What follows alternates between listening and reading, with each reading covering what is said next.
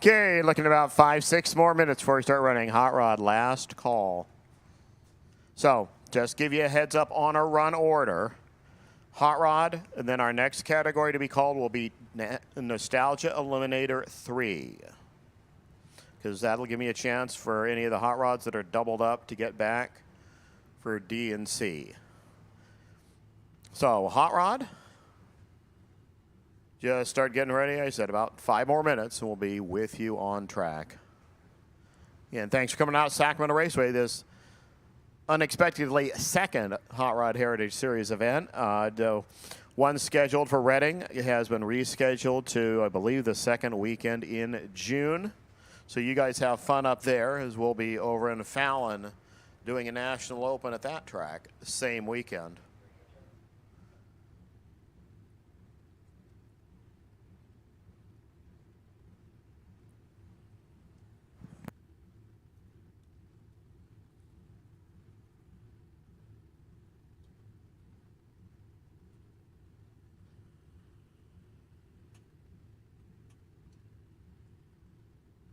So it's Friday and Saturday. I'm just going to give you your Friday schedule for Reading. It's basically the same thing as here, noon to 4 testing, qualifying at 5. And then on Saturday, qualifying starts at 10, just like here. You have Sifka and West Coast Outlaws to deal with up there. Hey, and Jets too, so tra-la-la.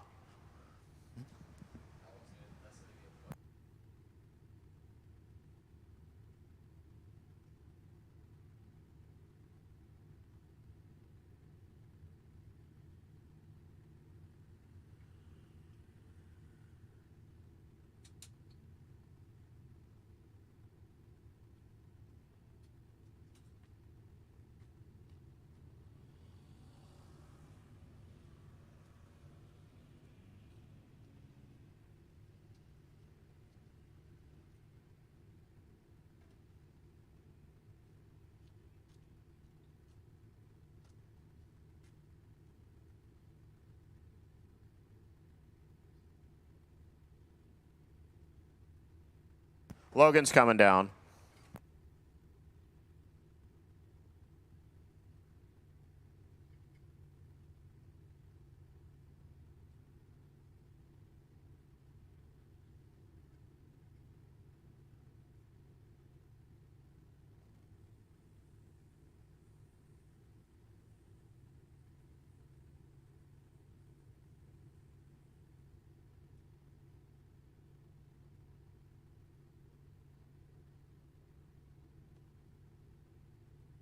Okay, Hot Rod, be ready. We might daringly actually start you 2.5 minutes earlier than expected.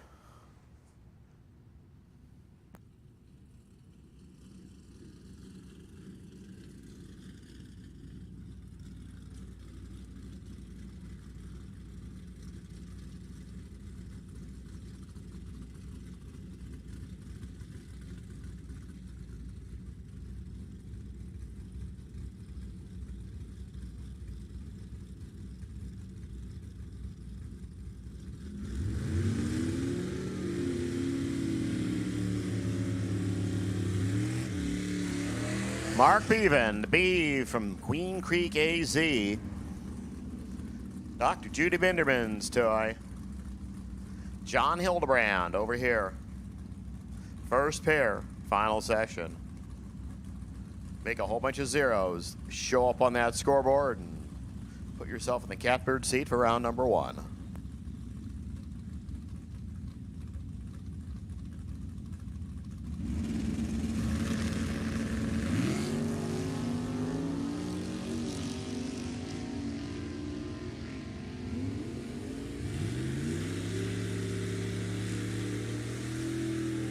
Well, you start with a 31 and a 39, which, cute, not going to do much for you. 920, 141 there for Hildebrand. 1043, 125, the Beeve.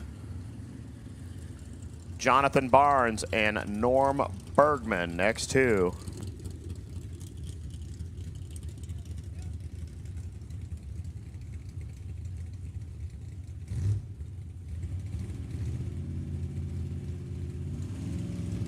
Nostalgia Eliminator 3. Come on in lanes 3 and 4, please. Nostalgia Eliminator 3. Roll on in lanes 3 and 4. Bergman tightens it up to a 9. Stripes at 1060, 122. He'll be looking for that in the gas. 1260 for Jonathan Barnes. 104 miles per.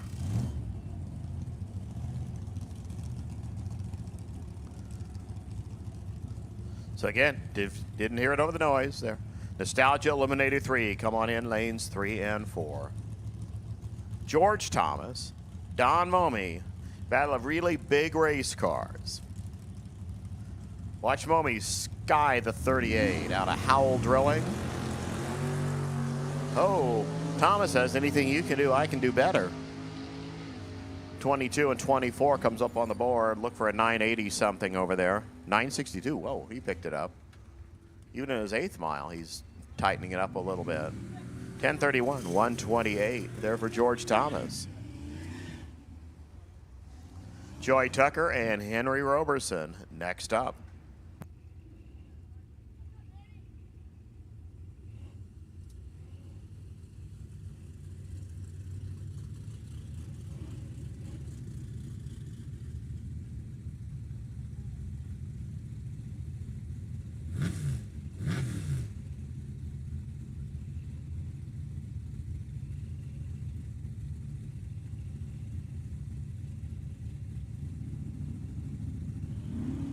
Red light there for Henry. 13 for Joy. Pretty good. Looks like Henry's not having a pretty good as he's stopping on the racetrack.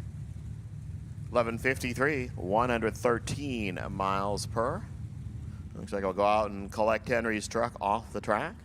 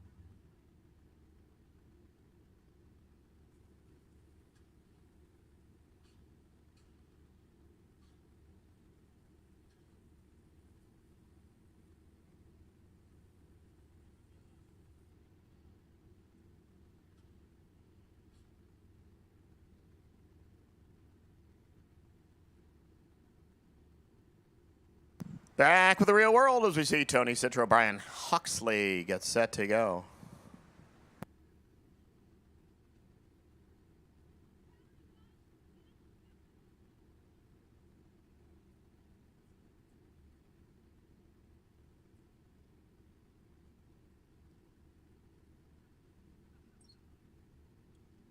And if they're having an issue getting the cars relit, just if they can just get them happy, just push into the back and they'll get another hit in the section. Not a problem, because we had to shut it off. So Hawksley, if you can get the car to relight sometime, just bring it back up.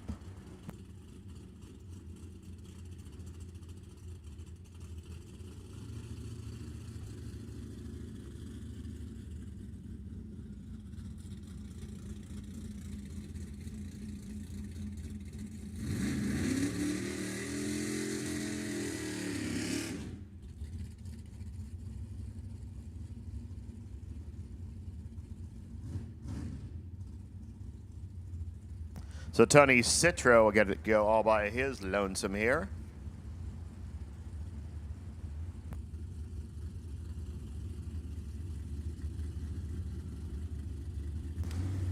All you have to do is go better than Norm Bergman's 9.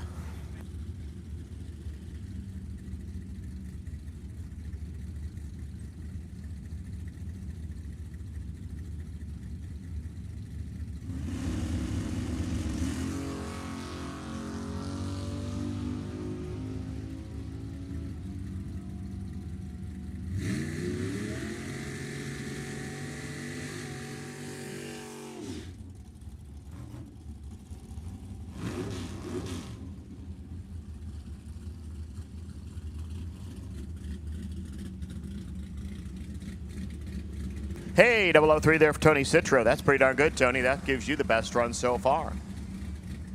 Everybody else has to do better than a 3 now. Kim Sullivan, Rich Strickfader.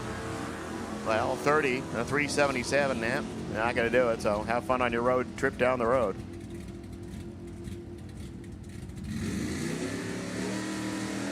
.1008, 127 there for Sullivan. 1060, 124.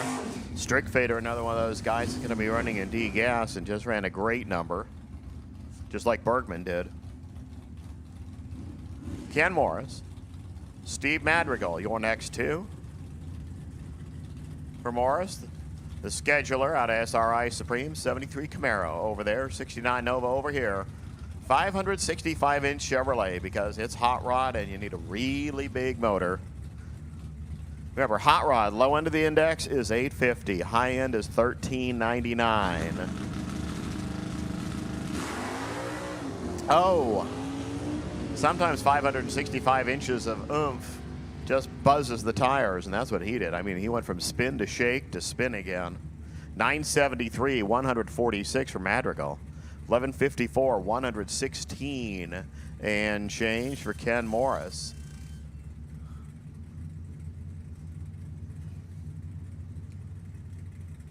Mike Holland and John Carvalho, your next 2.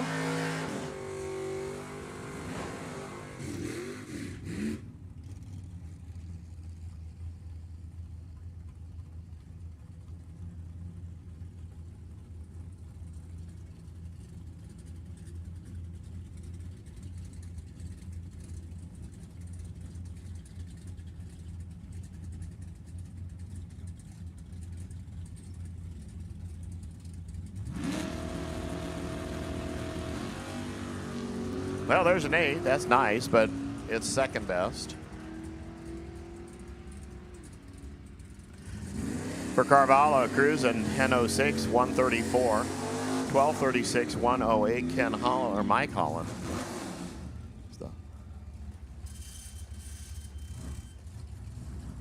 Johnny Michaels, 69 Cuda. That's a Hemi. That's a Hemi punched out 540 cubic inches out of Bowers Engine Service. John Erickson, the 70 Nova over here with a itsy bitsy teeny tiny. It's either a big small block or a small big block, but it's a 421, so I'm going to go with the big small block.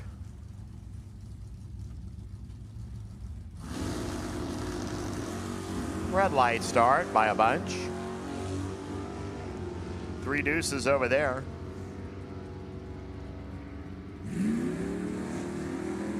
1038, 126 Erickson. 1033, 128 Michaels. Wow, it looked like the Cuda was wagging its tail a little tiny bit there on about 1,000 feet.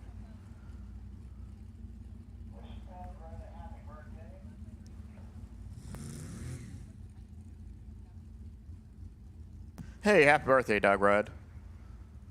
Jeff Barth over there, the runner from Redway, where it may or may not be cooler than it is right now here, because it's more of the inland part of the northwestern corner of California. You get over that one ridge, and all of a sudden it gets real hot around Garberville. Doug Rudd, he's from where they probably have the same weather as we do. He dunks it by 46. Jeff Barth, 32 on the plus side. 1054, 125. 1131, 116 Rudd. They're getting numbers for what's going to happen a little bit later today. Robert Cochran and Robert Dietz. The Roberts come to the line. 67 Chevelle for Cochran. Basic 350. 347 inches of Ford, 6.7 Mustang. Dietz, the player from Placerville. All you have to do is go 2, 1, or 0. Well, going red and more red. That's not going to do it.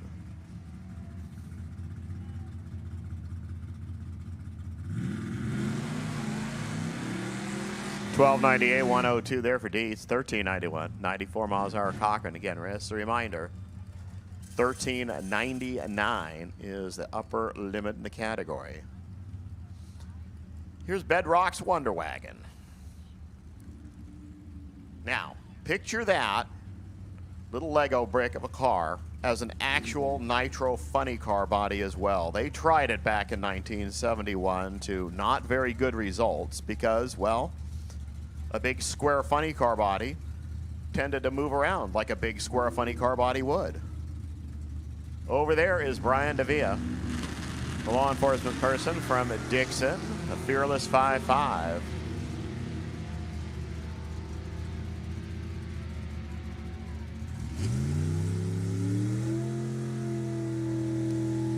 $11.21, 118 miles an hour there for Brian. Kreider goes 11.53 at 111. Shuffle the deck. Steph Bracey. All you Volkswagen fan out there. 2,332 cc's of V-dub coming at you. Ray Scott, the player from Ventura. 6.3 Nova, 409 Chevrolet.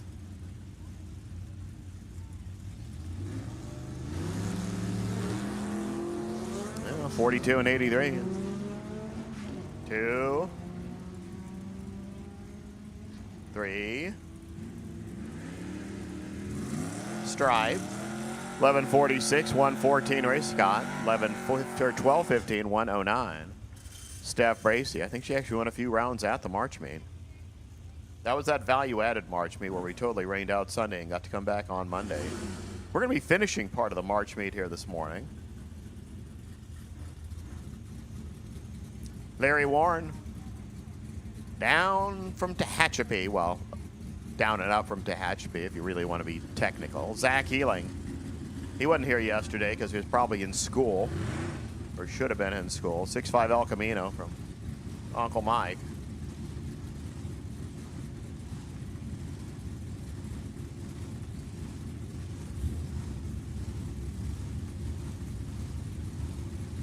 Bum, bum, bum, bum, bum. Oh, let's get it as shallow as we can. 23 and 42 come up on the magic boards.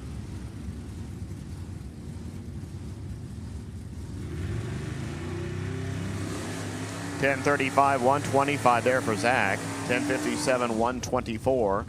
Larry Warren. Steve Cochran and Jake Guadagnolo. Steve, the parts man from Fair Oak, 6'8" Camaro, big block Chevy. Jake, the farmer from Linden. Splits time between this car and a top alcohol funny car. 406 Chevy, and this car is stout.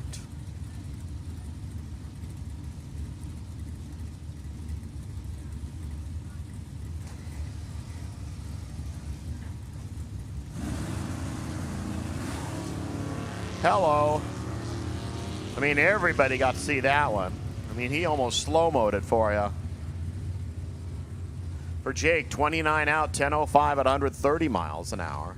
Steve Cochran, 14:08 at 75, so he's going to be one of those ones that has to dial down to a 13:99.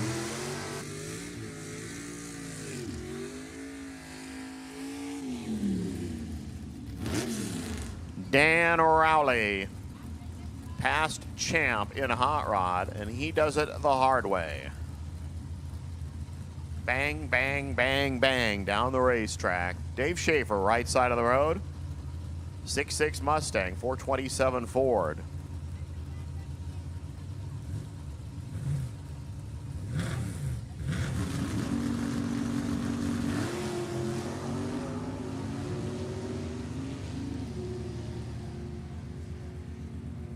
$53 out over there, 20 out over here.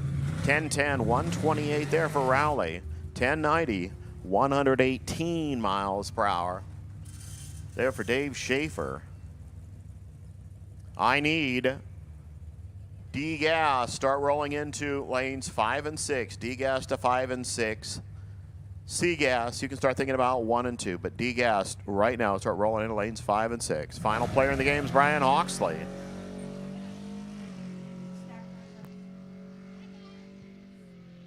Okay, snack bars open right now. Also, tacos and Italian ice vehicles are down there as well. 1074, 122 miles per hour.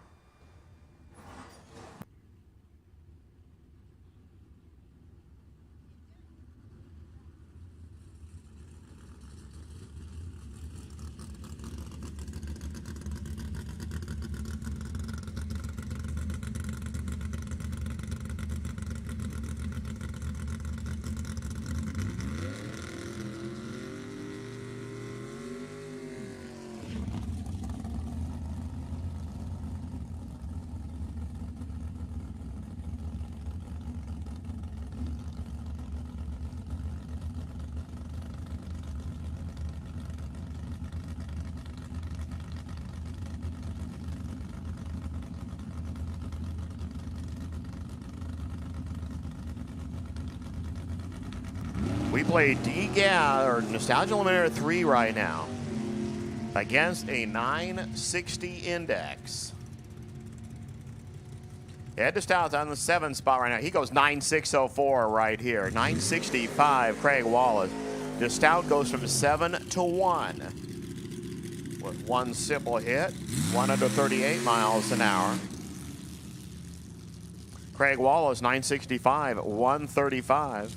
Not better than yesterday, so he will stay number 3.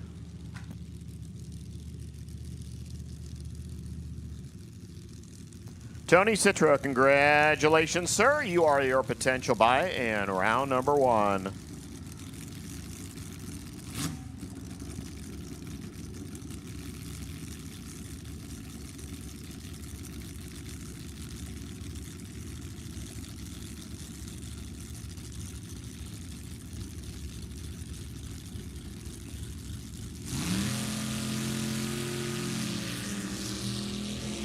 Stan Steiner and Drew Ferris take their next shot at it. Steiner out of the 6-pack goes 962 and improves a chunk. Ferris goes 986, 133 miles per hour. Picks up a bit. Ferris will stay last, but Stan Steiner moves up to the 2 spot.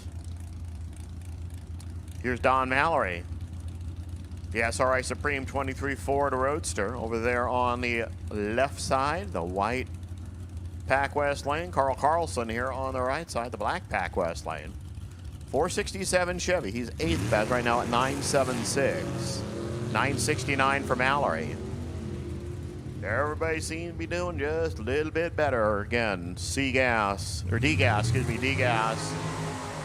9629. Well, everybody seems like 962 right now. Mallory is going to go to the 3 spot. 967 there for Carl Carlson. He will go to the number 8 spot.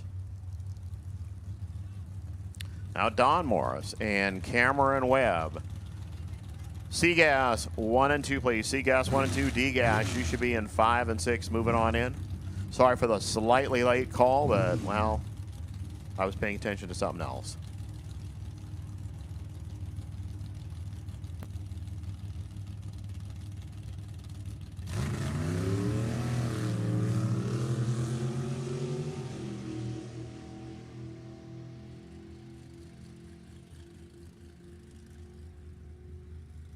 .9609 Cameron gives it a good shot, but unfortunately Ed got a little better shot earlier. 968 for Donnie. Webb to the 2 spot. Donnie will stay 7th. Ron Anzalone. I think he started in the 1 position when this session happened.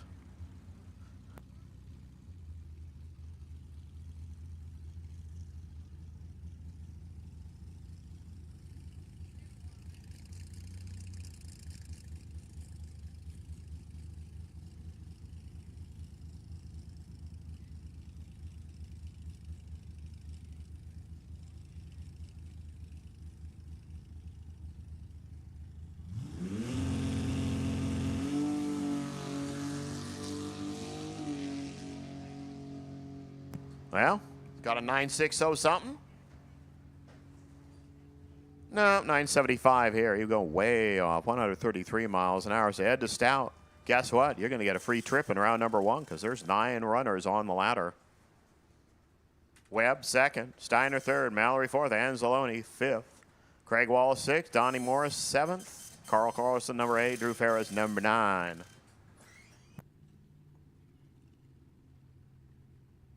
So we'll go to D-Gas momentarily.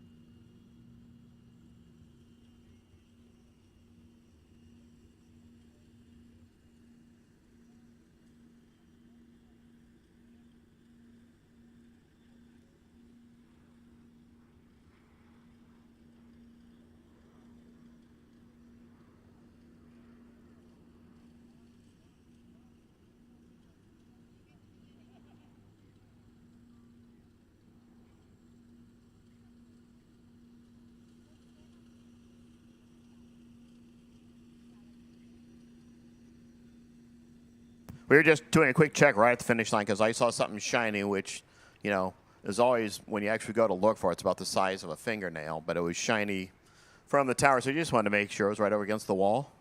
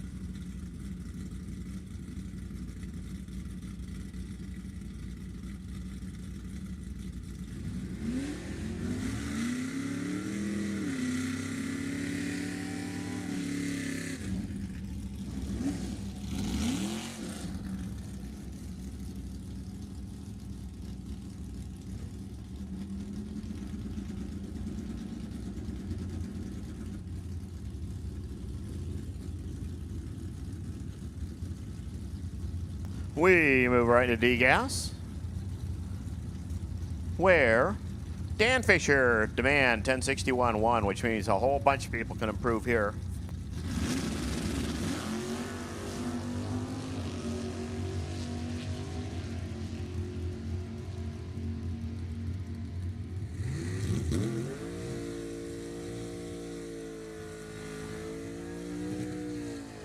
Well, maybe a whole bunch of other people. Bevan, 1073, 121, 1059, 124. Dan Fisher. Steve Barnett, Seth Snyder, next two.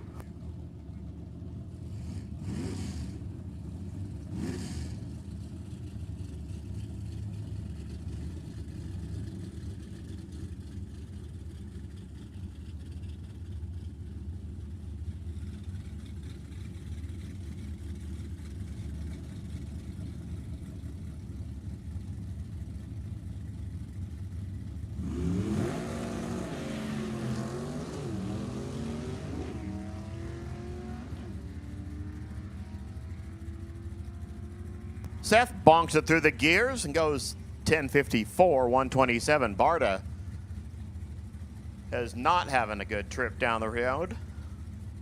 It's by the 8th mile. He was out of it. 1822, 45 miles per hour.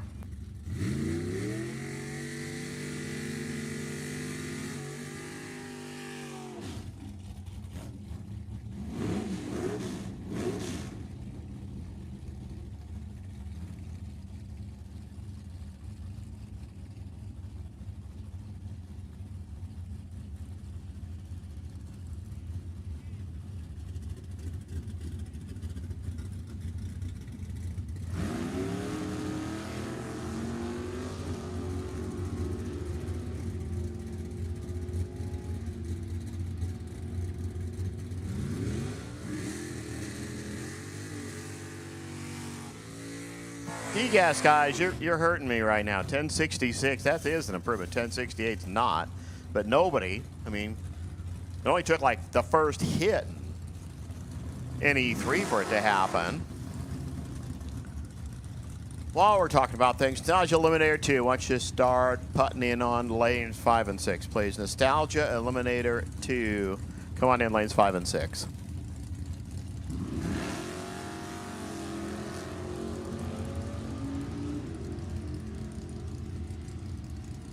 Dan Brown, Dennis Paz. We know how to do it? 10.601, yep, we know how to do it. 125, Brown just tightens the strings to a 1,000th of a second. 10.59 for Paz. I mean, that's a good run, too, when you really think about it. But Dan Brown, now to the top, you have to go perfect to get better. The only person who's been perfect so far is 7-0 Pro. Jason Vanderpool. Norm Bergman didn't make a run yesterday. Junior Stanley got into the 10th spot, 10.65. Normalized timer already went 10.60. Did it again, 10.601. Unfortunately, he did it second. So he'll go to the 2 spot, but he has gone back-to-back in Hot Rod and D-Gas, 10.60 numbers.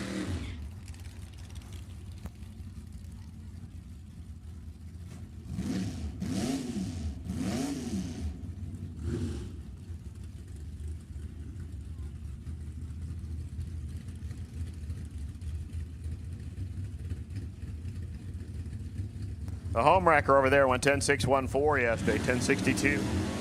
Larry Warren. Warren dunks it by a hun. Actually, by a whole dime. That was a big red light. 10.617. That's 614 and 617 back to back. That's pretty good. Again, Nostalgia Eliminator 2. Start moving on lanes 3 and 4, please. In E2 to 3 and 4.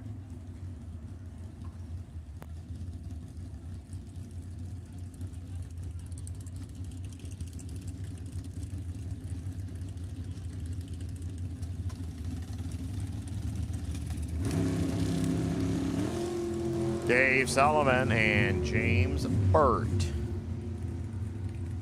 2 big-time players. Sullivan, the last winner here in D-Gas. He goes 10.68. There's 10.605. Well, of course, now everybody can run 10.60. Burt to the 3 spot now.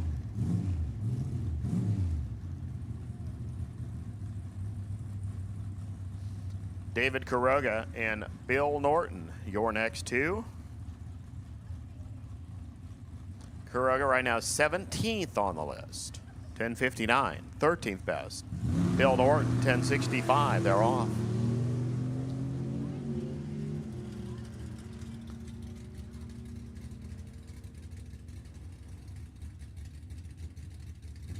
$10.65, yep.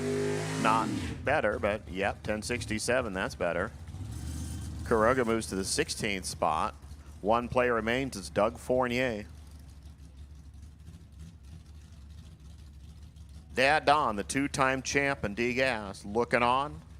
I don't know if this is a intentional switching of the guard or just happened for this event. He goes 40 out of the gate.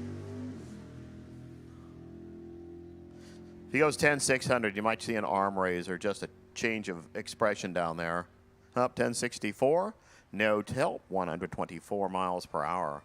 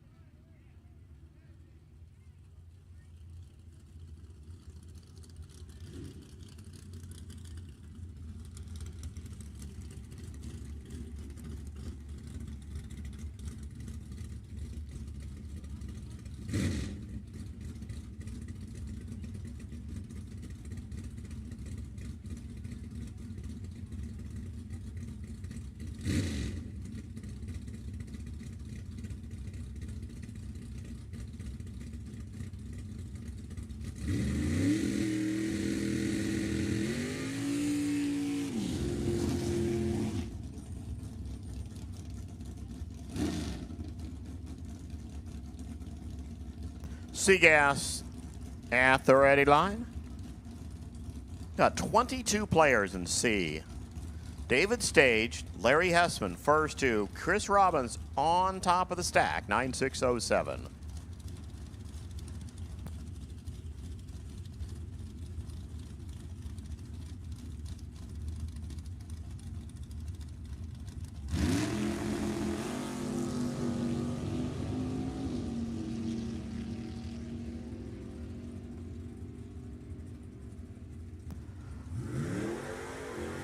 Stage way out, or Hessman way out there, 963, 135. Stage's car, I don't know what was happening there, but 1095. He's going to go on the plus side, but he'll move up to 16. Not going to really change too much. It's Chris Ray and John Kruger come to the starting line.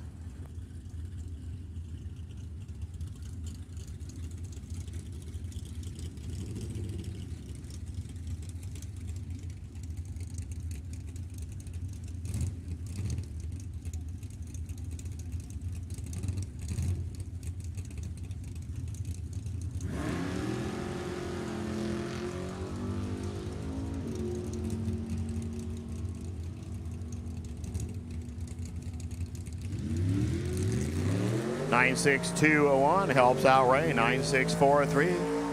Couple there for John Kruger. Ray to 2, Kruger to 8 now. Here's Chris Robbins and Don Momey.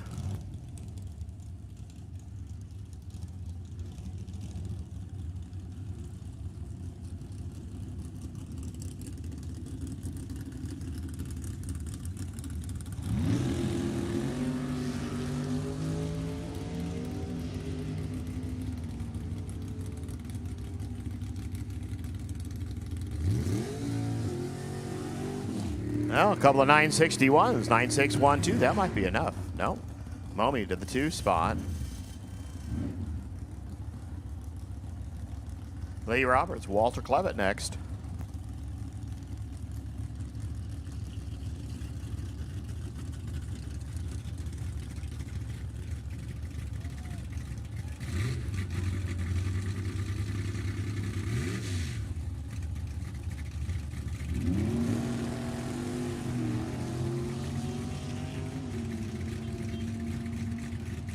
See if we can go better than 959, which is not really tough. All you have to do is take his foot out of it. 962, yep.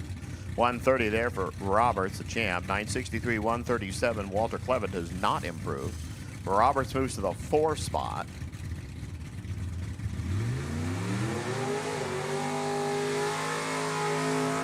Now Michael Karate and R.J. Simrock. Simrock, the Thunderbolt Mustang. Presented by Steve Thompson, the player from Santee, way down there by San Diego. Karate's from way down there in Stockton. He says he's a farmer. Michael and Gary Garavaglia.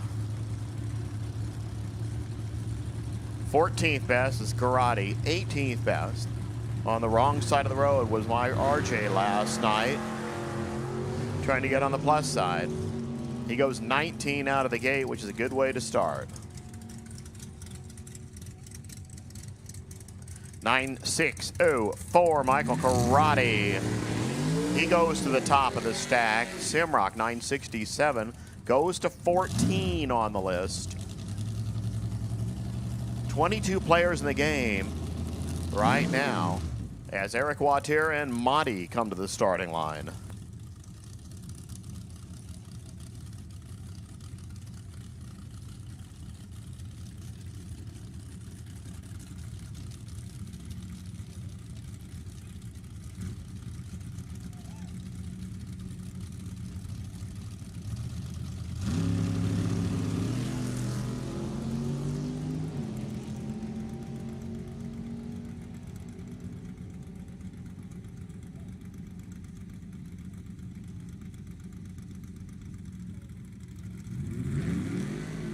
Well, Motti didn't like his 51. He just slowed it to a 54, but it's still going to keep him last. 1033 there for Eric Wattier is going to keep him in the 6th spot, but not for lack of not trying.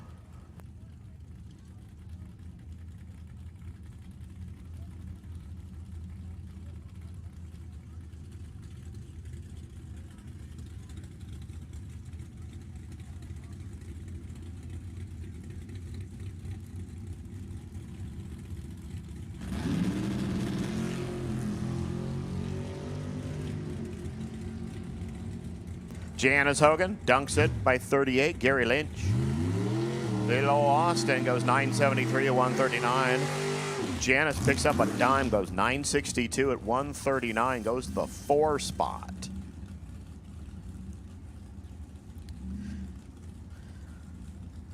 Now it's bring your kid to work day. Ron Coombs over there, Kent Coombs over here.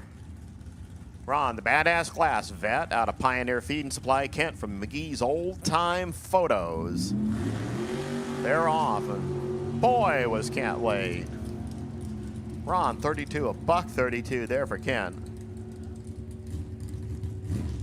9614, that picked up a whole chunk for Ron Coombs. 9624, picked up better. Kent is going to go out of the bottom of the stack up to the 9 spot.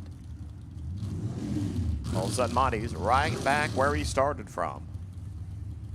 Brian Smith went 967 yesterday into the 16 position. 19th best is Billy Teague at 969.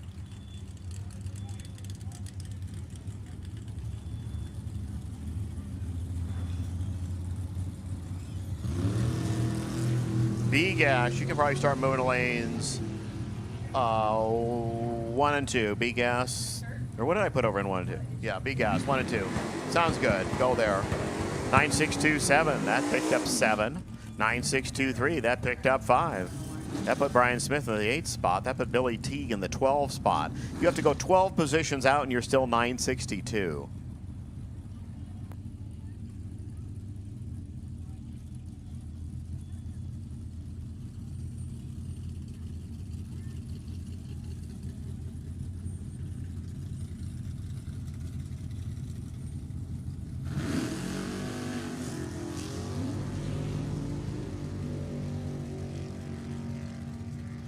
Christian rolls the beams and gets nothing. 970, 140 miles an hour.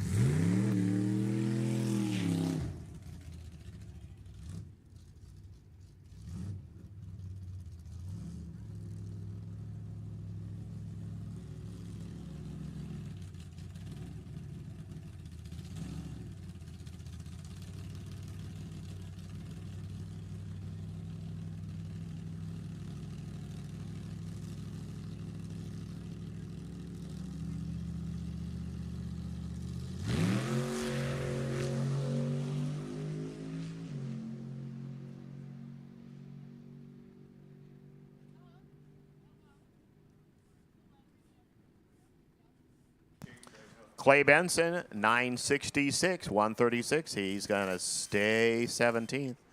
So we finish that out. I mean, top 16 were at 964, 960 to a 964. That was a fantastic qualifying session in C-Gas. Oh, I already called B-Gas? Wow. Sorry, I didn't know I did that. Nostalgia 2, you should be getting ready. Hey, Nostalgia Eliminator 1. You can probably start going into 1 and 2, carefully and slowly.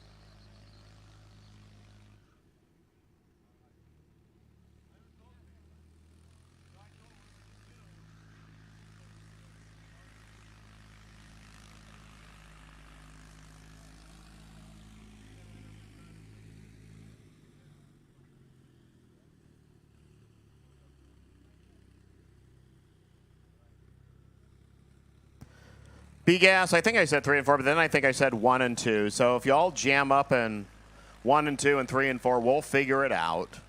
Just all pull up to the front of the lanes if you're in all 4 lanes. We'll figure it out down there.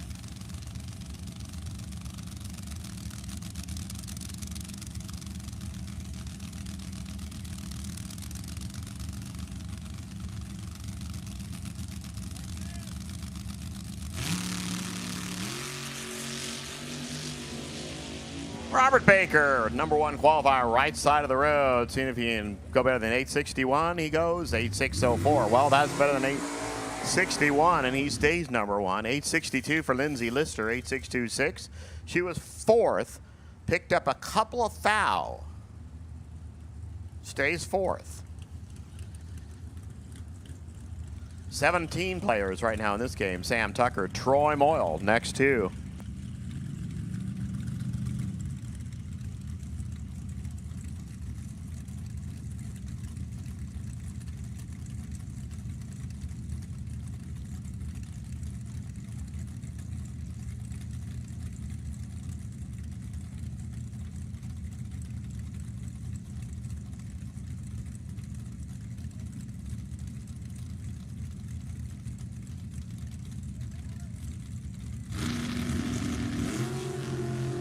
Yeah, 29-24. They got the starting line figured out. Leave between 5 thou of each other. See what they stripe it like. 859, too quick, but better there for Sam Tucker. He gets within 3 thou of the right number. 866 slows for Troy Moyle by 200. So Troy will stay 6th. Sam will stay 15th. Eddie Lucas and Eric Warner, your next 2. The Warner Enterprises team car from Palo Cedro. I guess that means tall cedar.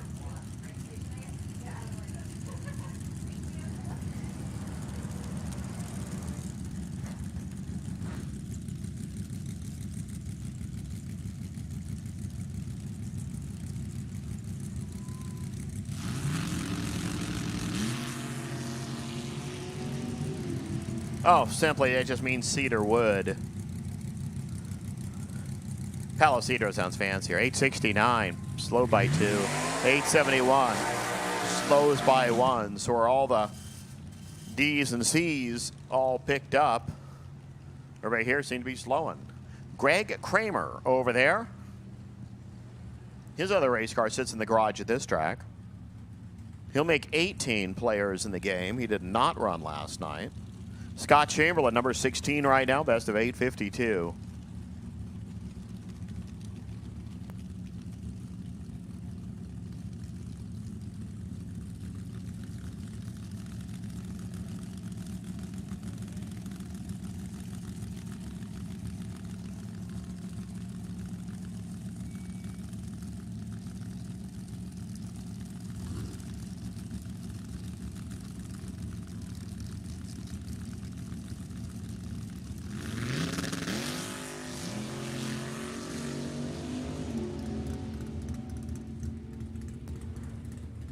Chamberlain shoots out there, goes 8.616. Pretty darn good. 8.88 there for Greg. 115. Chamberlain hops into the 3 spot. Kramer goes to 15. And all of a sudden we have an even number in this category.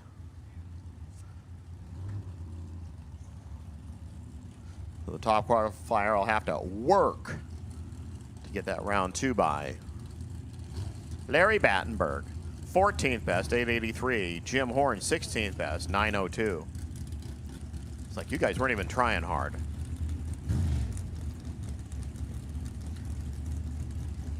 I see gassers where like everybody was, you know, 960 something or 960 something. I mean, you only have to go 8 spots here and you're out of the 860s.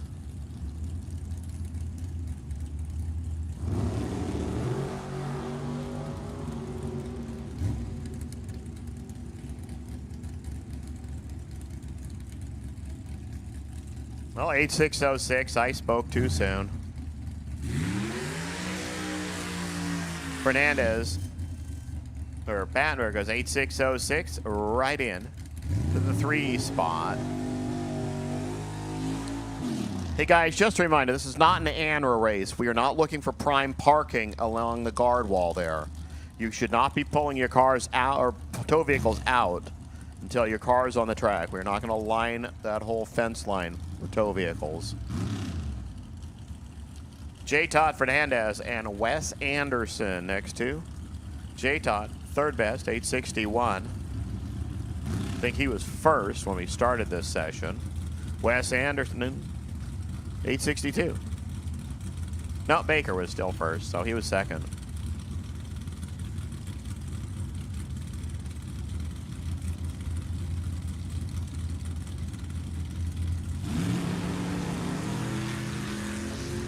Yeah, good way to leave. 31 and a 40. Let's see if we can go 860. Oh, 8600. That's pretty darn 860-ish. J. Todd takes the top spot, and everybody else now gets to think about who's going to be second best. 8615. Wes Anderson. But Fernandez just eliminates anybody else's chance of being your number 1 qualifier. Adam Westbrook, right side of the road, is last in the list. He went 8:48 yesterday. Jim Miller over there. Best time, 8:75.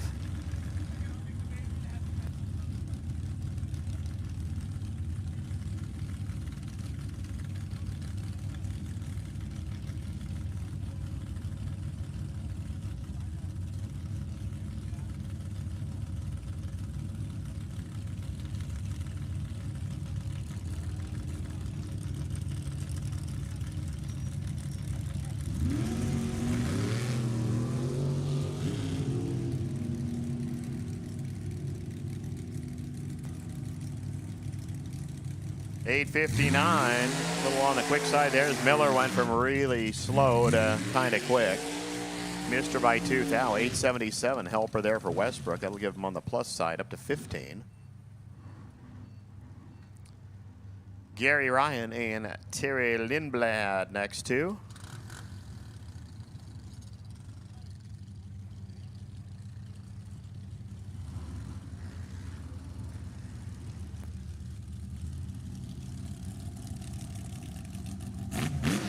Lindblad, one of the few real Hemis in the category.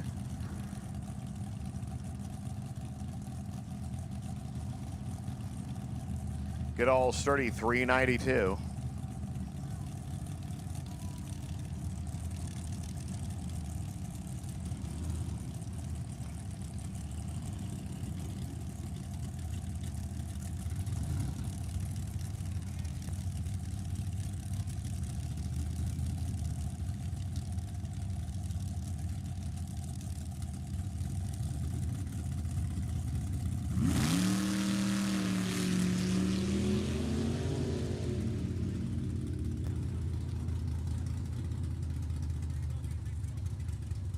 Oh, 864, 867. That was a good race. At least for position-wise, 864 was Gary Ryan's number. He used to be 14th. Ryan moves up to 8th, 867. Lindblad moves to 12th. Looks like Miguel Lomas all by his lonesome ride here.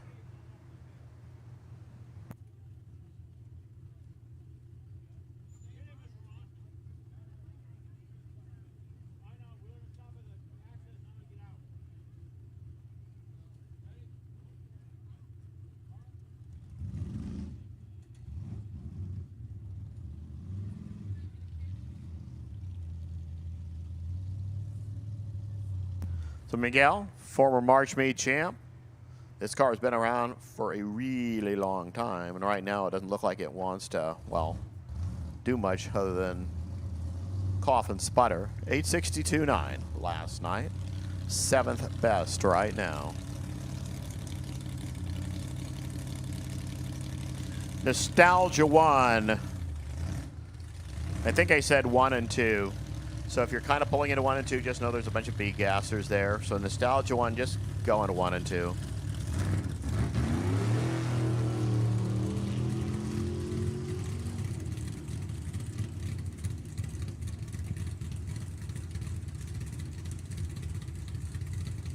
.1022, 106 miles per hour. Definitely not going to help things out for him.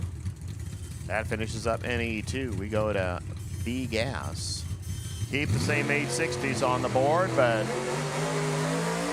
make it happen with door cars.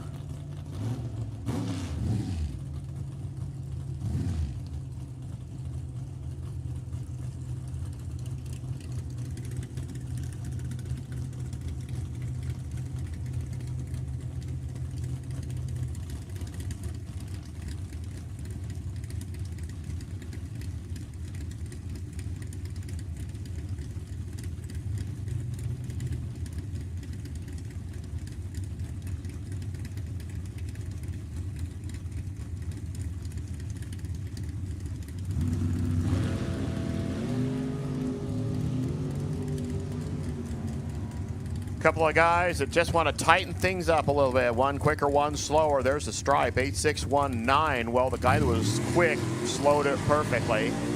884. Charbonneau, unfortunately, slowed it the wrong direction by 2 more tenths. So Brian Franks moves up to the number 3 spot. Charbonneau stays number 8.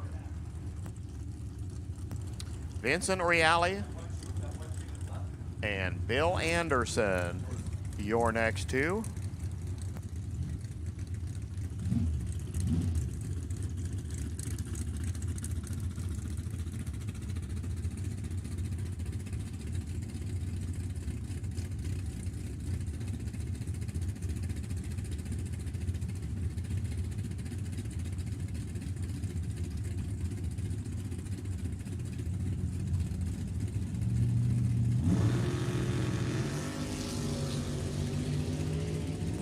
And oops and another oops there. Now let's see if they can make up their transgression. 856.2, no help there for Anderson. 8651. 600 better for Vince Reale. He moves to the 9 spot. Right now, 14 players on the list. Richie Zondervan is number 1. Megan Gorman and Mike Rabner, a couple of players from down there. Megan from Bakersfield, the Delano propane team car. Rabner, one of the King's Oil Tool fleets. He's actually the fleet manager for King's Oil Tool. 67 Camaro, 582-inch Chevy over here, 565 over there. So here's 1,147 cubic inches of Chevrolet coming at you. All to run 8,600.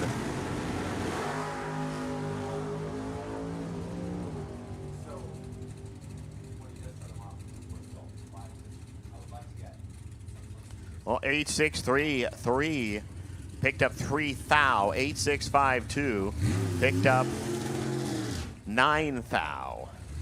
Well, make small increments. See if it changed anything. Yeah, actually it moved Rabner from 6th to 5th. Carl Weisenhut over there, the Barry Lumber Burco Redwood Special.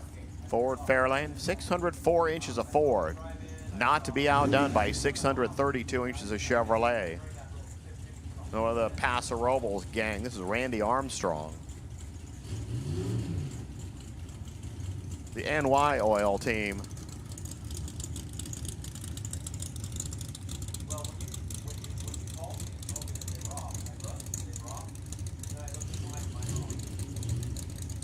Again, Nostalgia 1, cruise on into 1 and 2.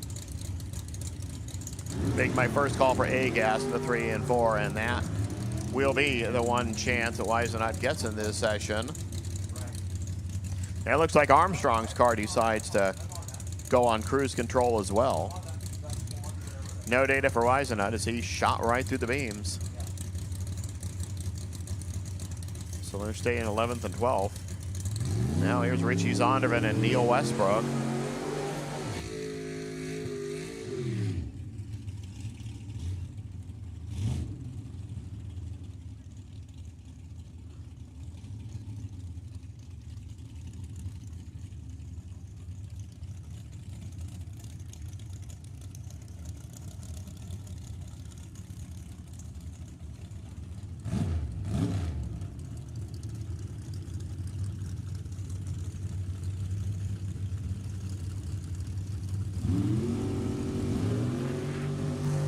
Zondervan goes deep, but his data will be correct. He just happened to deep stage, and well, that turned the stripe on. He goes 862, 158. 865 Westbrook, 157. So neither racer improves. They both drop off about the same amount. Rich Logan, the Sencal Machine Special, 65 Olds 442 with a 615-inch Olds inside the bodywork. Michael Espy, right side. The Royce Racing Engine Special, that's a Merlin Chevy, punched out 632 cubic inches by Roy Castagnetto himself. Best time, 863.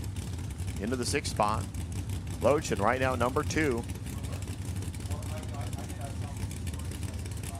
So again, A-gas, start rolling this way, please. A-gas, head this way.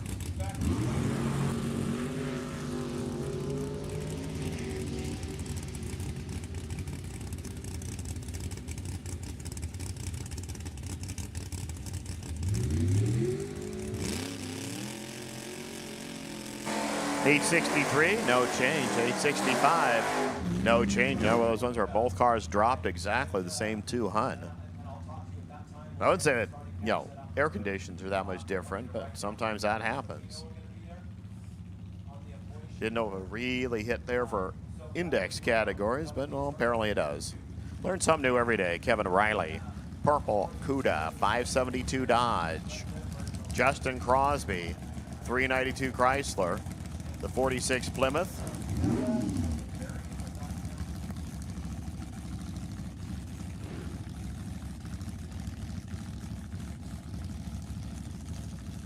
Okay, don't rush too fast.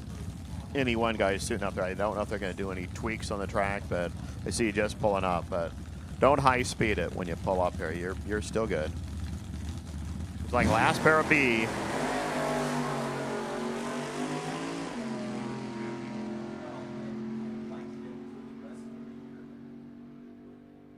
Well, 8659, that helps. 8707, that doesn't change anything. Riley will stay 4th. Crosby will move up to the number 11 spot as qualifying finishes up there in B-gas. A-gas will be with us in a few moments.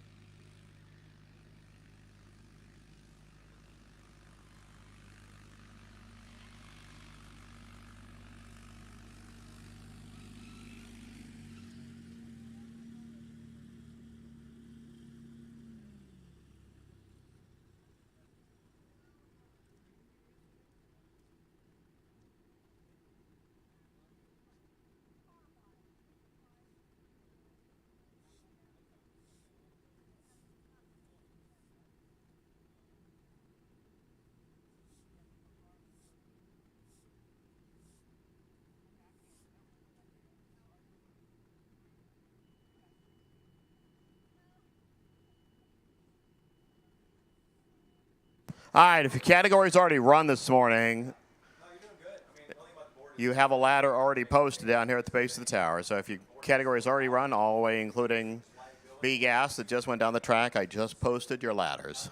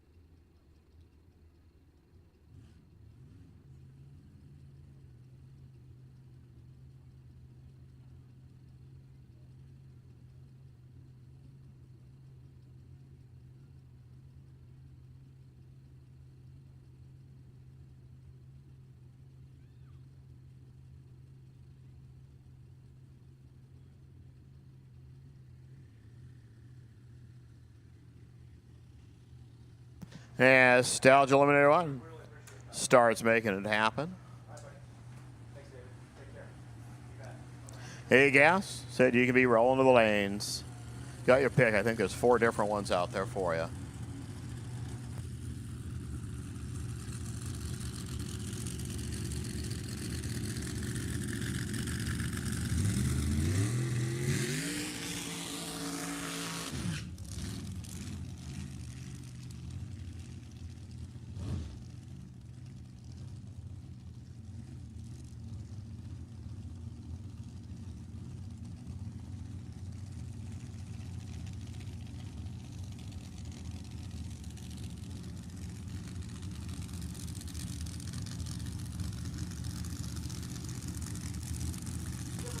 Jim Beeman and Matt Garcia next two. First two, session 2. Garcia is 5th right now, 798. Beeman clicked it to a 1039. There's 9 runners in this class.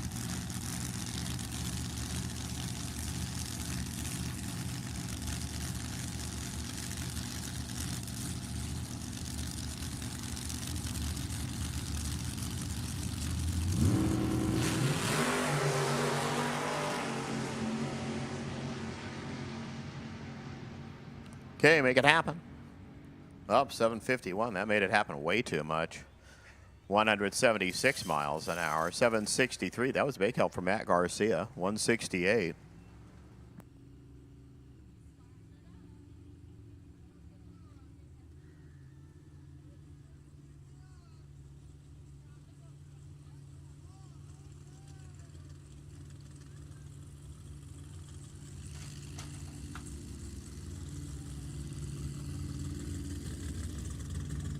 California Funny Car, just so you know, you're on track about 12:30.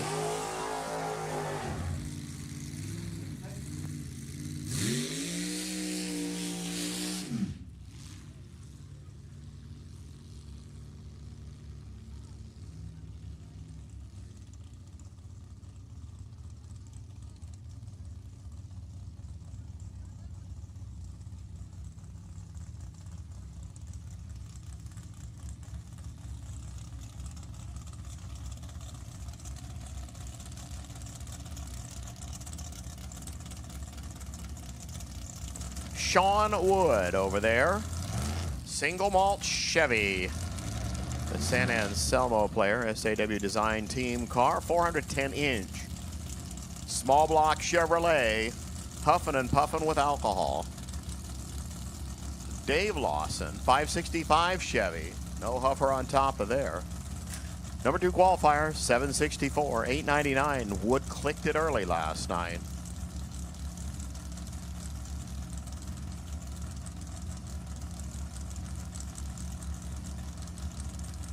Rear Morrison, 565 Chevy. That's a pretty stout player there. Lawson, former champ in the category. 769, 180 miles an hour. Well, Sean Wood tuned the screws way more than he needed to. 754, 174. So that 899 is going to stand as his better run.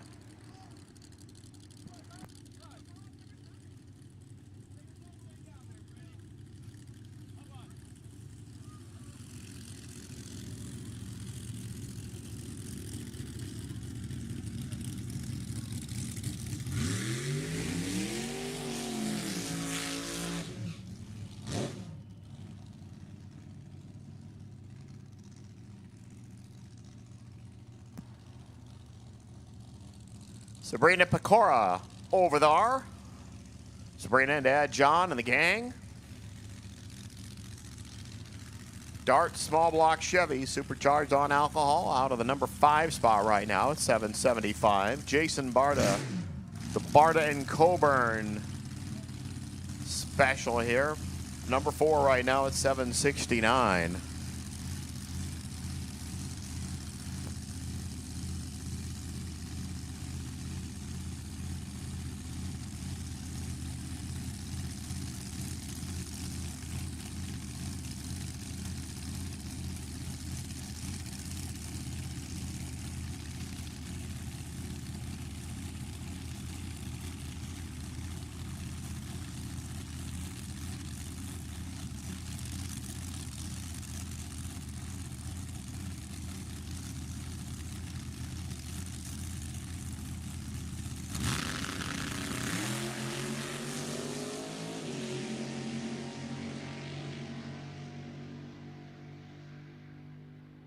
$744, oopsie daisy.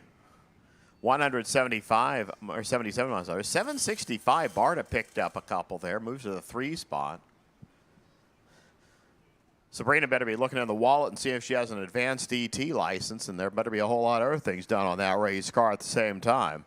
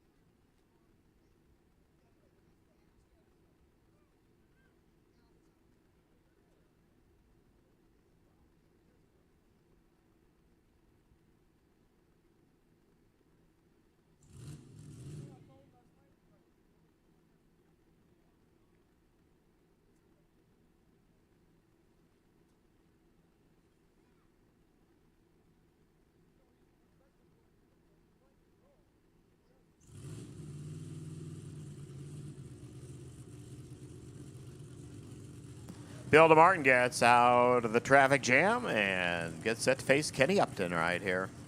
DeMartin, number 4 qualifier right now at 767. For Kenny Upton, number 9 right now, which is last. He went 758.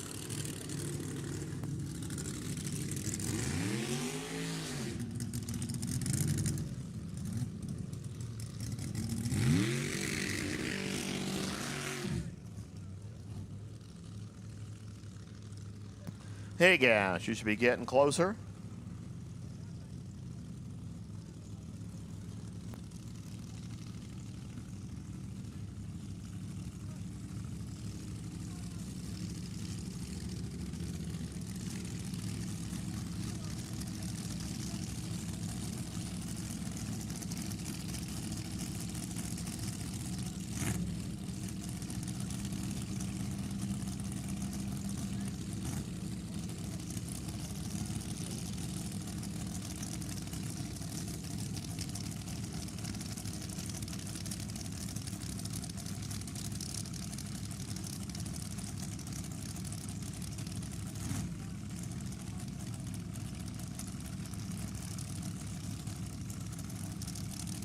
I'm assuming final 2 because I don't see anybody else out there. Red light, Kenny Upton.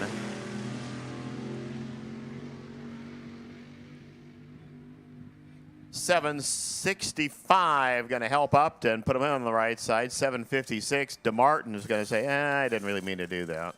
So Upton pushes DeMartin and everybody else down one spot and moves into the 4 position. That concludes Nostalgia 1. Let's go to A Gas. Finish up our Group 2 categories.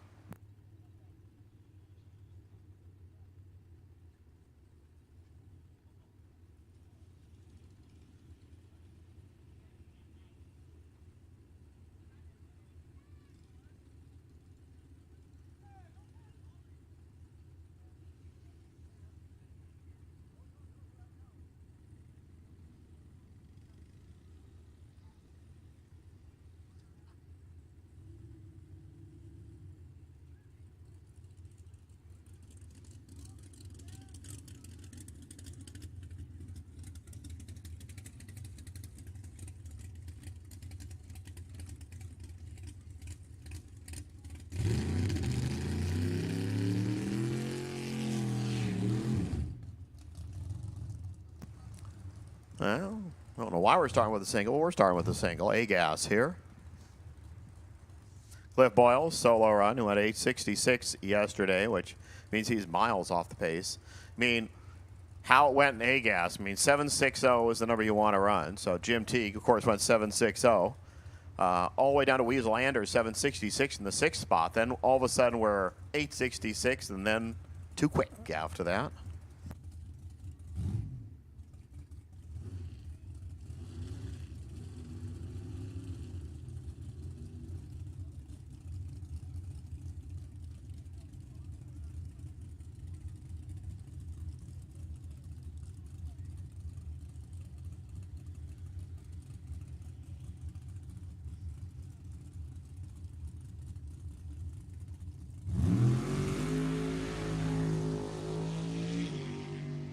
Well, looks better than 866 this time. Well, a little bit too better. 757, 179 miles per hour.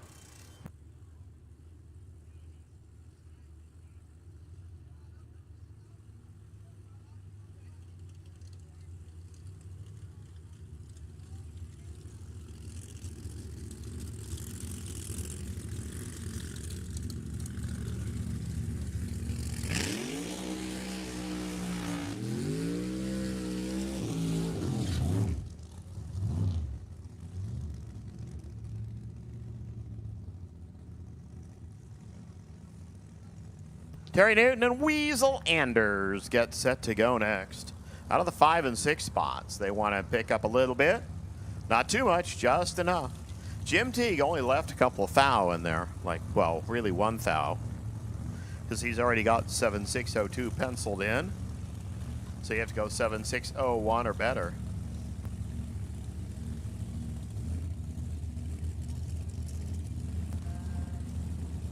Roy guiding Weeze into the lane. Last year somebody would have been guiding Roy into the same place in that same car.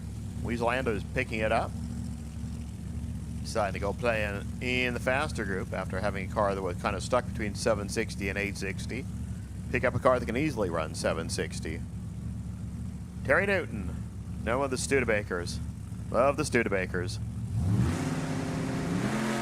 They look cool, the blower sticking out of the hood, too.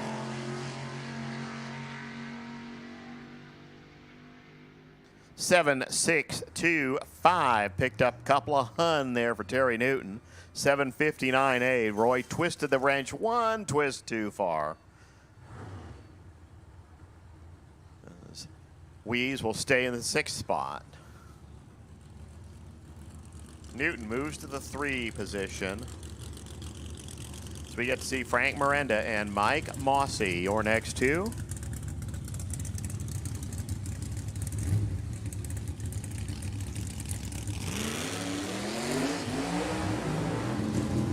First call, 7-0 Pro. Actually, it is your call. So we're not going to say first call. 7-0 Pro. Start moving in lanes 1 and 2. Sounds great to us. 7-0 Pro lanes 1 and 2.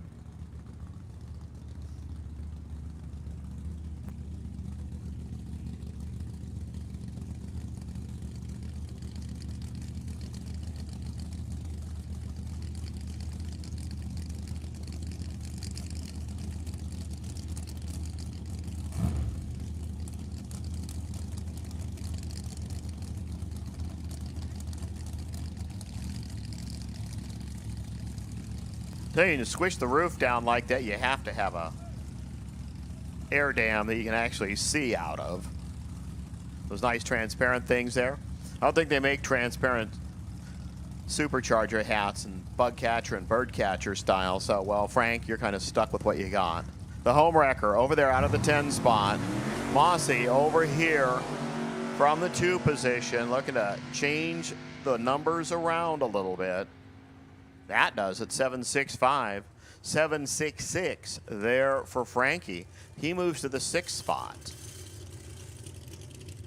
So the home wrecker moves up to the safer side of the road. As Dave Fulfer and Chris Curtis get set to go next.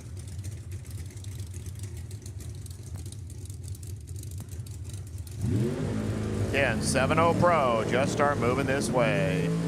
We're gonna do some touching up. I have you scheduled to be on track just about 12 noon. So 7-0 Pro, know that you have about 15 minutes and you will be on track at 12 o'clock.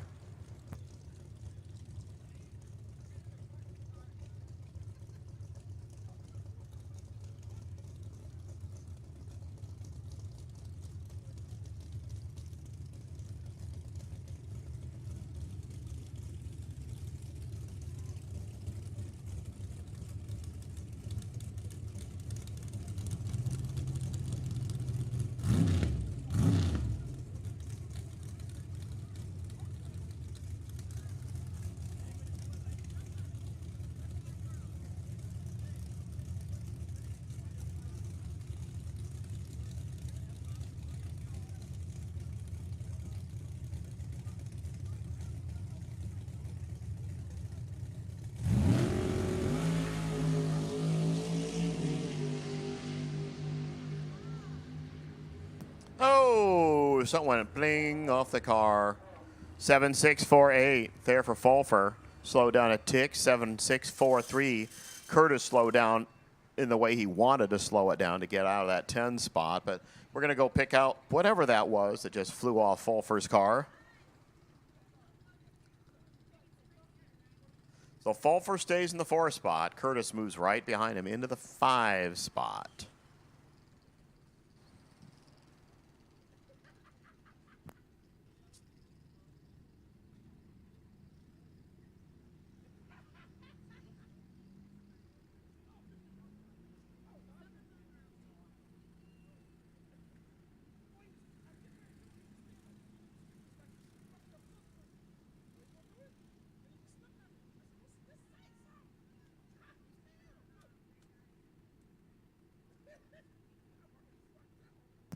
Okay, just a heads up for my non-Heritage Series cars that are testing. You know who you are.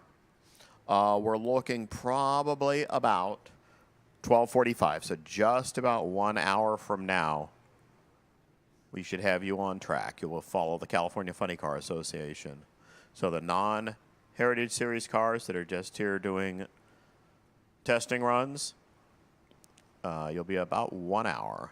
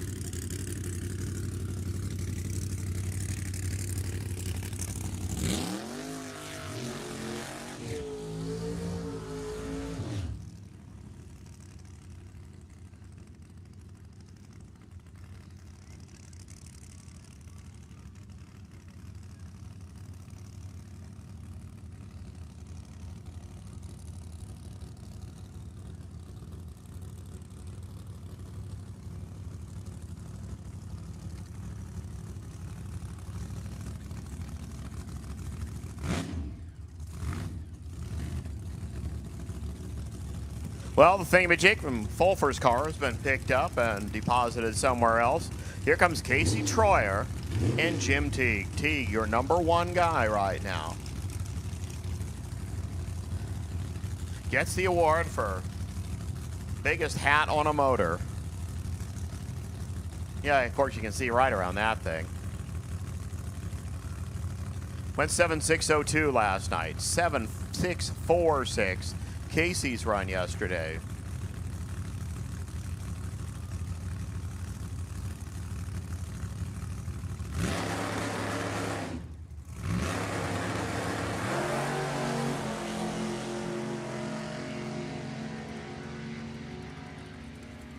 Amons for 60. There's 7.627. That helps. 7.69. That doesn't change anything. Troyer goes up to the 4 spot right now. Teague will stay 1. And unless Ray Padgett and Tom Huggins decide to flip the listing here, because they are the last two, numbers 10 and 11. They're the only two left that went too quick in session #1. The #1 qualifier, because of the field size, gets a single run. Right now, Jim Teague is saying, thank you. I'd really like that extra time hit a little bit later. But see what Padgett and Huggins have to do with it.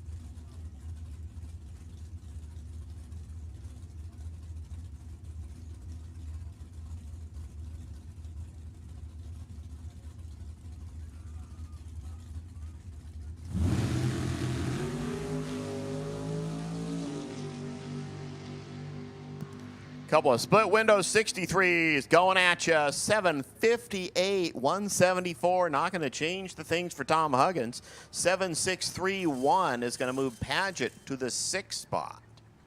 Jim T, congratulations. You get a free ride in round #1. Okay, we're going to be doing a little bit of track prep here. 7-0 Pro, you should all be on the way. You're going to be on track in just about 7 minutes.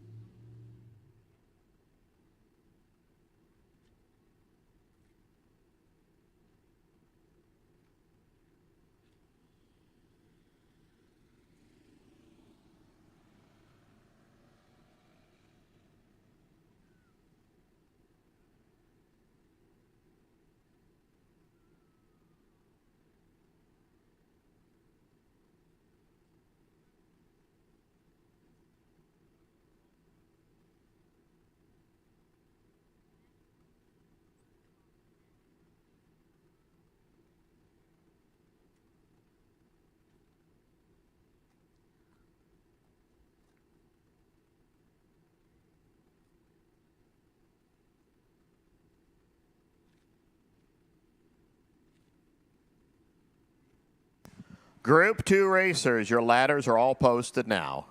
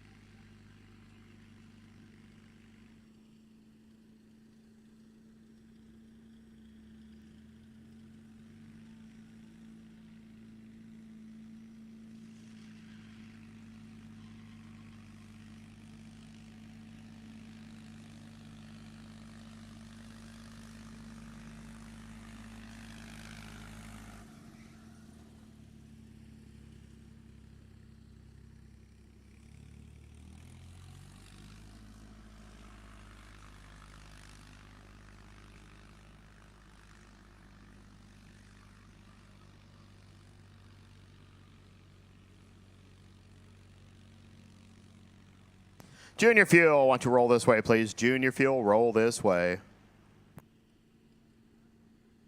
And I know you only have 2 pairs, so make the second pair the March meet final, please.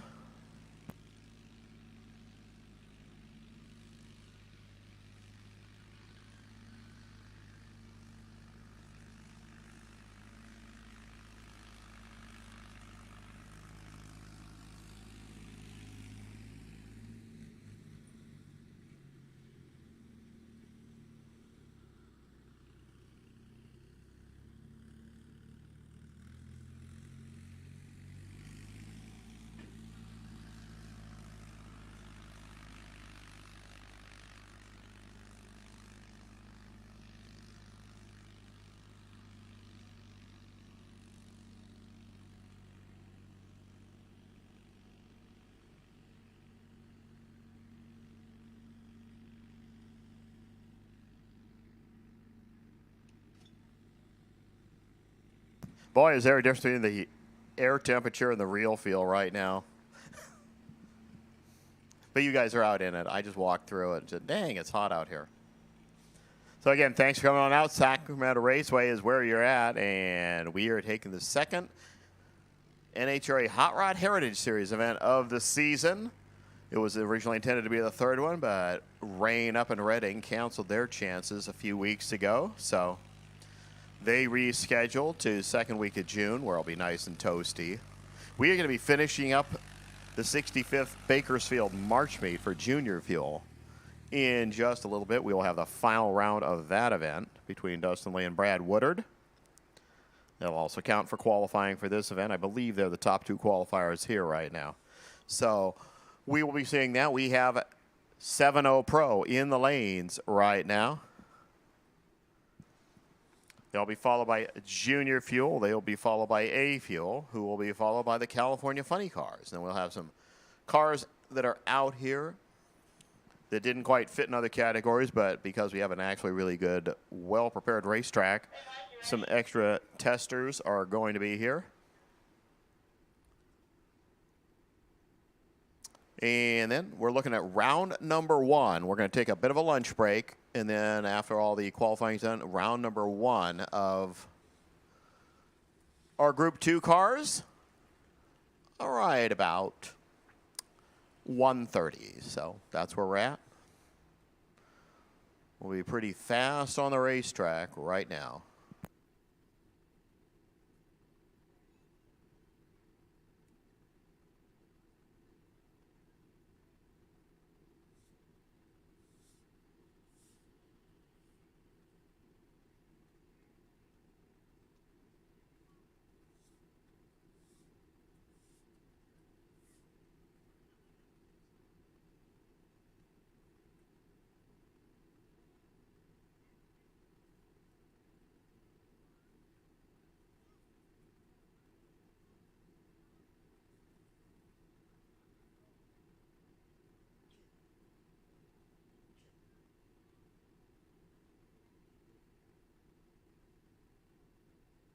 Jason Vanderpool went mean nasty last night, went 7,000 in the qualifying session. Everybody else gets to play for second best here.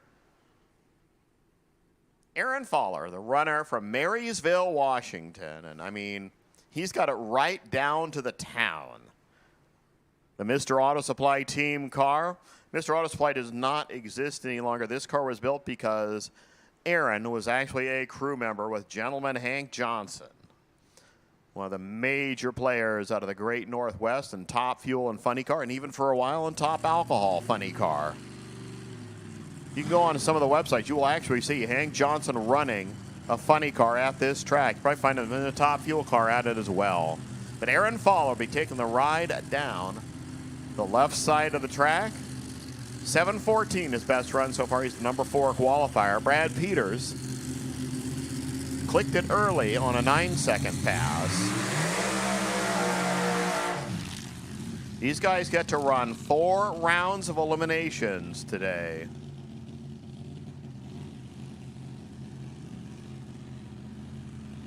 Fowler yesterday made his quickest run ever, and that doesn't mean he went 7 flat 0. It means he went into the 680s. as most of these cars are calming them down a little bit to go 7 seconds.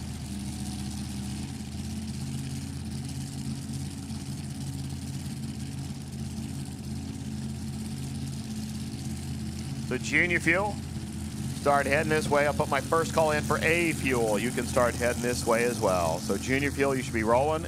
A fuel, you should start moving now.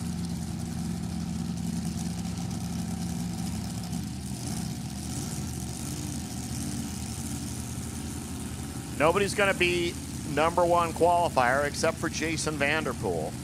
Everybody else is trying for second best.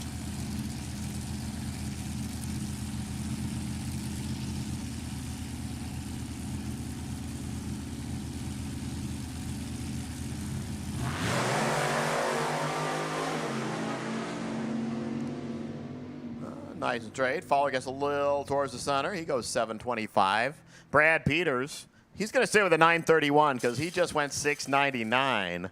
And unfortunately, a 699 is on the wrong side of that 700 you saw on the bottom of the scoreboard. So he will stay where he's at in the #7 spot, even though he made the quickest run of the session or of the event so far, officially in qualifying. Other people ran quicker, but, well, you got the idea. Here's Lawton Ferreira and Jason Vanderpool.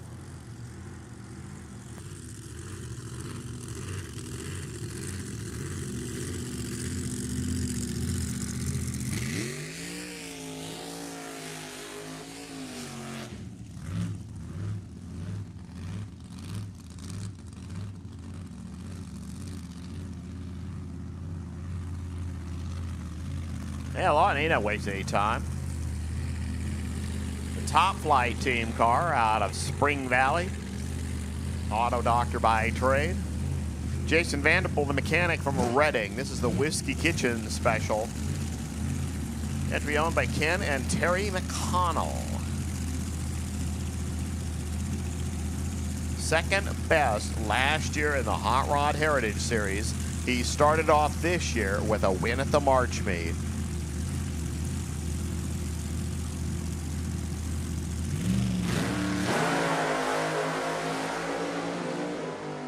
Not leaving a lot of crumbs on the table for anybody. Starting with a 1 spot here. He goes 703 again, 190 miles an hour. Ferreira hops into the 2 spot, 7018 at 193 miles an hour.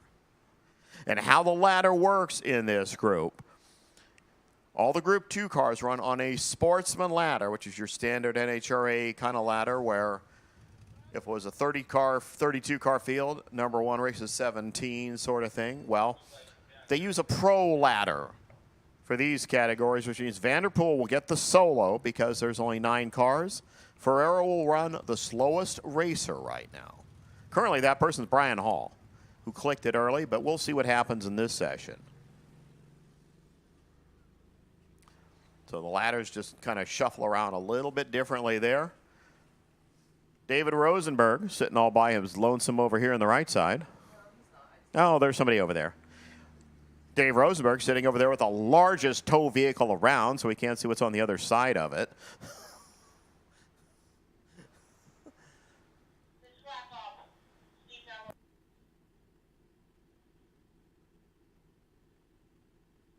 Oh, it's flat top over there.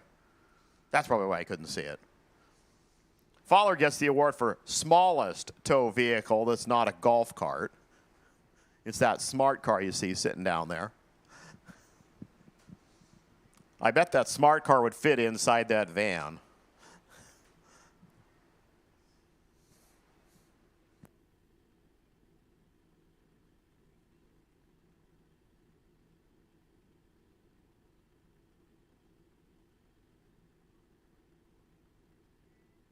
We just noticed, well, why are we waiting? And, oh, because one of our top-end sponges got moved.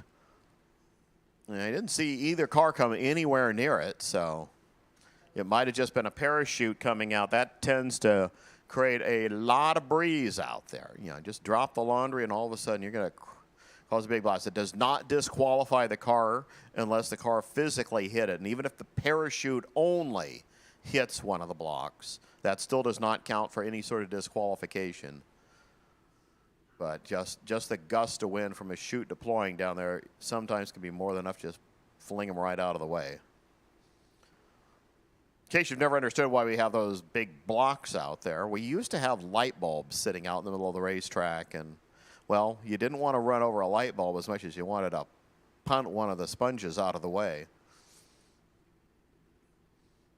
And the big difference also is when we had lights out there, you had wires out there to run the lights, which meant you had to, when somebody ran over everything, find the busted end of the wire, rewire it, hook it up, hope everything was aligned, and then hope nobody else hit it for the rest of the event because you just cut 6 inches of wire off of it. These things we just stick back on the ground. Everything's on the outside of the walls. That actually is the electronic stuff now. We would have normally had 1,000-footers, but we're having a little sit down with our 1,000-foot timers, so we just pulled them out because there would have been blocks between the 1/8 and the 1/4, but because they're not there anymore, it gives one less thing to run over. So we'll glue down that 1/4 mile marker.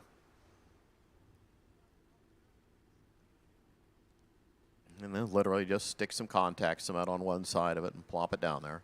Some tracks actually have little metal plates on them. Some actually have Velcro too. But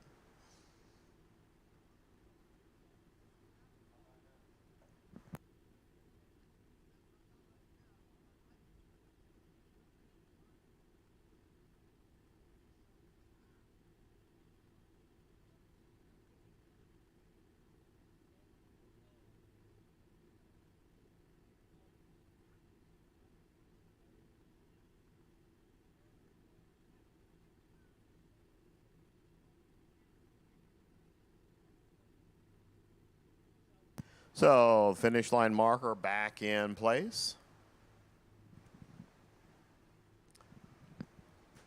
Dave Rosenberg, Stephanie Fowler, your next two.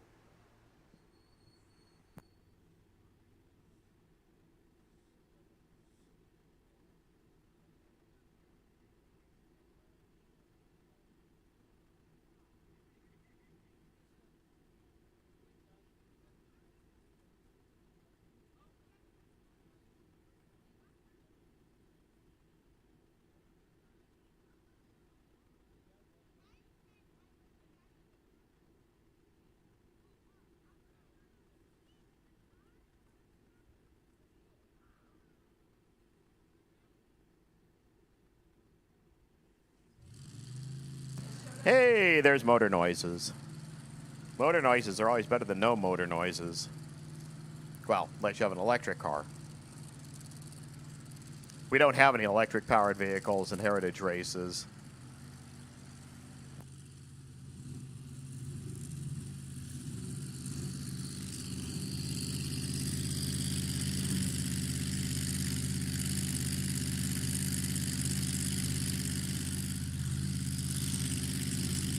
Here comes the bad moon rising.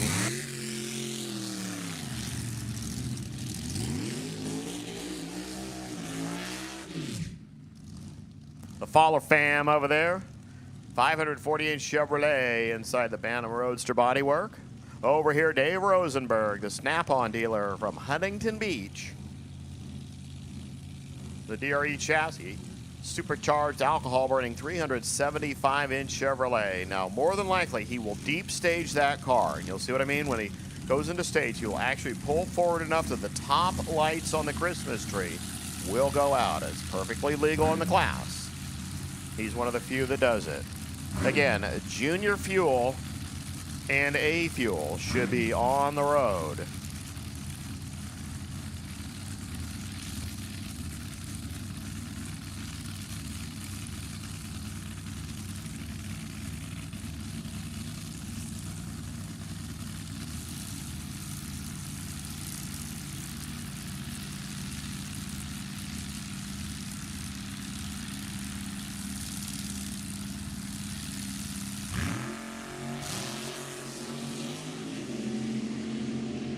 Well, Rosenberg was thinking about something other than leaving the starting line. Fowler, 698 here. And then no shoot, 192 miles an hour. 712, 197. It's going to help a bunch over here. There's the parachute. Don't want to go off the end of this track. It's a long ways to Sunrise Boulevard. So not going to help Steve Fowler. Rosenberg is going to pick it up to the 4 spot. Fowler will stay 3rd from his run yesterday.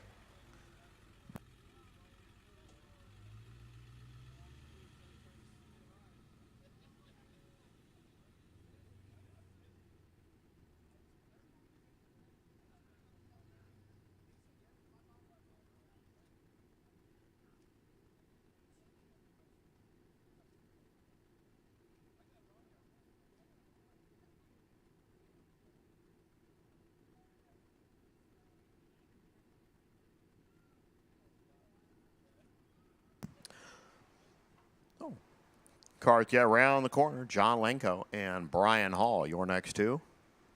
Lenko in the 8 spot right now. Hall's in the 9 spot. So a couple of more cars sitting in the wings, getting ready to go.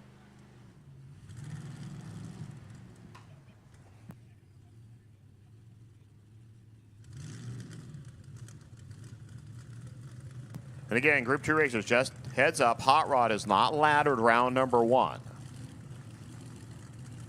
And there could be a possibility of laddering in round 2 based on the number of cars I'm showing right now. But we shall see on that one.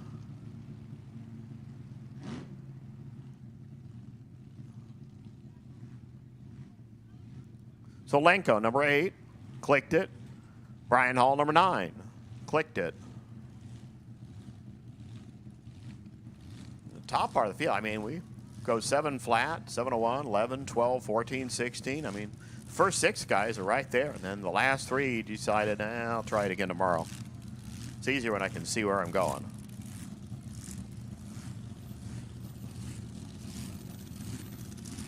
Blanco, the TV director from Bakersfield. Another one of those DRE chassis with a 400-inch blown small block. 392 Chrysler.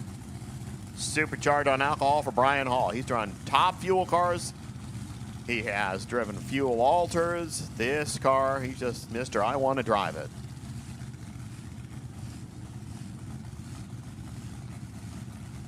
See if somebody can get close to Jason.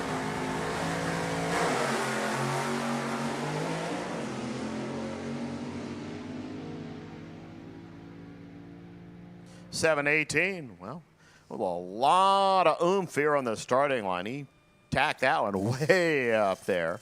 718, 186, 725 for Lenko, 184 miles an hour. So they just, as a couple, bump themselves up and flip spots. Hall goes to 7, Lenko to 8. Tony's out there. It looks like he'll be last car in the section because I see Junior Fuel right behind him. Tony Trim, 716. He's in the 6th spot right now. So as it goes, Lawton will race Brad Peters. Fowler, Lenko, that's Steve Fowler. Rosenberg, Hall. Aaron Fowler, Tony Trim. That's in case Tony doesn't shuffle the deck right now. And all we know is he could move up to the 2 spot.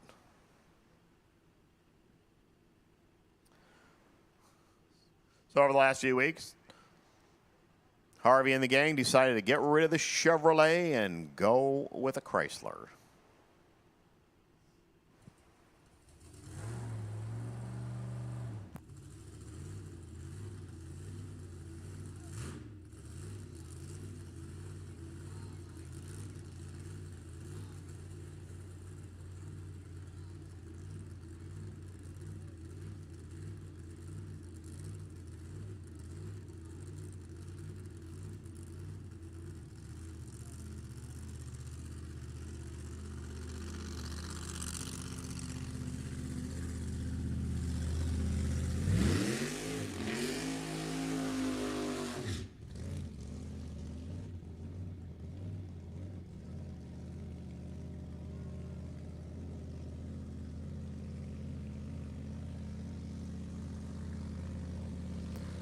California Funny Cars, first call. California Funny Cars, this will be your first call. Be interesting because here's Tony. deciding he wanted to be the last car in a section instead of the first. So we'll see how fast they can turn around the rough and ready car.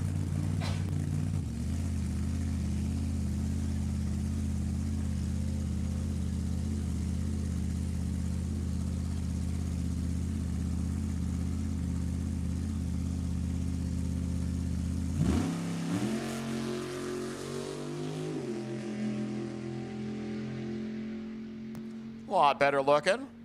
708, good run. 708.9, 190 miles an hour, moves into the 3 spot. Well, it wasn't that good a run. You don't need to fly down there. So that changed a little bit. So he moves up to 3. Qualifying down there. And 7.0 Pro, we'll probably see them back in a few moments for California Funny Cars. Junior Fuel is going to start moving this way.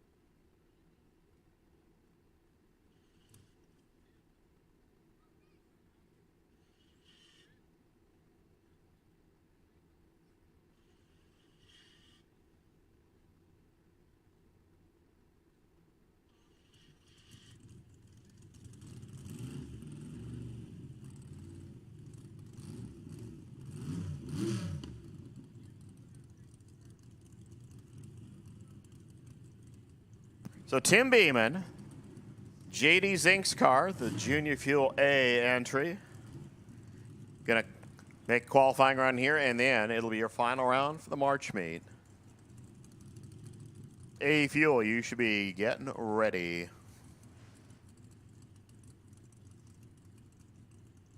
California Funny Cars, you should be heading this way.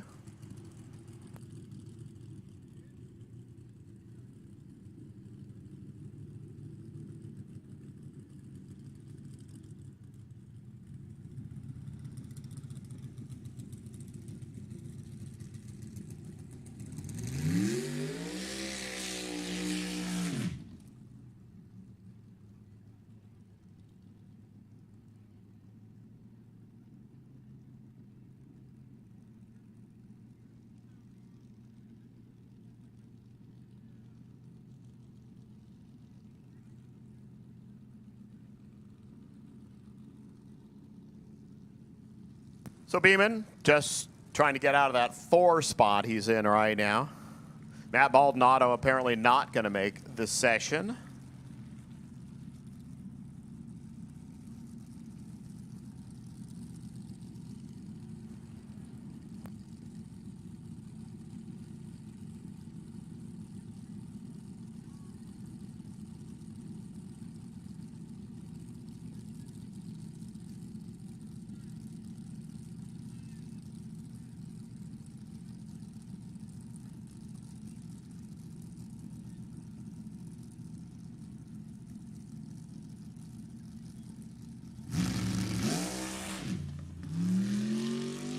Car did the same thing last night, except it didn't make something go bouncing off of it there at 330 feet. I mean, it leaves like a shot, but then all of a sudden it flames out right about 90 feet out. So something popped off the race car. So we will change the game here, and all of a sudden, welcome to Famosa Drag Strip as we get set to go. We hear final round of the 65th running of the Bakersfield March Meet. It was cold and rainy, and the junior fuelers ran their first round on Saturday. All of a sudden, they were only down to a final on Sunday, and they decided that they couldn't wait until Monday when we finished the race, so they decided to, well, finish it here. Originally, they were going to finish it in Reading, but then Reading didn't happen. So again, they finished it here. They already have the gigantic trophy and everything. So Brad Woodard and Dustin Lee, this is a race. 693 up on the board. That they will leave heads up.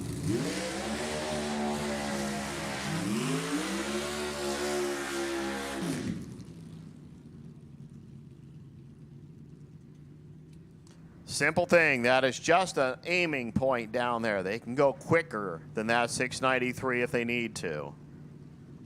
First car to the stripe is your March Meet champion.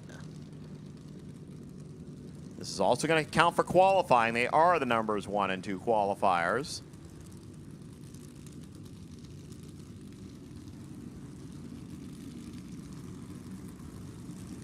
Let's see, A Fuel pulling this way.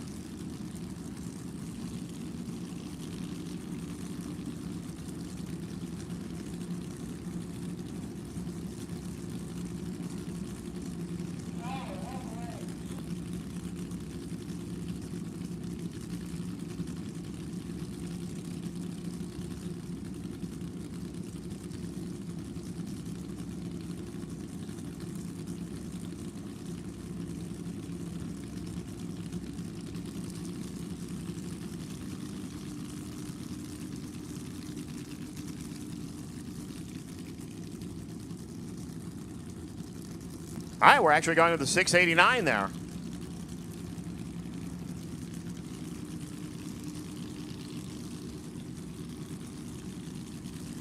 They put it back into Junior Fuel A mode. That's what they ran at Bakersfield, so I don't know if they decided they should do it here, but they put it back into Junior Fuel A mode. Advantage goes to Dustin Lee off the starting line. Here comes the stripe. The champ is Dustin Lee. 704 at 187 miles an hour. Woodard goes 7 flat, 185 miles per hour. Your Bakersfield March Meet champions for 2023, the 65th running, is Dustin Lee and John Farr and the whole gang. Great race.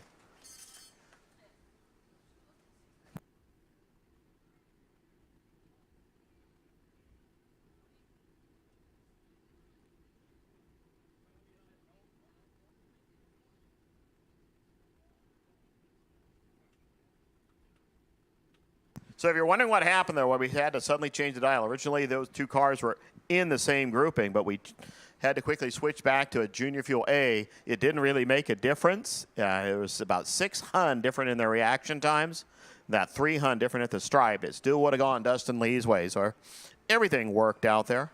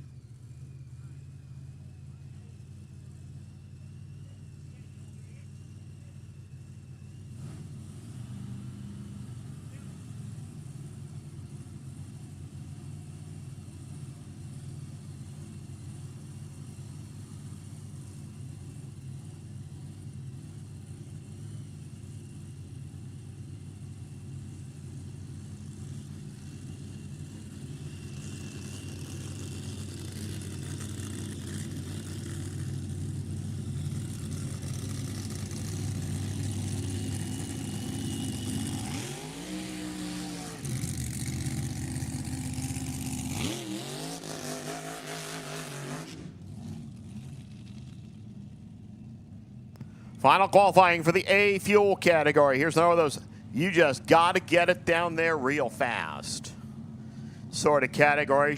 Wayne Ramey on the right side of the road got it down there real fast last night. Unfortunately, he collected a couple of blocks on the trip on a 6:26 run. So his time got DQ'd. Sean Kobare over in the left lane, car lost fire after the burnout. So these are the bottom two right now. Sabrina Capps, your number one qualifier, 6:36. So this is full out, heads up, thump to the stripe. California Funny Cars in the wings.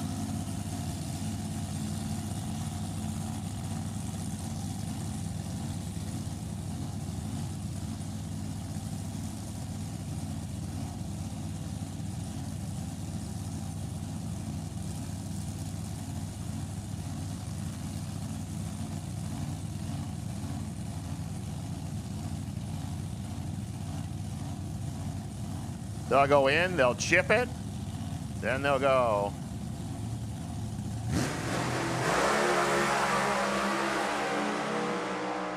Ramey calmed his car down enough to get it down there and go 6:12, 218 miles an hour, which will still be number one qualifier by a country mile. Last night, he went 901 to 60 feet. He slowed the car way down to get through that first 60 feet of the track because it kind of made the car undrivable after that point yesterday. But 6:12, 218, he goes to the one spot. Sean Kobare car just didn't quite sound like something was happy in the motor. Still ran 785 at 108 miles per hour. So your next two, Sabrina Capps over here. Ken Bates over there. Bates not normally expected to be dead last on a qualifying sheet, but he is right now as he clicked it off almost instantly yesterday. Capps, number two qualifier right now, 6.361. So the racers have swapped sides of the race course for this session.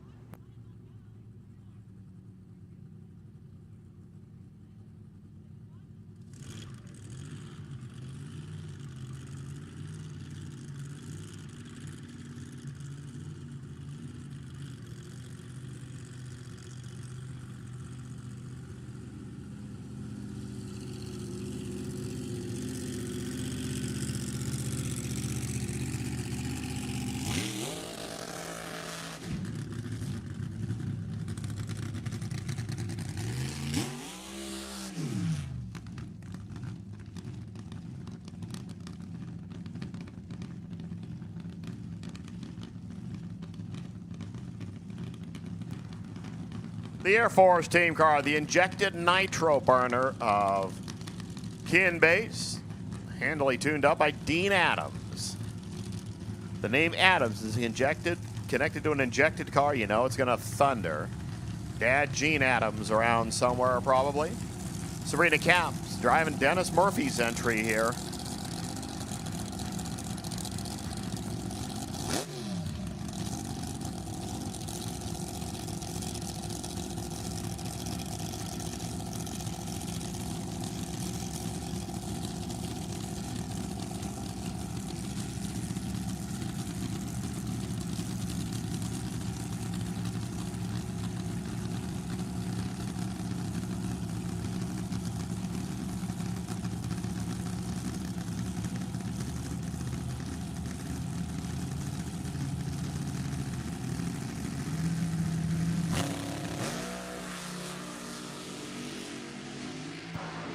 Bates' car starts moving around a little bit, but he keeps his foot in and goes 6.127.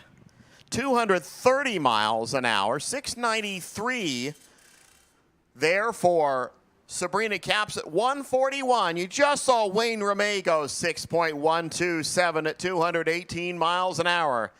You tie the ET, what do we look at? The mile per hour. That 230 mile an hour run out there puts Ken Bates on top of the list. He drove that thing. It was not the straightest trip down the track for Ken Bates, but he just kept his foot in it. Goes to the 1 spot, ties Ramey.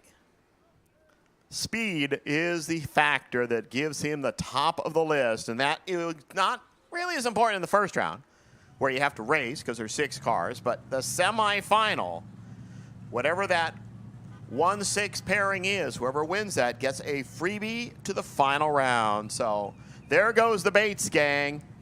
Went from the bottom of the stack to the top of the stack in 1 shot. 2 remain, Rick Ewens and Jerry Cumry.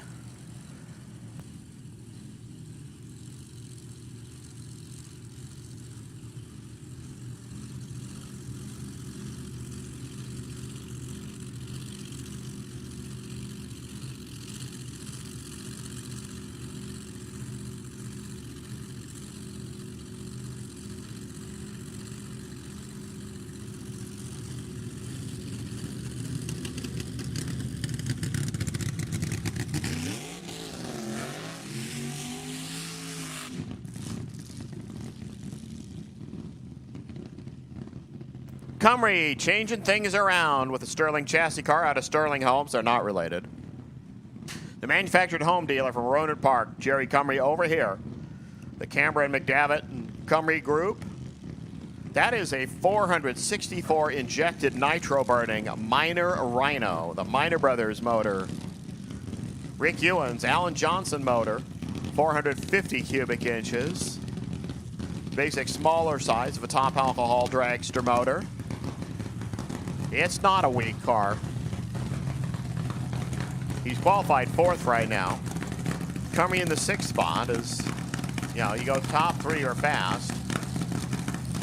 See what happens here as Ewens clicked it early and Cumry's car clicked it really early as well.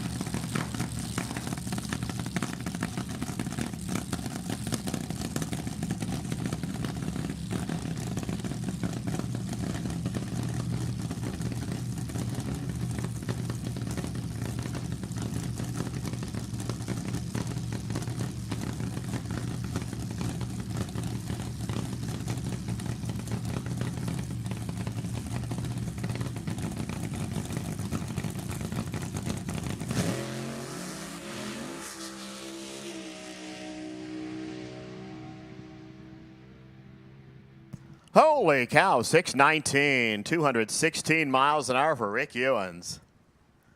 He steps it up big time to the 3 position. Cumry's car, you saw it leave and then sputter and blubber. And unfortunately, the sputter blubber took over and he will just shut it down early. So Ken Bates and Jerry Cumry get to race round number 1. Wayne Ramey and Sean Kobari. Rick Ewens gets to pick Delane over Sabrina Capps. That will be round 1 of your A fuel category. 1 category left for qualifying right now. It is the California Funny Cars. Who's on top there? Well, Jim Mayer. 7.169. Remember, they can't go quicker than 7.10 seconds. We have 10 players for 8 positions. First 2 cars come to life.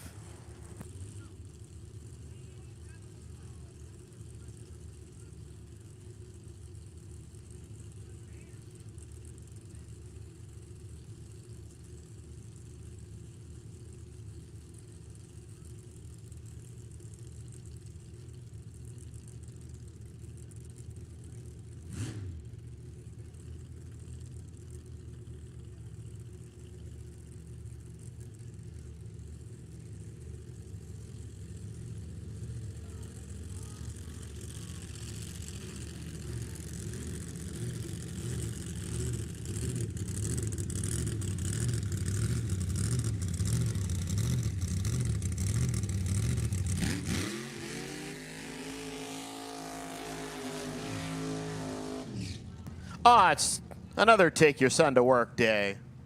Jim Mayer over here, the head of that Good Vibrations presenting sponsor for the Heritage Series and the March Meet and all those things. James Mayer over there. Snot-nosed little kid. The Junior Vibes car. Jim, right now, over here, number one qualifier, 716. He's carrying that big number one on the side of the race car. He was the champ for the series last year. Over there, for Jim, he kind of runs the series for him.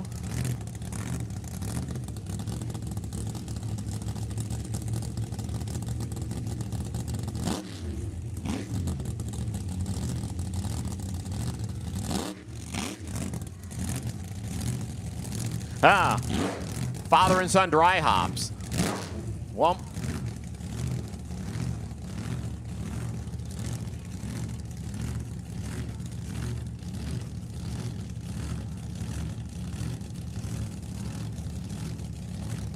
They'll blink it into the beams.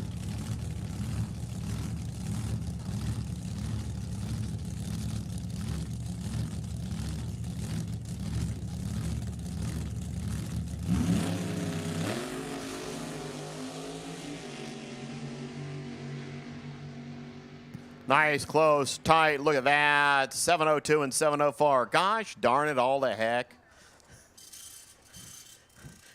Way too good for your own britches, both of you.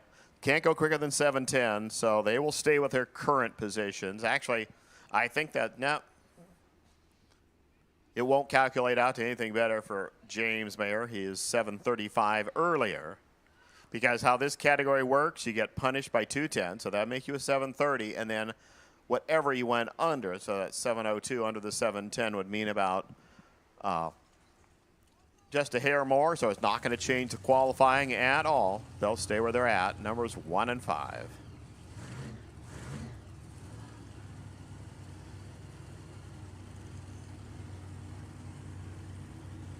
Joachim Lundberg and Rick Alvarado, your next two.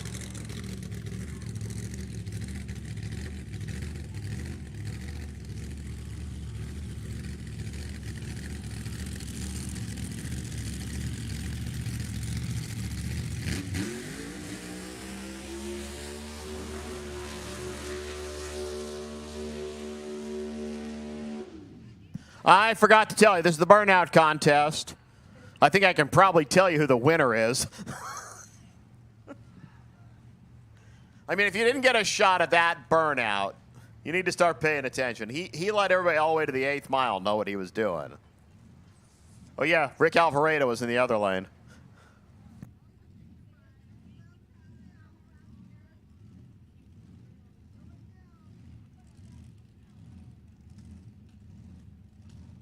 Yeah, the burnout backup dude out there just had to say, yeah, you can come back to me. I'm not running all the way down there for you.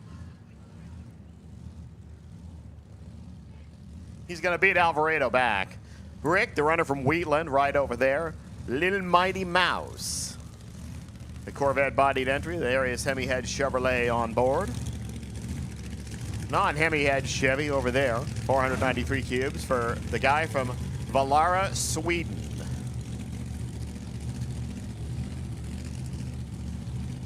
Where it's probably a teensy bit cooler, unless that global warming thing's hit them.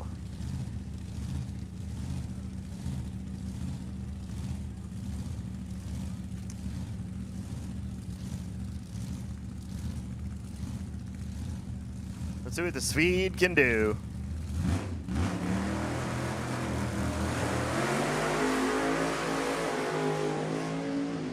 He's going to run it pretty good. Oh, no, he clicked it. He knew that car was running good. 730.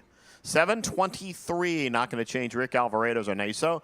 Youngbird's car got way out there in front. He said, I better click it off because I'm just going to go way too quick here and really not do anything. 730 is more than enough to hop him right into the number 5 spot right now. Had he gone quicker than that 710, it would have just caused him to, well, get bumped down a bit. So things change in that pair. Let's see what happens in the next pair as soon as we figure out who the next pair is. I see Sean Bryan's car. Just want to see who's going to go with Sean Bryan. I can see Christian Marshall sitting out there. Don't know if that's him, but we'll see in just a few moments.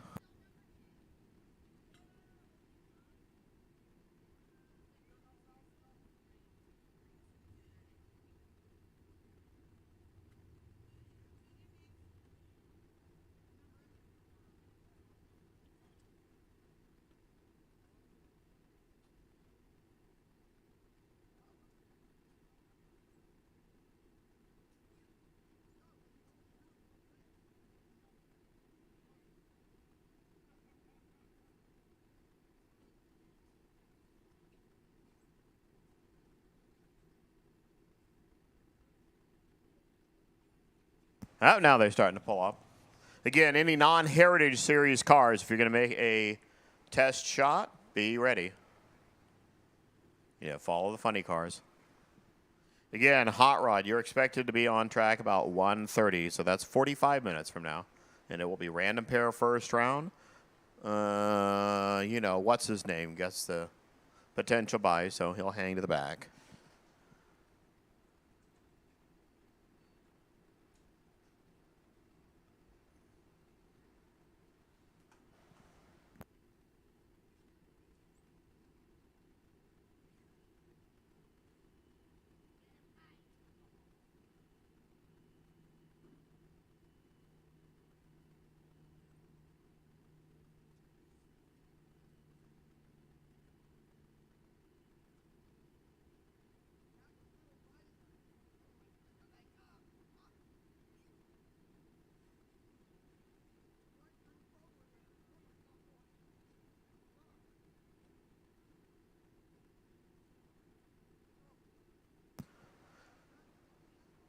So again, Tony Citro, you are the potential buy. And hey, we got the funny cars finally pulled up here. Cowabunga, Uncle Bob. Let's fire them.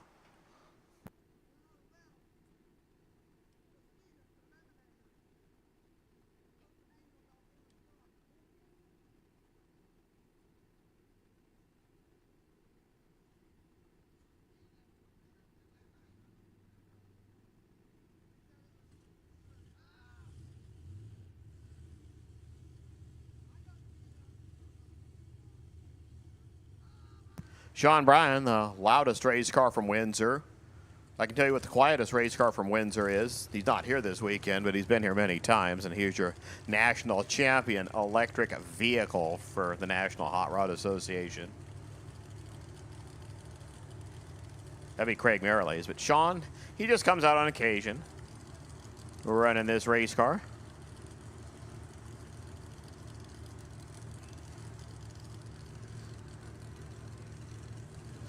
Using that big, bulky Forenza body that was popular in the late 80s. Over there is Christian Marshall, the Cool Box team.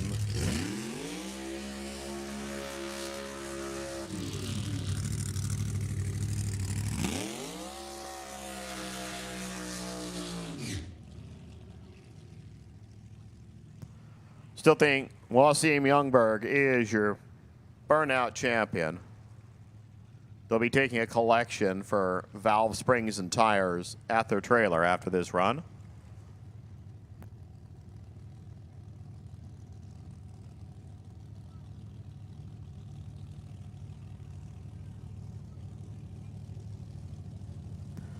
So here's the deal. Sean Bryan is number 8 right now at 745. Christian Marshall is number 9, 753.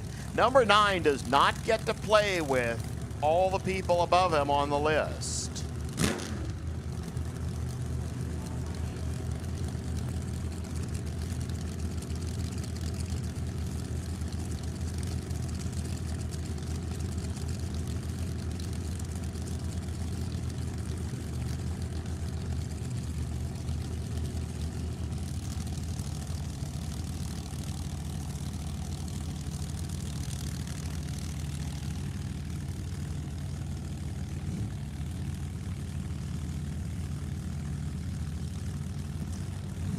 Christian needing to work. He just needs to pick up a couple of tenths.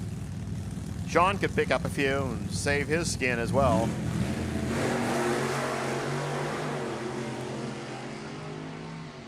I think Marshall's not going to have too much of a problem with it. 712, well, no, that wasn't a problem at all, but that looks like a problem. 748, 175 miles an hour, and all of a sudden, Sean Bryan is over there trying to visit with Christian Marshall in the turnoff area, but I think we're going to be taking a look-see at that right side of the road, see what that foof was. Christian Marshall, good job there. You move right up to the number 1 spot. Wow. Well, if you're going to do it big. Right to the 1 spot goes Christian Marshall. Now, Bobby Cottrell is on the bump, and there's only one car.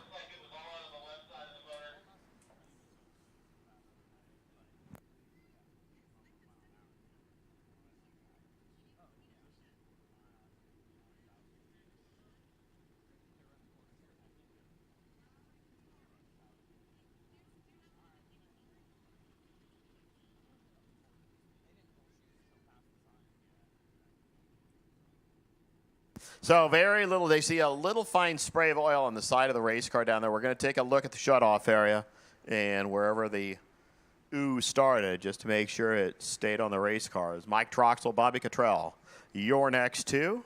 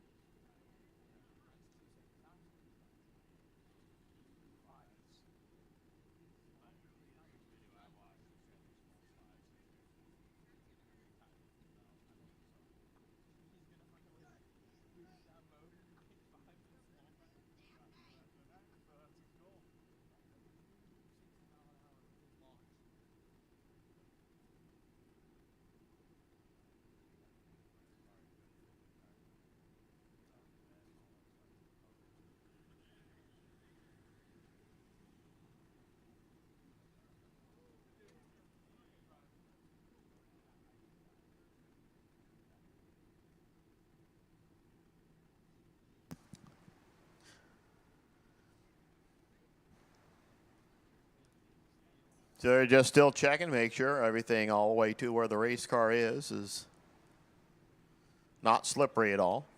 We'll be right back to running. Just a heads up, once the funny cars run, there's a few cars that are going to be making some checkout passes, and then we will be on a break until 1:30. So it'll be a great time. I saw tacos out there. I saw frozen things out there. The concession stands open. The souvenir stands open. A nice, easy, early afternoon here at Sacramento Raceway for this 2023 version of the California Hot Rod Heritage Series Nostalgia Reunion.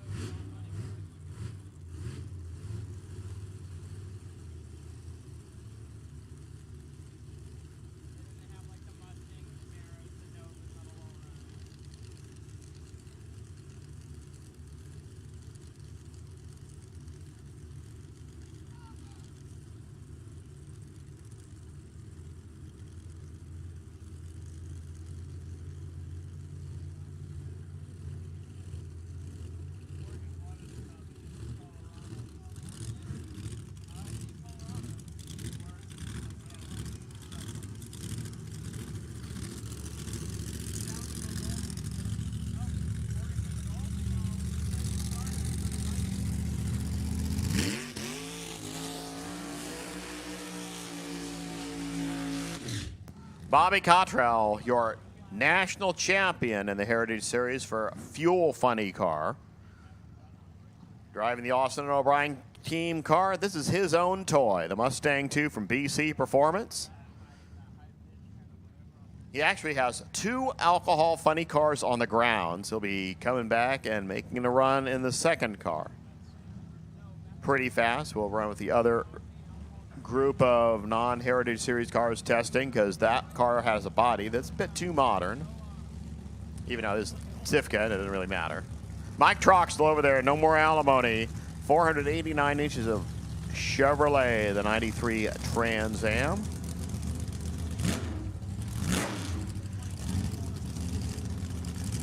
Mustang 2 made kind of an ugly vehicle on the street, but it made a pretty good looking funny car body.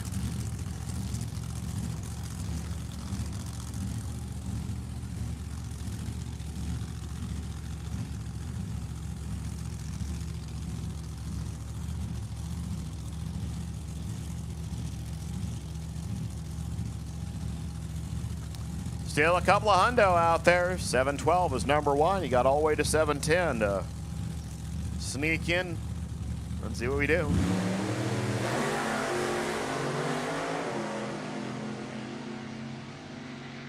Bobby keeps it nice and tight. There's the stripe, 717, 181 miles an hour. He happily moves himself out of that problematic number 8 position. Troxel goes 727 at 187 miles per hour. So Cottrell moves up to the 3 spot on the list. Puts James Mayer, number 8.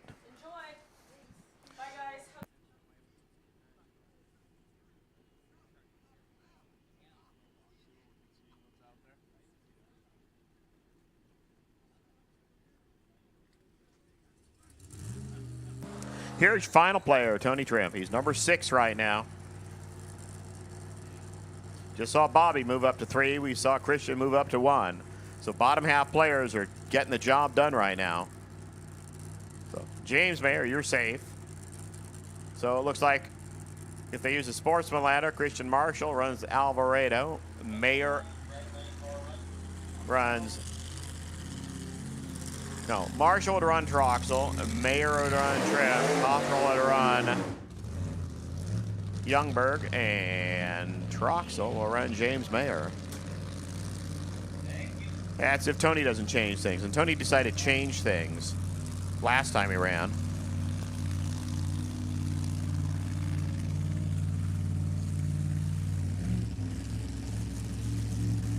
He shuffled the deck in 7.0 Pro quite a bit.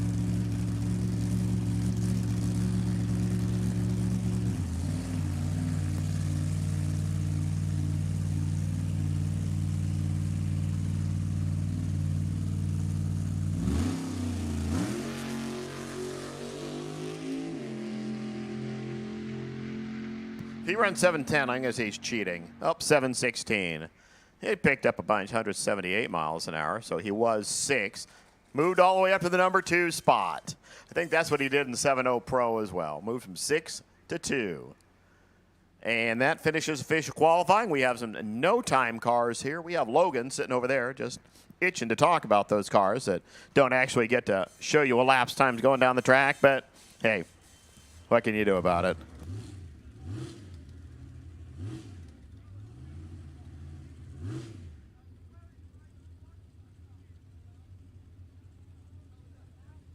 All right, so we're going to run through our test and tune cars, and then we're going to take a small lunch break, and then after our lunch break, we're going to go right back into a first round of eliminations, starting with our Group 2 cars.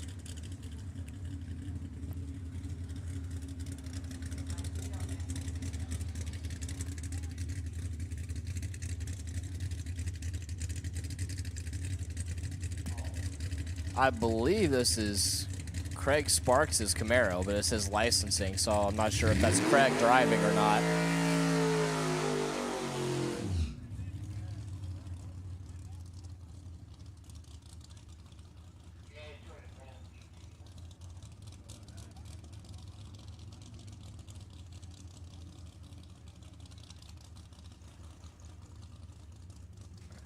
So a little small tire. I believe nitrous Camaro or Pro Charged. It could be Pro Charged. We'll find out here in a second if they do the nitrous purge or not.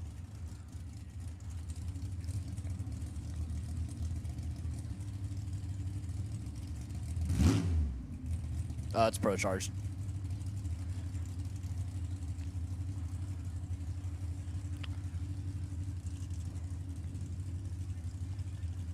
Probably going to be going to the 8th mile. One of these small tire, no time cars.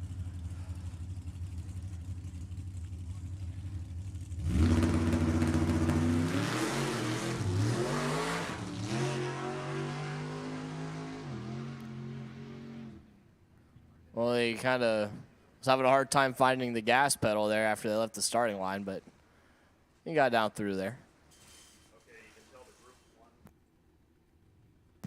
All of the Group 1 ladders are posted at the base of the tower. Once again, all of our Group 1 classes, your ladder is posted at the base of the tower.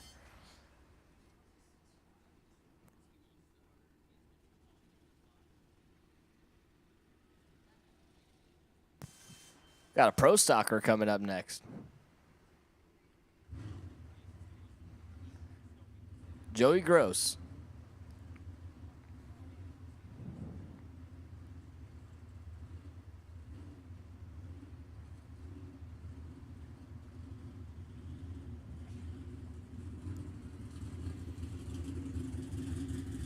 This is an NHRA legal pro stock. You're doing some testing.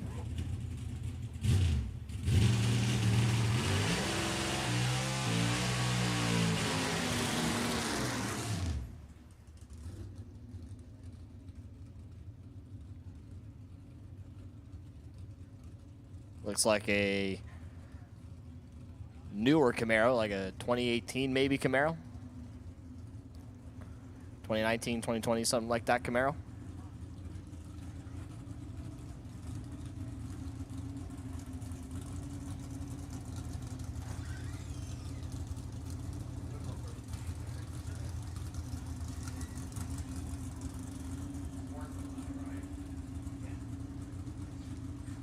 I believe we have the clocks on for this one.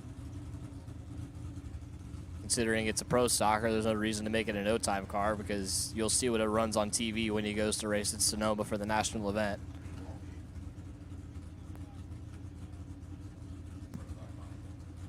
Oh, there's no pro stock at Sonoma this year. Well, that sucks. Maybe we'll go up to Pacific Raceways or maybe Vegas. Really? No pro stock at Pacific Raceways either? Good Lord.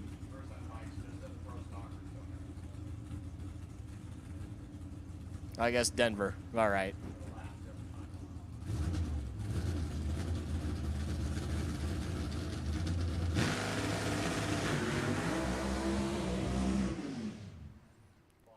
Well, he got to about 100 feet and shut her down. It didn't sound that healthy off the starting line. It kind of blah, blah, blah, blah, blah, blah, blah. And then started going, and then he's like, nah, I didn't get pass. I'm just going to go ahead and turn it off. At a blistering 1320 with a 7 at 61 miles an hour.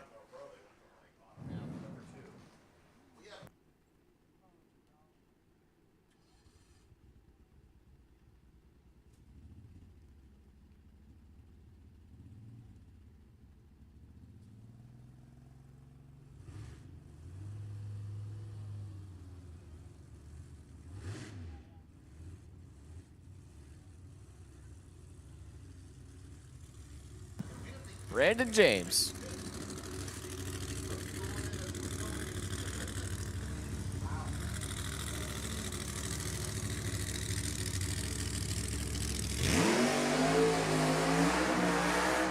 Brand new to him, 68 Camaro. Yeah, Mopar, man, there's apparently no pro stock at any of the Western Swing races. They go to Denver, and then that's it. No Sonoma, no Northwest Nationals. They were at Vegas for the 4-wide.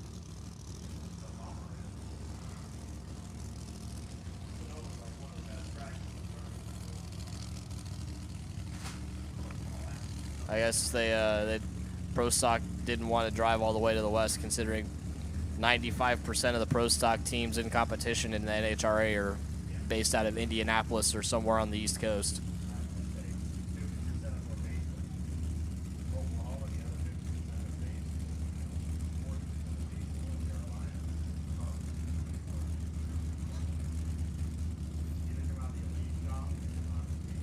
Oh, yeah, Elite is in Oklahoma. Oklahoma's not a far drive. I mean, it's a far drive, but like,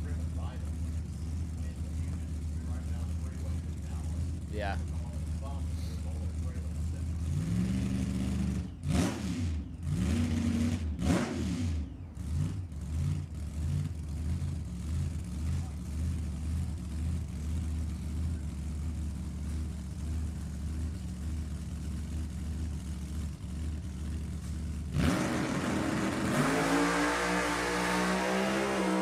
How about Brandon James gets right down through there, A to B?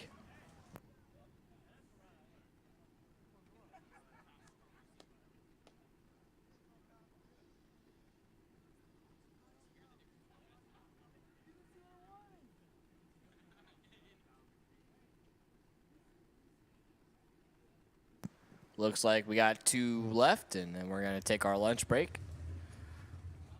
Starting with Group 2, round 1 of eliminations at 1:30.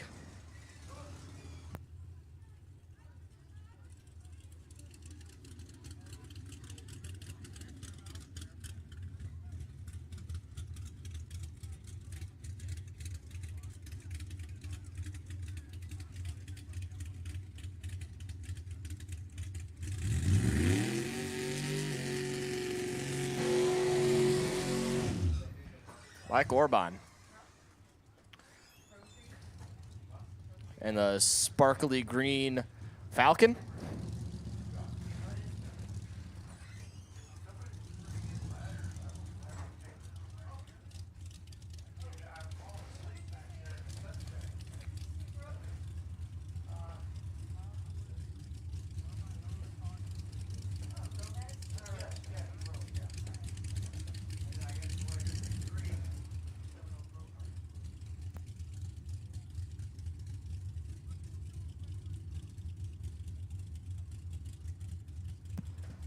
Another small tire, no time car.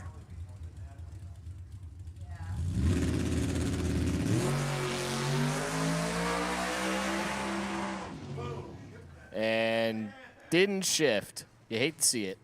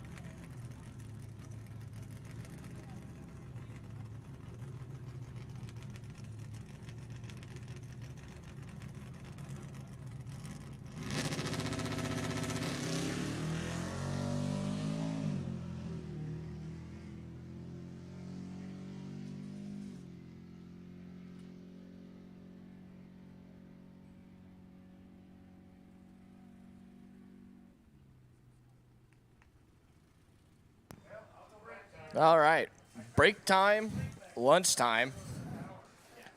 Once again, first round of elimination starting with Group 2 at 1:30, so about 20 minutes. Everybody on the live stream, we're going to take a short break. Come back in 20 minutes. Logan's got we got some Panera in the tower to eat, so. Once again, Group 2, starting with Group 2. First round at 1:30.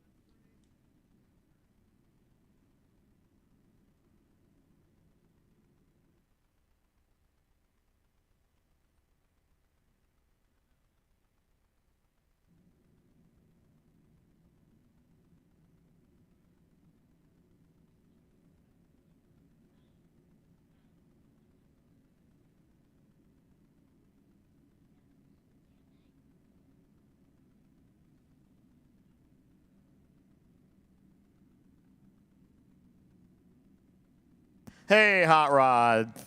Why don't you start moseying towards lanes 1 and 2, please? Hot Rod, start heading to lanes 1 and 2. Tony Citro hang to the back.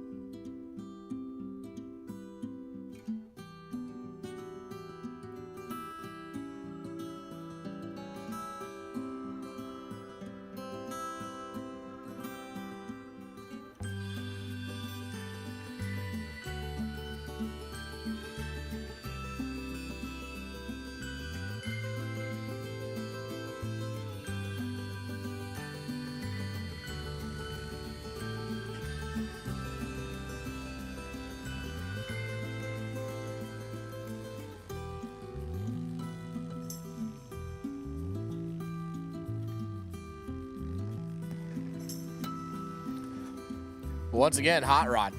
Hot Rod, lanes 1 and 2, first round. Hot Rod, round number 1, lanes 1 and 2, please.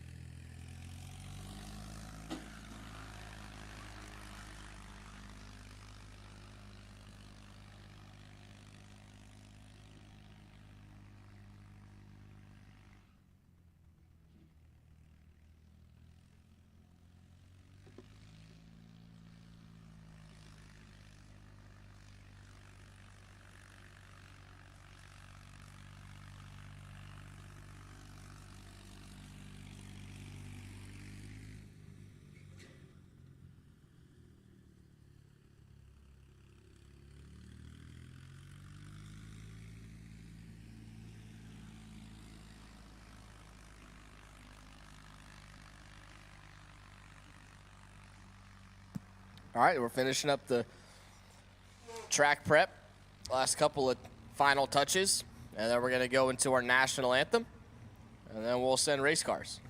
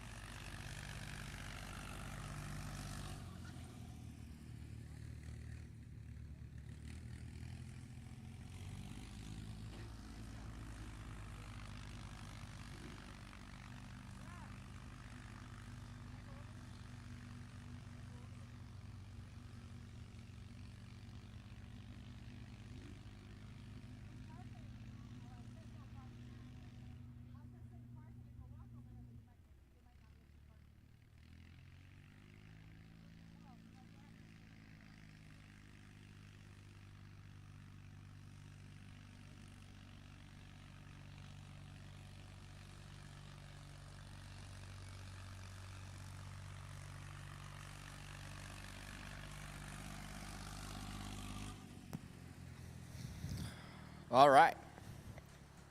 Well, welcome once again to Sacramento Raceway for the 2023 version of the Nostalgia Reunion, the NHRA Hot Rod Heritage Series. Thank you for spending your Saturday with us out here.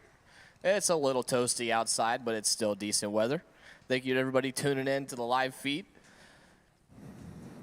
And again, we are live on YouTube, so if your family, friends want to watch you go down the track and hopefully go some rounds, tell them to check out the live stream on YouTube. Or spend $20 and come get the front row seat, which is always preferred, of course. There's no seat quite like being in the grandstands. We got Hot Rod in the lanes ready to rock and roll. Track is prepped and ready to go.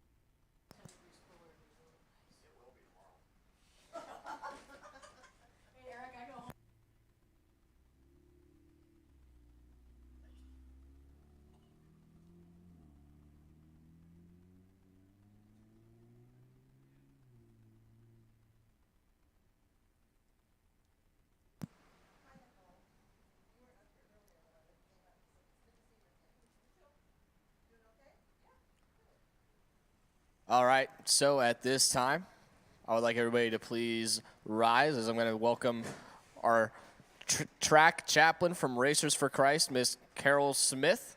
She's going to give us our invocation. Following that will be the national anthem. Thank you. It's so good to be here. A lot of you have asked about Matt Miller, your regular chaplain. He's not here this weekend. He's not sick or injured, but he did ask me to fill in, so that's why I'm here.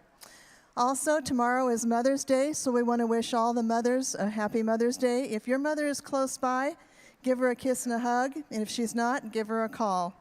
Tell her how much you love her. And thanks again, all you moms, for all that you do. Let us pray. Heavenly Father, we thank you so much for another beautiful day when we can go racing and for all the blessings that you so generously provide. We thank you for the Smith family, their hospitality and the facility, along with the staff, and for the warm welcome that they have extended to all of us. We thank you for the freedoms we enjoy as Americans and for the military and first responders who keep us safe and make it possible for us to have those freedoms. Please protect them wherever they serve today. And Father, we ask for your hand of protection over this event today, for the competitors, the crews, family members, officials, and track workers. Please keep each one safe. May this be a good day of competition. May we honor you in all that we do. And we pray all of this in Jesus' name. Amen.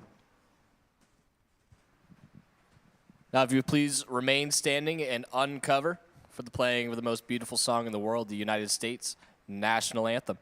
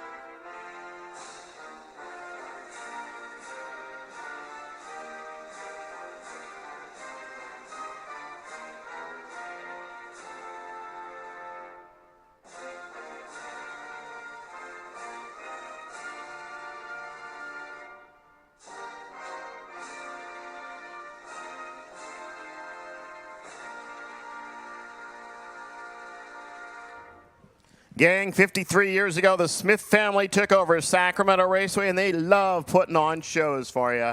Welcome to the 2023 version of the California Hot Rod Heritage Series Nostalgia Reunion. We are going to start eliminations right now. Again, thanks Carol Smith from Racers for Christ for presenting our invocation and sticking around all day long. Here you go, your first two, round number one. Nostalgia Eliminator 3 to the lanes, please. Nostalgia Eliminator 3, head to the lanes.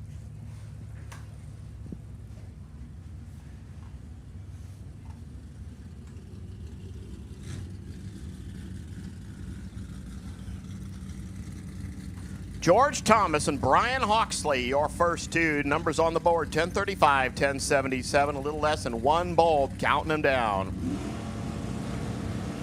They're off. Red light start, Brian Hawksley. First pair is done right there. Thomas goes 009 out of the gate. It's going to be a real good number down the road for him. 1039, 128 miles an hour. Hawksley, 1088. 121, left 11 thou red. Here's one of those guys that's going to be hustling right back to get in the lanes again. Mark Beeve from Queen Creek, AZ. Moved there from Bakersfield a few years back. Dr. Judy Binderman. Fun race car. 440 Dodge, 72 Duster. Over there is Jonathan Barnes, the 70 Duster, 360 on board.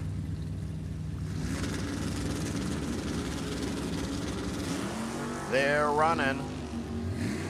It's a good thing I get to see reaction times and the racers don't, because, well, one of them probably said, I'd like to try that one again. Beaven flies on by 1055 at 121. 1260 there for Barnes. He was quicker against the dial, but boy, was he late against the tree. 102 miles an hour, and he missed a stripe by about 200. Robert Cochran, 1396. Rich Strickfader, 1060.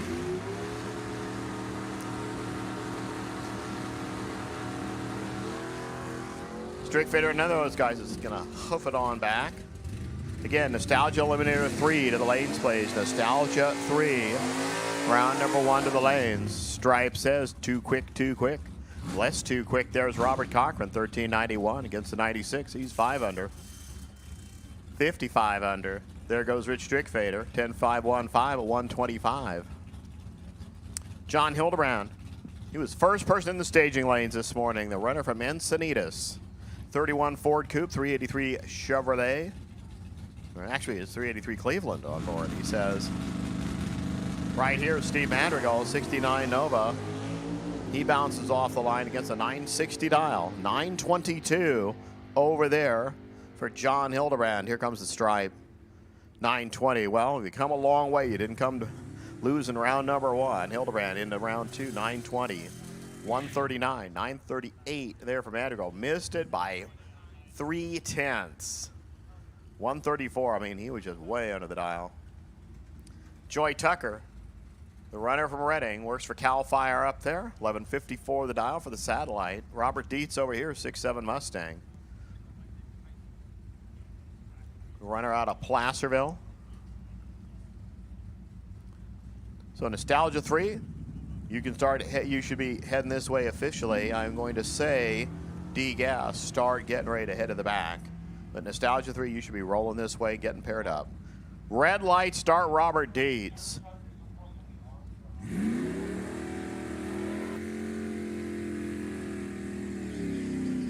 Dietz fouled by 4th thou.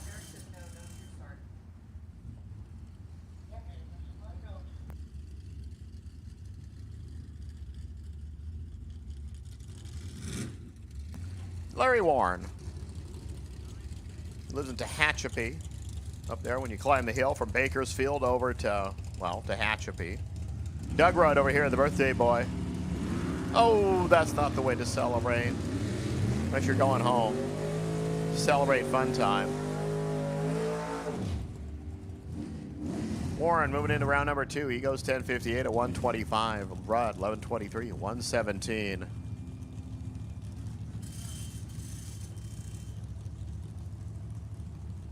Ken Morris, 11:57. Don Momey, 9:60. This is a long set.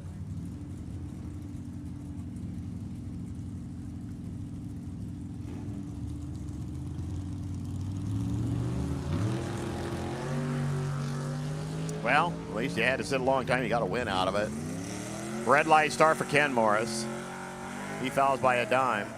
Momey goes 9:53 at 139.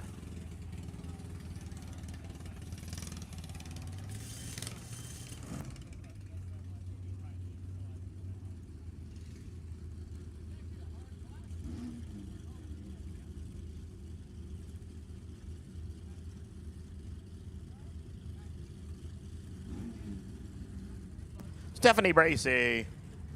It's V-Dub time. Zach Healing. It's the truck. Technically, it's an El Camino. Yes, we officially call them trucks.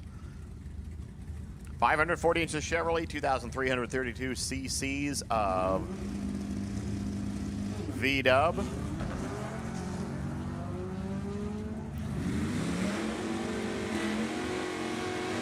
Zach catches the Wolfsburg. Now he starts to play with the Wolfsburg. Now he drives on by it. 1060, 107 miles an hour, 1220 at 111 there, Bracey. Tim Sullivan, 1005. That's Black Betty over there, 67 Valiant. How's it? The Hellbilly Deluxe. 512 inches of Mopar. John Carvalho over here, the Mazda's Plus team car.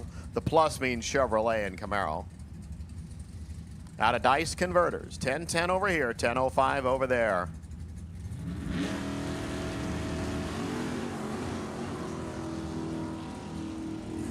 Sullivan's car sounds like he might have hiccuped a little bit there because Carvalho sort of driving away there, looks like. 1021, 129 miles per hour. 1044, 127 there for Sullivan. And you know, about 0.3 of a second because I heard that car go out there. And now Brian Davila. The Fearless 5.5 from Dixon over there. 400-inch Chevrolet in the F-150. Eric Erickson, 70 Nova, 421 inches of punched up small block. Oh, that is an unhappy motor. Very unhappy motor. 1148, 105 there for Brian. Erickson's car just, something was not hooked up right, and it just said, don't step on the gas. You feel like spending lots and lots of money.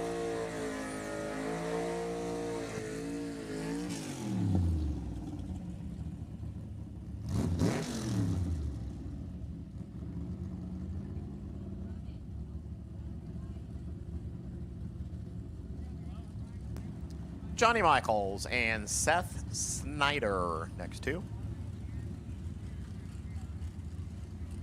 Michaels, the player from right here in Sacramento or somewhere in Sacramento. He's a heavy equipment operator. This is the Bowers Engine Service. Big All Hemi. 446 Windsor. 64 Falcon. That's Seth Snyder's car from El Dorado Hills. And he has about 4 hundo in the bank. And unfortunately, he couldn't play with it the right way. 1041, 127 there for Michaels by 4 hun. 1076 Snyder, 121. Jeff Barth probably doesn't want to really start his trip back to Humboldt County right now. Norm Bergman over here. 1060 for Bergman, who ran a whole bunch of those things today. 1054, Jeff Barth. 71 Vega. 385 Chevy. They probably would have sold a few more. They put a really big motor in the Vega and, well, just prepped it out for racing from the get-go. Yeah, it's a good one. When you only measure reaction time difference in thous, it's a good one. It's only 13 thou. 10.609 there for Barth, 126. 1058, 119 Bergman. Bergman would have liked to have borrowed that reaction, the elapsed time there for Barth, and maybe made something out of it. Mike Holland, 1244. Dave Schaefer, 1093. It's the Maverick over there. It's the Mustang over here.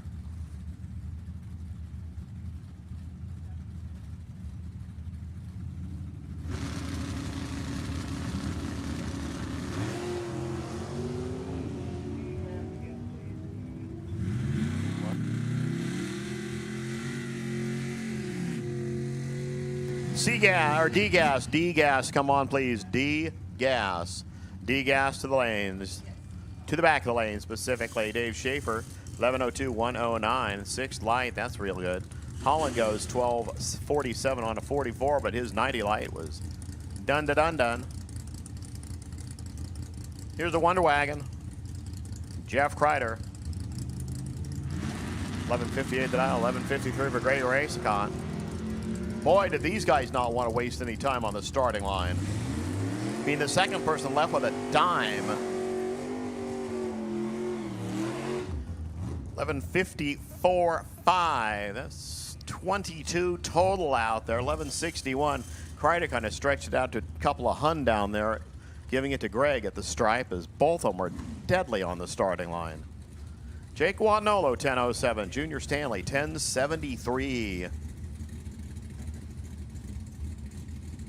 Again, D-gas, bring them on, please. D-gas, head to the back for your pairings.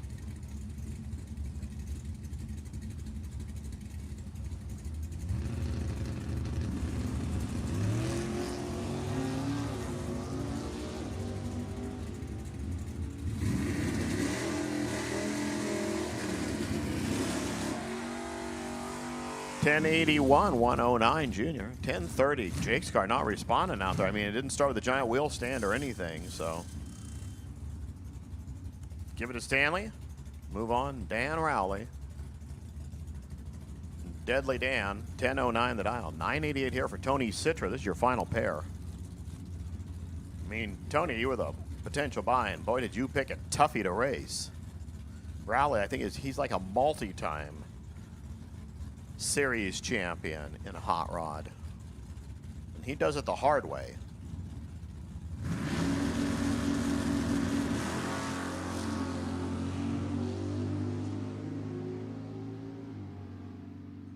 Somebody really winged out first gear there. 9903 Citro gets it done. His 14 light, 990.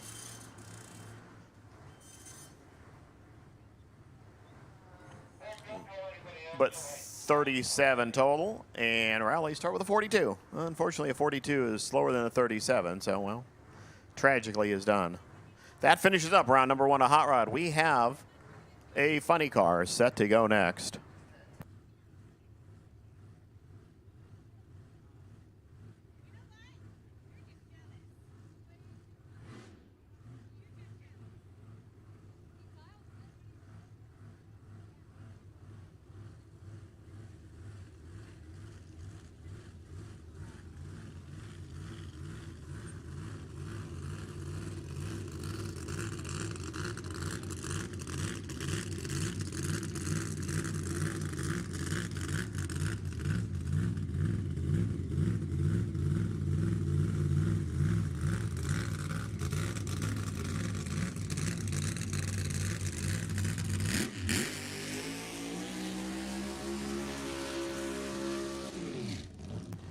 This is that other car that Bobby Cottrell brought to the track with him.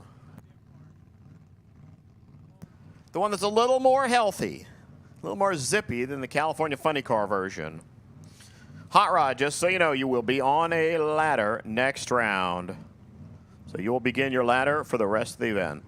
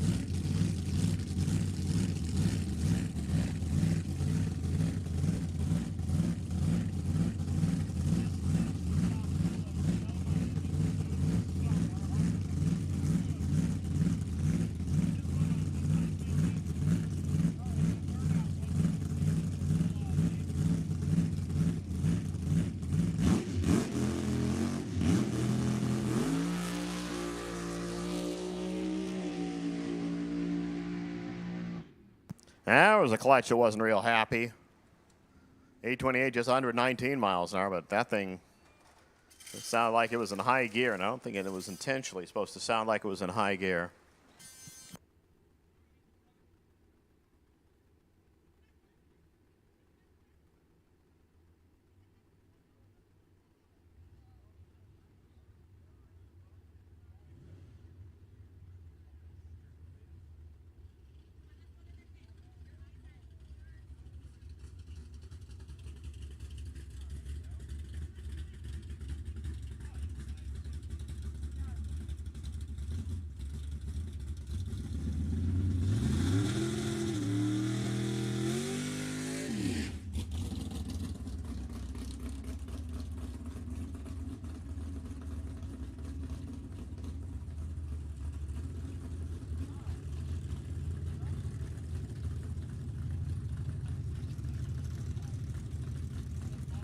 Nostalgia 3, here's your Byron.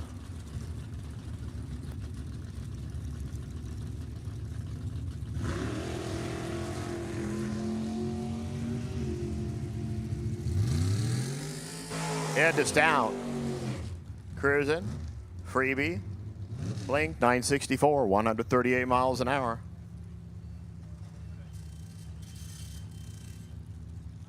Stan Steiner, Don Morris next.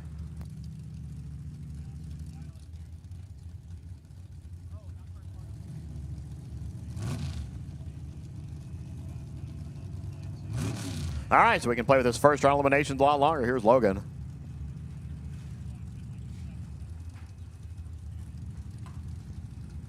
All right. Look at my screen here. Don Morris and Stan Steiner. Don Morris going to pick up the round win. Steiner turns a 10th thou red. Morris 32 up front, 965.6 at 137. Your next two, Don Mallory and Carl Carlson. Mallory on the left-hand side. In Citrus Heights, California, the SRI Supreme 23 Ford Altered. American Crane on board, your number 4 qualifier. His opponent on the right-hand side, Carl Carlson, out of Discovery Bay, California, the 27 Ford Altered. Well, that was a Roadster. Carl at the number 8 qualifying spot. Once again, this is first round for Nostalgia Eliminator 3. 11 thousandths of a second separate them up front. Wouldn't like Don Mallory 39 and 7 thou under. Carlson goes 954.3 at 128, so the double breakout win goes to Don Mallory. Hey, Hot Rod, your ladder is posted at the base of the tower. Hot Rod, your second round ladder is posted at the base of the tower. Craig Wallace and Cameron Webb, your next two. Wallace on the left-hand side at a Rough and Ready, California, your number 6 qualifier. Webb on the right-hand side, coming out of the number 2 spot.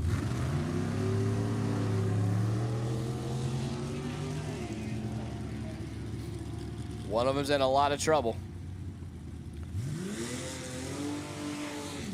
Win light goes to Craig Wallace, 965.6, 126. Webb missed the tree a little bit, goes 0.2 above and no good. So your number 2 qualifier is done early in round number 1. Drew Ferris and Ron Anzalone, your next 2. Ferris on the left-hand side out of Redding, California. The Atomic Doll, 67 Logie chassis dragster, your number 9 qualifier. Does a little bit of HVAC for work. Right-hand side, Anzalone out of Los Osos. I think that's how you say that. Osos? Osos? Osas? Something like that. I don't know. Anzalone, your number 5 qualifier.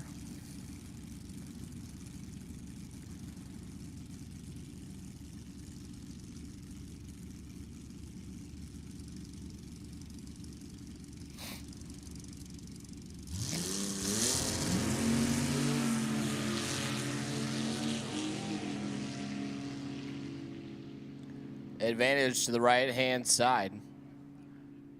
Win light to the right-hand side. Anzalone, 960.94, 113. As Drew Ferris was behind on the tree, got there first by a ton. Goes 953.9. Had plenty of room to work with and no good. So Anzalone going to move on to round number 2.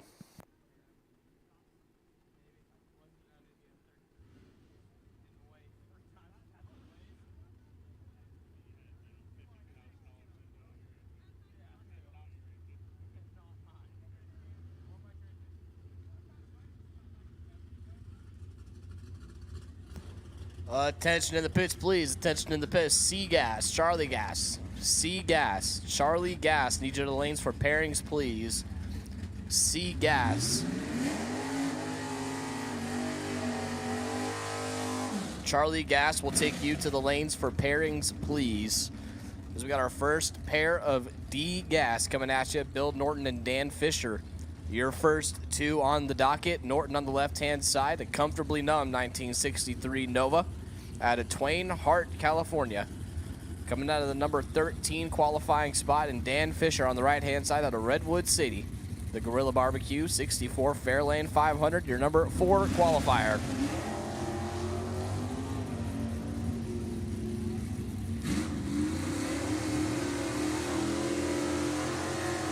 Left-hand side is in control, and comfortably numb is going to take a comfortable win. 35 on the tree and 1 above 0. Get there first by 48 thou. As Fisher missed the tree, goes 1 above 2 to be no good. Dave Sullivan and Mike Dunn. Sullivan on the left-hand side, Dunn on the right-hand side. 4th thou separate them. Neither of them were great, but win light goes to Dave Sullivan. Gets there first by 7 thou, 1067.8 at 123. Dunn, 1068.1 at 122. So a close race, but it was still ugly. But, 7th thou finish line, we'll take it. Daniel Brown and Rich Strickfaden, your next 2. Brown on the left-hand side out of Visalia.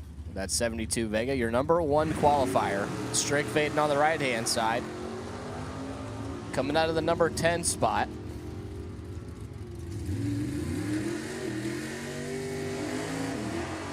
Little Vega gonna march down through there with a win light. 1060 with a 2, 125. Got there first by 0.2 of a second. So Daniel Brown had a lot of faith in his car. 39 and dead 2 to get their first 0.2 as Strickfaden missed the tree and way above to be no good. Here's a heavy hitter matchup. Dennis Paz and Doug Fournier. Paz coming out of the 18 qualifier spot. Fournier, your number 9 qualifier. Paz over there driving his daughter's 68 Nova. Fournier on the right-hand side, the 48 Anglia.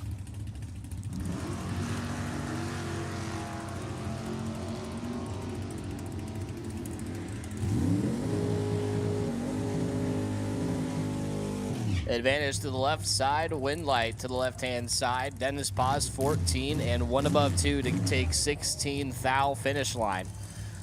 As Doug was 0-40 up front, goes dead 2 to be 16 thou behind when it's all said and done. Larry Warren and David Quiroga. Quiroga on the right-hand side, the 67 Camaro out of Santa Ynez. Warren on the left-hand side out of Tehachapi in that 55 Chevy.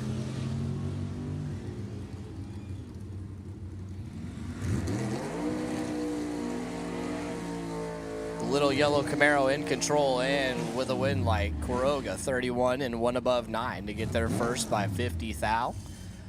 Warren missed the tree a little bit, goes 11 thou under to be no good, so Quiroga is moving on to round number 2.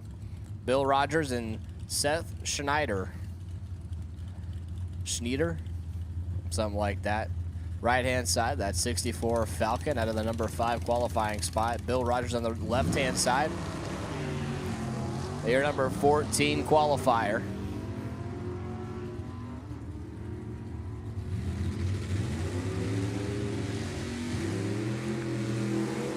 Wind light says Schneider. 1080 with a 4 at 30 thou stripe as Rogers missed the tree. Well, they both missed it, actually. Both 100 plus on the tree, but Rogers goes 1085.3 at 124 to be no good. Anthony Byers and Steve Barta, your next two. Byers on the left-hand side, that 65 Nova wagon, the home wrecker 3. Barta on the right-hand side, the 62 Chevy 2. 8 thou separate them. The wind light goes to Steve Barta on a double breakout, 1057.7. Better than the left side, 1054.2. A lot of the higher qualified cars are getting taken out early. I'm noticing is Mark Beaven and Norm Bergman. Beaven on the left-hand side, the Beav out of Queen Creek, Arizona. That 72 Duster. Right side, Norm Bergman, your number 2 qualifier in that baby blue 66 Mustang.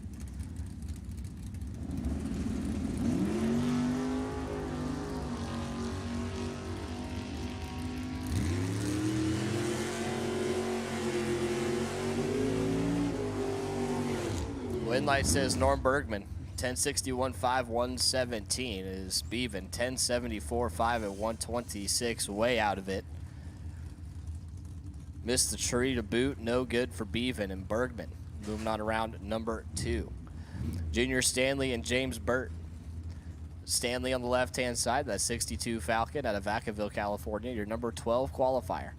Burt on the right-hand side, the 55 Chevy Bel Air, your number 3 qualifier.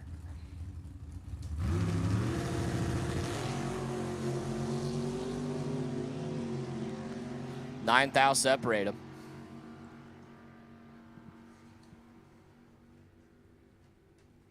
Wind light goes to James Burt.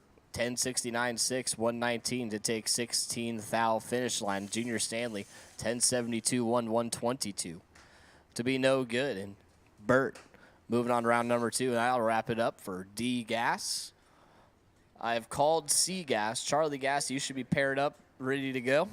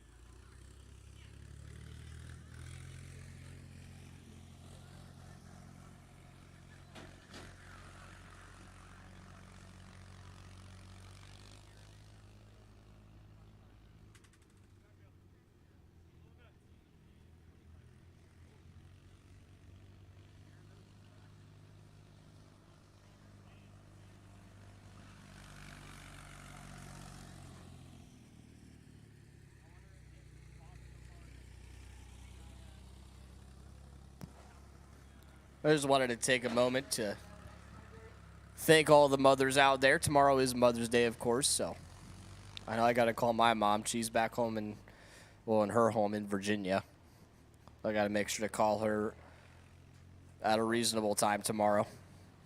Tell her I appreciate her and that I love her, so make sure to tell your mom, hey, thanks for giving me life. Because without your mama, you wouldn't be here, so tell your moms that you appreciate them.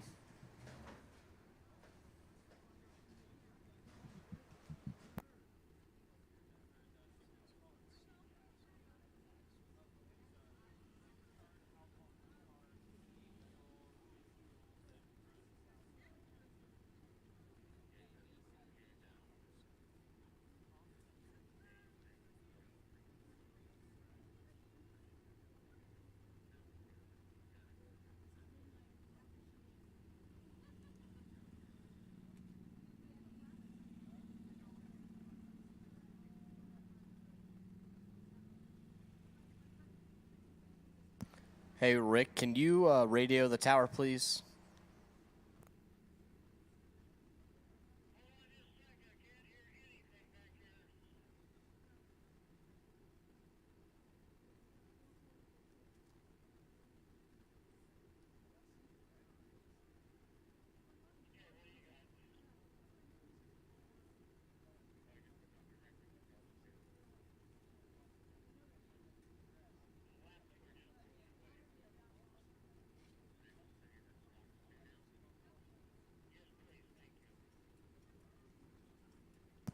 Attention in the pits, please. Attention in the pits. I need Nostalgia Eliminator 2, NE2. Take you to the lanes, please. NE2 for round number 1. Need you to the lanes for pairings, please.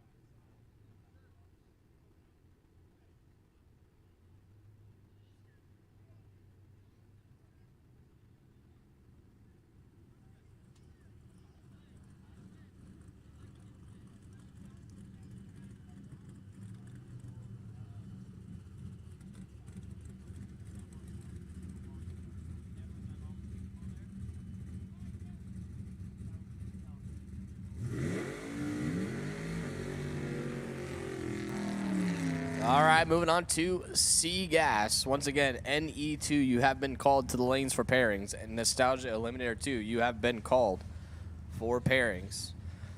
Janice Hogan and John Kruger, your first two. Janice on the left-hand side out of Orangevale, California, your number 5 qualifying spot.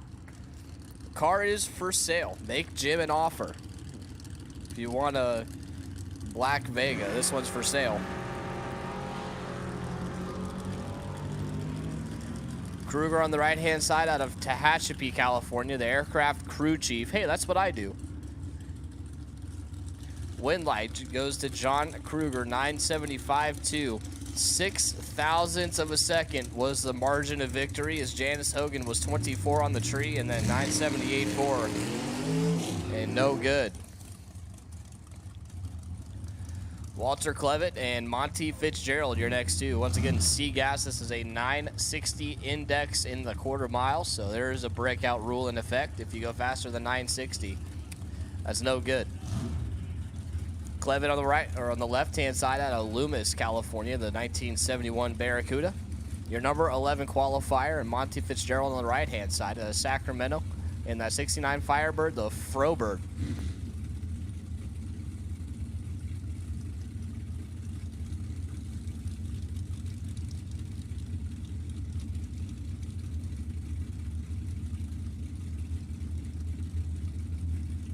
We're pre-staged and nobody's moving. Might have ourselves a little burn down going on as Monty's not moving. Clevitt, he's not moving. We're still waiting.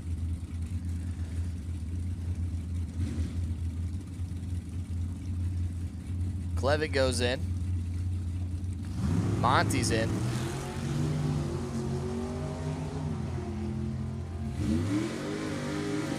Reaction time advantage to Monty, but Clevitt's already way out there, and he breaks out. Monty Fitzgerald moves on to the second round, 985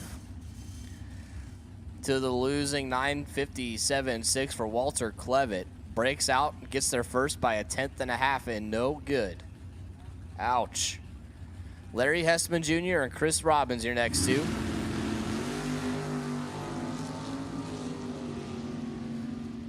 5 thou separate them. Win light goes to Chris Robbins, 968.0. Gets their first 23 thou. As Hessman, 970 with an 8. Was 5 thou better on the reaction time, but no good. Ron Coombs and Gary Lynch, your next two. Coombs on the left-hand side, that 67 Corvette. The Badass Glass and Pioneer Feed and Supply Hot Rod on the left-hand side out of Alberta. Gary Lynch on the right-hand side of Silmar. The 1953 Austin Healey 840. Your number 15 qualifier.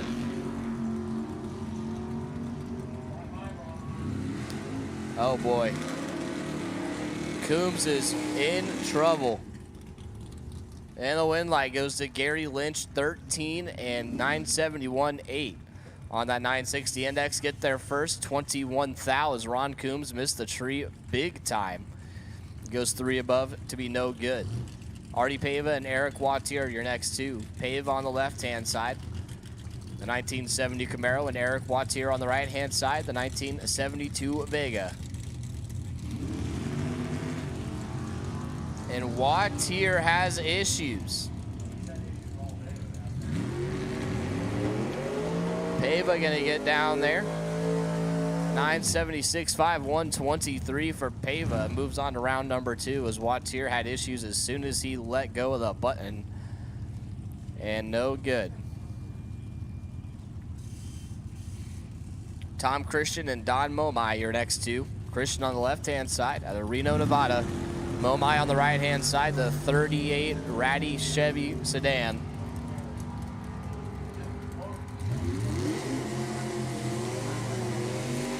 Win light Tom Christian. Dead 839 up front to take 42 thou finish line. Momai missed the tree a little bit, and 962.9, 138 to be no good.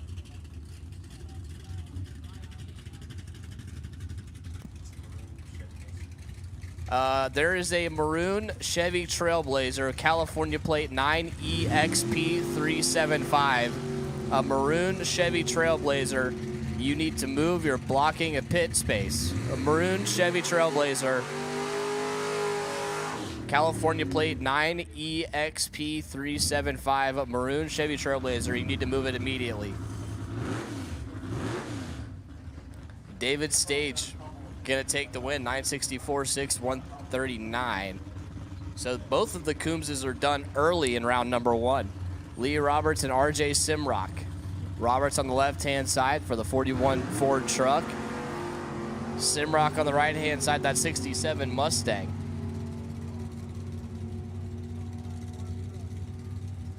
Advantage to the right-hand side and a win light to the right-hand side. 961.3, 137 for Simrock. Get there first, 29 thou. As Roberts was 47 up front, goes 2 above 8 to be no good. Chris Ray and Clay Benson.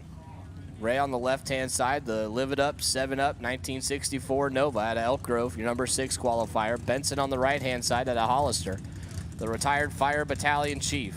And the Benson Fire Department, 48 Thames.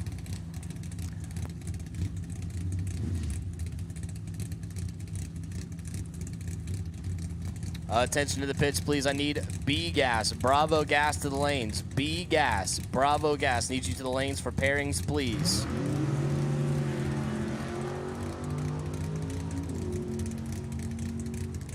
Two Huns separate them up front.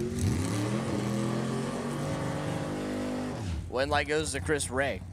39 and 3 above 8 to take 48 or 46 thou finish line is Benson.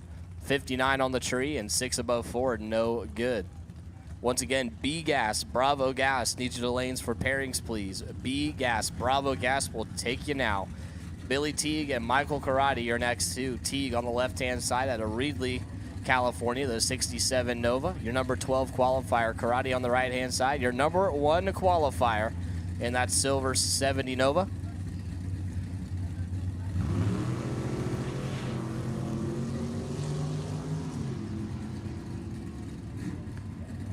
10 thou separate them on reaction time.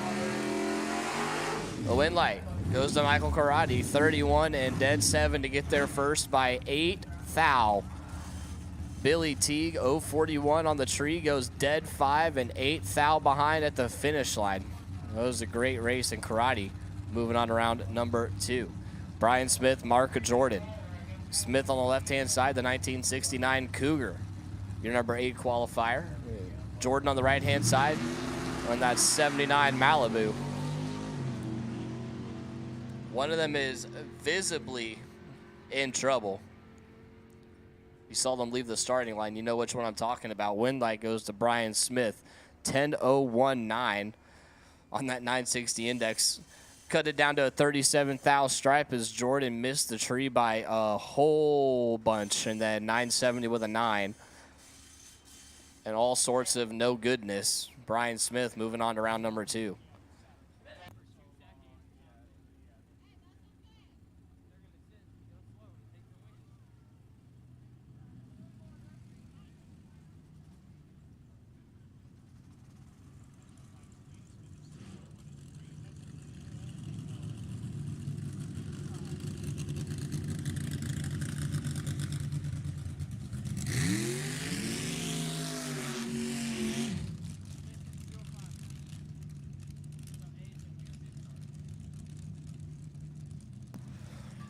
Moving on to Nostalgia Eliminator 2, your first 2. Going to be Eric Warner and Robert Baker. Warner on the left-hand side at Apollo Cedro. A service manager, Warner Enterprises Incorporated on the left-hand side, your number 11 qualifier. Right-hand side is Robert Baker at Thornton, California, the 68 Graver chassis dragster, coming out of the number 2 qualifying spot. Moving up the index a second quicker to 860 in the quarter mile.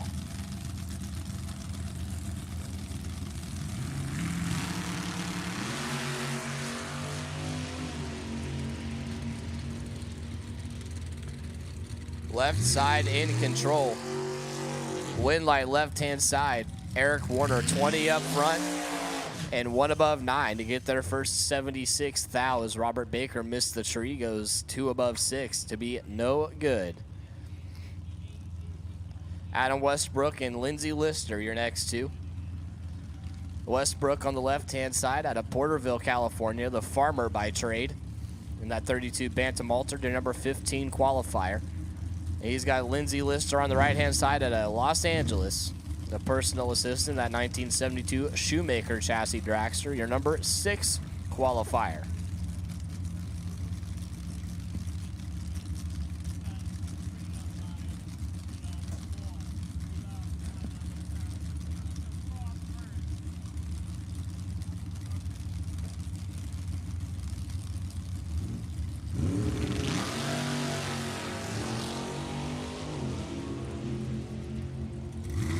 Sixth thou separate him in reaction time.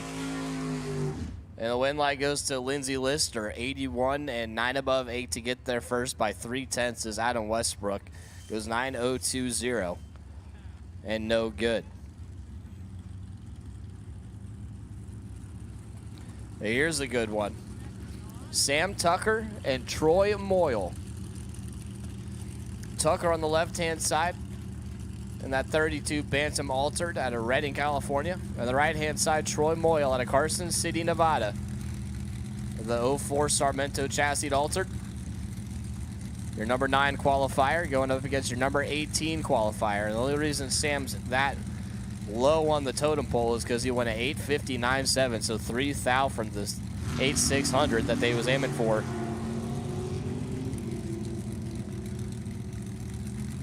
3 thou separate them. Win light goes to Sam Tucker on the double breakout, 21 and 8.57.7. Got there second as Troy Moyle was 18 on the tree, 8.55.9. Got there first by 21 and needed to get behind, so Sam Tucker moving on to round number 2. Jim Miller and Scott Chamberlain. Next on the docket, Miller on the left-hand side out of Rancho Santa Fe in that 29 Ford. The right-hand side, Scott Chamberlain out of Roseville, California, the welding instructor. The Shamrock Shaker, the 1934 Ford Altered. Scott and Danae Chamberlain, and Pat Denning. Your number 5 qualifier for Chamberlain. Miller coming out of the number 14 spot.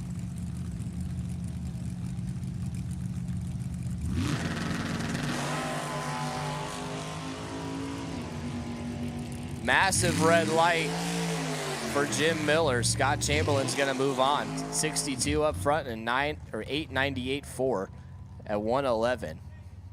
He shut it down early. Chamberlain moving on to round number 2.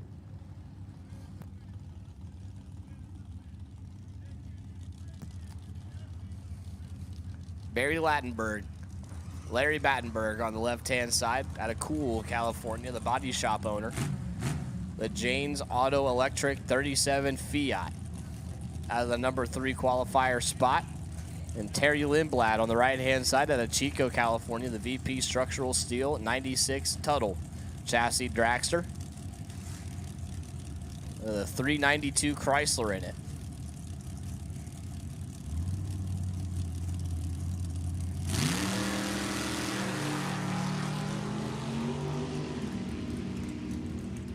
Advantage to the right-hand side, getting a little close to that center line down there. Win light says Terry Lindblad. Goes dead 5 to be 42 thou in front. Battenberg missed the tree, breaks it out 2 thou to be no good. As there was a massive pop on the starting line. Jim Horn.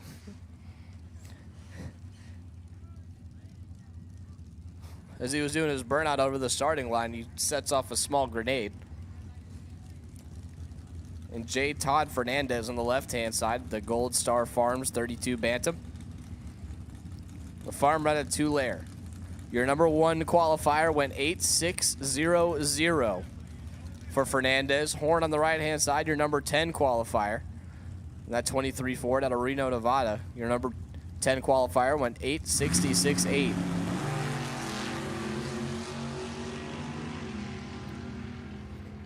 11th thou separate them. The win light says Fernandez 40 and 4 above 8 to get their first 38th thou is Horn 29 up front and 9 above 4 to be no good.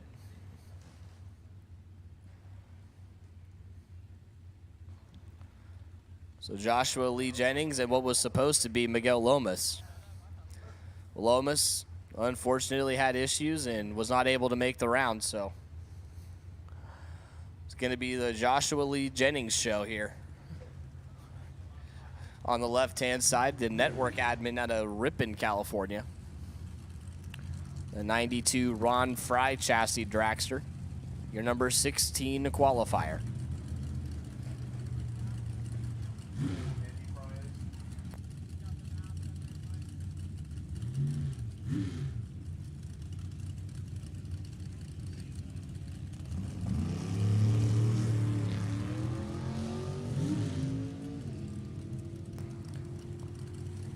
Let's go 12. Runs it out the back door, 881.8, 152.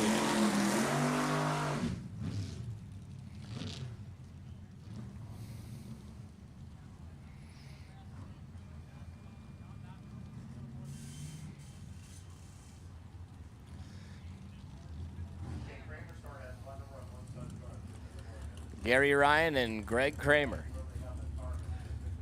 Kramer not backing up. He's still sitting out there on the racetrack after his burnout.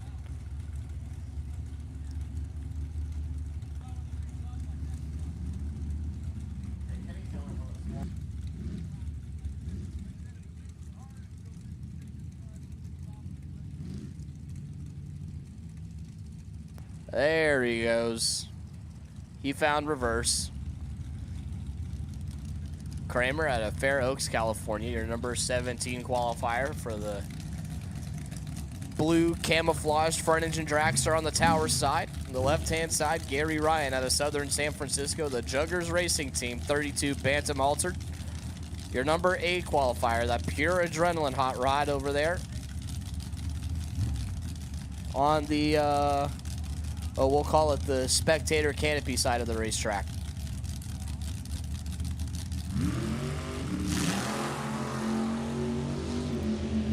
Kramer deep stages, which is an automatic red light. That's a big no-no. Ryan gonna move on. 868.6 at 153.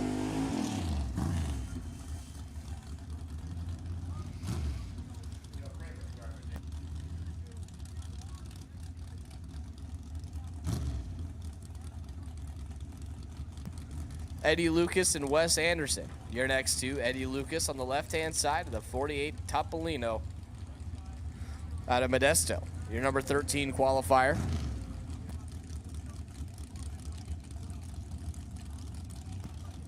Wes Anderson on the right-hand side of the La Mirada, California, the OYB Motorsports 27 Ford Roadster. Attention in the pits, please. Attention in the pits. Nostalgia Eliminator 1 needs you to the lanes for pairings, please. NE1 will take you to the lanes for pairings at this time.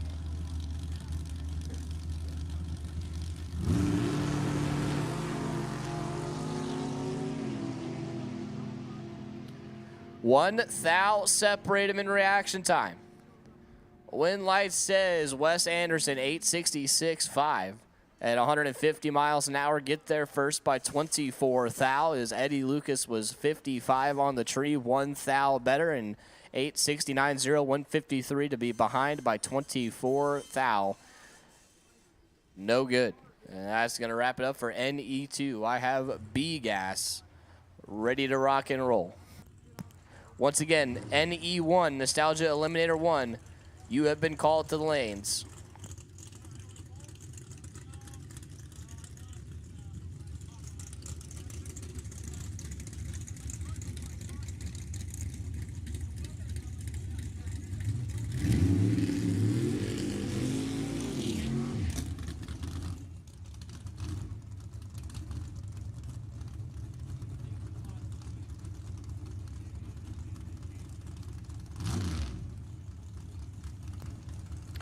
Neil Westbrook and Bill Anderson, your first two. Westbrook on the left-hand side out of Pixley, California, the number 7 qualifier in that beautiful yellow and blue 68 Camaro. Bill Anderson on the right-hand side in his 68 Camaro out of Copperopolis. Anderson, your number 14 qualifier, went 8:56.8. Westbrook, 8:63.7 was good enough for the number 7 spot. Advantage to the right-hand side. Widlight to the left-hand side. Neil Westbrook going to move on, 8:61.5, 153. Got there first by 57 thou. As Anderson couldn't run the number 8:68.9 to be no good.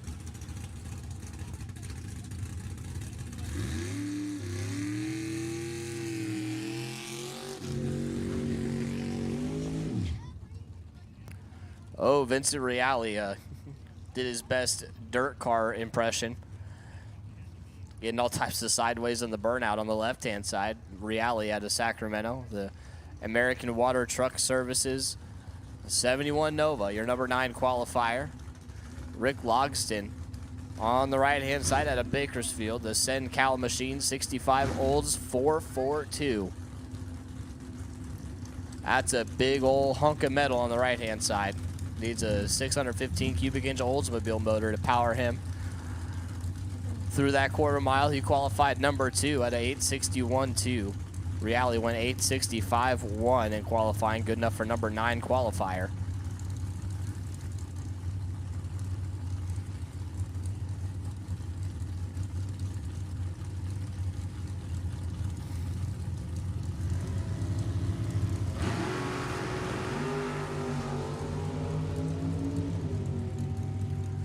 Advantage to the left-hand side.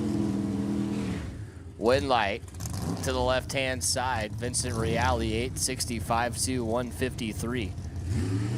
Got there first by a ton is Logston. Missed the tree a tad bit. Goes 8:71.2, 147 to be no good. Randy Armstrong and Mike Gillespie going to be your next two. Armstrong on the left-hand side at El Paso Robles, California, the 57 Bel Air. The big block 632 underneath the hood scoop for that 57 Chevy on the left-hand side. Right side is Mike Gillespie out of Concord, California, the Roy's Racing Engines 63 Nova. Roy Castagneto building the bullet underneath the hood of Gillespie's hot rod.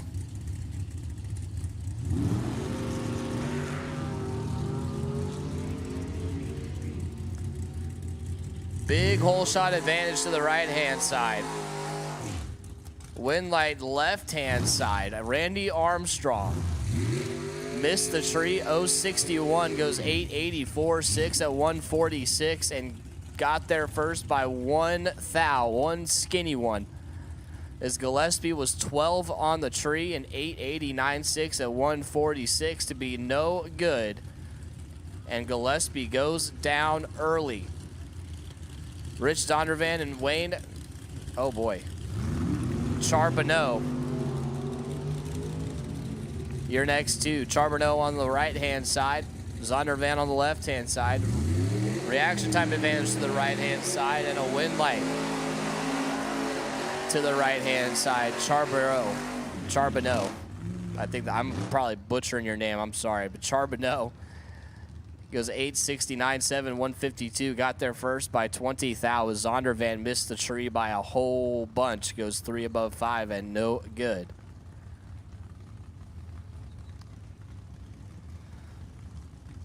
Justin Crosby on the left-hand side at a Lancaster, the business owner. That 46 Plymouth Coupe. BBJ Racing, your number 11 qualifier, and right-hand side, not on file. Kevin Riley, I think, is what it says on the window.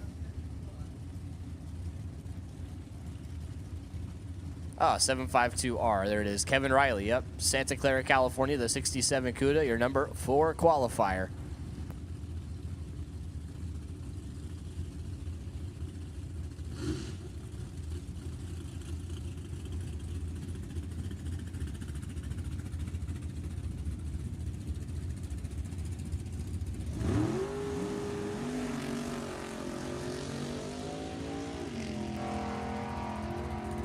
Advantage to the right-hand side. Win light to the right-hand side.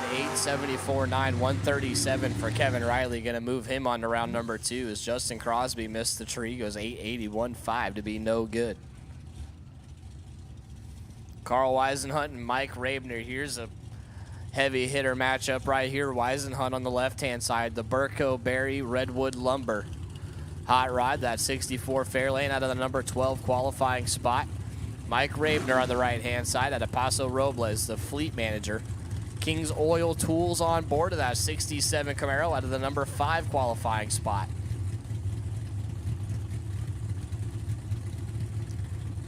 That is a slick-looking Camaro, dude. That's probably one of my top 10 cars on the property is this Camaro right here.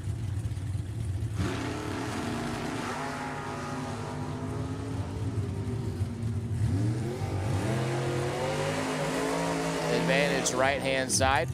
Wind light says right-hand side. Mike Rabner, 51 on the tree, and 866 to get there first, 34 thou. Weisenhunt missed the tree a little bit, goes 7 above 3 to be no good. Here's another good one. Megan Gorman and Brian Franks. Gorman on the left-hand side out of Bakersfield, California, the Delano Propane 67 Camaro. That's another slick-looking Camaro over there on the left-hand side. And Brian Franks on the right-hand side at Elk Grove, the crane operator by trade. The Dark Heart Brewery, 68 Camaro. Franks, your number 3 qualifier. Gorman coming out of the number 10 spot.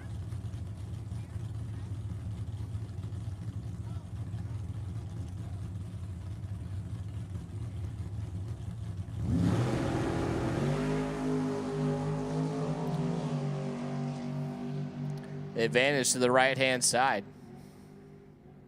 You hear a rip, rip, rip, rip. Wind light, Brian Franks, 44, 6 above 5. Take 8 thou finish line for Brian Franks.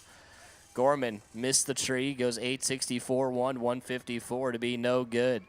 Brian Franks and that Dark Heart Racing team going to move on to round number 2. And that'll do it for round number 1 of B Gas. I should have NE1 ready to rock and roll.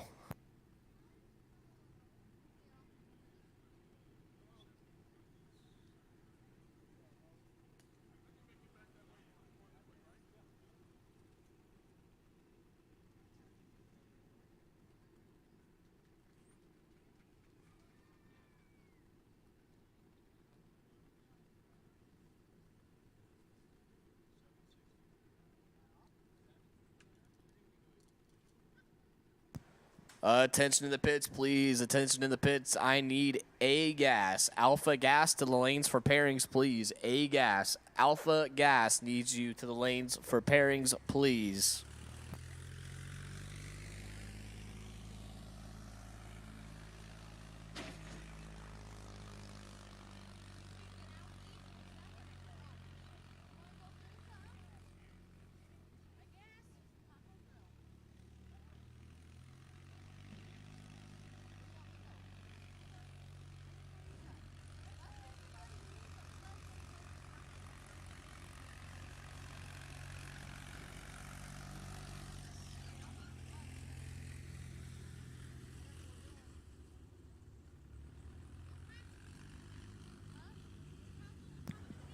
We're going to do a little track touch-up here for a sec. I have NE1 ready to go. I guess Tony just does it all. He double enters a funny car and does track prep.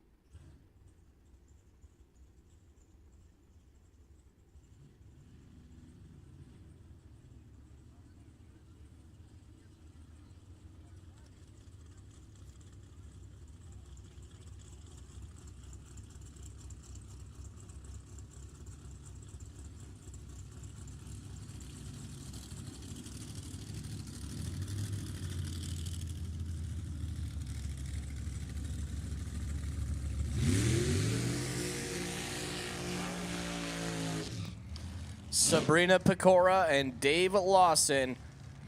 Your first two out of Nostalgia Eliminator 1. We're going to go 760 index to the quarter mile. This is when we start going fast. Sabrina on the left-hand side, the Pecora Family Racing 37 Topolino out of Sonoma, California. John Pecora on doing the tuning. Your number 6 qualifier. Dave Lawson on the right-hand side out of Mariposa. The Lawson Racing Incorporated 09 Tuttle Chassis Dragster. Your number 2 qualifier, George Thomas, turning the screws on that hot rod.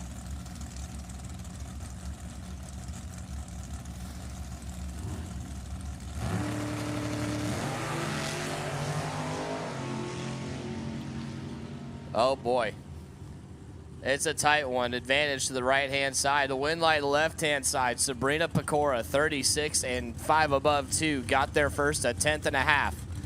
As Dave Lawson was 14 on the tree, and 781.4 is no good. And the number 2 qualifier is done early in round number 1. Oh, going to the semis. So she's going to get a bye next round and go straight into the semis. Bill DeMartin and Tim Beeman going to be your next 2. Bill DeMartin on the left-hand side, the iron worker out of Sacramento, the Screaming Demon. Front engine chassis dragster. A big old blower sticking on top of that Chevy 427 for Bill DeMartin, your number 5 qualifier. And Tim Beeman on the right-hand side out of Los Molinos, California, doing double duty this weekend. And that 32 Bantam Altered, your number 9 qualifier.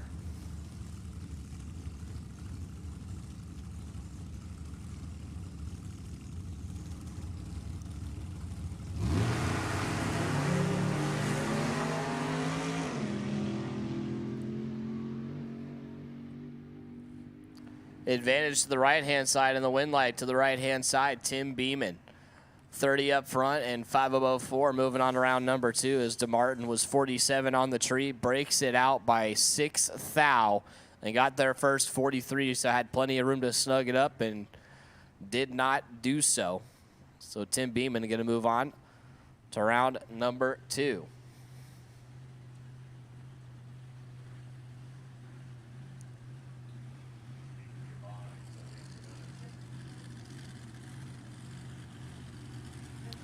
Once again, I should have A-Gas getting paired up and pulling forward in the lanes.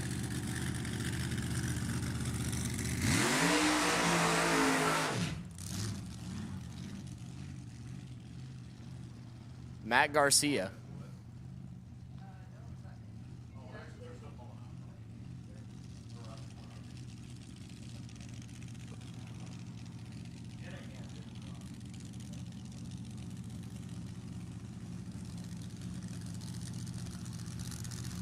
Garcia out of Acampo, California.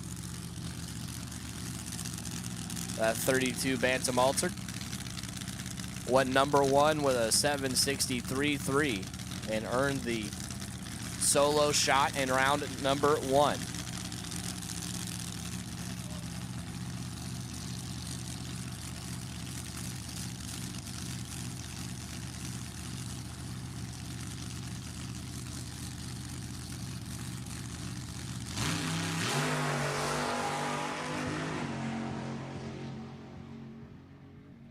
It's straight down through there looking for 760. How about 760 with a 7 at 173, setting up good for round number 2. It looks like we got one more pair of NE1, and then we're going to A-Gas.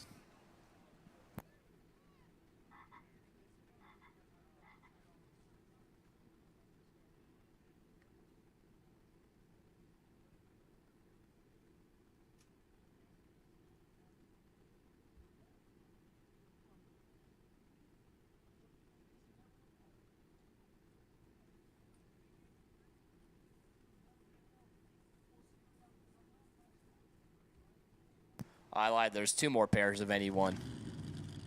They're just sitting back there. If y'all can pull up, that'd be great.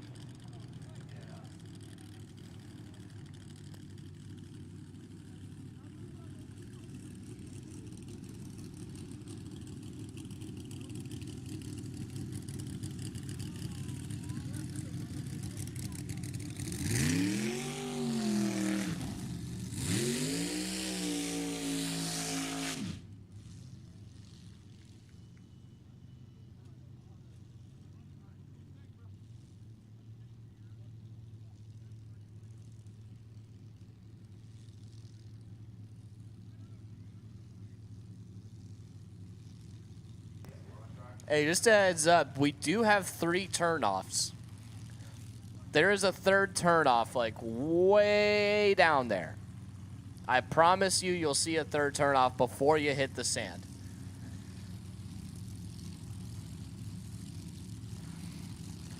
Sean Wood and Jason Barta going to be your next 2. Sean Wood on the left-hand side, the single mold Chevy.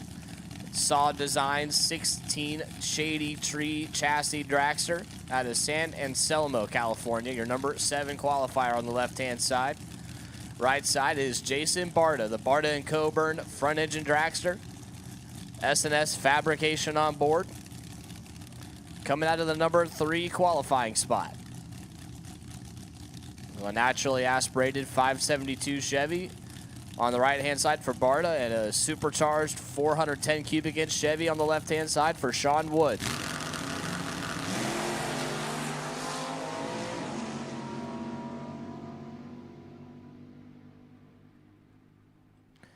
Winlight says Jason Barta on the double breakout, 39 on the tree and 6 thou under. He got their first 17 thou.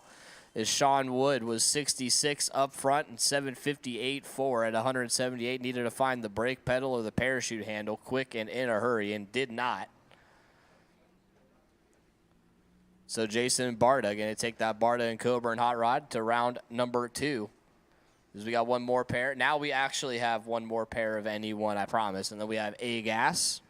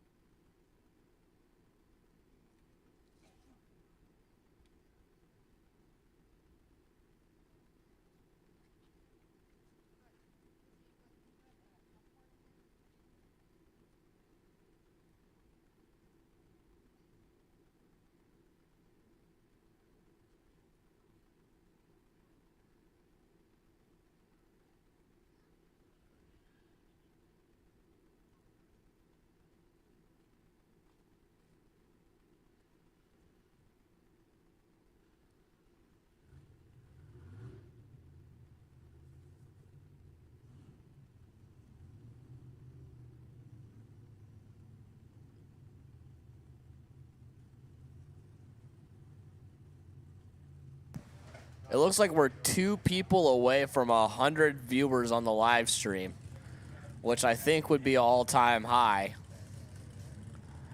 So I want to thank everybody for watching the live feed, and of course all the spectators that came out to spend the day with us, because of course a seat in the grandstands or in the bed of your truck with the canopy is the best seat in the house by far.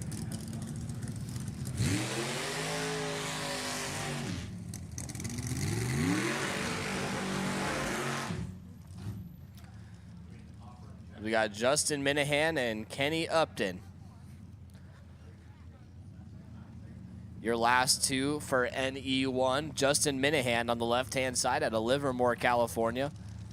The door doctor. I don't even know what that means. What is a door doctor? You know when you back into your garage door and Oh, garage door.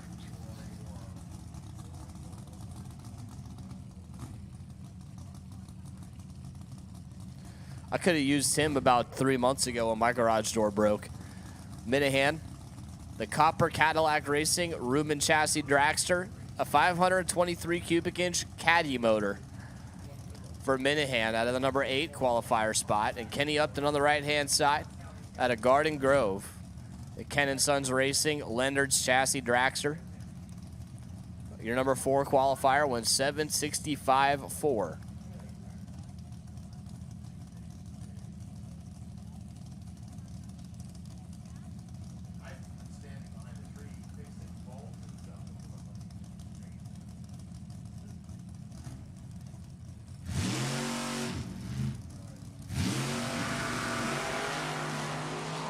Oh boy, red light start for Justin Minahan by 20 thou, and Kenny Upton was late on the tree and then breaks it out, 754.6.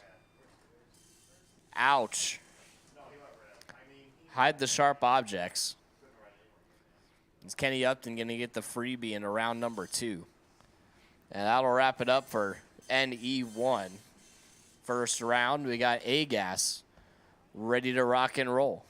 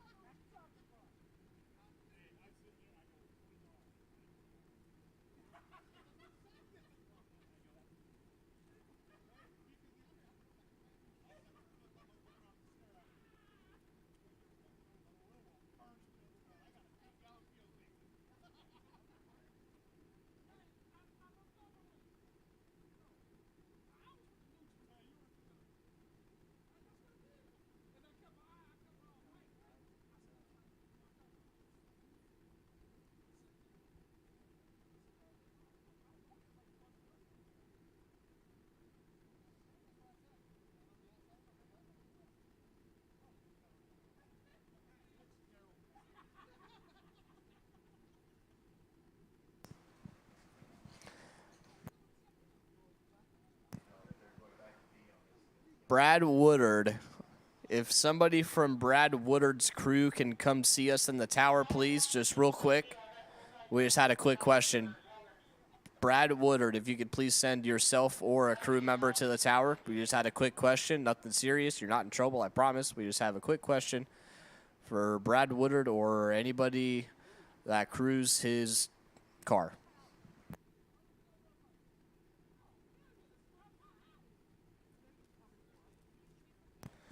Holy smokes, 103 viewers. How about you? An all-time high for the live stream here. That's pretty cool. You picked the right race to tune into because this is the cool stuff, all the Heritage Series stuff, all the nostalgia cars is a nice little show to watch. So thank y'all for tuning in on the live feed. Make sure to hit that like button, man.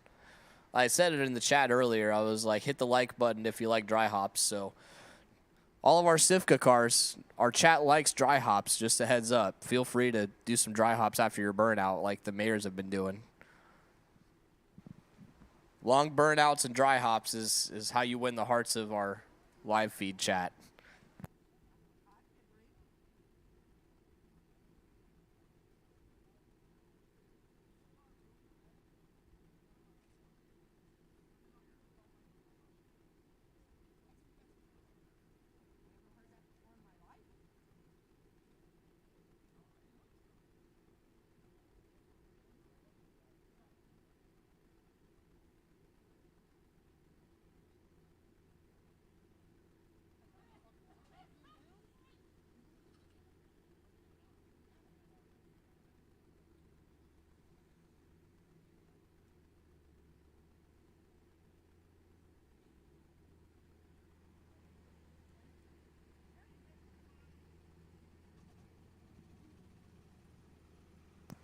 Well, looks like we got a little bit of a mess here on the starting line, so we're going to be down here for just a minute while we clean up.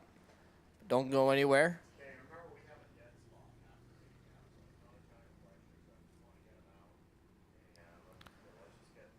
For everybody, all the spectators, the snack bar is wide open. Like we had some food truck vendors down there too, so go check out the food trucks. Go check out the snack bar before they close. Get yourself something to drink. I know it's hot out there, so please make sure you're staying hydrated. And we're going to do a little bit of cleanup here. Nothing too major. Just some stuff on the starting line. Looks like the first 150 feet or so. And then we'll be right back at it here in just a minute.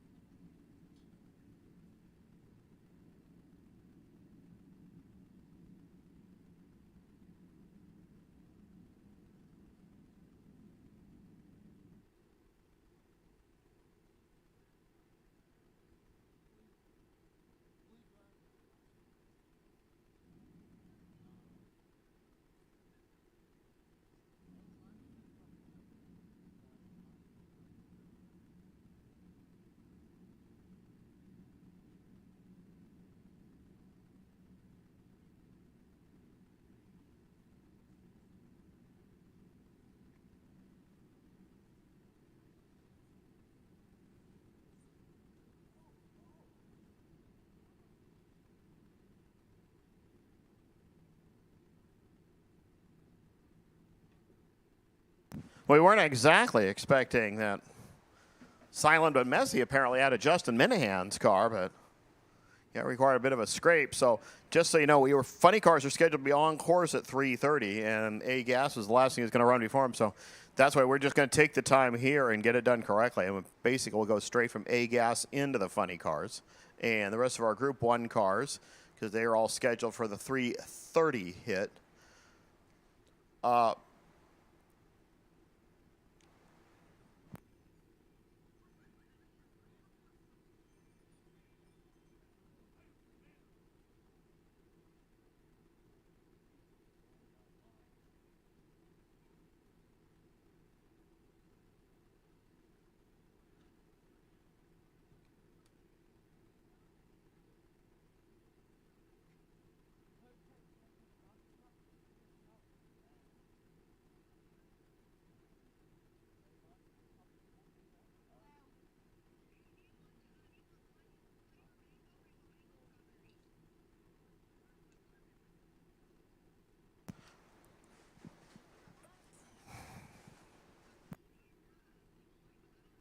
So sometimes when whatever it is gets down to whatever it is, the only thing you can do is literally scrape the rubber, because whatever the slick stuff is just kind of gets into that hot rubber. And believe me, that racing surface is pretty darn hot right now. I'd say it's probably in the 130 range. And the stuff gets in it, and only one way to fix it, and that's to scrape the problem out of there. Fortunately, we have a scrubber and everything else available, and a drag and all that fun stuff. So looks like Jason and Daniel almost getting it back to where it needs to be. They'll probably drag it out several times after they put some spray on top of it. Then we'll go right into A-Gas. California Funny Cars, this is your first call to start heading this way. California Funny Cars. You'll be heading this way, and just listen up. After the Funny Cars run, it will be then A-Fuel, Junior Fuel, and 7.0 Pro in that order. And then cars that are going to be making some time hits, we'll be doing that right after that. We'll continue on from there. Basically, our rotation is like 3:30, 5:30, and 7:30 with the funny cars. And the whole show should wrap up right between 7:30 and 8 o'clock. So we'll get things spritzed and sprayed and all that fun stuff. A-Gas guys all hopped out of the car just because, and well, just because it was way too hot to be sitting inside the cars.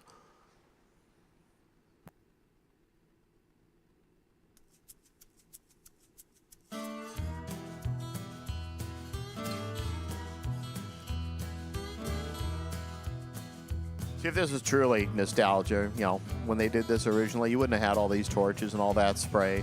You would have just put some grease sweep on it, broomed it a couple of times, and ended up with a good lane and a bad lane.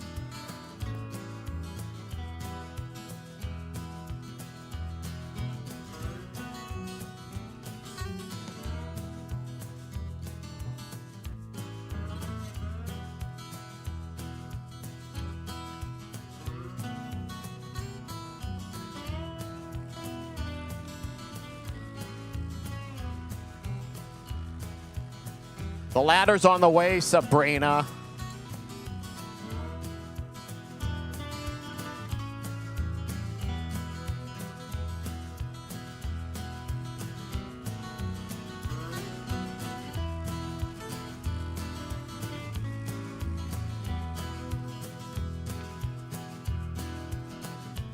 And just so you know, Sabrina, you'll be racing Rick Ewens.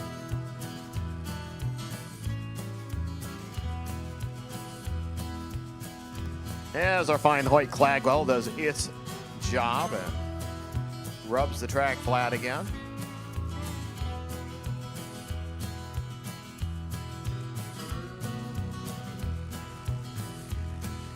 It's amazing what you can do with some stripped out old slicks.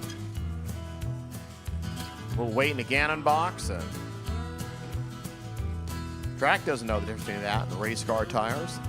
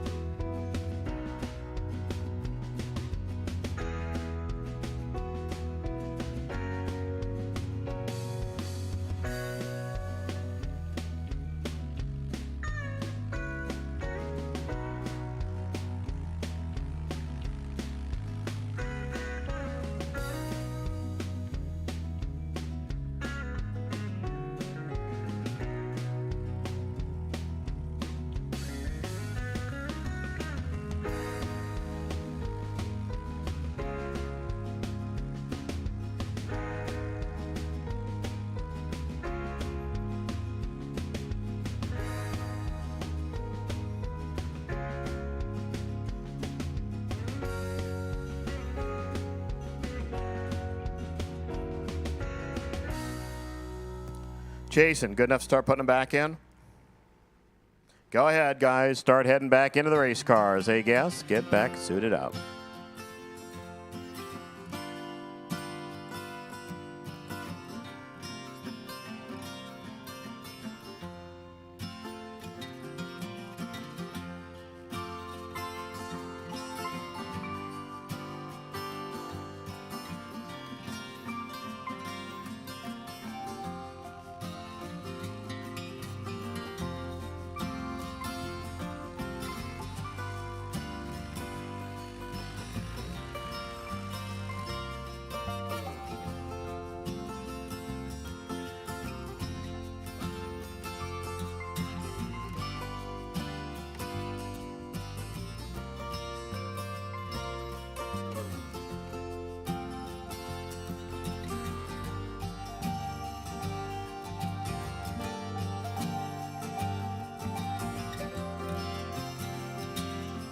And as we speak, we see funny cars starting to go around the bend, so hey, gas. They're all hopping back in their race cars.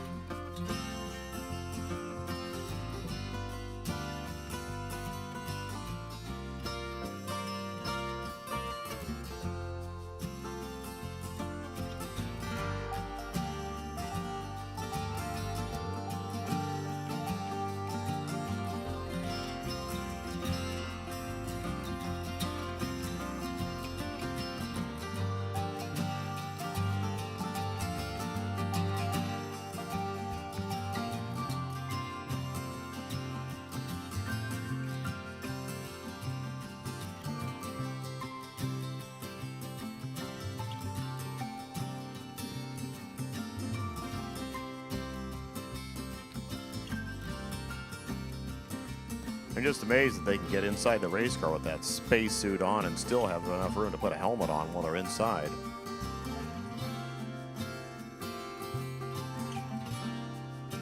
So Mike Mossy looks like he's already hopped inside the car. They're getting Jim Teague strapped back in. Maybe hearing the sound of A-gassers.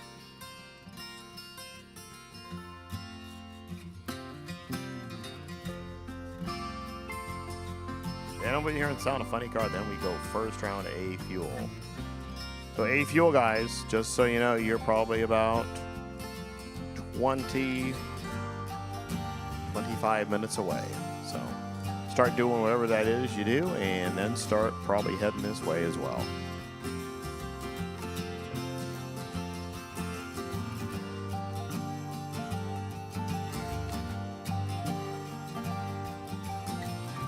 They will follow the Group 1 cars.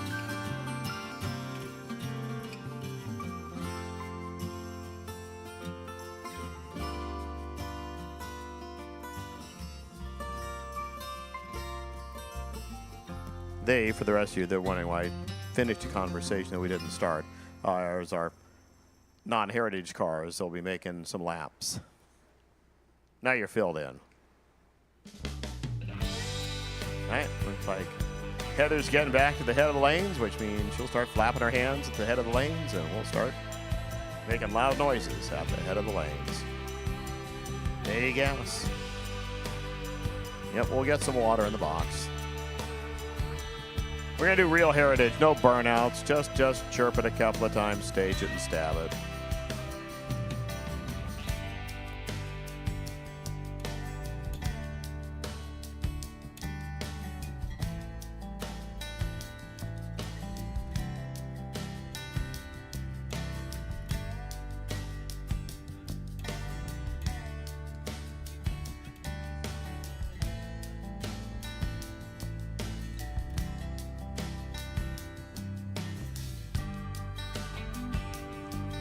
This event was basically started as the Fremont reunion. You know, Fremont or Baylands has been closed for 25 years already.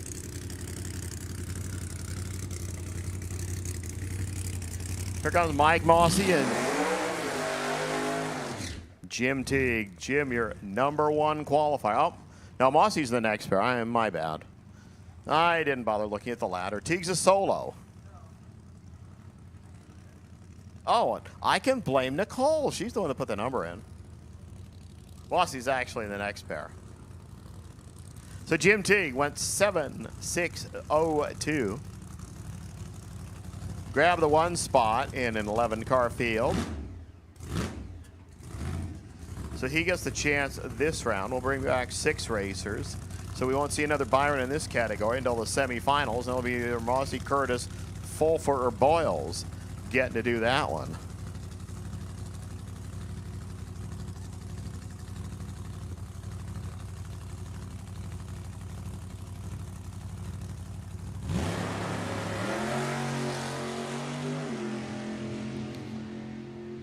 Teague surfs a little bit over this way, gets back in the center of the lane, 758, 183 miles per hour.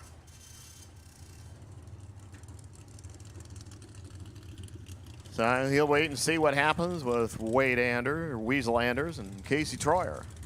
Just a bit. Here's Mike Mossy and Chris Curtis.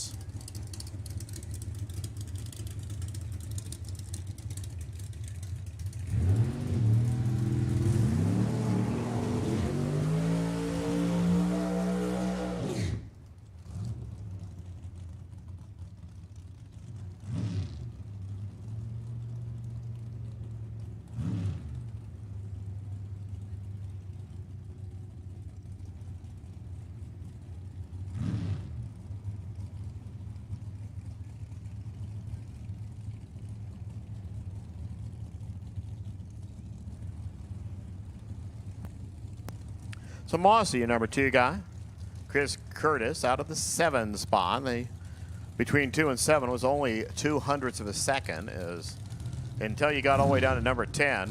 Cliff Boyles and Tom Huggins, who both went too quick in the sessions.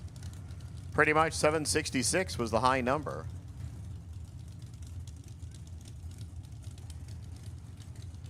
So all those other guys came out and just ran too quick in the second session. So Mossy used to beat up a lot on the A-Gas group for the West Coast Pro Gas Association.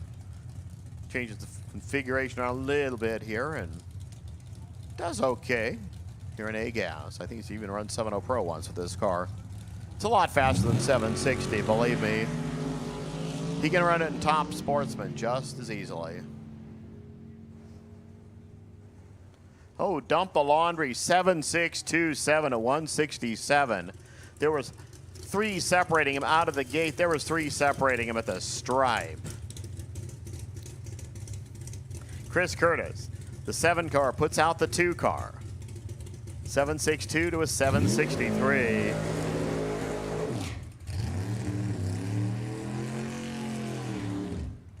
Cliff.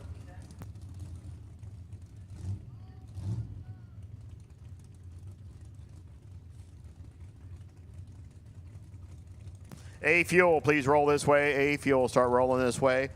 Junior Fuel, just start thinking about it. But A Fuel, you can start heading down the road now. Cliff Boyles and Dave Fulfer. Boyles, I believe, was the last winner here in A-Gas several weeks ago in an association race. Fulfer, he's from Ripon, just down 99 a ways.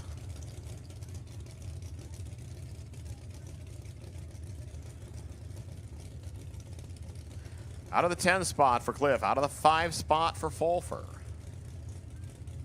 But Cliff, I mean, his 8-second run wasn't showing his hand. It was up, and he's going to win it. Oh, no, let's see what happens. Oh, the car's just a little deep there, so I thought he had already rolled in deep and was going to already throw out the tree. Oh, now Fulfer just got caught with his pants down. And Cliff Boyles cruising. 7.772, that's enough. 7.68 there for Fulfer.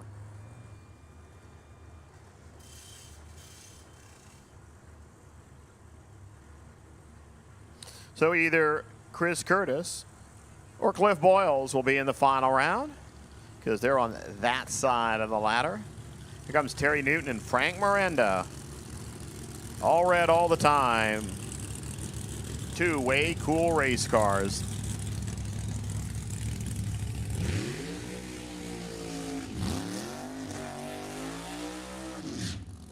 Terry Newton from Camarillo with the James McClure-owned racing car out of State Ready Mix. And Grimes Rock, that's a Alan Johnson 540-inch motor hiding under the Studebaker's hoodwork. Qualifying number 3 at 762. The neatest car in all of Vegas just has to be the 59 Rambler American here, the home wrecker of Frank Miranda. Lemon's Header has been presenting this race car forever. Part with West Coast torque converters.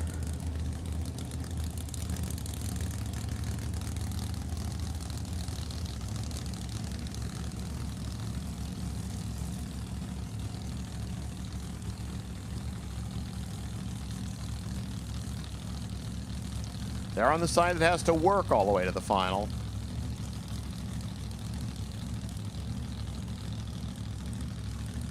Crew chief Skip flips on the computer. They go in, they go out.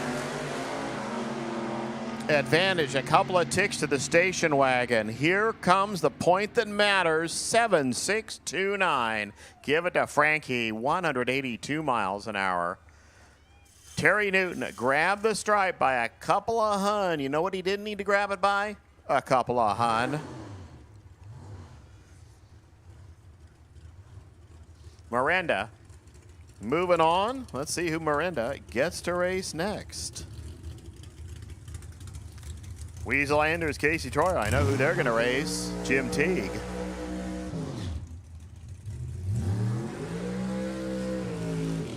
California Funny Cars, you should be suited and ready to go. Junior Fuel, you should be now officially rolling this way. A Fuel, you should pretty much be here.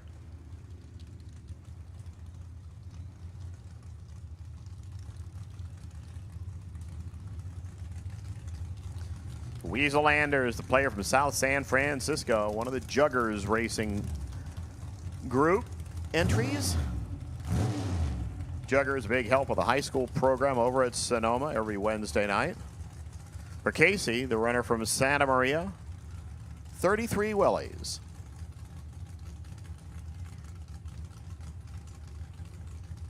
A-Gassers, as a group, are some of the most gorgeous cars at any of the heritage races.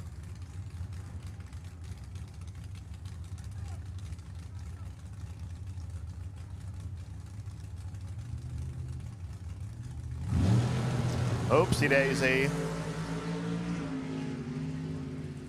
Weasel's car didn't press the button he was supposed to press before he staged, and unfortunately not gotten anything to show for it. 7.653, 175. Casey gonna move on to round number 2.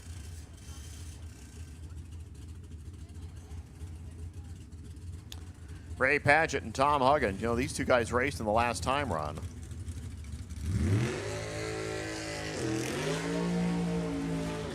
And at that point, they were the bottom 2 cars on the qualifying sheet. As it turned out, they shuffled the deck just enough where Padgett got up to be the person that got to choose which side of the racetrack to go on.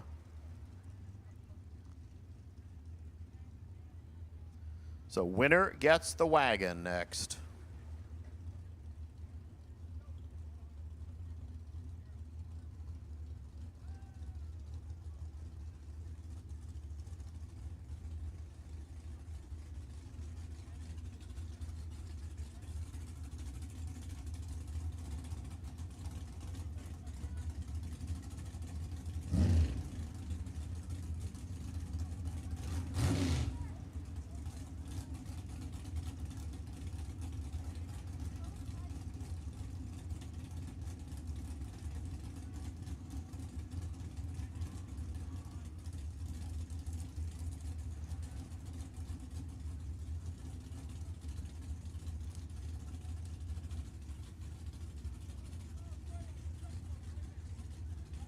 Which split window 6-3 comes back?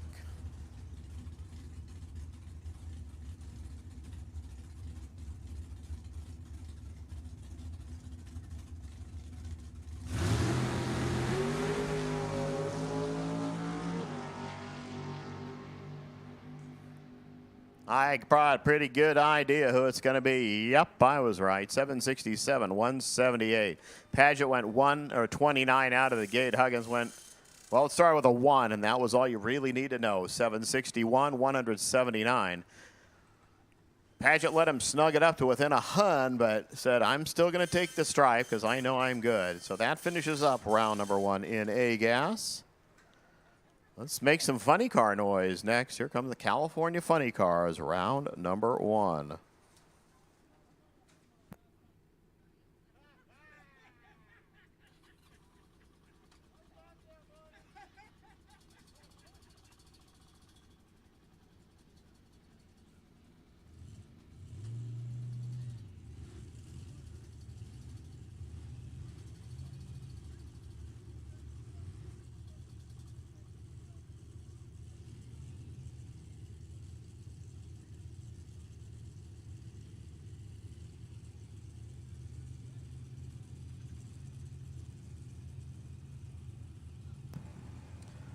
First two to come to life, Christian Marshall and Rick Alvarado. Marshall, who went from nowhere to the 1 spot in final qualifying about 12:30 today. Alvarado kind of skipped that last session on the unfortunate side by taking off before the tree ever activated.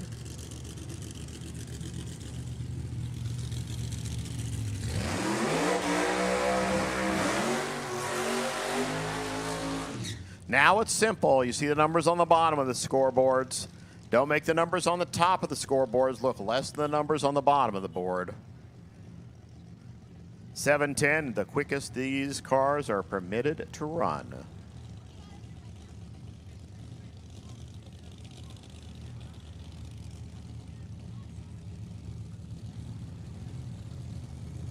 Wob Cars, unique name, the Cool Box. That's Christian Marshall. He's from LA. From Wheatland, right over there, off the 65. That's the little mighty mouse of Rick Alvarado.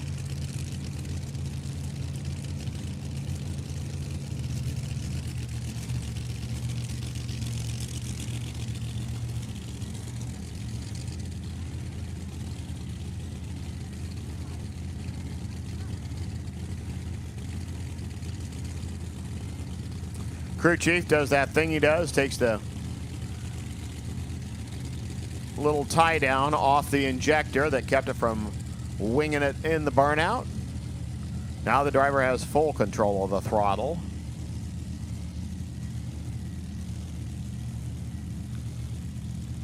None of that tapping and bopping on the hood and waiting till the other guy stages. Crew chief just said, go for it, guys.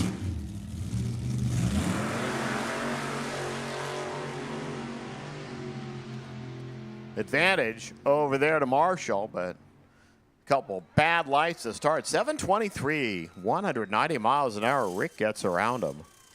I mean, 267 light just beat a 191 light. By, you know what? 23 ten-thousandths of a second. I mean, all that time waiting on the line, they go 723 and 731. That margin of victory was 23 ten-thou. I mean, just a tick over 2,000ths of a second. That was the closest race of the day so far.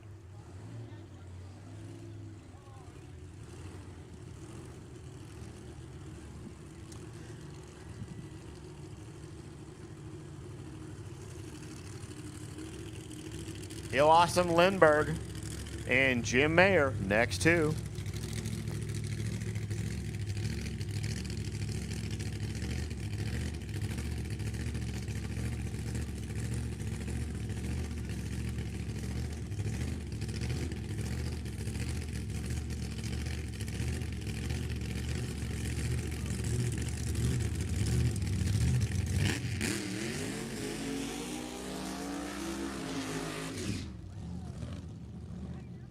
Youngberg, who won the burnout contest by doing what he just did all the way to that middle set of blocks out there.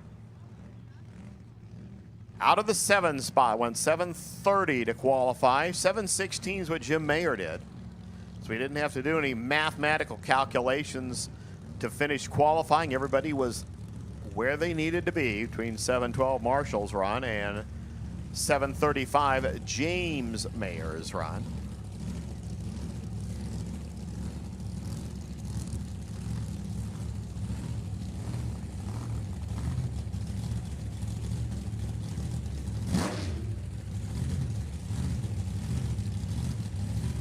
You ever wonder why that number 800? Well, the way the NHRA works, there's 7 geographical divisions in the United States and Canada. 800 means, well, anywhere else.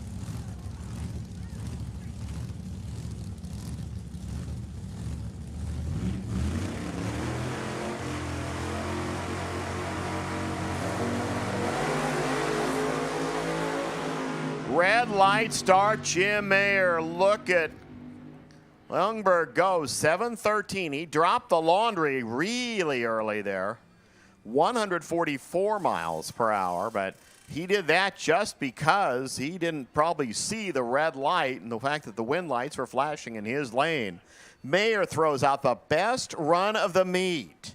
7.109 at 193 miles an hour, fouling by 6 hun. That's a big foul. That's a lot when you're talking a funny car. It might have been the fact that he's just never raced somebody like Youngberg who just mats the thing on the starting line. But a couple of the bottom half runners. It's going to be the number 5 car, the number 7 car racing in the semifinals. Let's see what happens on the even side of the ladder now. Mike Troxel and Tony Tramp. This has been a final round many times.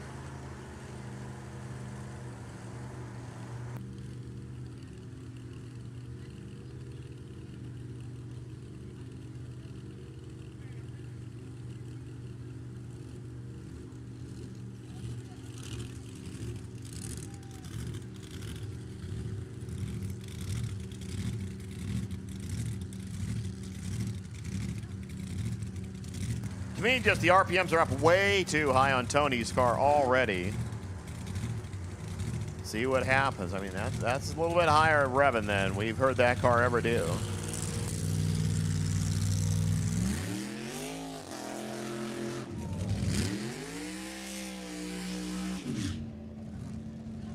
The RPM still way up on that car.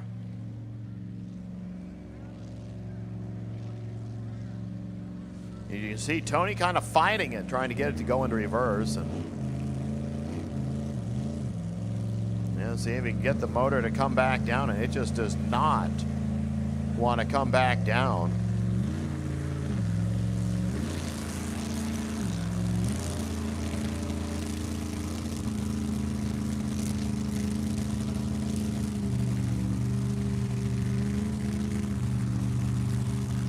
Even running on alcohol, you don't want the motor to be that high, that long. So Harvey's going to get out in front because they got to get this car back right quick to run 7.0 Pro. Mike Troxel over there just going through his normal game.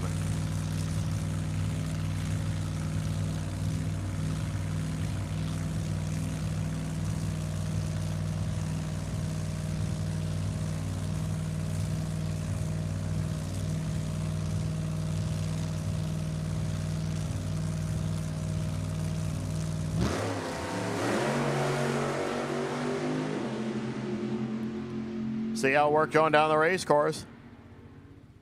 7:13, well, it seemed to work just fine. 7:13, 169. Tony gets out of it really early, knowing what that car is capable of doing. 7:37 there for Troxel, 175. But Tony left on by a bunch. And when you know how to bracket race and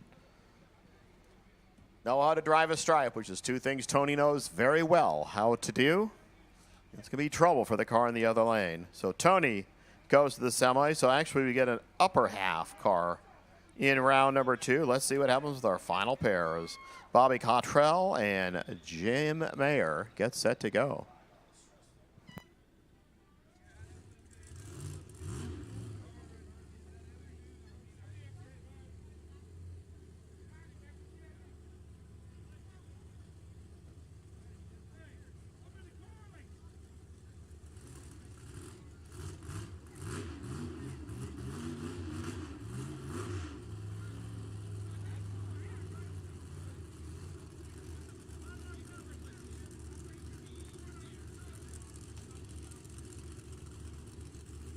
7-0 Pro, you can start heading to the back for pairs, please. 7-0 Pro, start heading to the back for pairs.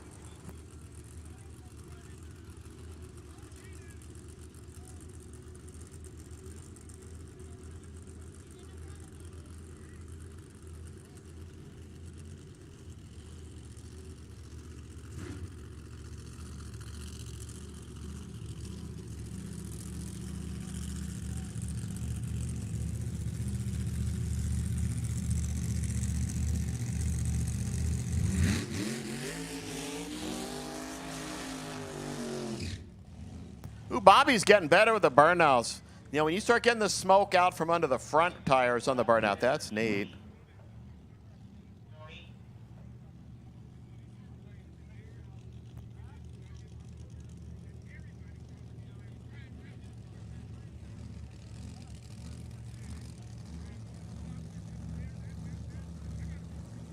Bad intentions, gang. That's Bobby Cottrell and the gang from BC Performance.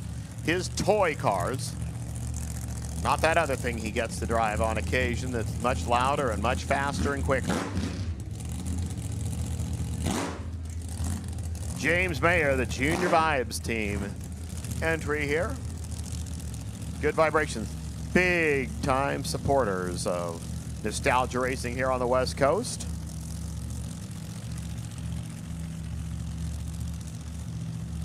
In fact, they are the title sponsor for the March meet. And if you're going to sponsor a race, sponsor the biggest of all.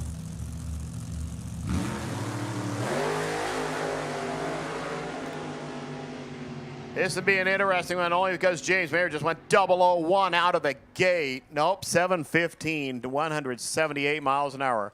Mayer, 1 out of the gate. I mean, 001. He can't do too much better than that, but his 722. Just ended up being a toy for Bobby to play with down there, 715 at 178. So the top half qualifiers from the even side, the bottom half qualifiers from the odd side. Interesting way to go to our semifinals that are going to happen about an hour and 45 minutes from now.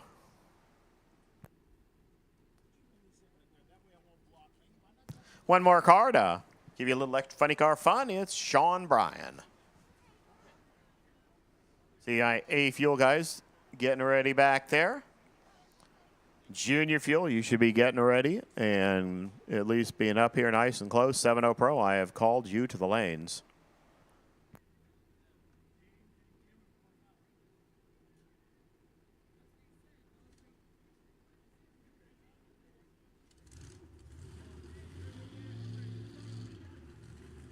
Just a little heads up for competitors so that you know Hot Rod, Nostalgia 2, D, and C Gas will have one round of competition between now and 5:30. You're the only Group 2 categories that will be coming back between now and 5:30. You're the only categories that have one extra round.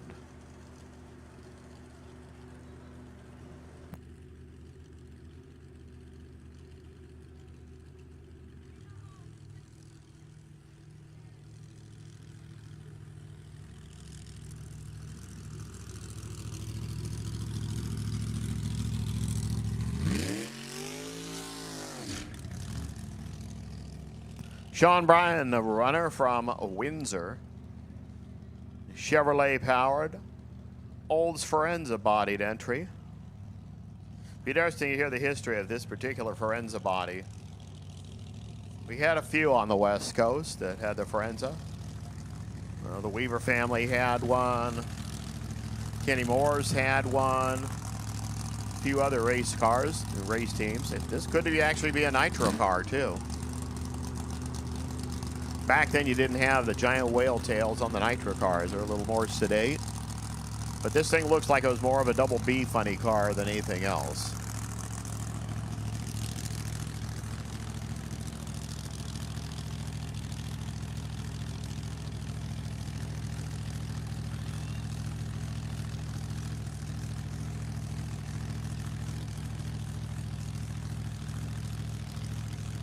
Could even have been John Geisness's car.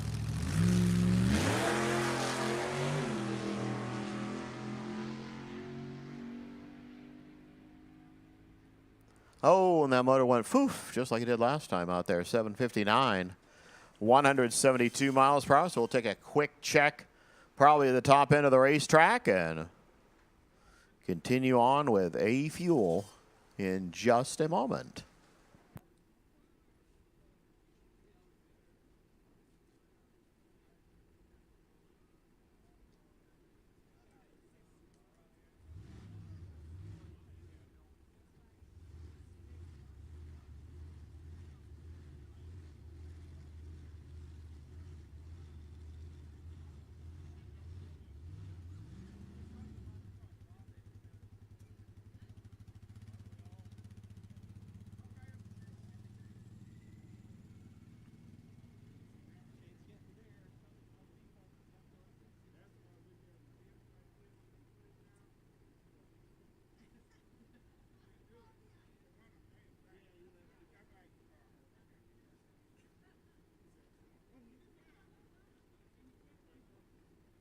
Well, unfortunately, in this case, they said there's a little bit of a trail that chased that car up there, so they're going to go out and check it out.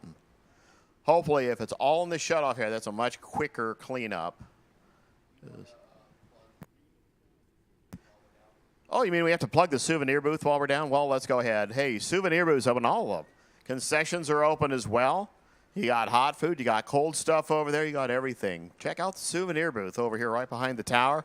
They got memorabilia from Sacramento Raceway from all sorts of races, and probably have a little bit of merchandise from this year's nostalgia reunion. So go visit Jennifer and everybody down there. Go see our concession stands.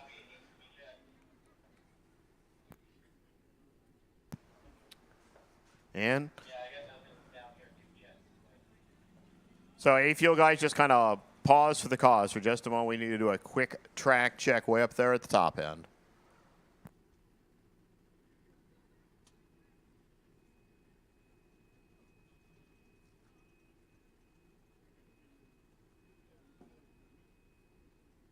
And again, if you weren't hearing earlier, I'm just reminding you that Hot Rod Nostalgia 2 D and C gas, you will have one round of racing between now and 5:30. The other Group 2 cars will not, because they will actually have one round less than you guys did, but that will put everybody on an even round number once we continue on after 5:30.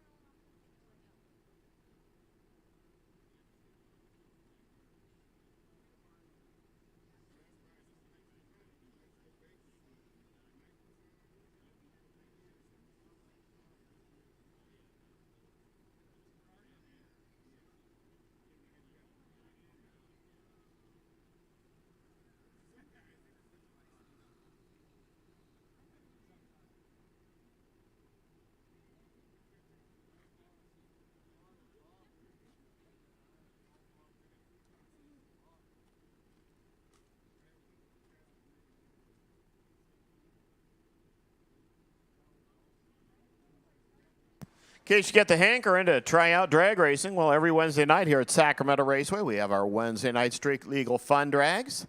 Gates open at like 4 o'clock-ish. And you kind of run from 5 to 10. Just bring it out. If the car is legal to run on the street, it's legal to run on the racetrack. basic safety requirements. If the car is quicker than 14 seconds, the driver must have a helmet on. And then they get progressively quicker. If it's a car that's newer than 2014, you can go as quick as 10 flat without a roll bar. If it's older than that, well, you have to have that stuff. But 1150 and quicker, you have to have a jacket. Those are the minimum rolls, and I'm not hearing happy words from the top end. It sounds like they're going to have to put a little bit of sweep way up there on the top end.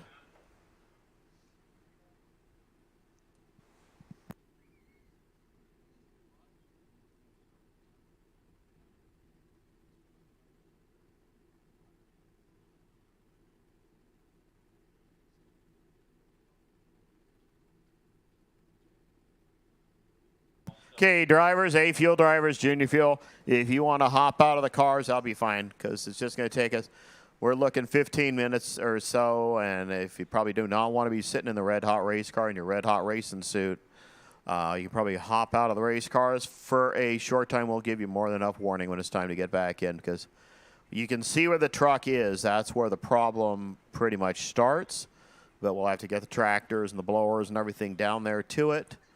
So if you need to hop out of the race car, go ahead. So for all the rest of you guys, you have a great time. You want to stand down under the stands where it's a little bit cooler, or go stand in line and get something that's nice and cool, or go get some food over there, or come over to the concession or the souvenir stand. It's open for you.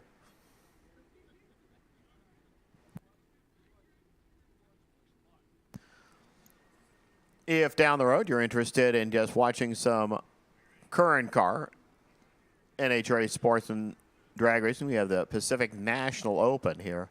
That first weekend in June, we have all the categories: super stock, top dragster, top sportsman, super comp, super gas, super street. We'll have full ET bracket category. We have a lot of juniors. A lot of things happening. Car-wise, that's pretty much our biggest event of the year, and that'll be that first weekend of June.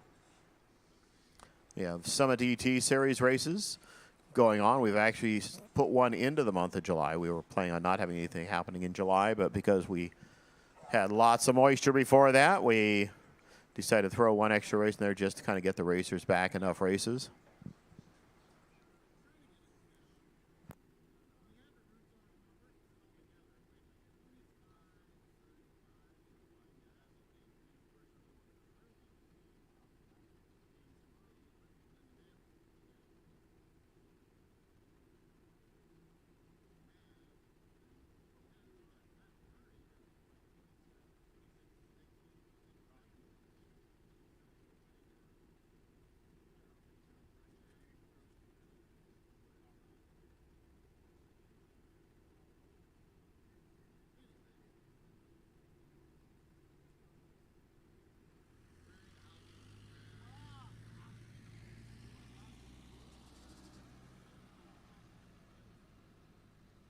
Yeah, this is one of those way down there things, but if it's there, it's there, and we can't afford to have any slippery spots anywhere on the racing surface. So, again, you can see the powder we're putting down. It's just a little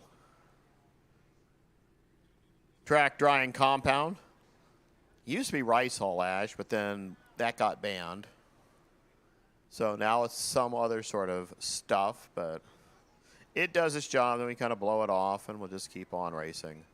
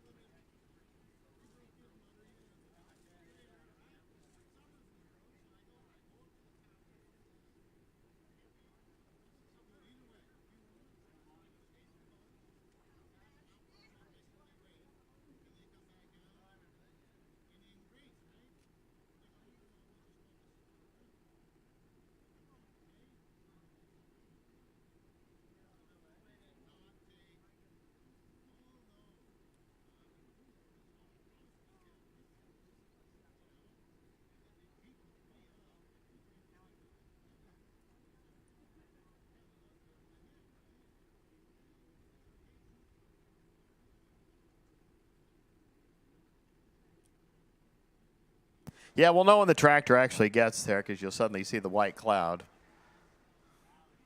That's like a long ways down there.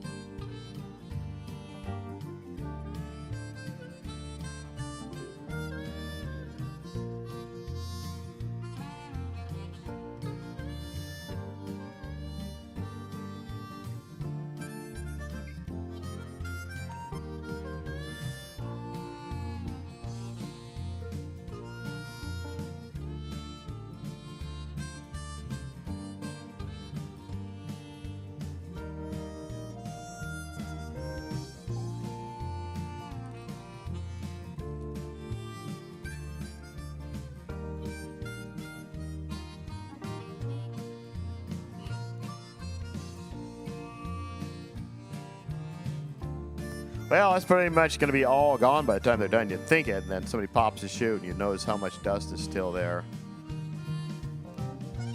I've been informed that it was just a gasket or something on Tony's car that was kind of hung it up and hung the idler up there, so they're going to quickly hustle and fix it there. Unfortunately, happy right now that we are cleaning the racetrack at the top end because it's going to give them a few extra moments to get it done because they need to get back for 7.0 Pro, which will be up about 3 categories from now because A Fuel will be first, then Junior Fuel, then 7.0 Pro. Remember, all this fun starts again at 5:30. It'll be hot and heavy at that point.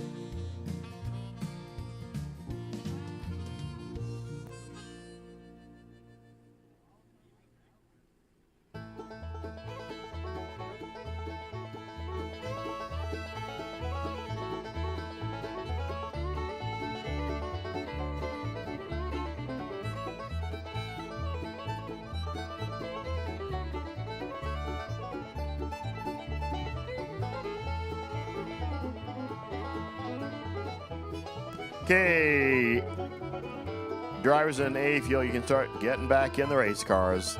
A Fuel drivers, you can start getting back in now. We're getting close.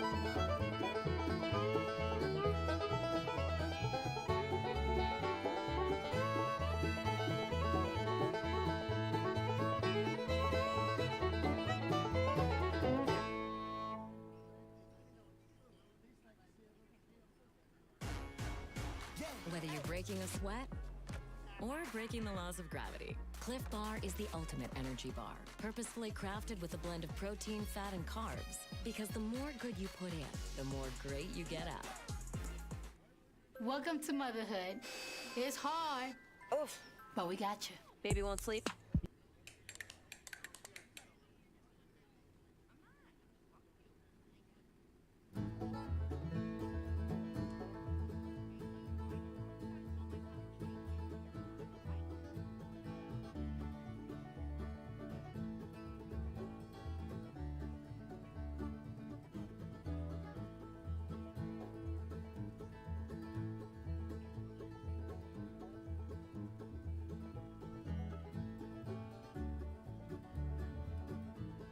Okay, so a couple of more minutes as they got a little farther into the cleanup than we would have normally expected before they warned us to get the drivers back in. So we're letting the drivers get back in. We're not rushing them.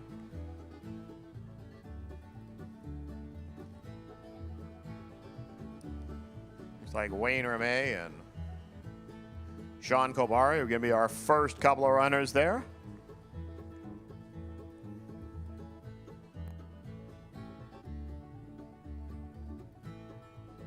And for the racers who didn't realize where it is, I mean, we were talking a problem that was between the second and third turnoffs, pretty much, on the race course. So nothing was actually had to be fixed on the track. It was all way, way, way up in the shutoff area.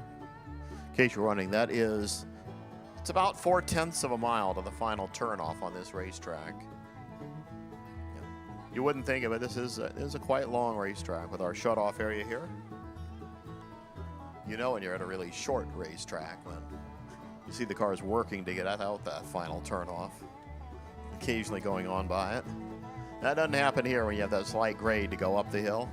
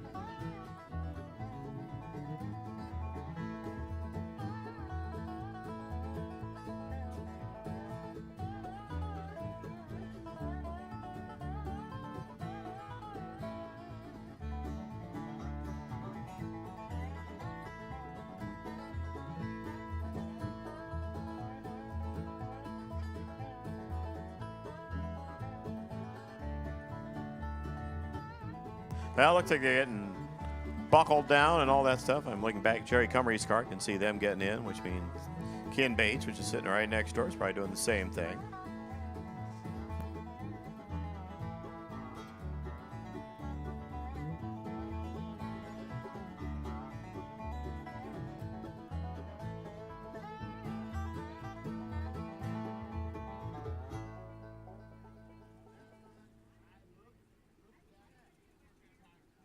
I hope you're not afraid of the dark. First time I saw this, made me realize how little we know about the Asylum. We only know the world outside our sanctuary is death. What we see is a lie. We all work for the good of the Asylum.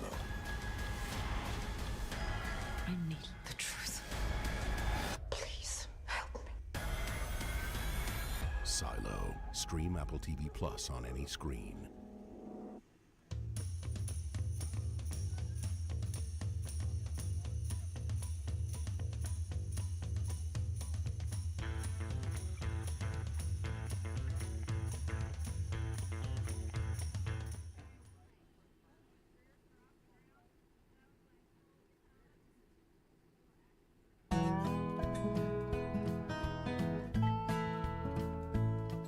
I see the tow vehicles. Got drivers inside, which means they're probably going to start pulling out. So we shall be with you in a couple of shakes.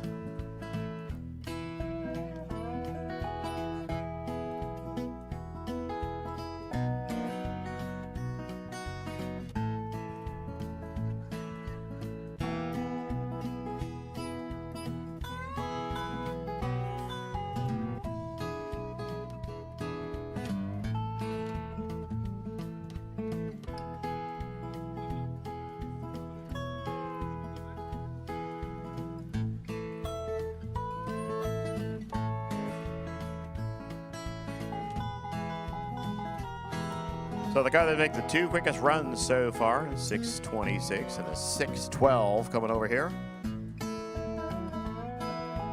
That's Wayne Ramey. He's going to go against Jean Kobari.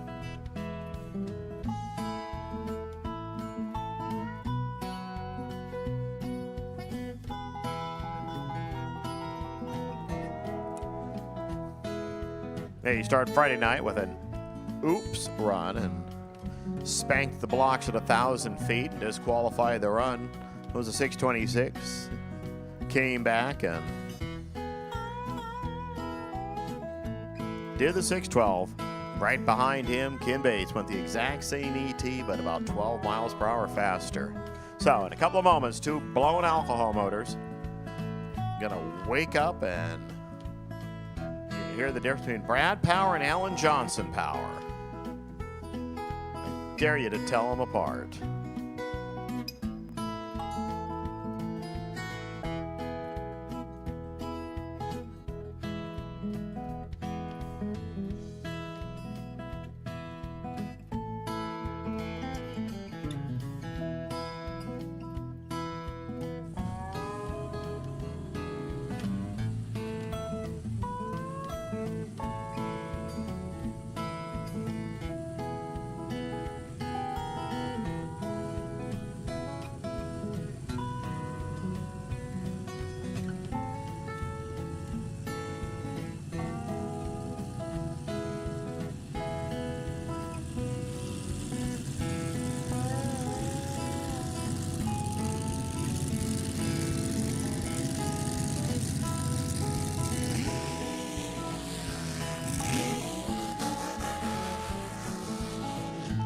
Yeah, everybody likes to do burnouts differently. Wumping them, and apparently Wayne Ramey's style.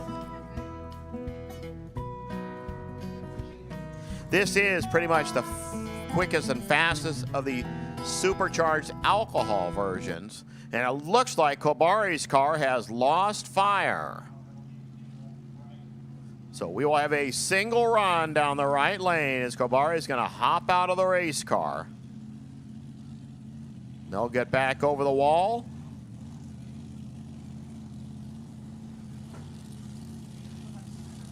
Wayne Ramey gonna get to go to the semifinals for free.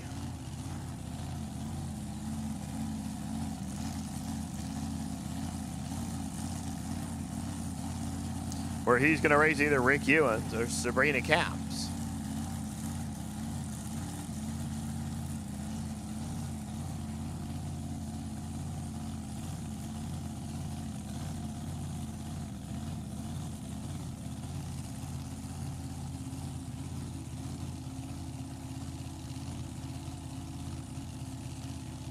Crew chief gives that last little squirt of de-icer into the injector hat. Says, Wayne, go do it. Make us proud. Convert it, go. And he's like, you know, I don't really need to do anything. Well, that's why it went real quiet, real fast. Think I see a dead snake on the racetrack out there about 500 feet.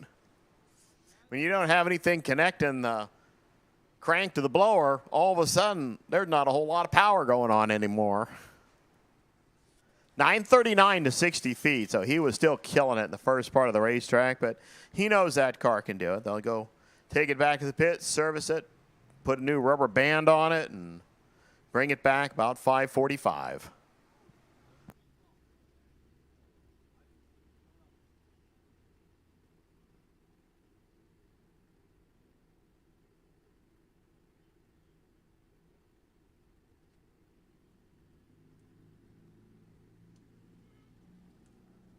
That might be one of the tester cars.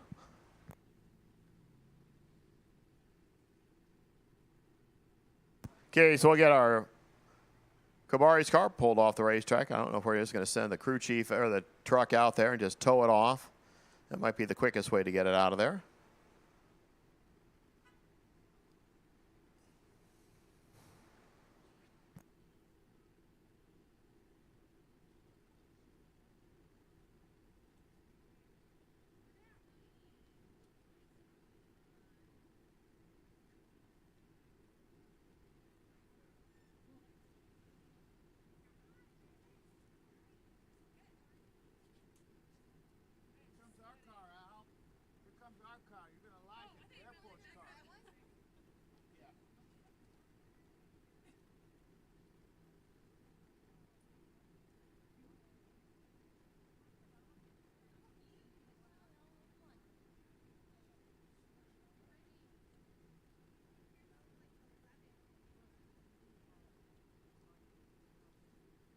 So a tough way to lose, even especially when you see that your opponent was going to have a mechanical misadventure of their own on the racetrack. But Corbaro will tow the thing off, head it back to the pits, and wait for another day, which will probably be, unless they have some other events during the summer. I know we do have a special event, I think in July at Sonoma, but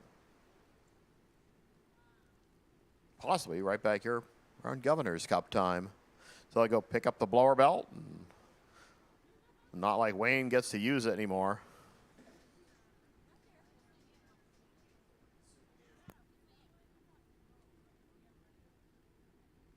Send it back to Gates with a, the receipt and say it was broken in shipment.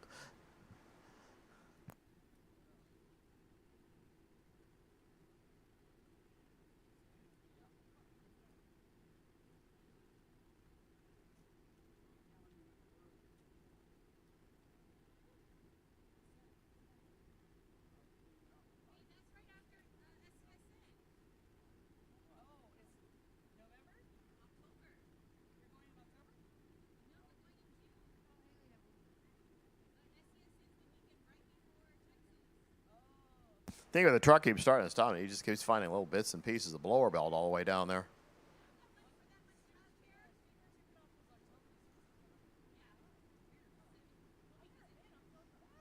So, Ken Bates over here.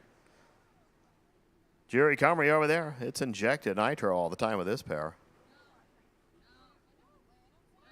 Then we have another pair of blown alcohol cars right after that.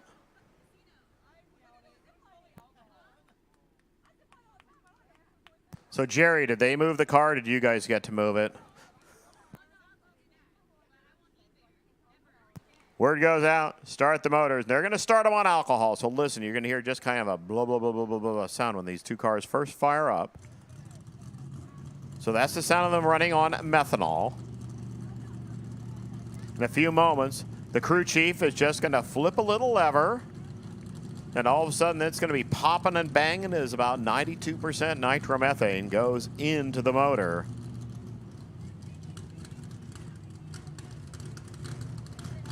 That's the sound we like to hear. The odor we like to smell. The reason for drag racing right there is nitromethane.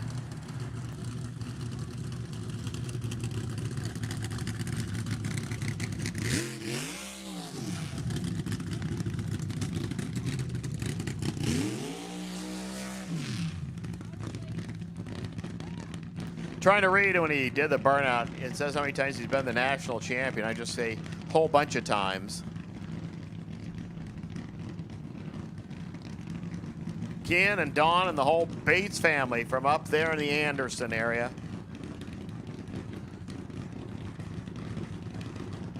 Got one of the best tuners in the business for this type of motor, Dean Adams. There it is, 10 times national champion. They did not start the year well. They lost in round number 1 at Bakersfield.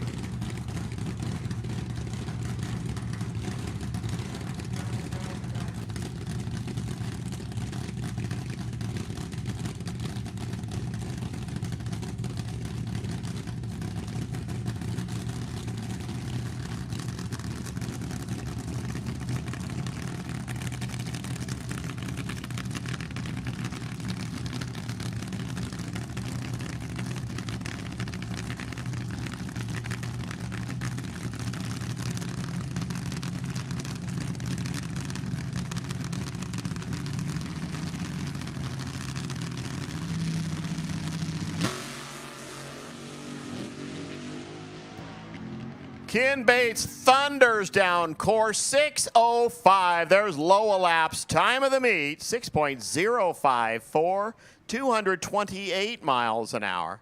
He just drove it on by. I mean, he soft pedaled to 60 feet, just 102 to 60 feet. He was a second ahead of Comrie by 330 feet, 395 at 187 miles per hour. So in that back half of the course, he picked up 40 miles an hour, 41 miles per hour from the 8th to the quarter. 6:05 here, 228 he will solo in the semifinals, knowing that he gets to race either Wayne Ramey, Rick Ewens, or Sabrina Capps. And we're going to find out who's going to choose that race in just a moment. So good job for Bates. The car finally stepped it up. He doesn't thunder that 60. It's not like the blowing alcohol cars that get it up on the tire real fast. That thing just starts making its power down the road. Final pair, Rick Ewens, Sabrina Capps.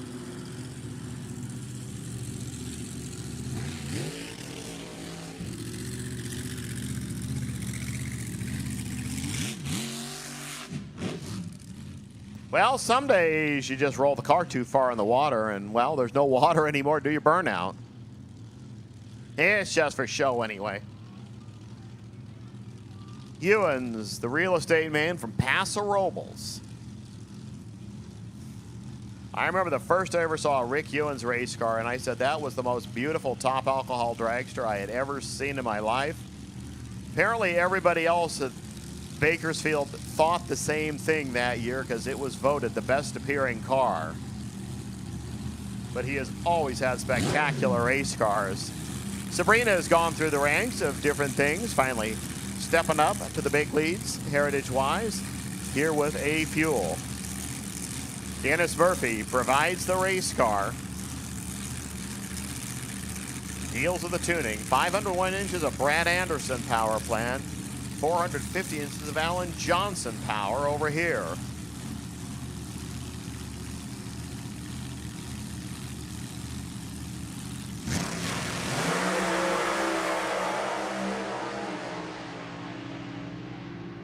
Work it, stripe it. 641, 209. Sabrina went 84 out of the gate, and Rick Ewens watched her leave the line. His 221 light still was 5 thousandths of a second too short at the stripe. He was 2/10 late and got within 5 thousandths of a second of winning the race. So it looks like one of the two cars stopped on the race course. We'll go out and pull it off as we have Junior Fuel at the ready line. So great first round there in A Fuel. Wayne Ramey gets to race Sabrina Capps. Sabrina will get lane choice. Ken Bates gets to race a clock.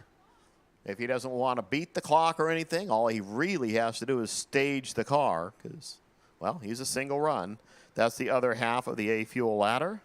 So we'll be seeing them, I said, right about 5:45-ish, which is less than 90 minutes from now.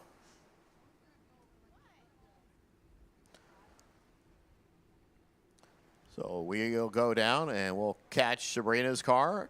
I'm assuming it's Sabrina because I saw like that bright pink parachute. And that kind of matches all the lettering on the race car.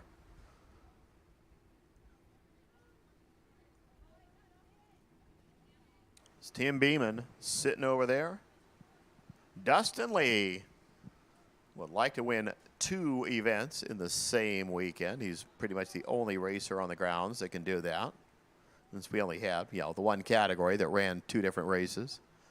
So let's see if Dustin, who's already taking one very, very big trophy back to Filer, Idaho, we'll get to take a couple of them. John Farr, the owner and preparer of this race car, qualified the 1 spot at 7:04.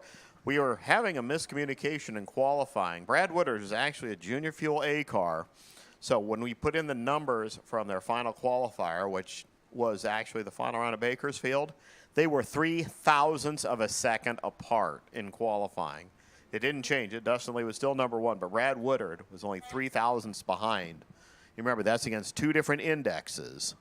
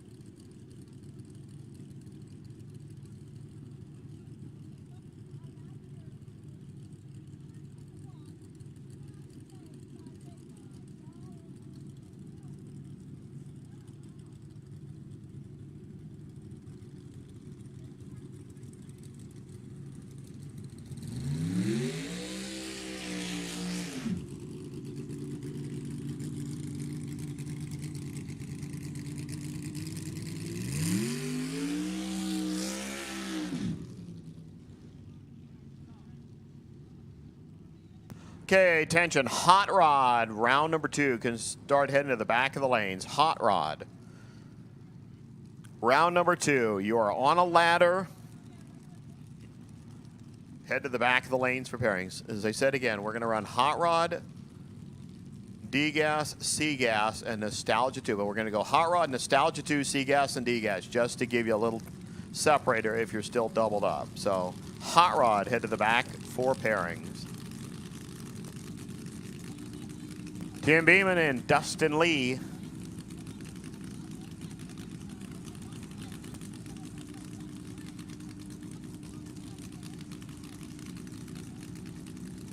Only 4 players in this game.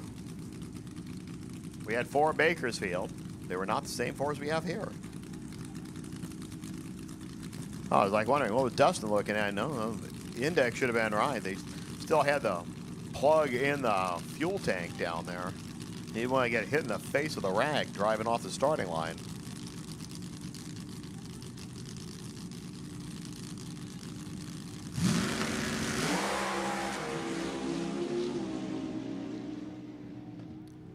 Dustin straight down the boulevard, 703, 188 miles per hour. Actually, his best run of the event so far. So, only improving. You wouldn't think in the heat of the day these cars would get quicker, but he did. Beeman's car had left well. He was within a hun off the starting line, but then you saw his front end start aiming towards the wall in the left lane, and, well, he didn't want to have to deal with the litigation of JD Zink, who is technically a lawyer. So one more pair. That'll finish up at Junior Fuel, then we'll go to 7-0 Pro.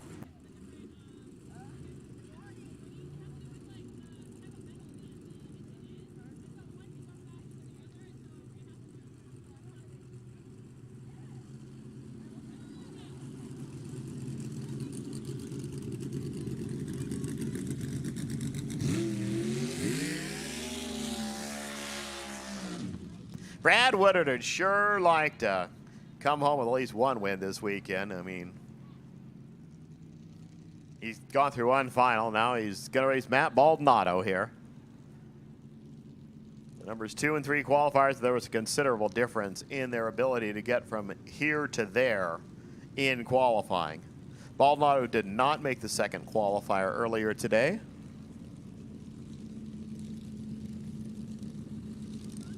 So again, Hot Rod, head back. It's going to go Hot Rod, Nostalgia 2, then D and C.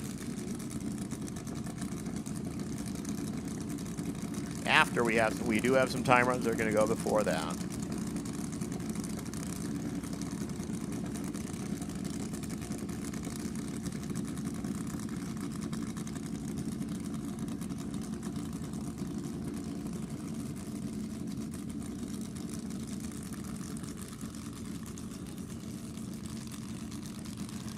Couple engines that never really appeared inside a real vehicle. I know it looks like a Hemi over there, but it isn't.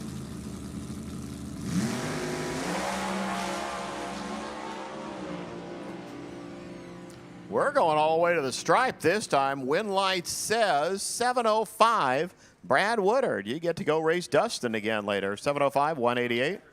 736 at 179.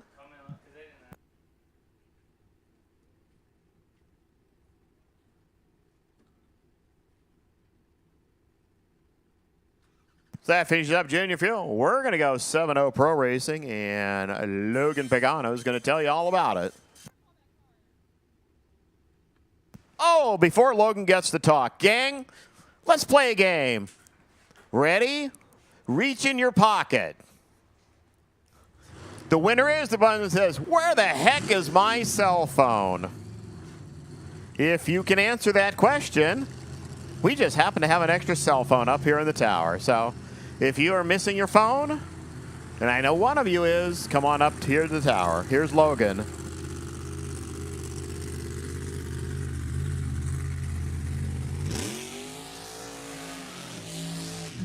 .7-0 Pro, round number 1. Here we go. It's time to go fast. Brad Peters and Lawton Ferreira Jr.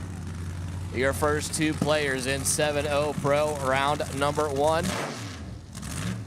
Brad Peters on the left-hand side out of Lakeport, California. That front engine dragster, 437 cubic inches of blown Chrysler for Peters, and that hazy front engine dragster. Your number 9 qualifier, Lawton Ferreira Jr. on the right-hand side. The Top Flight Racing 48 Fiat Topolino Altered.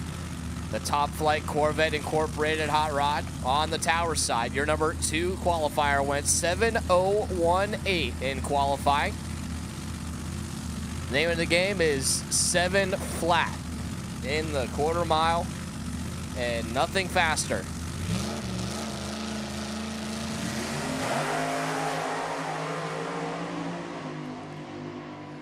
Red light start for Brad Peters, and Lawton Ferreira is going to streak down through there with a win. 7 flat with a 2, 198 miles an hour, and Lawton going to streak through to round number 2.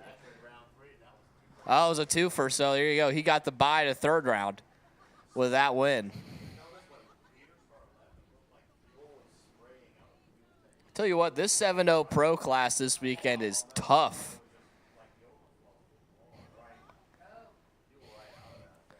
I mean, if the top 3 qualifiers went 7 flat with a 0, 7:018, 7:089, and then 7:11 with a 9 is your number 4 qualifier. But there's 7-0s flying everywhere left and right.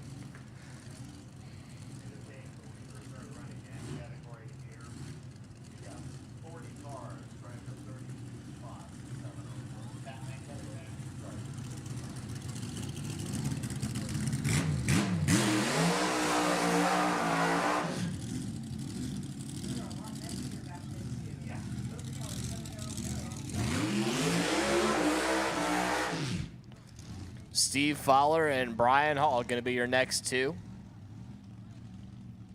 Fowler on the left-hand side out of Lake Havasu, Arizona. The Bad Moon Rising 32 Bantam Altered on the left-hand side. The flat top Fowler. Your number 4 qualifier went 7:11 with a 9. Right-hand side is Brian Hall. The very retro paint job on that front engine dragster out of Rio Oso, the Hall Brothers Racing team.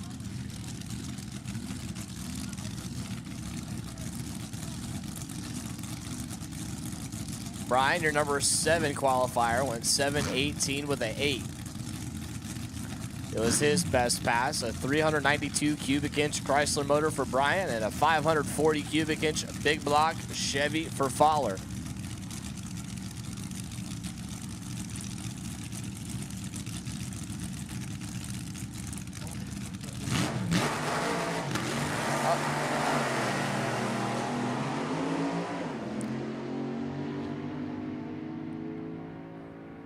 Winlight says left-hand side, Steve Fowler going to move on to round number 2, 39 on the tree, and 7:08 at 181 miles an hour. Brian Hall deep staged and then still left at 0.65 reaction time, but then goes 7:38.7 at 177, and that's no good. So Steve Fowler is going to move on to round number 2 in 7-0 Pro. Once again, any test and tuners, non-nostalgia test and tuners, you have been called to the lanes. You're going to make a hit after 7-0 Pro. So any non-nostalgia test and tune guys and girls and what have yous,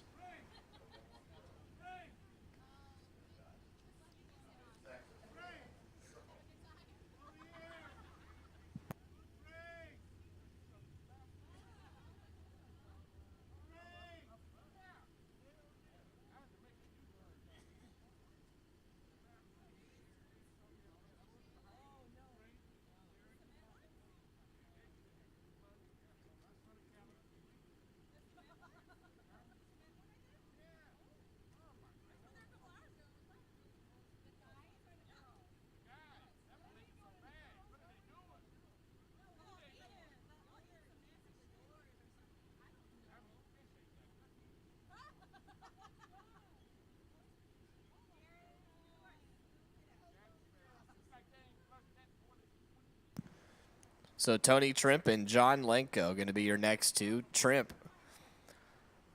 told me that they had a header gasket that they needed to fix in between rounds. So this car is double entered. It's already gotten through first round of the Sifka category.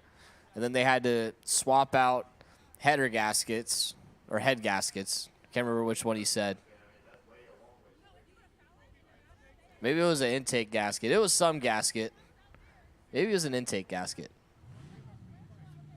They had to swap a gasket of some kind and then managed to get back on time for 7-0 Pro. Yeah, it was idling really, really high in Sifka. And now it seems like it's a lot better now. So Tony Trimp and John Lenko coming out next.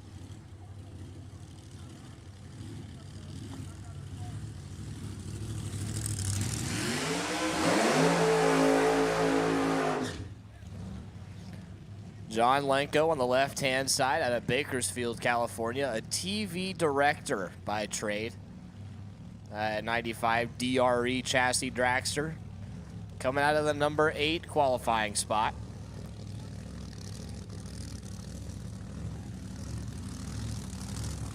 The right-hand side is Tony Trimp out of Wilton, California. Owner and operator of Reading Motorsports Park and TNA Race Club bracket races. 1965 Mustang body. It had an altered body on it at Cool April Nights, and they swapped it back out, put the funny car body back on it. This is Harvey Williams' baby right here, this Mustang. Harvey doing the tuning. Tony coming out of the number 3 qualifying spot. Lenko coming out of the number 8 spot.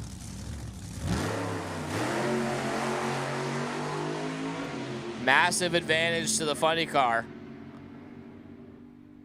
Win light. Funny car, Tony Trimp, 7-12 with a 2 with 167. Lenko missed the tree big time, then goes 7-30 with a 0 at 185. And Tony Trimp backed into a masterfully. A well-versed bracket racer knows how to drive the stripe. And he'll go into round number 2 is Jason Vanderpool.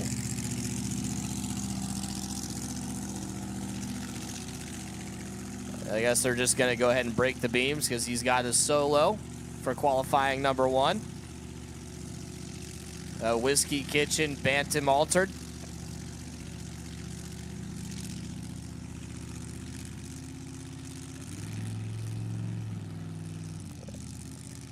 They decided to just go ahead and save on parts and fuel and not risk anything. They got the win. They break the beams, as is the rules in the Heritage Series rulebook, and they'll move on to round number 2.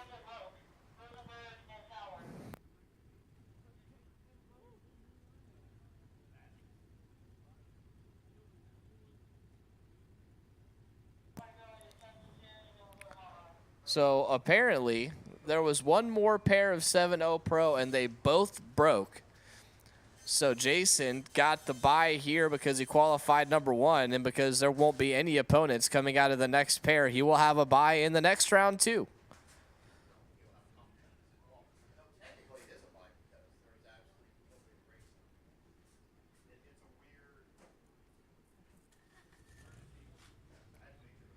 Qualifying number 1 and then good things happen is typically how it goes. So the Whiskey Kitchen team is going to take it back to the pit and get ready for their bye run again in the second round.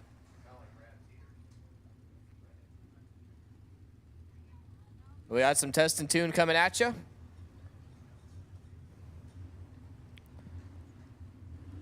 And then we'll be rolling back into Hot Rod round number 2.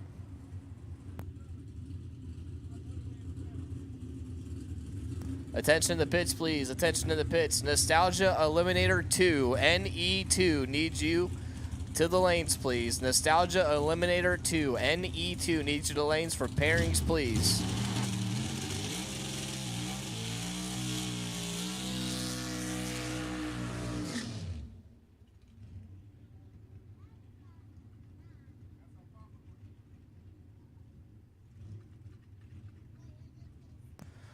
So Joey Gross and the NHRA Legal Pro Stocker going to make his second hit of the day. First time, it wasn't very happy. Kind of left like a dog, and then he shut it off about 330 feet. It sounded much healthier on the burnout, so let's see what we can do here.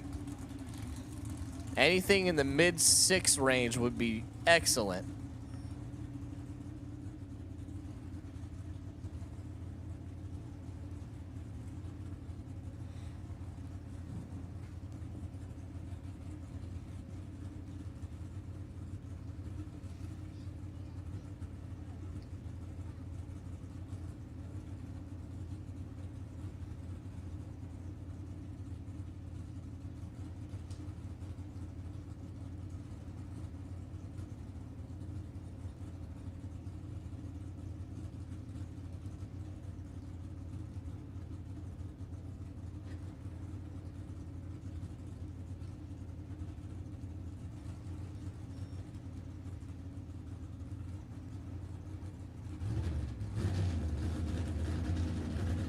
Bring it up in idle and mat it. The same thing happened again. He kind of left like a dog and then went left, so he had to shut it off. That's why they call it testing and tuning, because you test it, it doesn't work, and then you tune it. So they're going to have to go back to that tuning part.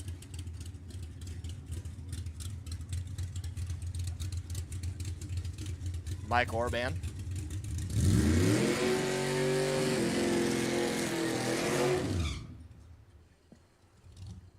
Little small tire Falcon, no time car. Beautiful paint job. That's an expensive paint job. You see the metal flake in it.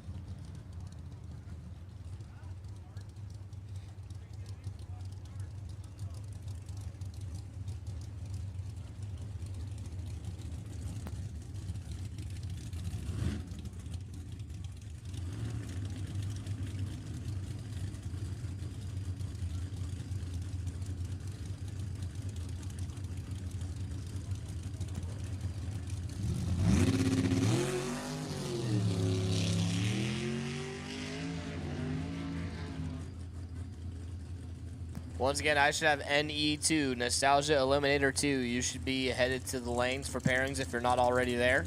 Nostalgia Eliminator 2.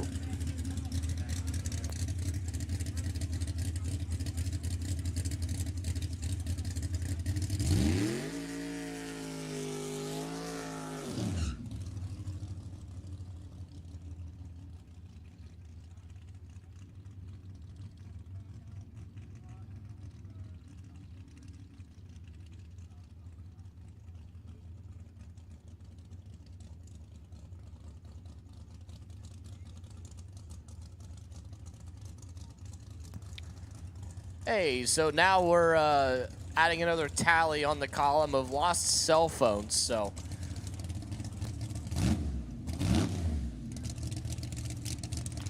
So we have a cell phone in the tower and a cell phone at the snack bar. So if you're missing a cell phone, you got a 50-50 shot of getting it if you come to the tower or if you go to the snack bar.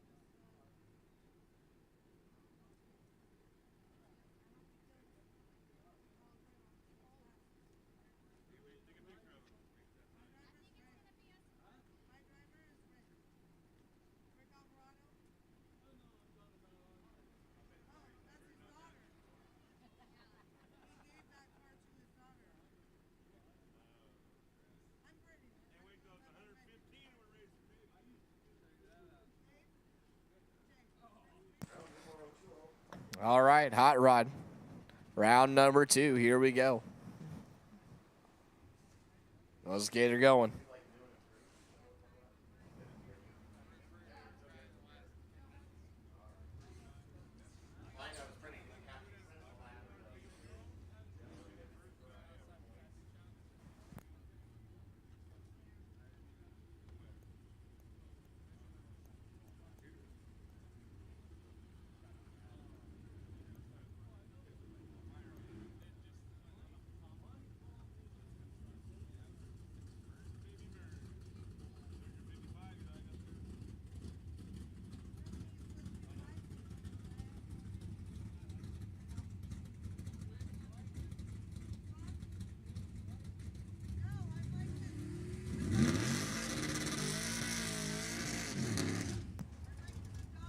Joy Tucker and Brian Davila. Going to be your first 2 of Hot Rod round number 2. Joy Tucker on the left-hand side out of Redding, California, the Cal Fire by trade over there. That's 66 Plymouth Satellite. 1148 is the number.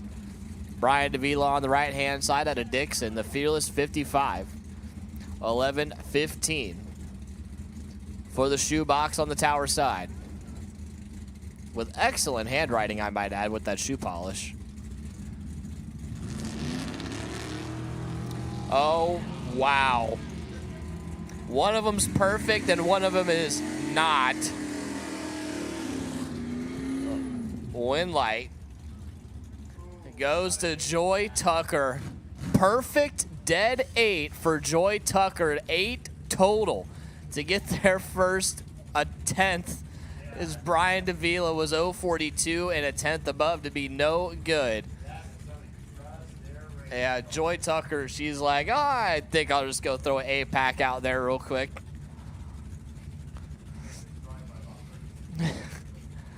Johnny Michaels and Tony Citro, your next 2. Michaels on the left side, 1035. Citro on the right side, 990. Red light for Johnny Michaels by 11 thou. Tony Citro is going to take the win and move on to round number dos. 042 and 993 to 138 miles an hour for Citro. Michaels, 11 thou red and way above no good. Zach Ealing and John Carvalho. Here's 2 that probably didn't want to race each other in second round. Ealing on the left-hand side, the wheel standing 65 El Camino, 1042 on the board. Carvalho on the right-hand side, dice converters on board of that hot rod. The Mazda's Plus 67 Camaro, 1015.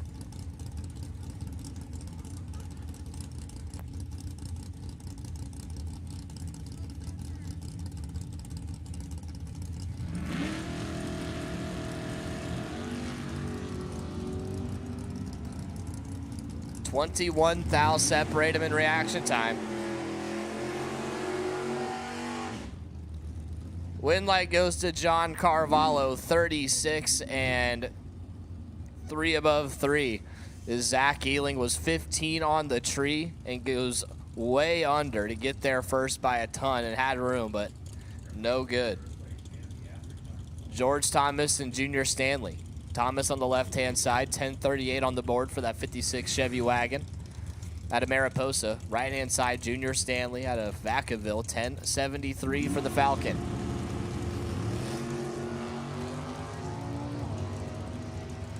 $9 thou separate them.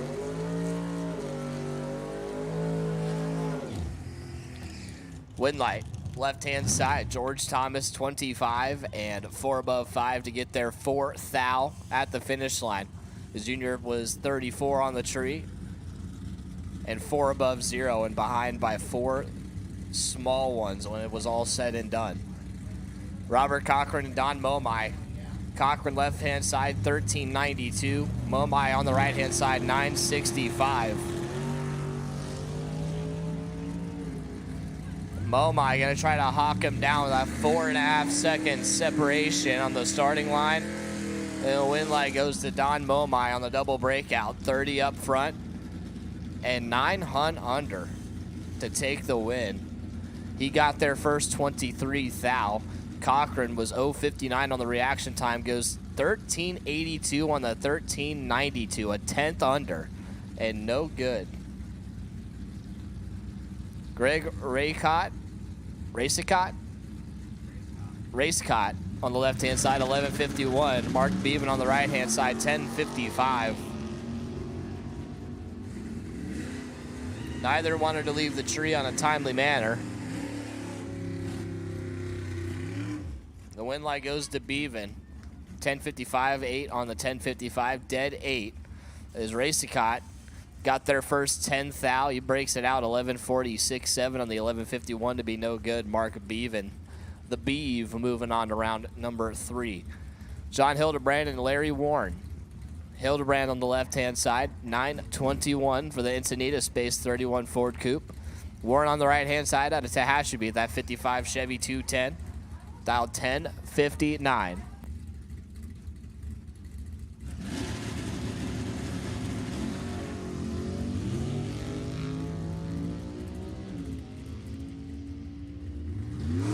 Red lights are for Larry Warren by 12 thou. Hildebrand going to move on, 15 and 4 above 5. Warren 12 thou red and 14 thou under to be no good. Hildebrand moving on to round number 3.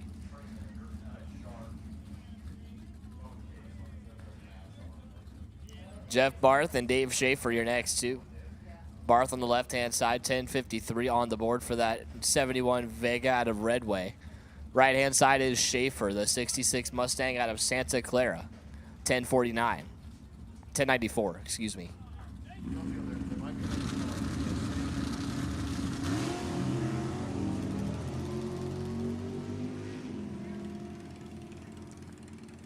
Nine thou separate them. Win light says Dave Schaefer, 63, dead 2 to get their first 33 thou. Barth was 54 on the tree and a tick above to be no good.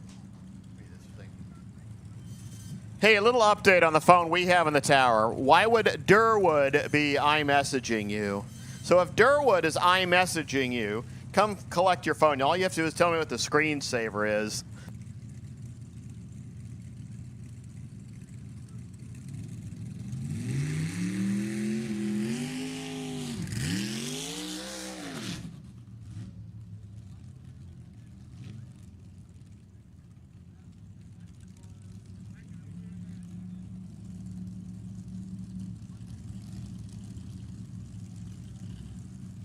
Just a heads up, Sifka, you're about 20 minutes away, 25 minutes away. So just a heads up, Sifka, this is your 20 to 25 minute warning to start getting things ready to go. We're rolling into NE2, Nostalgia Eliminator 2, Eric Warner and Lindsay Lister. First on the docket, Warner on the left-hand side out of Palo Cedro. Lister on the right side out of Los Angeles.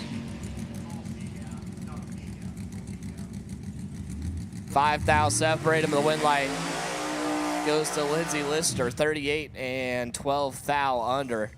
Warner was 33 and a bunch under. Got their first 55 thou, no good.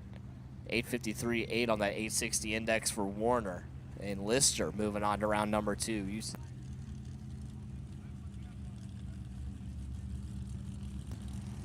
Attention to the pits, please. Attention to the pits. I need D-Gas. David Gas. D-Gas. Need you to the lanes for pairings, please. D-Gas. David Gas. Take you to the lanes for pairings, please.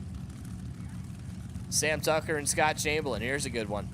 Sam Tucker on the left-hand side out of Redding, California. The 32 Bantam Altered. The white one over on the left-hand side. Right side, Scott Chamberlain out of Roseville. The Shamrock Shaker. That 34 Ford Altered.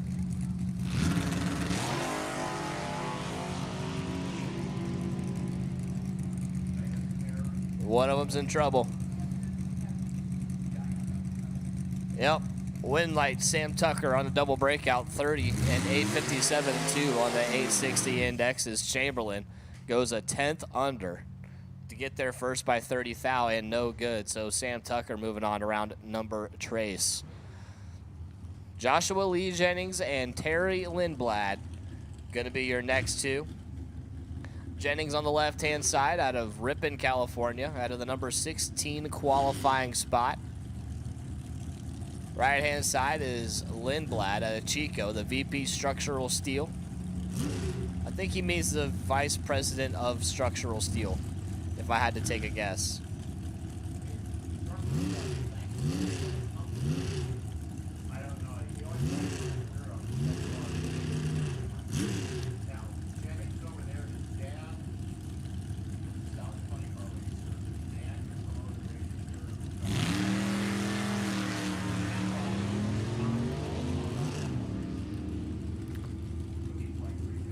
Yeah, so it sounds like his Jennings has a lot of racing history in his family, but not win lights. As Terry Lindblad going to take the win, 865.7 on that 860 index, as Jennings had issues.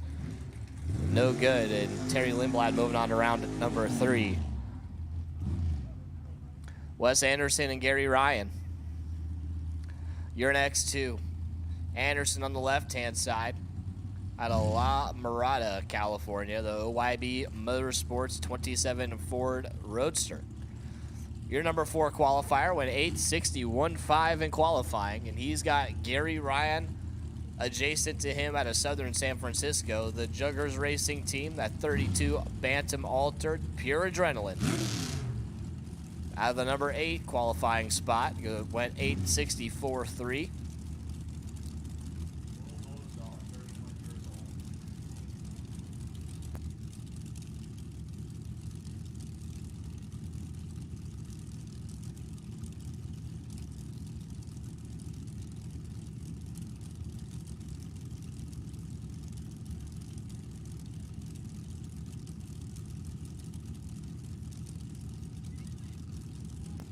So nobody in a big rush to get into pre-stage. And Anderson finally turns on that pre-stage bulb and goes right into stage. Oh, here we go.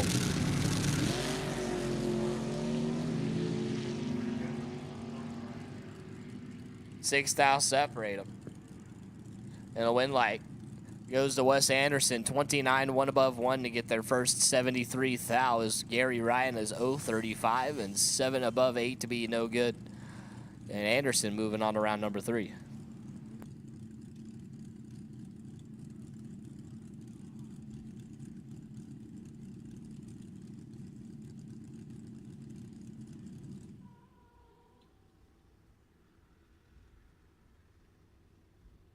Once again, D-Gas.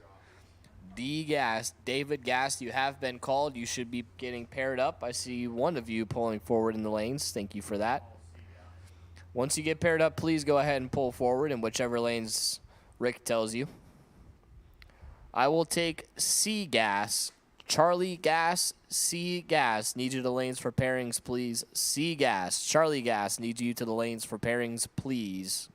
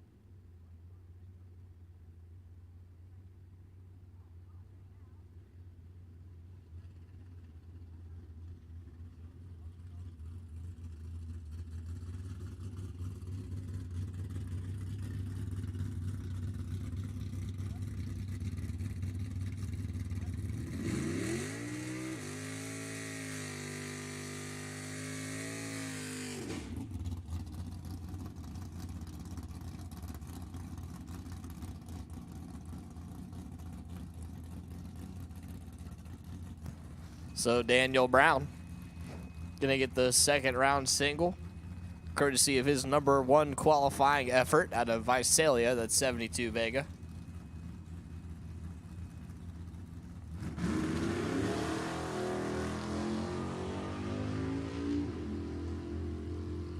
.31 on the let go.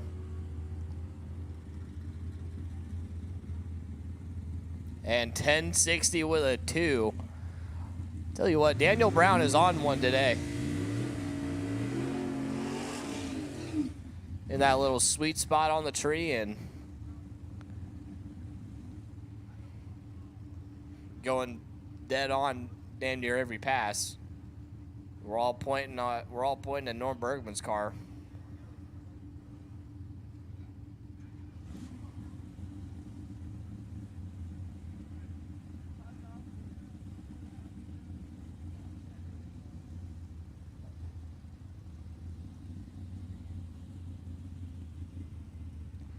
So we're going to back off Norm Bergman. And Steve Barta is going to get a single.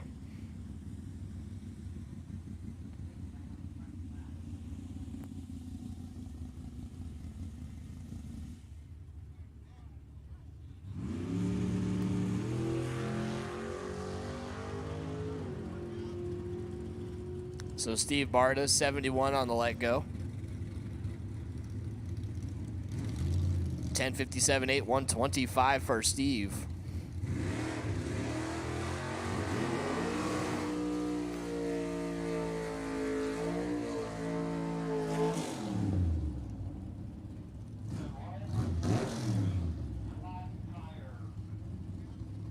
So word is Norm Bergman got shut off for a flat front tire.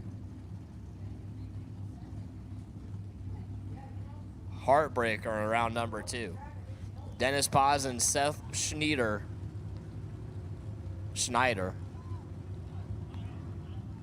Paz on the left-hand side of that Nova.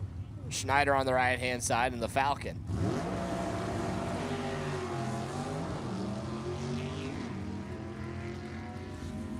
One of them's in a lot of trouble. Wind light. Oh my goodness, Seth Schneider on a double breakout. 10:54.3. Got there second as Dennis Paz was ahead on the tree. Got there first by a 1/10 and breaks it out 10:51.1. Ouch.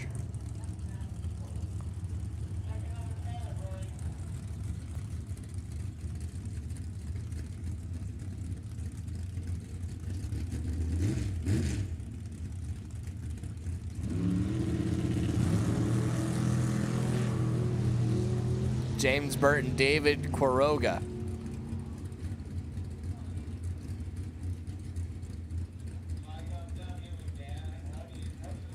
Another double breakout win light goes to David Quiroga. 27 and 5 thou under. James Burton got there first, 17 thou, and broke it out 10:54.4 on the 1060. Needed to get behind by a lot. So Quiroga moving on to round number 3. Bill Norton and Dave Sullivan. Here's another good one.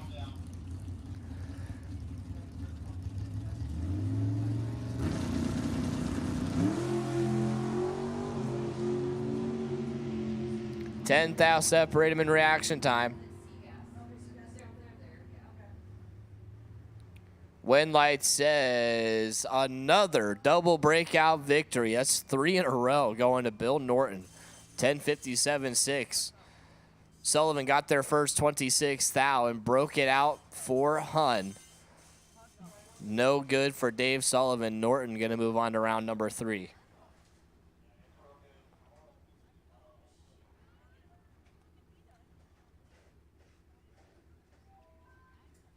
So that's going to wrap it up for D-Gas around number 2. C-Gas should be in the lanes ready to go. Attention in the pits, Sifka.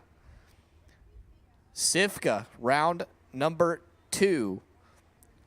This is your first call to the lanes. Sifka, round number 2. This is your first call to the lanes.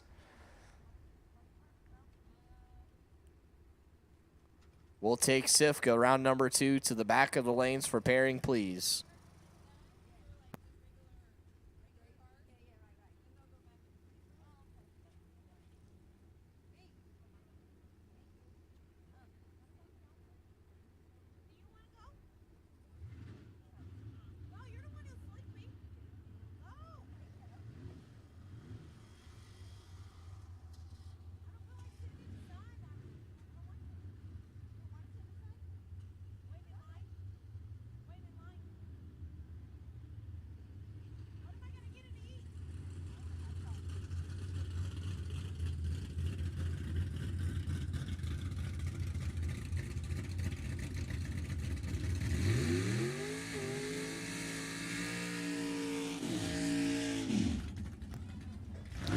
Moving on to Seagas, Chris Robbins and RJ Simrock. Robbins on the left-hand side at a Mariposa, the Kelton Excavating and Trucking 64 Fairlane. It says Thunderbolt, though. Your number 2 qualifier on the left-hand side. And right side, RJ Simrock. That 67 Mustang out of the number 18 qualifying spot.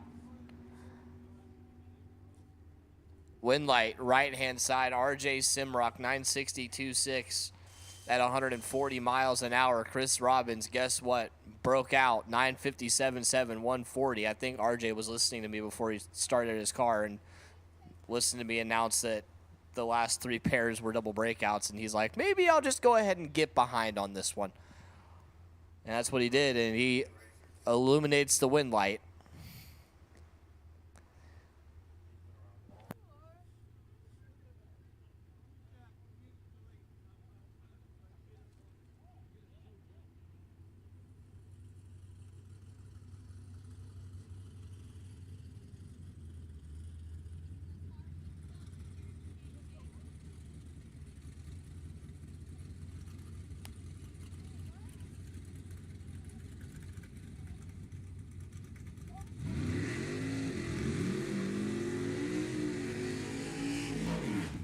Artie Pava and Gary Lynch, your next 2. Pava on the left-hand side at Elk Grove, the Super Muscle Parts 1970 Camaro. Your number 20 qualifier. And Gary Lynch on the right-hand side, that 1953 Austin Healey A40. Tiny little go-kart, your number 15 qualifier.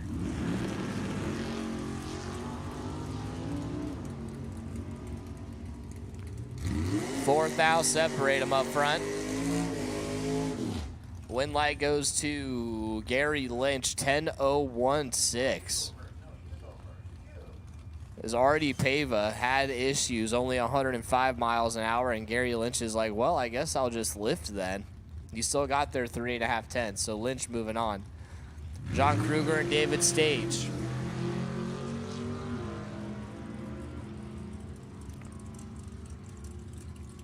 Reaction time advantage to the left-hand side, and a wind light to the right-hand side. David Stage, 40 up front, 967.8 at 134. To get there first by 3.5 tenths as Kruger was 29 up front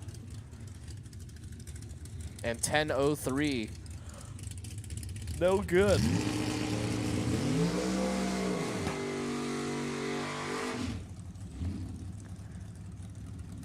Chris Ray and Monty Fitzgerald. Here's a good one. Ray on the left-hand side out of Elk Grove, California, the 7-Up 64 Nova. Your number 6 qualifier. On the right-hand side is Monty Fitzgerald driving the Frobird, that 69 Firebird.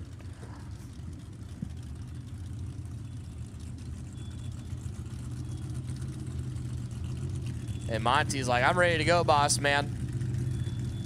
Put her in there.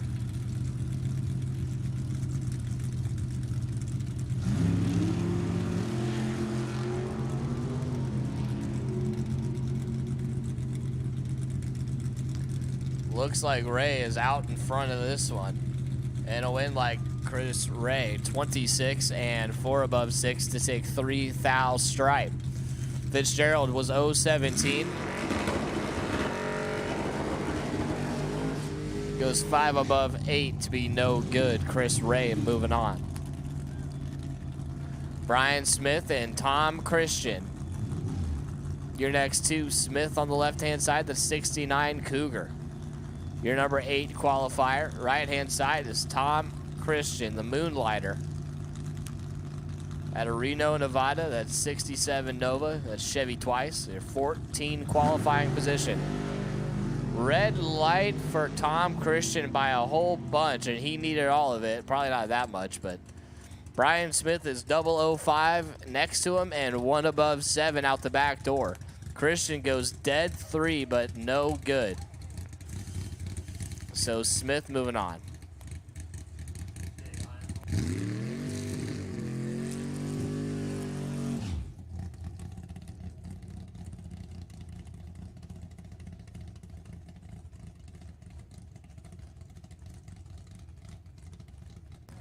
Attention in the pits, please. Attention in the pits. A fuel. I need A fuel to the lanes for pairings, please. A fuel to the lanes for pairings, please.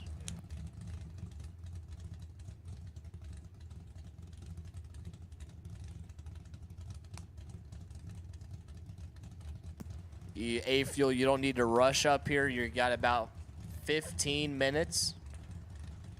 This is A Fuel's first call to the lanes. Michael Karate gonna get the competition single. 26 on the let go. Runs it out the back door. 950, 6-7, 139.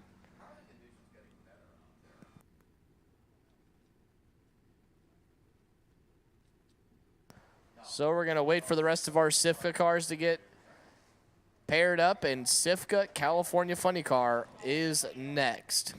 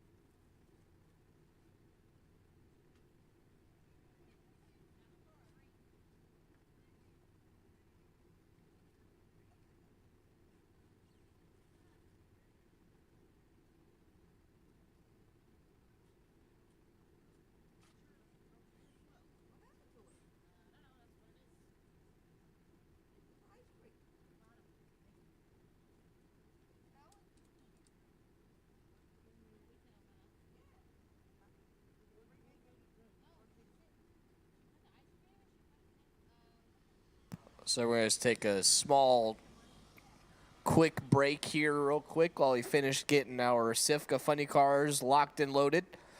Once again, I have called A Fuel. I did give A Fuel your first call to the lanes. We have a taco truck pulling in right now.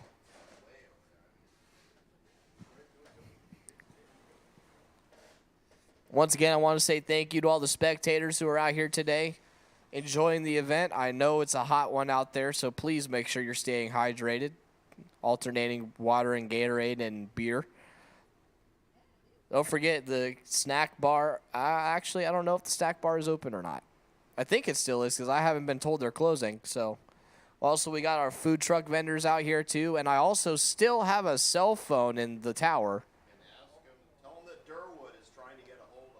Durwood is really blowing your phone up right now. So if you lost your cell phone, and it's an iPhone, and you know somebody in your contacts named Durwood who would be blowing your phone up right now, your phone is in the tower. As long as you can tell us what the background is on the home screen or on the lock screen, then it's yours. So somebody in the live feed, also thank you guys in the live stream for watching too, because this is pretty cool having this many consistent viewers. The numbers, the analytics on this video are going to be top notch. So thank you for that. But there was somebody in the live feed earlier that was asking what exactly these funny cars are. Somebody, they asked if this was like top alcohol funny car, and like, yeah, like maybe this is like top alcohol funny car 30 years ago. They're like big block, blown, running on alcohol. They just have a 710 index.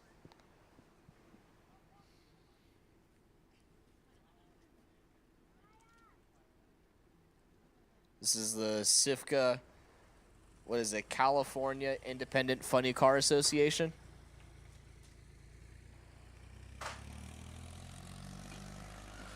It's a separate association that runs alongside of the NHRA Heritage Series, and we always appreciate them coming out and giving us a good show. Actually, some pretty good racing in the SIFCA category this weekend. Very good to see. We got a Swede in here racing with everybody. And for the longest time, I couldn't even pronounce Homeboy's name until we looked it up on YouTube.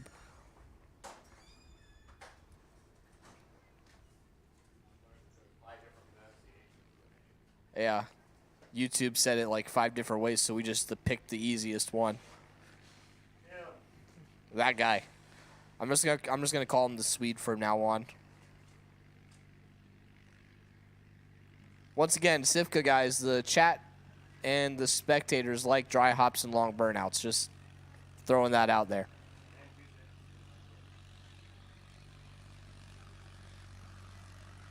I know our Swedish friend did a really stellar burnout first round.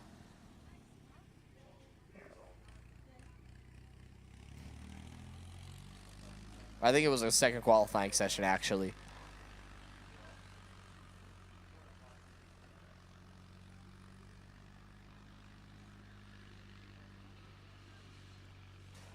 And that blue rough and ready Mustang funny car that Tony Trimp is driving is still double entered.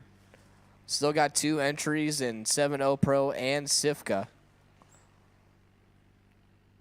There's a couple people that are double entering this weekend, whether it's in D-Gas and Hot Rod or C-Gas and Hot Rod. I know Tim Beeman was doing double duty in Junior Fuel and Nostalgia Eliminator 1. But I'm pretty sure he exited stage right in Junior Fuel.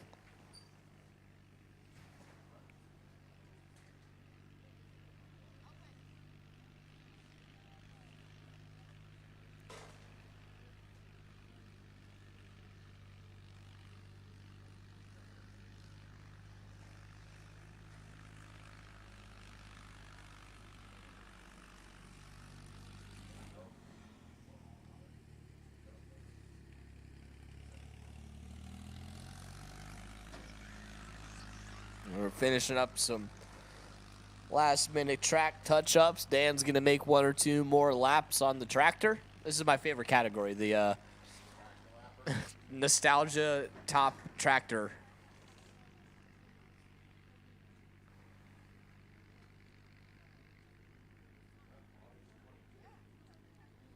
That's the new Heritage Series category, A tractor, A/tractor. And then, of course, we have B/tractor, too.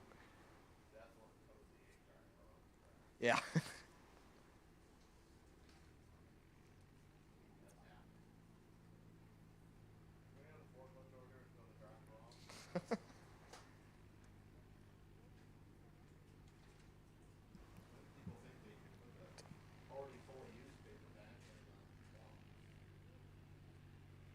Normally, I call it Pro Drag Tractor, but since we're at a nostalgia event, I feel it's appropriate to give it its own nostalgia category. So we're going to go with A tractor. Or double A tractor. Yeah, we'll do that one. Double A tractor. No. No, I'm not heavy enough. I could stand on the back and it wouldn't make a difference at all.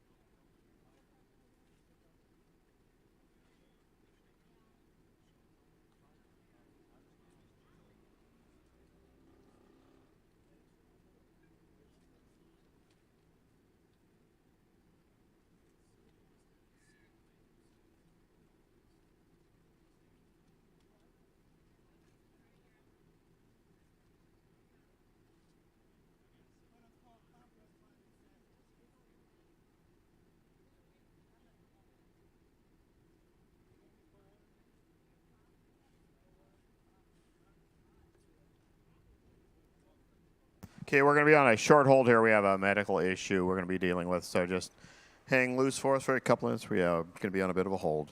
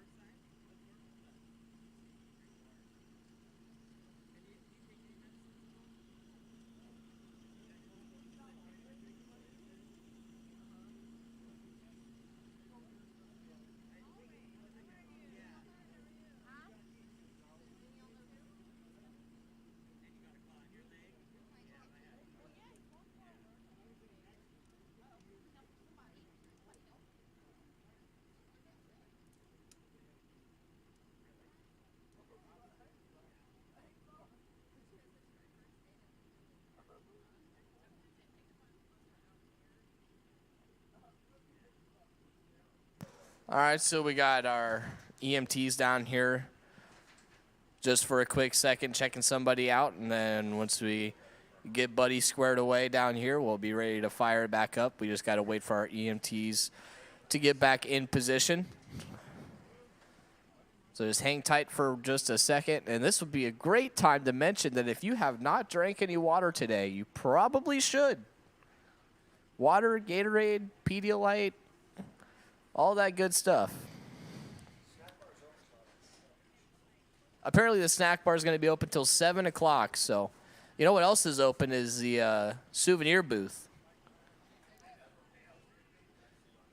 Also, the payouts will be at the souvenir shack.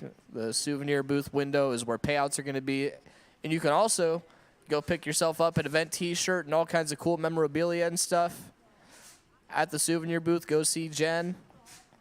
Super nice, super friendly, willing to sell you a t-shirt.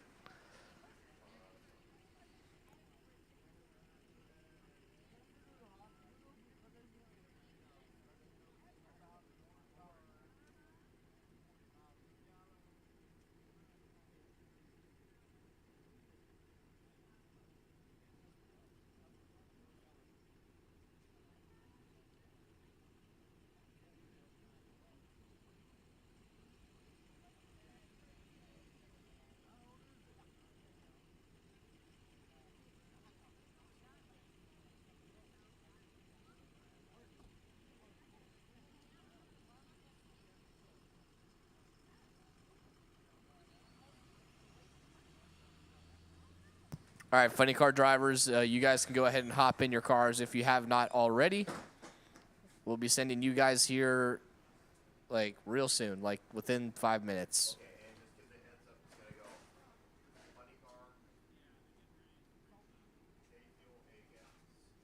And just a heads up, the run order for the next couple of classes is going to go funny cars, A fuel, and then A gas. And then 7.0 Pro after A gas. So once again, we're going to do Sifka right now, and then we're going to go A fuel, and then we're going to go A gas, and then we're going to go 7.0 Pro.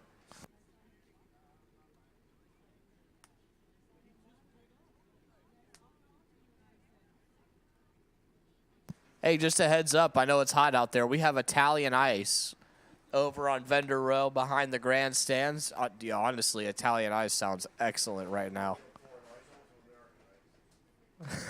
No, I want American ice, damn it.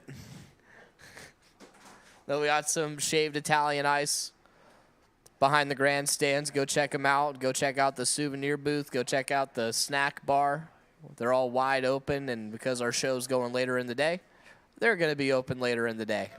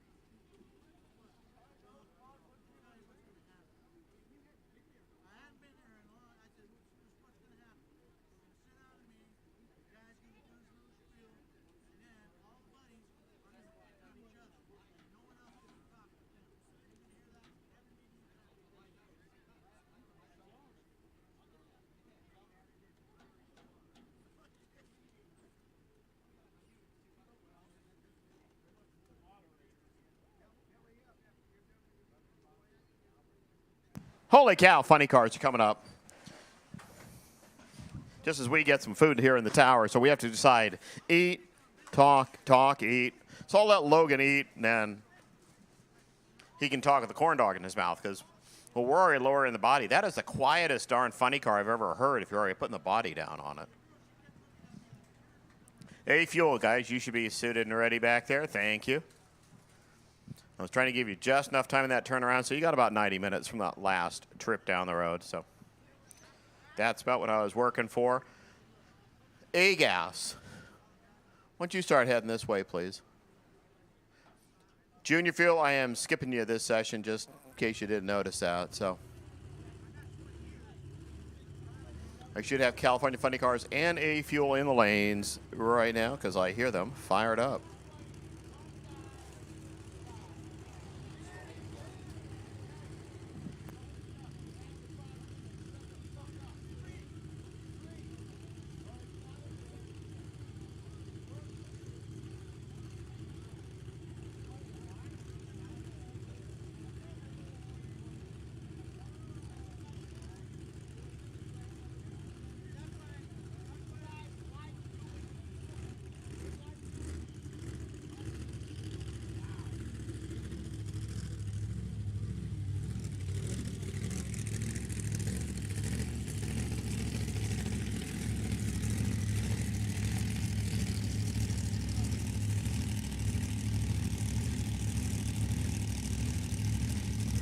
Yosem Youngberg and Rick Alvarado.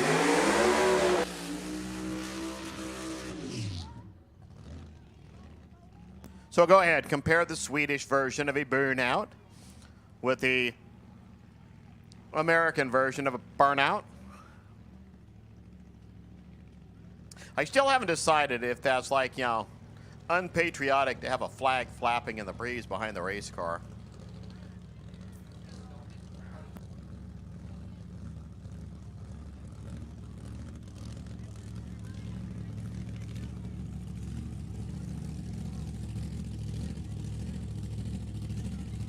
All right, well, guess what? We are going to have our first non-Northern or North American finalist in SIFCA. I don't know if I just made that up, but I have a pretty good idea that is going to be the truth. Because Yosem gets to go to the final with the Raw Valley Motorsports Special. Which Mustang is he going to race in the final?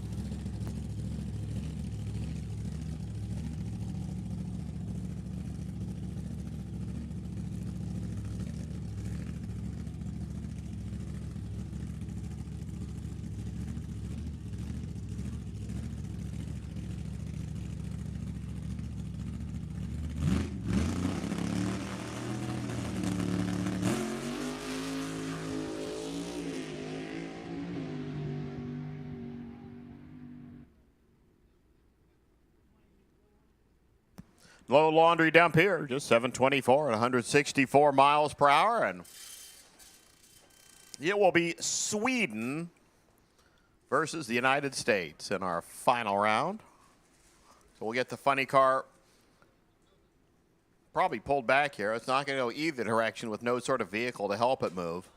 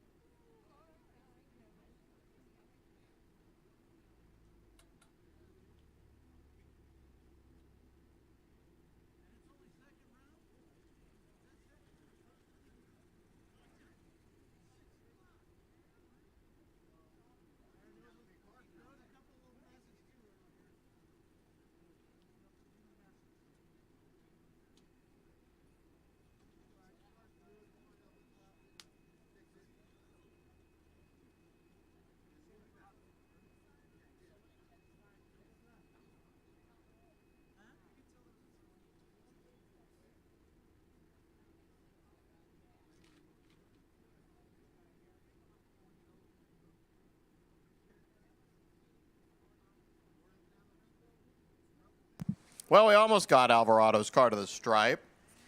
There's another, couple of tenths of a mile to that turnoff, so they're just going to pull it slowly, and then we're going to keep on going. Apparently there's an oops on the racetrack where it stopped.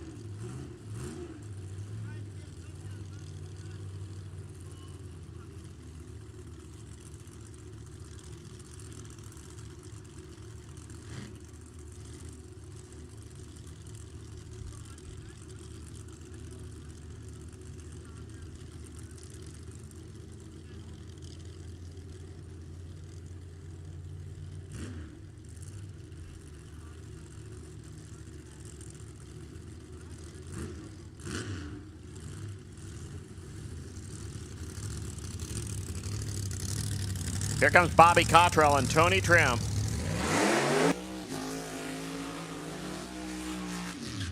You know what these two guys have in common?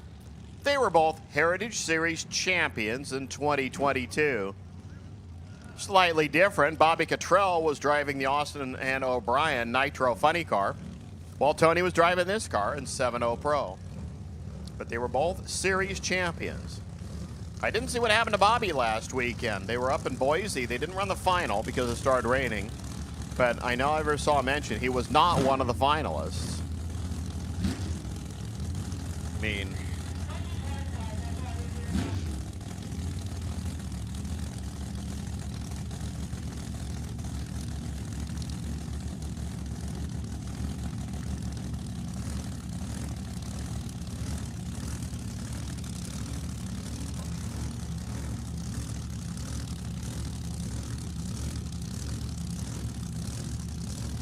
pre-stage.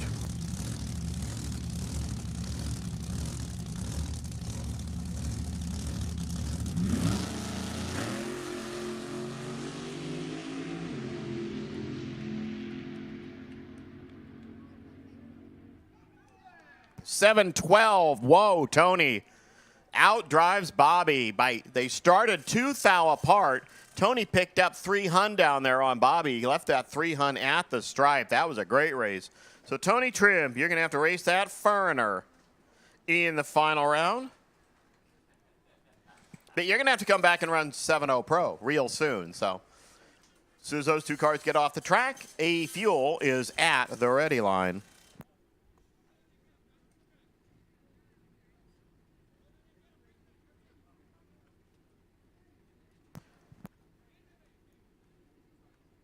Nostalgia 1, or excuse me, A-Gas, you go to the back lanes pairings, A-Gas, and 7.0 Pro, you should be also heading to the back pairings. So A-Gas, 7.0 Pro to the back for pairings.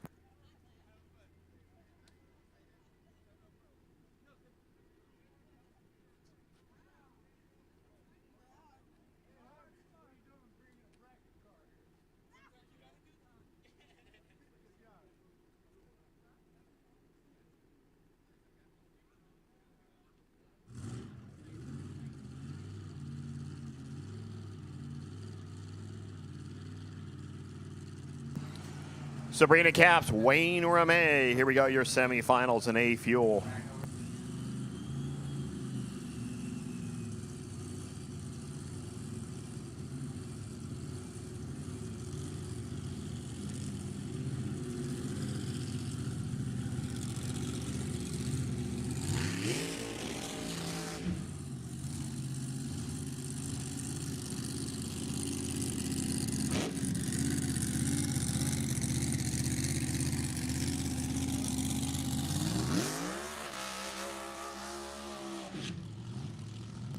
Ramey, who got a competition single in the first round when Sean Corbari's car broke on the burnout, and then he proceeded to wing the blower belt off of it. Sabrina Capps took a huge hole shot win and ended up only about a few thou apart, putting out Rick Ewens. Winner gets Ken Bates, who's just going to sit back there and decide who he's going to aim for and whether or not he needs to make a full lap and try to go for some lane choice.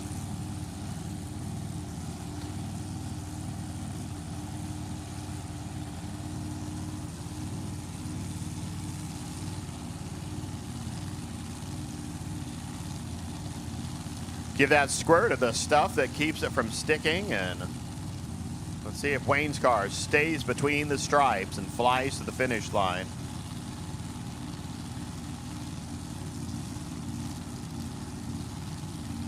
Matted.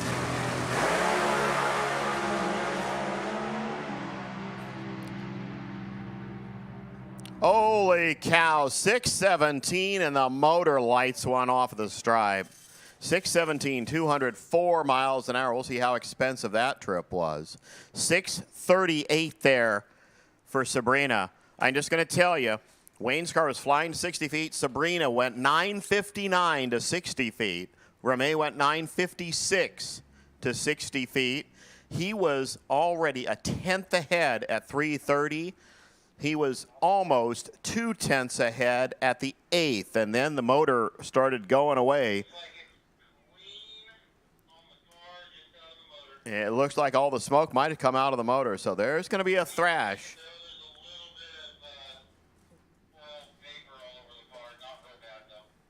And Wayne Remay's camp, so we'll see how that goes. Apparently what we've heard is they haven't found anything on the racetrack. It was like pretty much all out the headers. Not a lot of oil or anything on the race car, so they're going to check the top end. And we'll see what Ken Bates has in store, if he's going to make a full pull or just enough to show he means business. But he has to know that Remay's car just went 617 at only 204 miles an hour.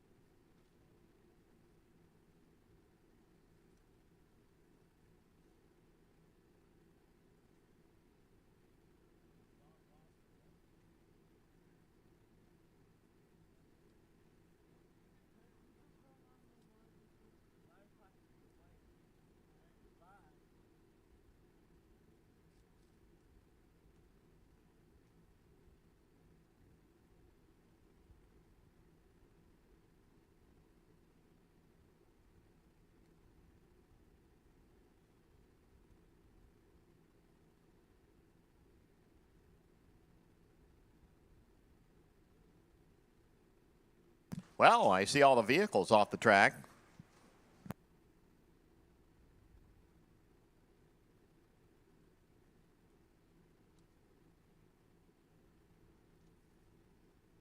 Hey, good news. No problems on the racetrack. Ken Bates, make some noise, sir.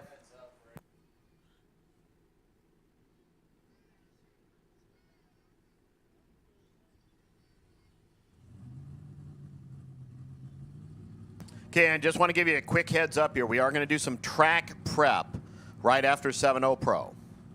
And according to Dan, it's going to be about 15, 20 minutes. They have to do a little scraping.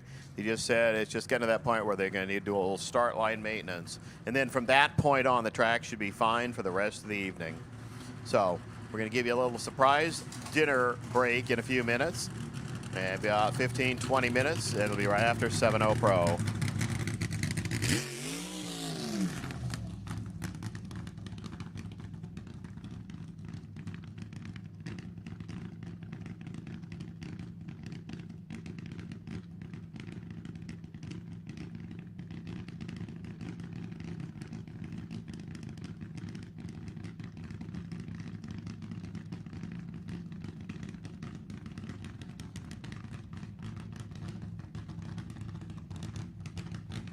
Okay, any of the cars that are the non-heritage cars, if you're going to make a shot, get in the lines right after 7.0 Pro.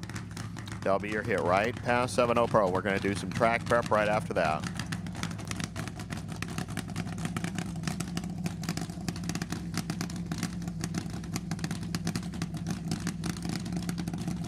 He just saw Wayne Remay shot off to a 617 in this same lane. Let's see what Dr. B does. Remember, 605 earlier.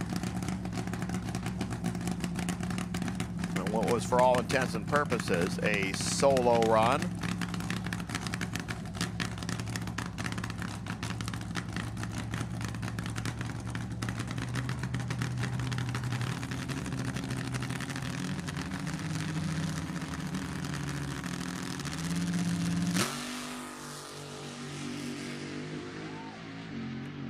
That's a dang run. How about at 6.049? He goes even quicker. Lower ET of the meet, 230.65 miles an hour. Yup, he's taking lane choice in the final, and I have a real good feeling what lane he's probably going to be in. Thanks again, Eric.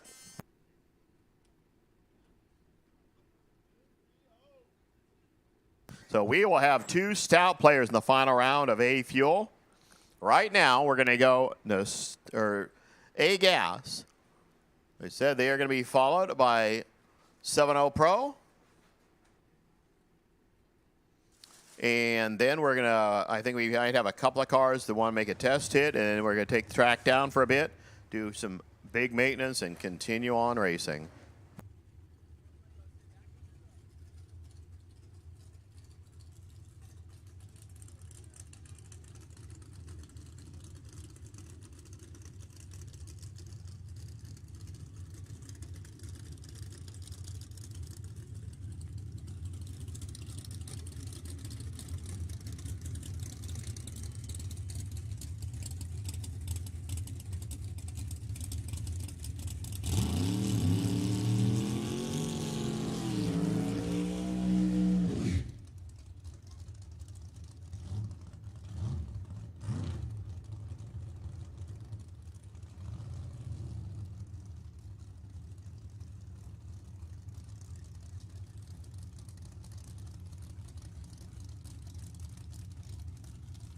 Let's make some semi-finalists happen here. Chris Curtis, Cliff Boyles.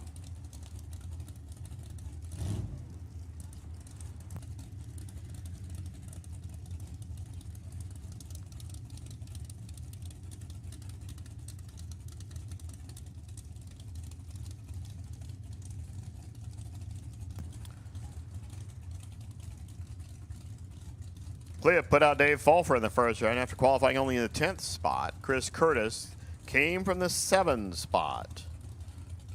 Surprised Mike Mossy in round number 1. This is your twofer. One of these two guys. Or nope. Yeah, this is a twofer right here. Who gets to go to the final for free? Oh, somebody got $300 in the bank. Not that guy, though. 7.605, Chris Curtis gets to make a freebie to the final. 179, he got 200 down at the stripe to play with. 764, Boyles took 3 on the tree away from him.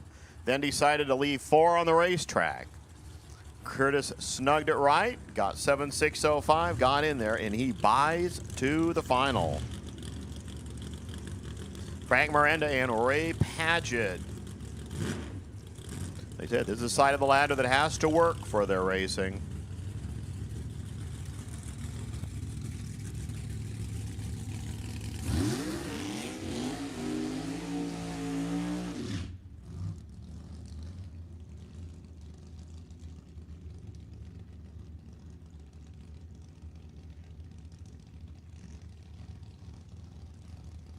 Padgett in the first round put out Tom Huggins. For Frank Miranda, Terry Newton. Unfortunately, couldn't get the Studebaker to beat the wagon.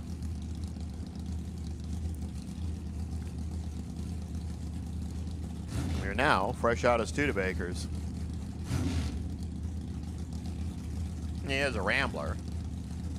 We're still obscure. Probably the only supercharged alcohol-burning Rambler American in the country, with a pretty good chance of being the only supercharged alcohol-burning Rambler American in the world, and by nature of the universe. I was skipping the solar system and galaxy because, well, I don't think we have any other racetracks on any other planets right now that we know of.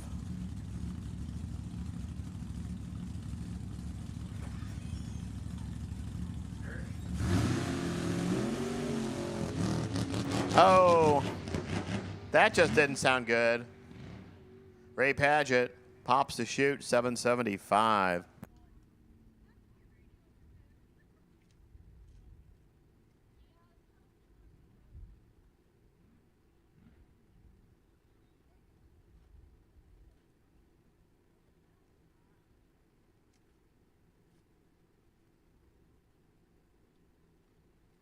All right, we're going to shuffle it again. I guess we need to hang for a little bit for 7.0 Pro, so we're going to run the end of A gas here and then do our track prep.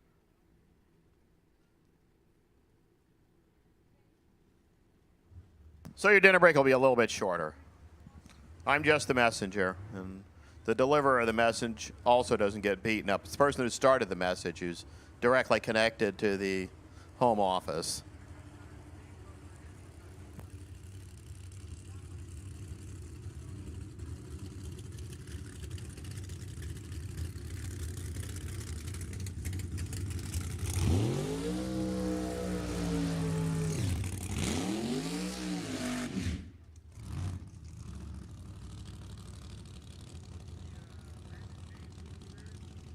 Dang, Jim Teague doesn't win here. We're not going to have any blown cars in the semis.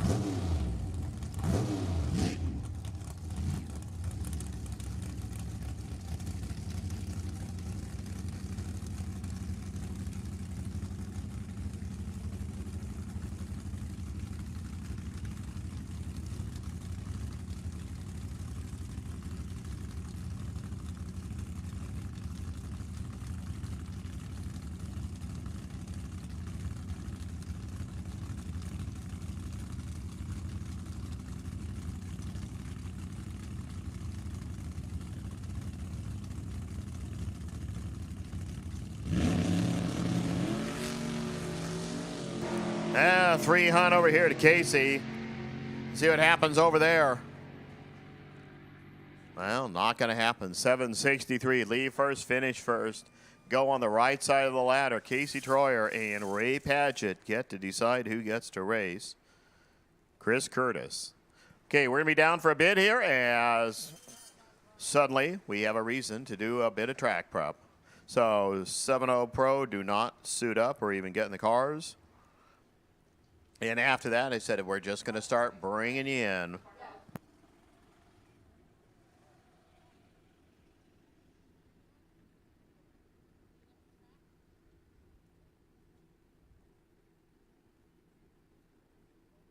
So for the rest of the evening, pretty much it's all going to be Group 2 cars. I am going to have to bring back 7.0 Pro probably about an hour.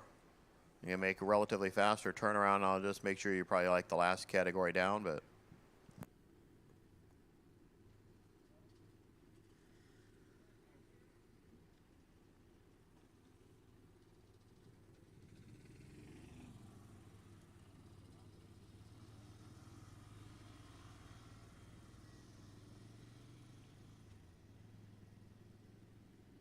So again, if you're getting a little peckish, the concession stands are open.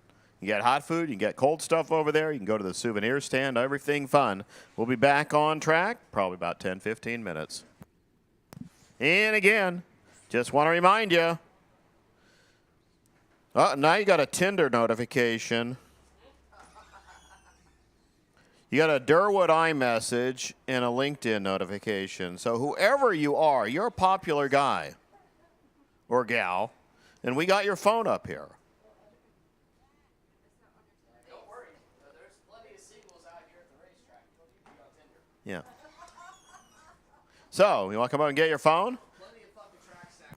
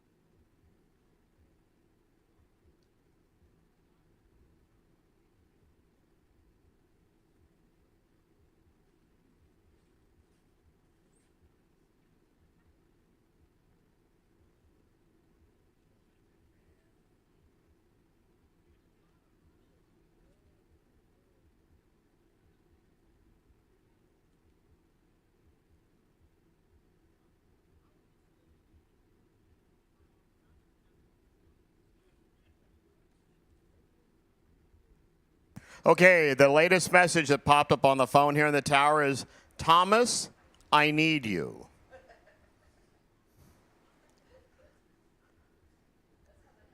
So unless the phone is called Thomas, but that's what it said, Thomas, I need you. And there was a message from Durwood. Remember, all you have to do for me is tell me what the screensaver says. Oh, here we go.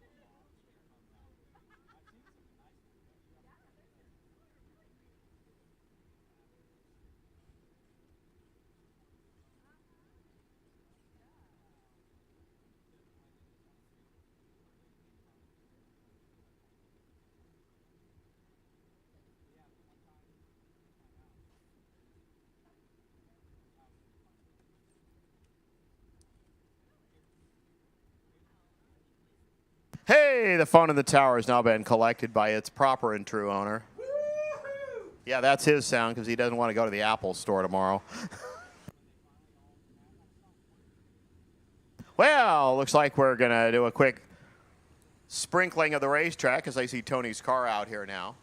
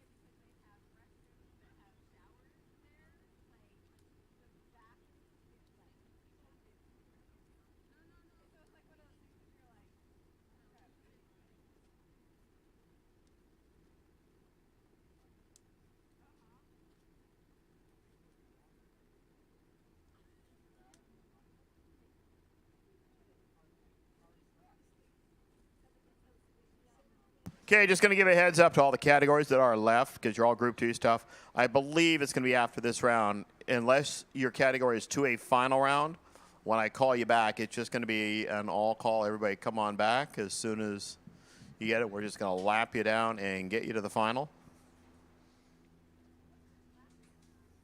I mean, it's not going to be lightning fast. It's not like there's a storm on the horizon or anything, but just so you know that we're going to get suddenly down to that little bit where I was trying to make it so after the second round of the funny cars and stuff, all we had was like a couple of quarters and mostly semis to get done, but, well,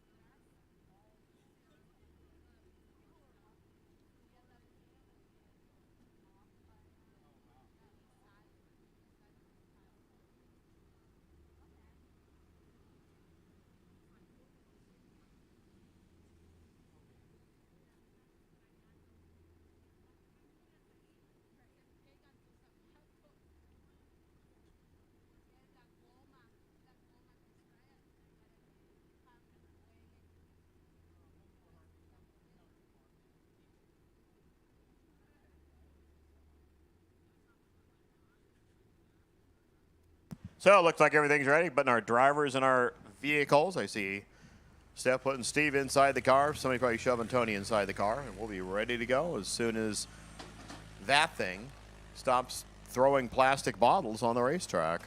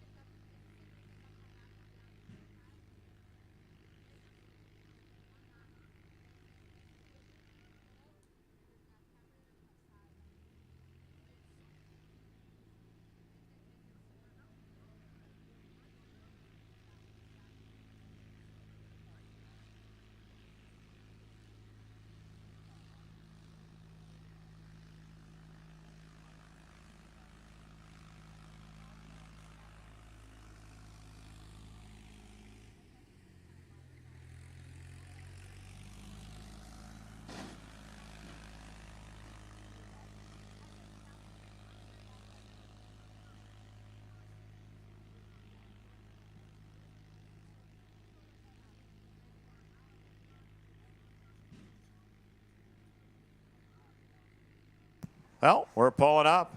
We are this is going to be an interesting run because Jason Vanderpool and Lawton Ferrer both get single runs. Lawton actually has an earned by, and Vanderpool gets a single because competition, both cars in the first round did not show in a pair. So as soon as Jason does, he looks like he has one more trip around, if that's reading the signal right.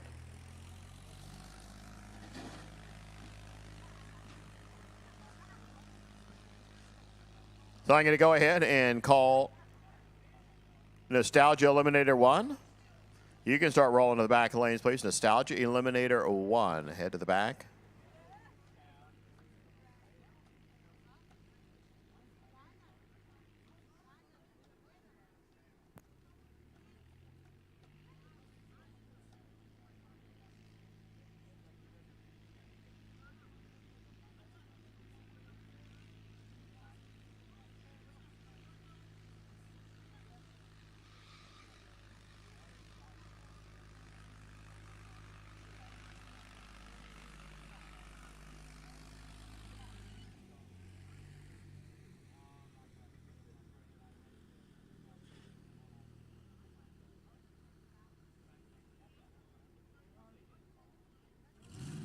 All right, tractor's done. Race cars make race car sounds. Here comes quarterfinals, 7-0 Pro.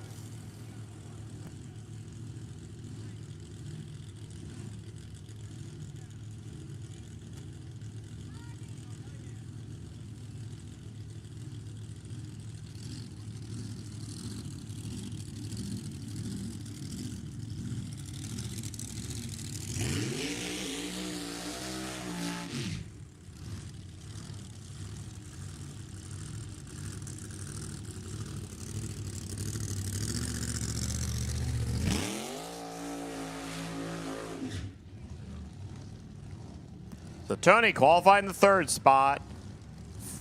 Flat Top qualified in the 4 spot. Well, 3 hun between each other, and both of them have run just fine through eliminations. Fowler ran 7:08 in round number 1. Tony ran 7:12. Winner buys to the final round. This is the twofer you want.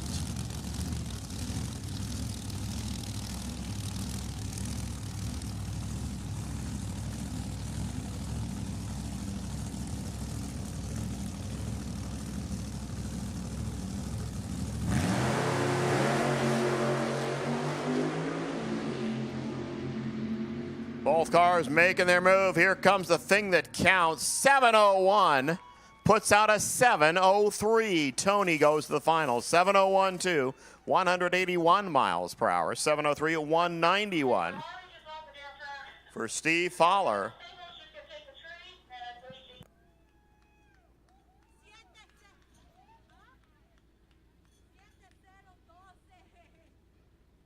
Harvey, need to move you off the track. We need to get 2 cars lit up real fast because they're just going to take the tree. Lawton Ferrer is going to take it first. Then Jason Vanderpool is going to take it.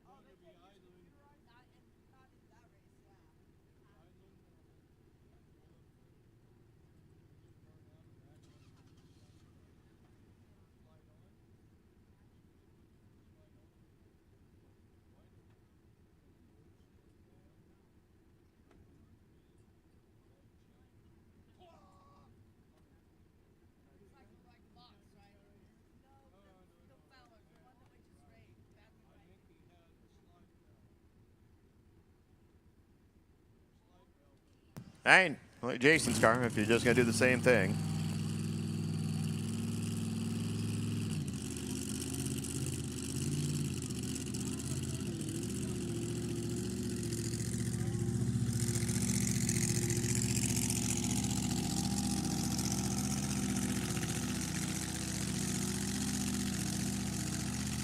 So again, I should have Nostalgia 1 and B-Gas. Nostalgia 1 and B-Gas. Bring them on, please.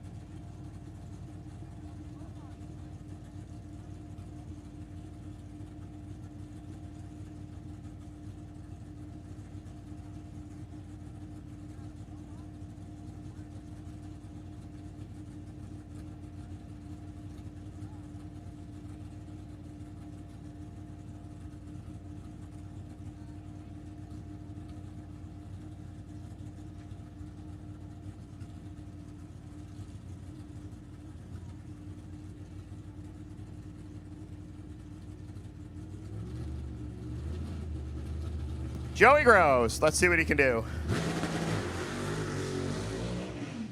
Well, that's why we call it testing. Drop the clutch, and it just did not respond at all.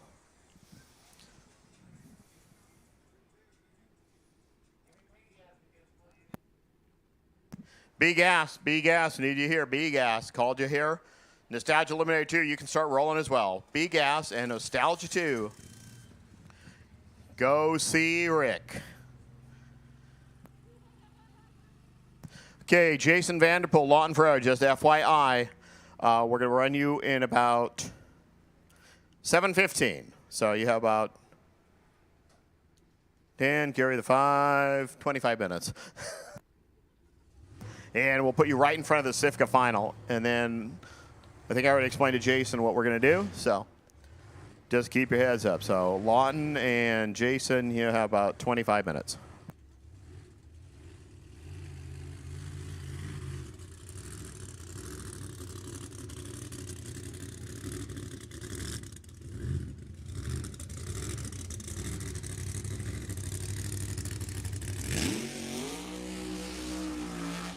Brandon James. He's one of those no-time things.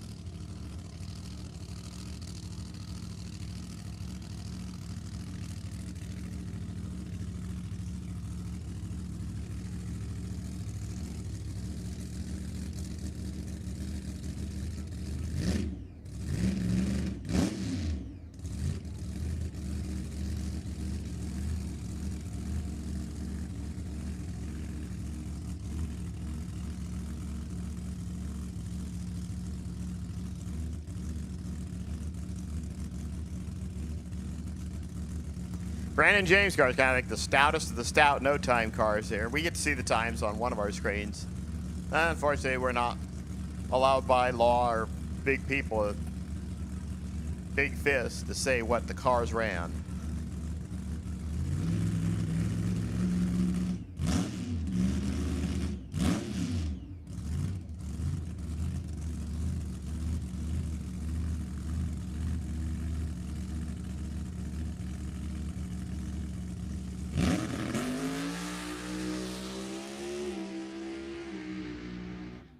Hello.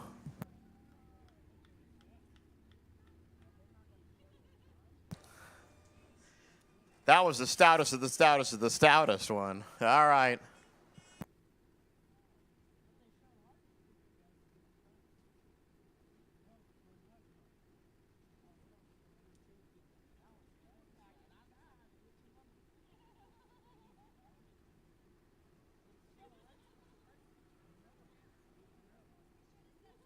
Okay, we need to do a quick check out of that lane.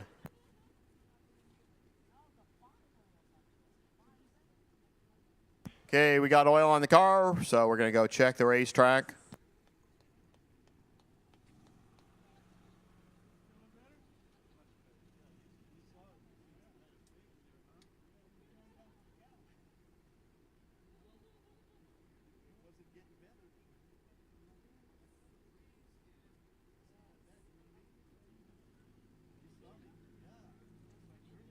Okay, guys, we have been told we have a pretty goodly amount of oil out there. In fact, I think I can kind of see it in the left lane.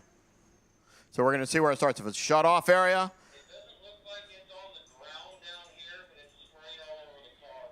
So hopefully it'll be, we're just going to do a full check of the lane. And if we're lucky, it'll only be shut-off area. Because we didn't see any liquid or any weirdness coming out, but they definitely saw it when they got to the top end. So we'll take a quick look at the racetrack.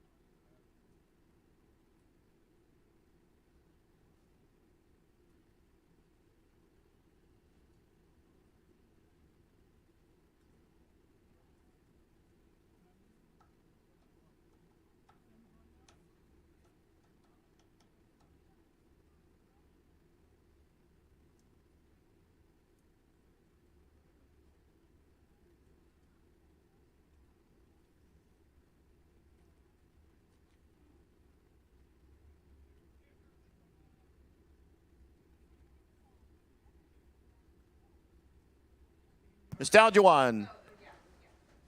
Nostalgia 1, be ready. We're coming to you right now. B guys, you should be getting ready too. I have called Nostalgia 2 to the lanes for pairs. Nostalgia 2, you should be rolling.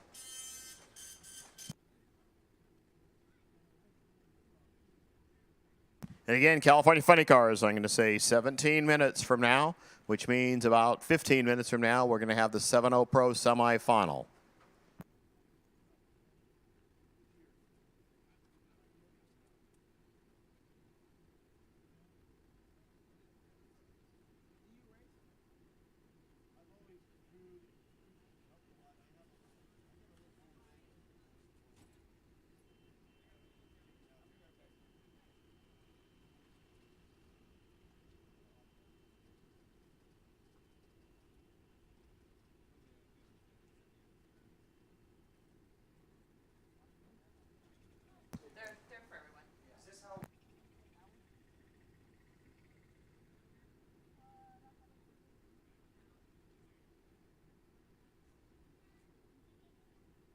All right, we should be ready to go. Now it's time to just start whittling these guys down to semis and final rounds. We're going to start out with Nostalgia 1. B-Gas, you should be right behind them. Nostalgia 2, you should be rolling. Like I said, we're just going to chop you down here.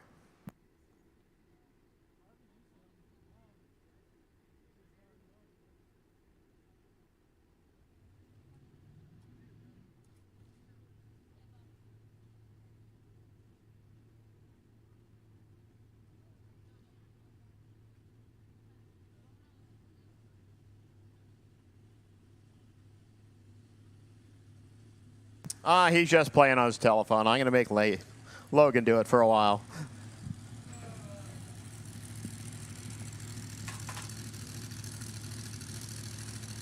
Good, I was about to fall asleep there for a second. I got my shoes off, feet kicked up, about to take a nap.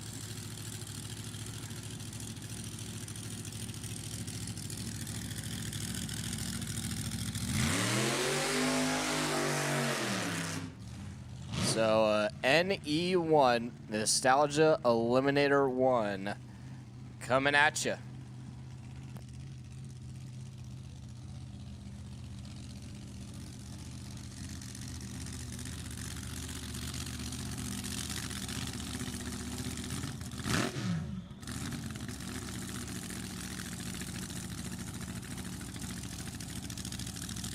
Sabrina Pecora gonna earn the freebie here in round number 2 out of Sonoma, California. The Pecora Family Racing 37 Topolino Altered. Your number 6 qualifier.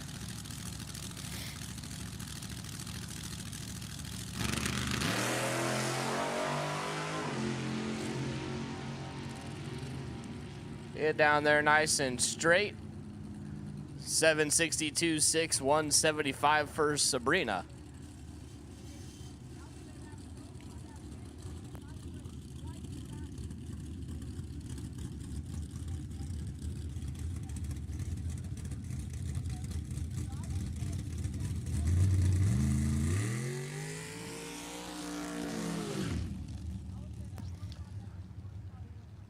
Jason Barta and Tim Beeman gonna be your next 2. Jason on the left-hand side out of Bakersfield, UPS driver by trade. That Barta and Coburn hot rod on the left-hand side, your number 3 qualifier. 572 cubic inch Chevy. Tim Beeman on the right-hand side of Los Molinos, California, the physical therapist by trade. That 32 Bantam Altered. 555 cubic inch Chevy for Mr. Tim, coming out of the 9 qualifier spot.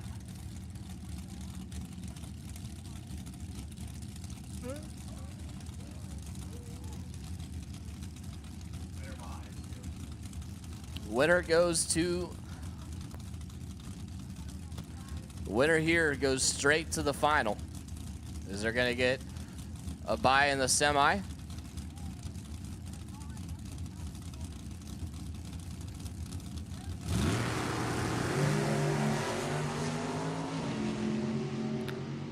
One of them's in a lot of trouble. Advantage to the right lane, win light to the right lane. Tim Beeman, 17 on the tree and 7.62.7. Get to the finish line first by 42 thou. Jason Barta is a little bit tardy on the tree, breaks it out 1 thou, but he is mathematically ineligible.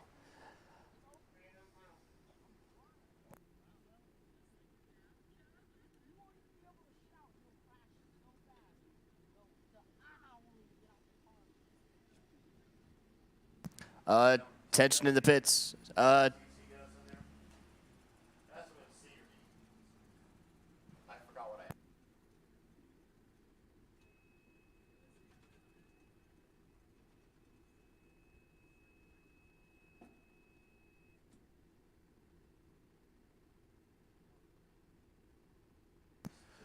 Attention in the pits, please. Attention, I need Nostalgia Eliminator 2.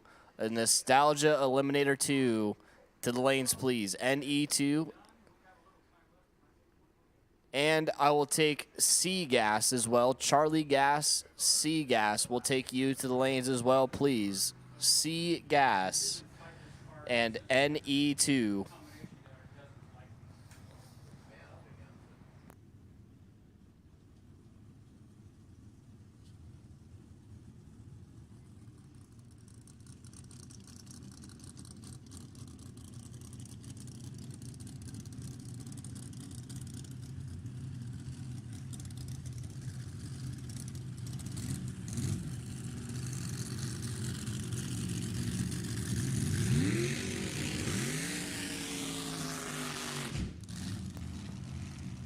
Kenny Upton and Matt Garcia. Kenny on the left-hand side out of Garden Grove, California. The Ken and Sons Racing. Leonard's Chassis Dragster on the left-hand side. Ken and Jack Upton. Your number 4 qualifier went 7.654 in qualifying. Matt Garcia adjacent to them on the right-hand side out of a compo.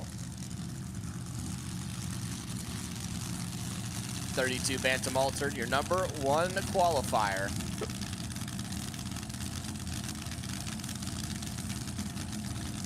Tell you what, I really like that front engine dragster on the left lane. That thing is retro, cool looking.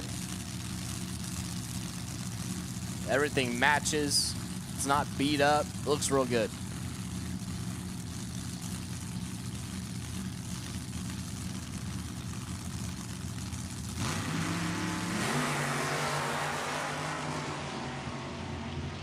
Right inside gets a little loose right around half track.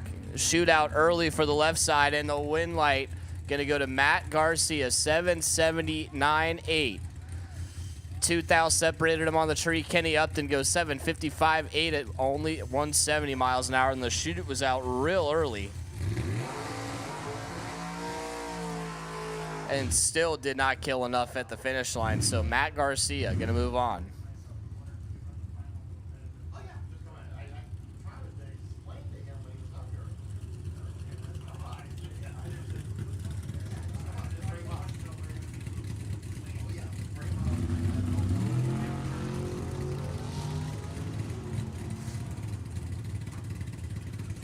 Wayne Charbonneau gets the freebie here. Starting out with B gas now. That was your first B gas car. Shut it down to half track.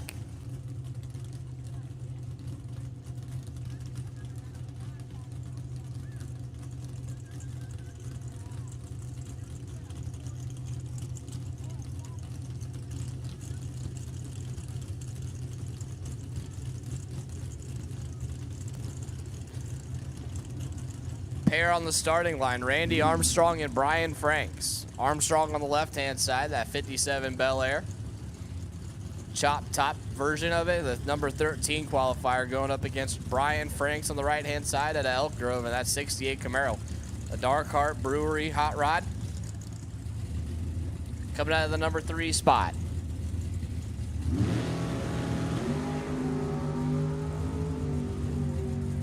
Advantage to Brian Franks. They get down there. Wind light turns on for Brian Franks, 41 and 4 above 7. Take 21 thou finish line. Randy missed the tree, goes 3 above 9 and 21 thou behind to be no good.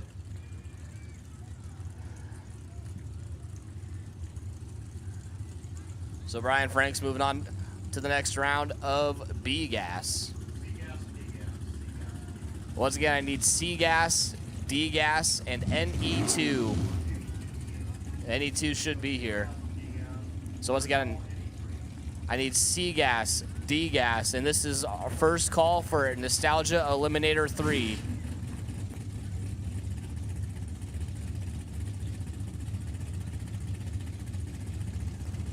Neil Westbrook and Kevin Riley. Westbrook on the left side, Riley on the right side.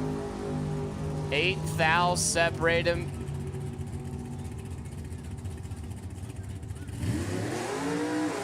Wind light goes to the right side. Kevin Riley, 10, 8 above 5.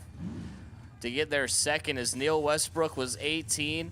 Got there first by 78 thou and broke out one skinny one. 1 thou breakout for Neil Westbrook, and he had plenty of room to play with at the finish line, so no good. His day is done. Vincent Reale and Mike Rabiner, your next two. Reale on the left-hand side out of Sacramento. American Water Truck Services, 71 Nova on the left-hand side, your number 9 qualifier. Right-hand side, Mike Rabiner, the King's Oil Tools, 67 Camaro. Coming out of the number 5 spot.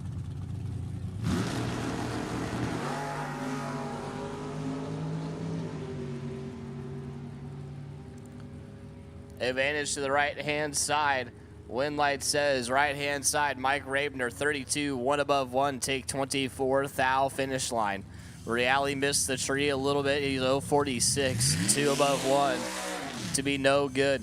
And that's going to do it for B-Gas. I have NE2 rolling up now.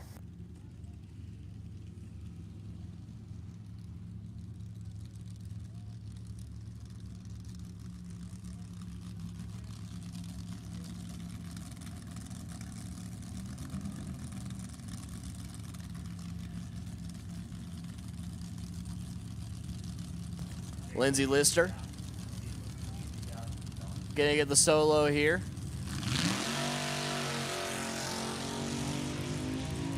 Once again, I need C and D gas. C and D gas. And NE3. Lindsay, 039 and 864 for 153. Looks like I got C gas right here. I should have D David gas and Nostalgia Eliminator 3. To the lanes, please. Sam Tucker, Terry Lindblad. Tucker on the left-hand side out of Redding, California, the 32 Bantam Altered. 470 cubic inch Mopar.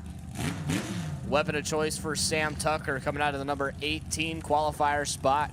Terry Lindblad on the right-hand side. Structural steel on board of that 96 Tuttle chassis, Dragstrata Chico. 392 cubic inch Chrysler motor, the weapon of choice for Lindblad. Out of the number 12 spot.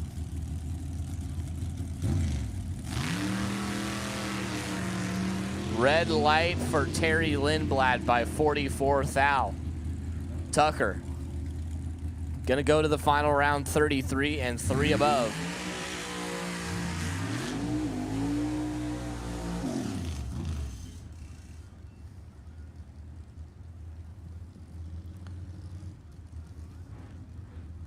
Todd Fernandez on the left-hand side now at a Tulare, California, the Gold Star Farms 32 Bantam.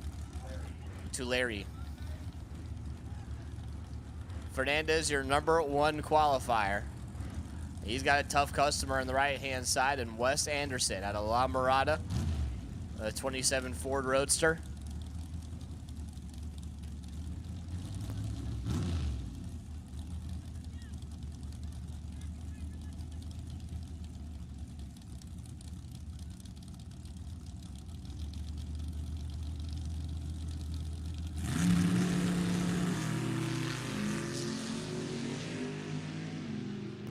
Your number one qualifier is in a lot of trouble.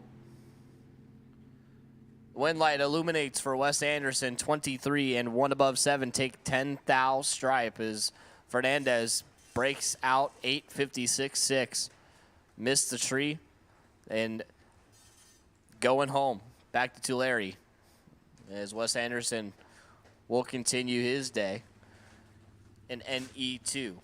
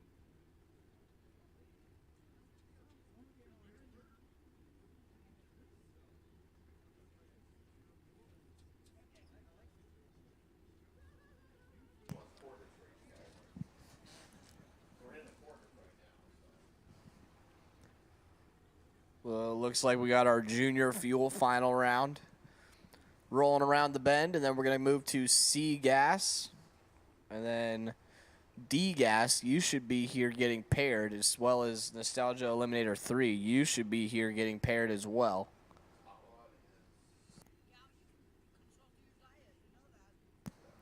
.70 Pro, just a heads up, you're going to be getting a call here in about 10 minutes, if that. So 7.0 Pro, you are on standby. Start thinking about it. You're going to be getting a call here in just a little bit.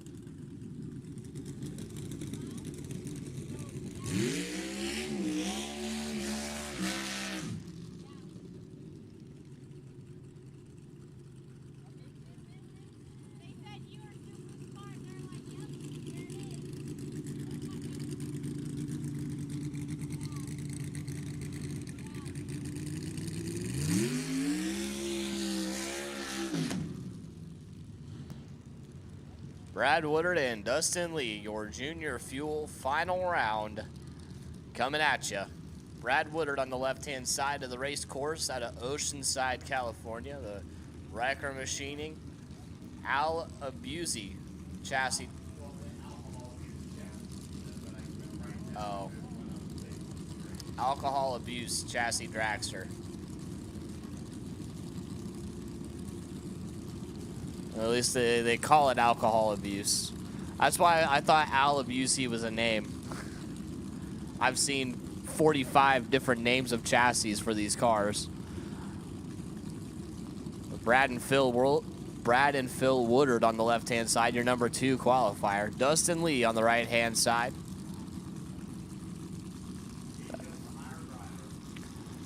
Out of Filer, Idaho, John Farr owned and tuned hot rod.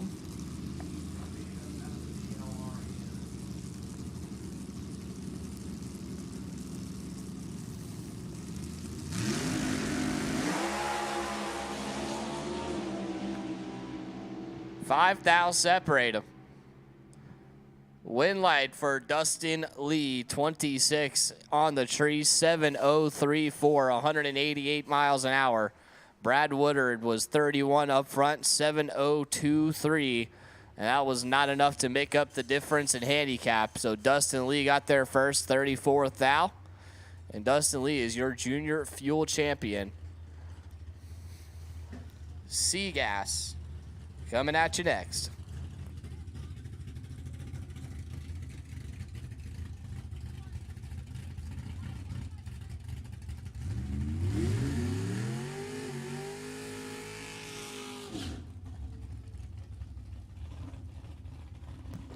Seagas, round number 3. David Stage, RJ Simrock.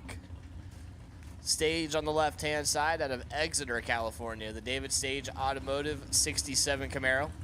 RJ Simrock on the right-hand side out of Santee. Chassis builder by trade, the Thunderbolt 67 Mustang.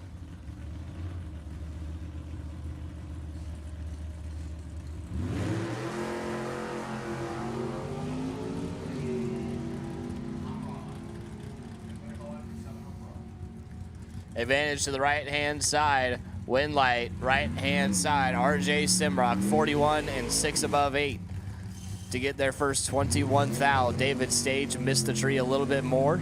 Goes 966.3, and David Stage's day is done in Seagas. Attention to the pits. I need Hot Rod. Hot Rod needs you to the lanes. Hot Rod needs you to the lanes for pairings, please. Hot Rod will need you to the lanes, please. 7-0 Pro, we will take you as well. 7-0 Pro, we need you to the lanes, please. Michael Karate and Gary Lynch, your next 2. Karate on the left-hand side. Lynch over here on the right-hand side. And that Austin Healy. Go-kart, if you will. It's like a golf cart. It's got the same wheelbase as a golf cart.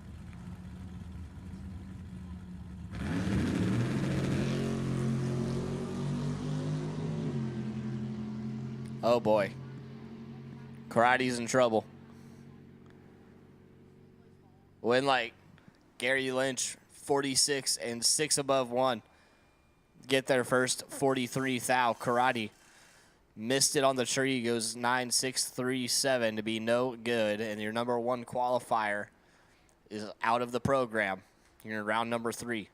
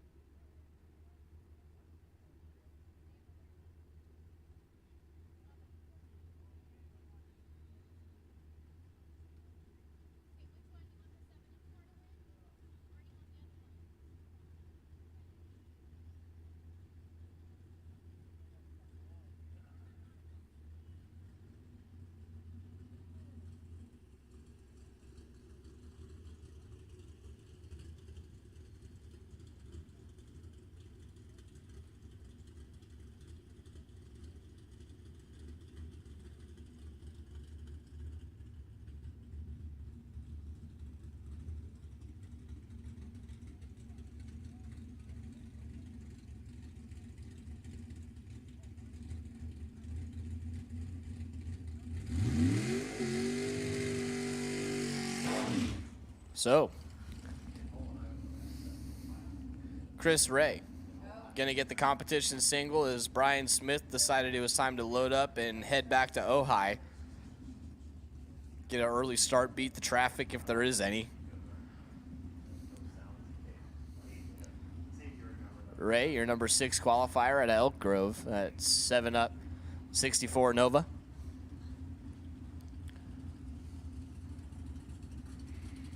Miss Stephanie standing behind him watching.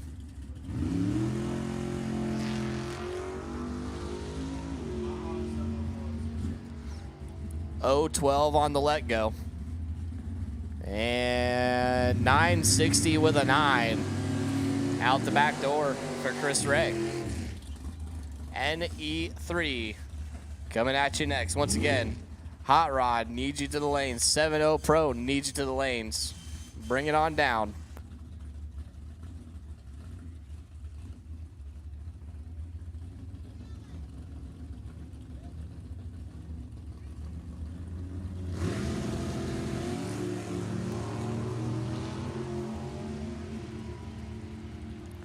Don Mallory and Ed DeStout.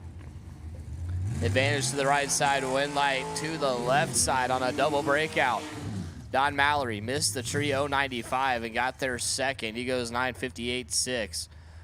He's going to move on as Ed DeStout. DeStout goes 045 on the tree and then breaks it out 956.7. Got there first 69 thou and no good.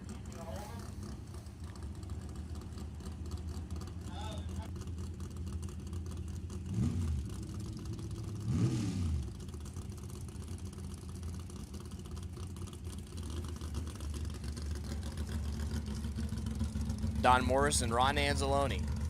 Morris on the left-hand side out of Roseville. SRI Supreme, 23 Ford, runner up at the March meet. Ron Anzalone on the right-hand side out of Los Osos, a 23 Ford altered.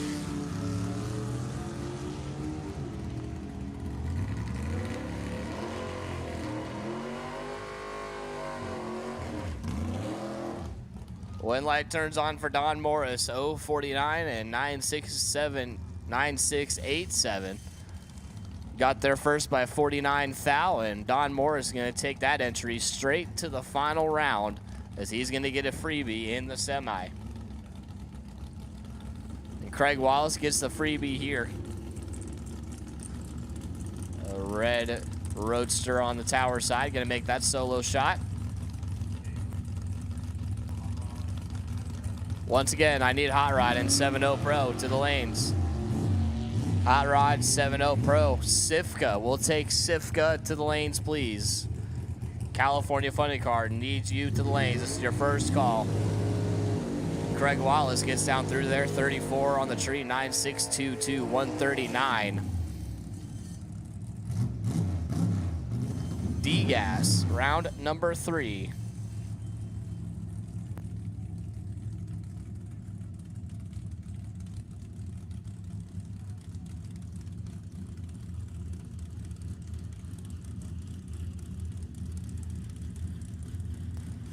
Seth Schneider and David Quiroga. Schneider on the left-hand side, the 64 Gear Jammer Falcon. Quiroga on the right-hand side, that yellow 67 Camaro. Schneider grabbing gears, making his way down the racetrack. He's in trouble. Winlight, Quiroga, 54 and 7 above 7 to take 41 thou stripe. Schneider missed the tree, goes 3 above 9, and he is no good. Packing it up, headed back to El Dorado Hills.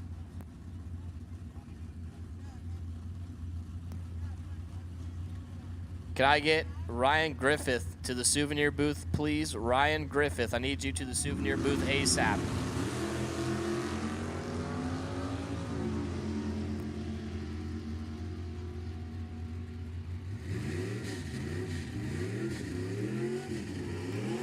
Daniel Brown, Bill Norton. Winlight goes to Bill Norton, 40 on the tree and dead 2 to get their first 11th thou. Brown is 025 on the tree, 2 above 8, and 11th thou behind at the finish line. And your number 1 qualifier in D-Gas is headed back to Visalia earlier than expected. Steve Barta going to get the solo here.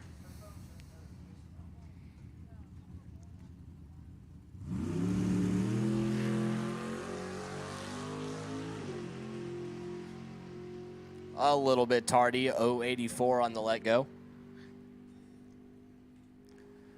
10.623, 124 for Steve Barta.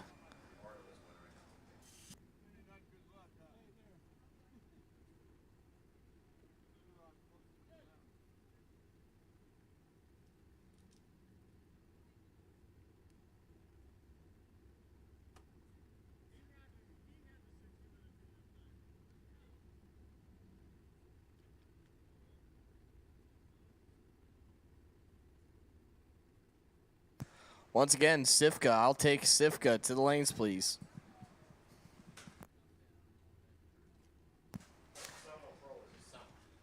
So I need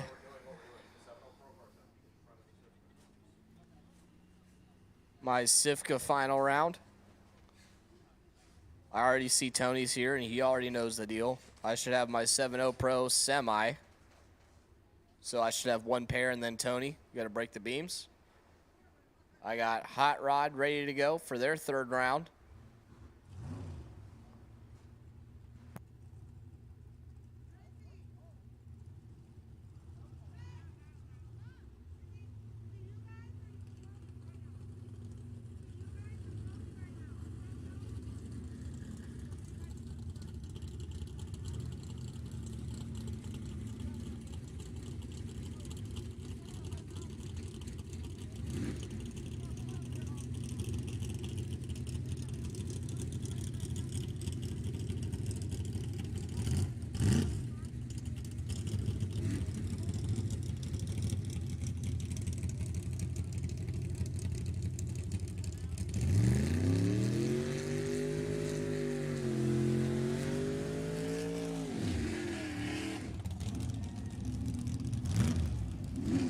So George Thomas and Don Momai, your first pair out of Hot Rod. Thomas on the left-hand side, 10.41 on the board for the runner out of Mariposa in that 56 Chevy wagon.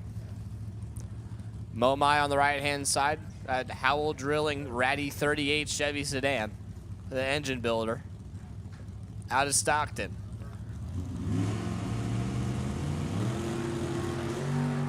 Red light Don Momai by one skinny one.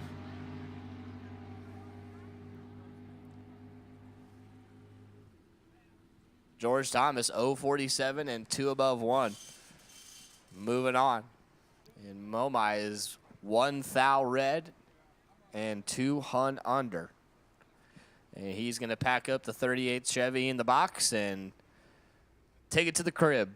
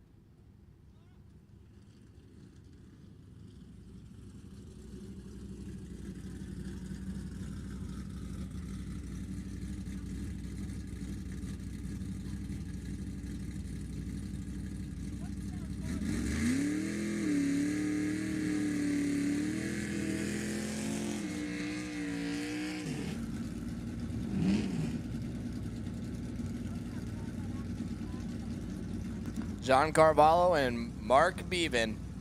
You're next to the Beeve over here on the right-hand side out of Queen Creek, Arizona. That 1972 Duster. 10.50 on the board for the Beeve. Left-hand side, John Carvalho, the Mazda's Plus 67 Camaro. Dice converters on board of that hot rod out of Modesto. 10.15 is the number for Mr. Carvalho.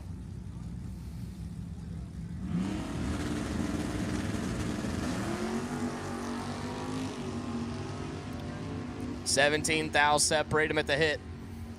Advantage left-hand side. Wind light says left-hand side. Carvalho 20 and 1 above 9 to take 38 thou stripe. Beaven is 37, 4 above, and no good. And Mark Beaven's got a long drive back to Queen Creek, Arizona.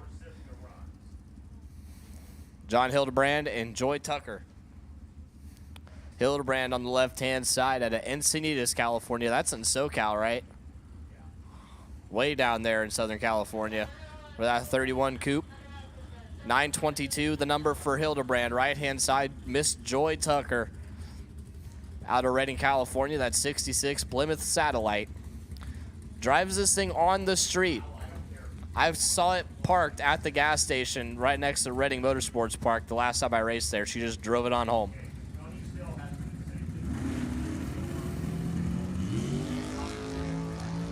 And she's going to move on as John Hildebrand is 14 thou red. And he's got a long drive back to Encinitas. His Joy is 10 up front and 6 above 0. Moving on in Hot Rod. Tony Citro and Dave Schaefer, your next two. Citro on the left-hand side, 990 the dial-in for the Oakley-based 75 Camaro. Schaefer on the right-hand side at a Santa Clara, the 1966 Mustang. 1093 is the number for Schaefer.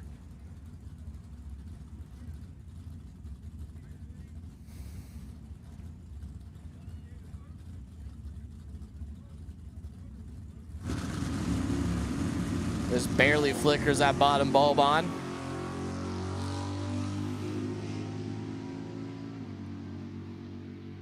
Advantage to the right-hand side.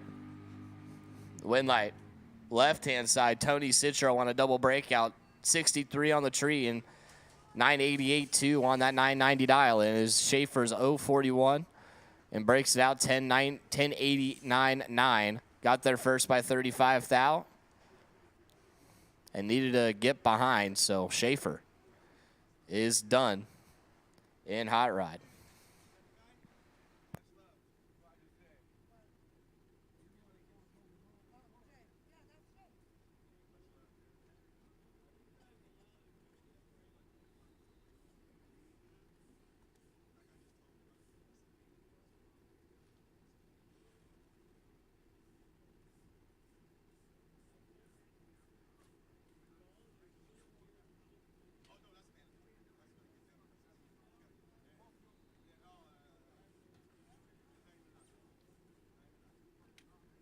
Okay, explain to you what's going to come up next because Tony Trimp is in the final round of California Funny Cars. Well, funny thing, Tony Trimp is also going to get a single run into the final round of 7.0 Pro. So we're going to run the 7.0 Pro Semi. There is a pair of cars, Jason Vanderpool and Lawton Ferreira. They're going to run first. Tony will then light the funny car, roll up stage, take the tree, back up, and we'll do the California Funny Car Final. Got that, Logan? Yeah, I think so. Good. Here we go. I don't know. That was a lot of instruction, and it's getting late in the day. Okay, repeat the instruction too. He's going to be a teacher now. Repeat the instruction. Okay, the dude's going to do the thing, and then the other dude's going to do the thing, and then back up and do the thing again. That's why our Air Force is what it is. I'm not on the clock right now. My Air Force brain is not currently operating.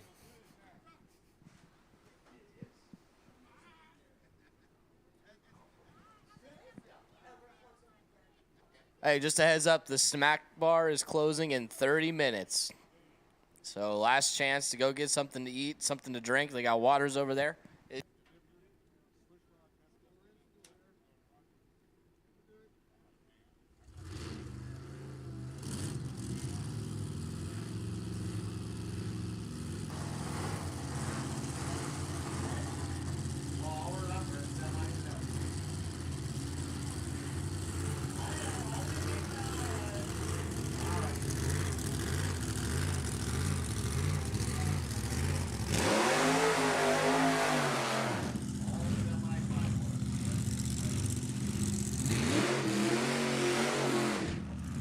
All right, attention in the pits, please. I need all semis. All semifinalists need you to the lanes, please. All semis, all categories, all semis need you to the lanes for pairings, please. Jason Vanderpool and Lawton Ferreira Jr. The first half of your 7-0 Pro semifinal. This is Jason's first time actually having a competition in the other lane today. Jason has had 2 bye runs to this point, and Lawton Ferreira Jr. on the right-hand side. He's going to try to take him out. Oh, boy.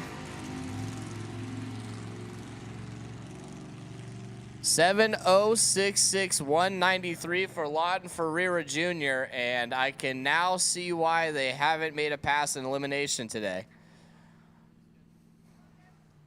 Either they just had something break, or something's been broke all day and they just did a really good job of hiding it.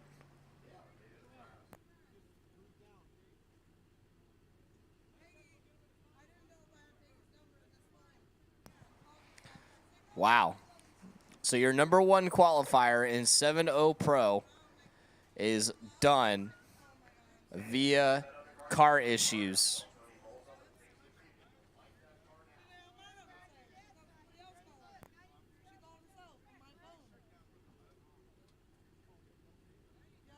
Wow, wow.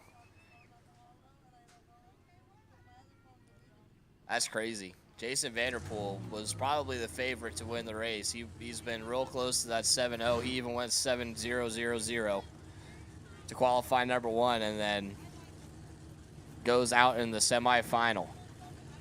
So here's what's going to happen. So they already, the 2 dudes did the thing already. So now the blue car is going to come up, stage, back up, and then do a burnout, because this is also the final of SIFCA.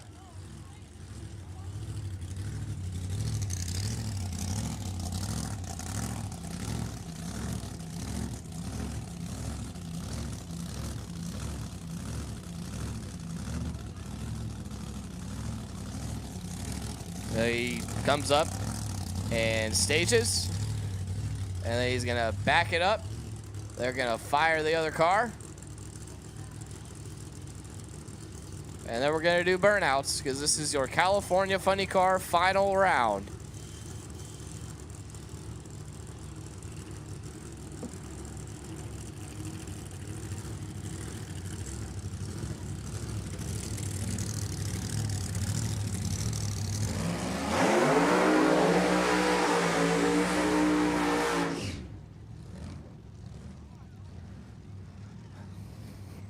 So Tony Trimp still in contention to do the double up. He's been in this position quite a few times, and I don't think he's been able to do it to this point.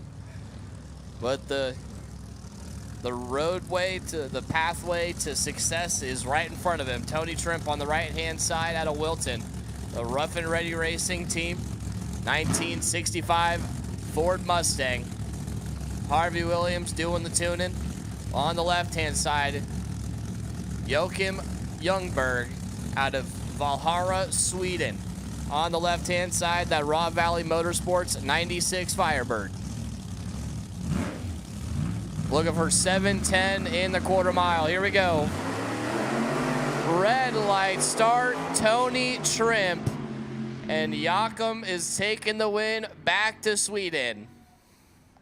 Tony is 24 thou red and goes 7:050 at 196. Joachim started off good and then shut it down to go 8:42.9 at 1:08. Tony is probably kicking himself, but he's got to gather his composure and come back for the 7-0 Pro final. Wow. What a turn of events we've had in the last 15 minutes. Congratulations to the Raw Valley Motorsports team taking the win back to Sweden.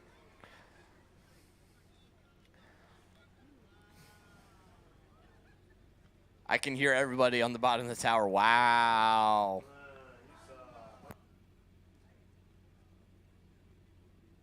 You'll see that blue Mustang come back one more time for the 7-0 Pro Final. And a 7-0-5-0 is not a bad lick if you're talking about 7-0 Pro.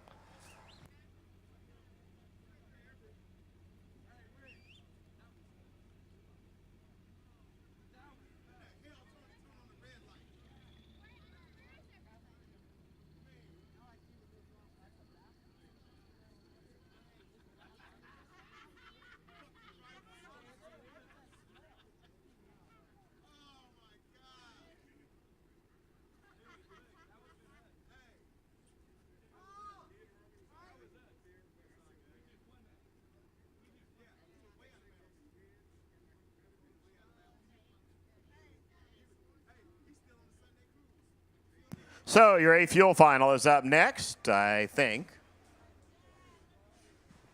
Yep, they're shoving him in the car. So it is actually going to be a single run, because remember last round when Wayne Ramey's car went foof at the finish line?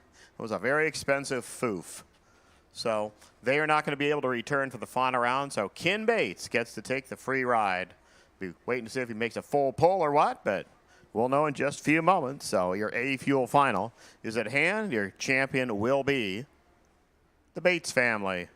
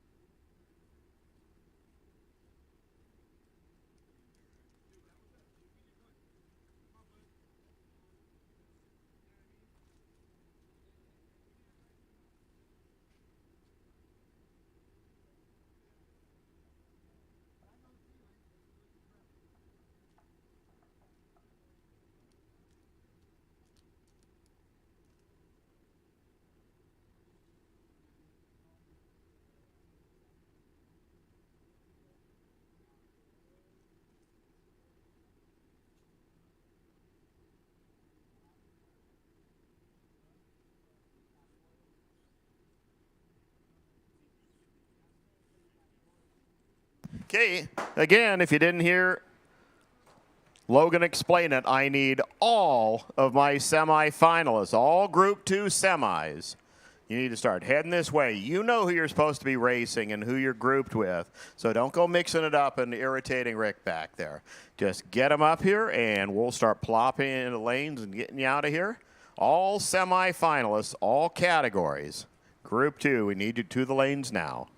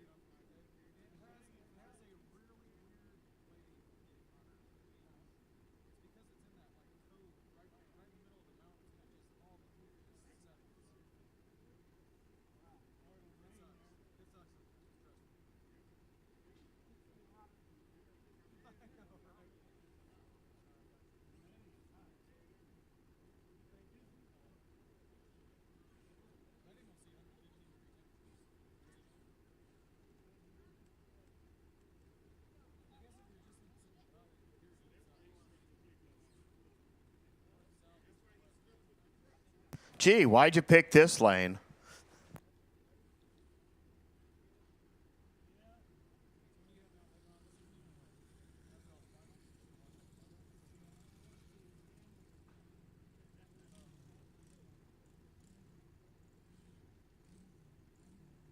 So they're going to go ahead and put the thingamajig up on top that has the alcohol in it. Plug the starter motor in, which sits way down there. It's not really a convenient location for all this stuff.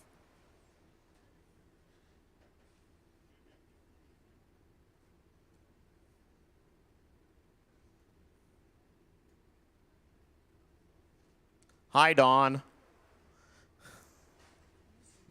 Just so you know, one of my kids turned 25 this week, and that was the younger of the two.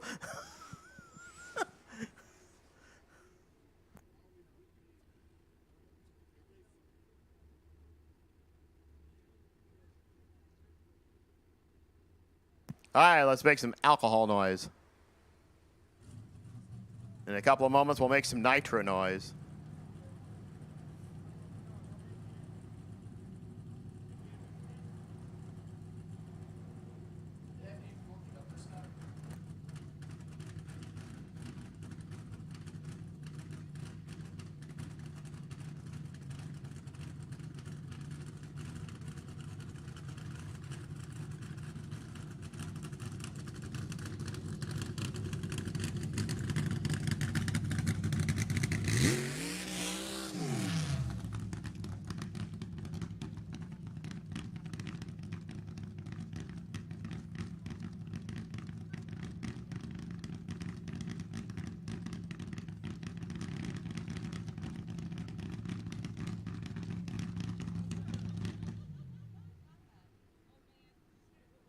So we have a huge fuel leak, but you know what? Because he fired the motor, he did everything, he will still be declared the winner, just because. We're nice about that. He wanted to put a show on for you, but big fuel leak, so let's say tighten it up and just, all they really have to do is, but it takes forever to back down an A fuel car, so we will still just declare them the champ. Just kind of like we did the funny car champ a couple of years ago at Bakersfield.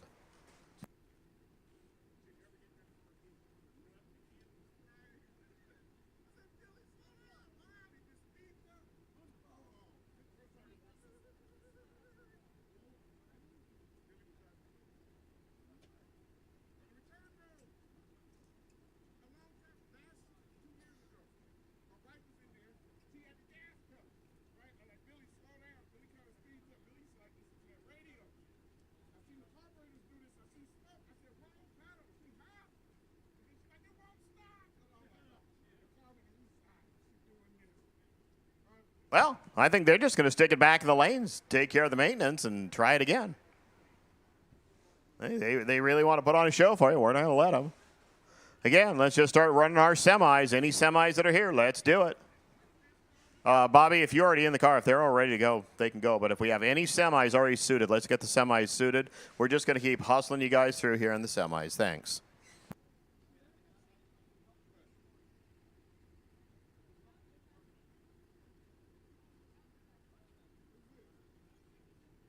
You can say, like, why didn't they just, push it back, restart it?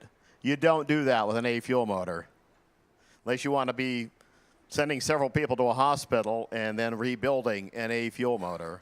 So they have to take it back and literally pull the plugs and everything to back that motor down. So they'll take care of that back in the lanes. That's why we weren't going to have them do it right now, because it's about a 10-minute, 15-minute process sometimes. We're just going to let them do what they're going to do. And we'll get all of our other categories, as many things as we can run around them, and we'll just keep on going. So, semifinals, getting set.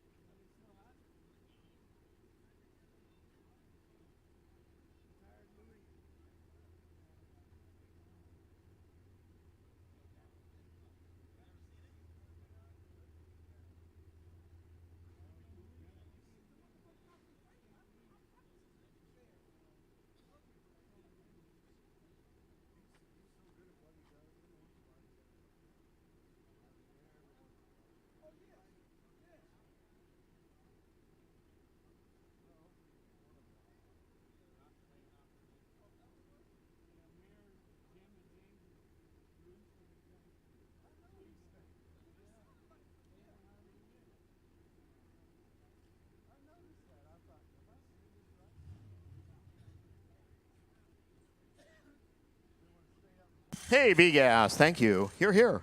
Let's run B-Gas. Start running our semifinals. Wayne Charbonneau. All those people that thought the big boxy Anglia would be in the semifinals, raise your hand. So Brian Franks, the guy that's sponsored by Dark Heart Brewery, who you just feel the need for some microbrews, just go up on Auburn Boulevard, find Dark Heart Brewery. Wayne Charbonneau, the runner from Ramona, way down there in the San Diego region. And Brian's from Elk Grove, so don't know exactly where. It just says Elk Grove. I'd have to look it up. Big town, lots of space.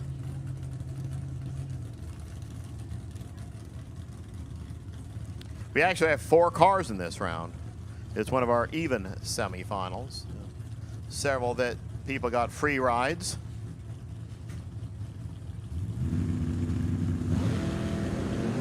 They're running. Teensy advantage to the shoebox. Oh, and he starts wobbling. Brian Franks cruising 879, 134. Charbonneu's car got down there about 8th mile and all of a sudden started thinking about other things to do. So Brian goes to the final round. Let's see who's going with him. Mike Rabner or Kevin Riley. If Kevin goes, then it's all Northern California. Mike goes, and it's Northern versus Central California.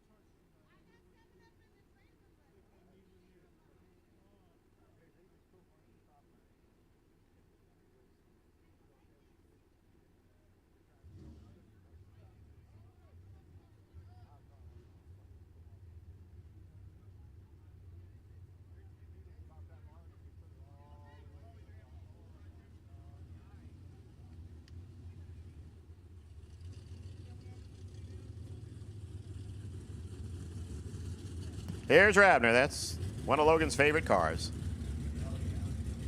Obviously not a Mopar boy, or he'd be going for the Cuda with a big old 572-inch monster under the hood. 582 inches of Chevrolet over there. You got to have big motors to run big house.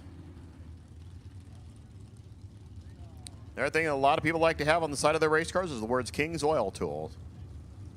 A lot of times those guys from down there at King's, pretty darn good.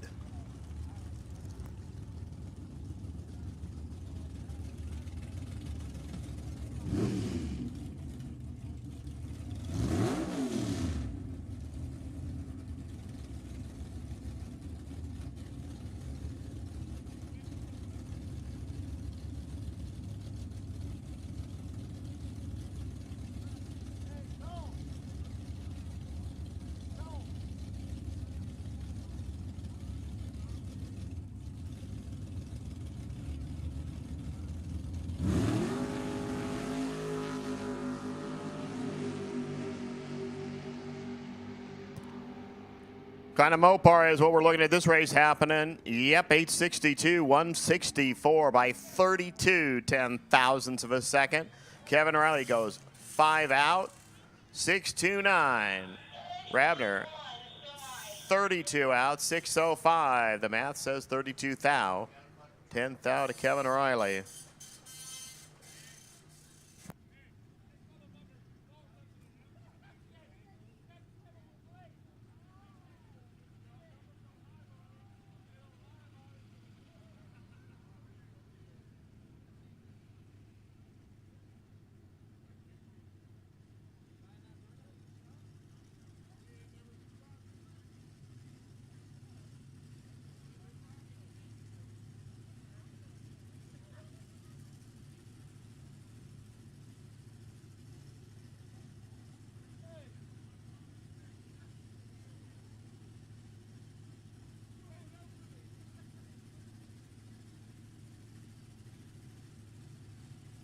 Sabrina Picaro and what's his name? Matt Garcia coming up next in Nostalgia 1 semifinal. Tim Beeman will get a freebie right after that.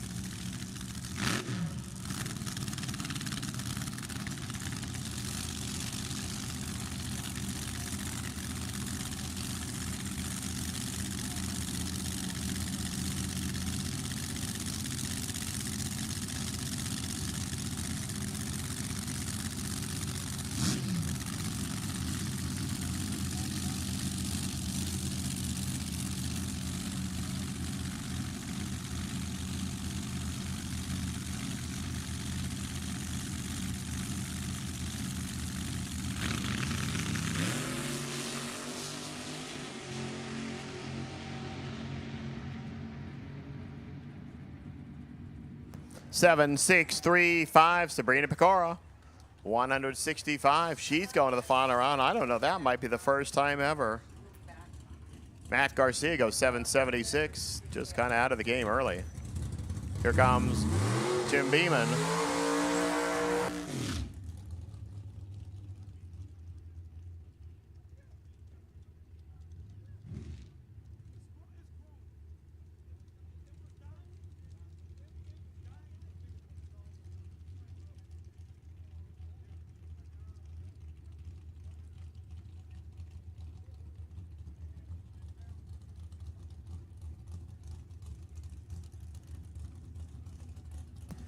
So Timmy B gets to race Sabrina P.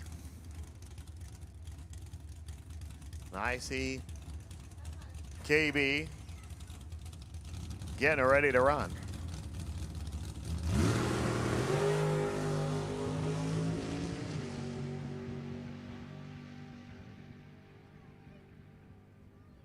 .759, 172 miles an hour. Yeah, it was a single. That's why you run those singles. They want to make sure it works right. A-Fuel final, second attempt. Yeah.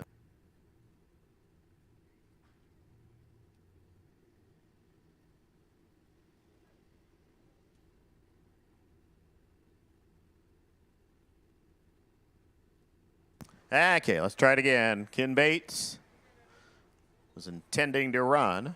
Wayne Ramey. Unfortunately, Wayne's had a rough weekend.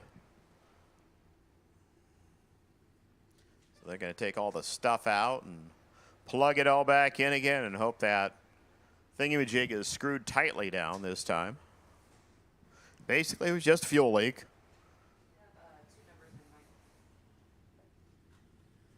Yeah, one funny car after that. I see a whole bunch of the rest of my semifinals all ready to go.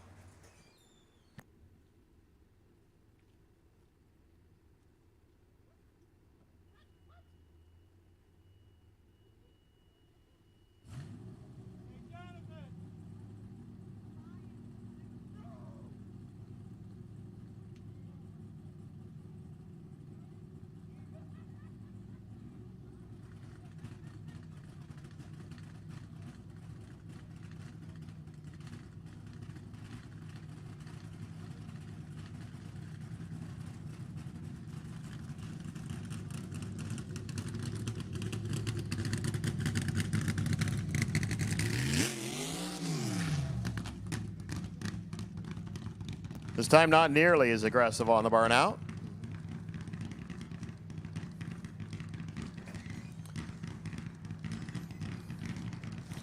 On the plus side, there's not a couple of lakes forming under the fuel delivery system.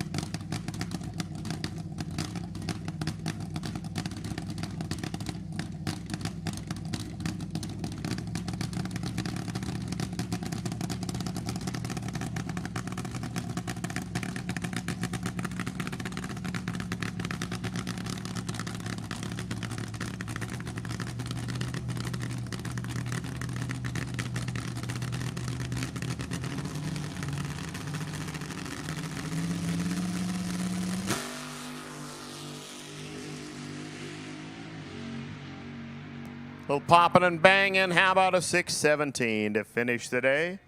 3 rounds, 3 great runs. 6.176. 228 miles per hour. The Bates family right back where they love to be, in the winner's circle, as they've done so many times.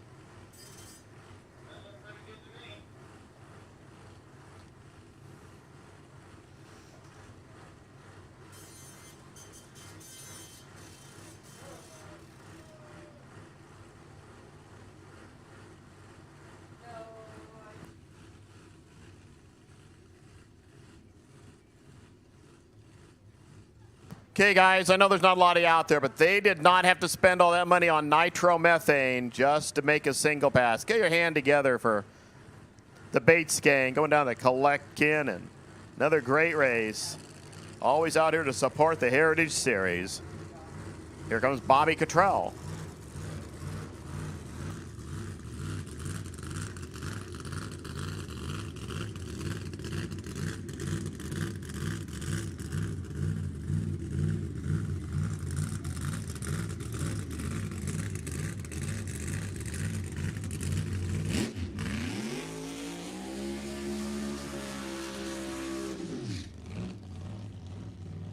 And all my semis, just because I know you're in the final and you can hear me, just for the finalists, just bring them right back. There's no, we're not going to run in any specific order for finals. We'll just do them as you get back up here. So semis, when you're ready, just head right back up here. We'll get your final rounds out of the way. Winner's circle and checks and all that stuff will be done at the conclusion of the event.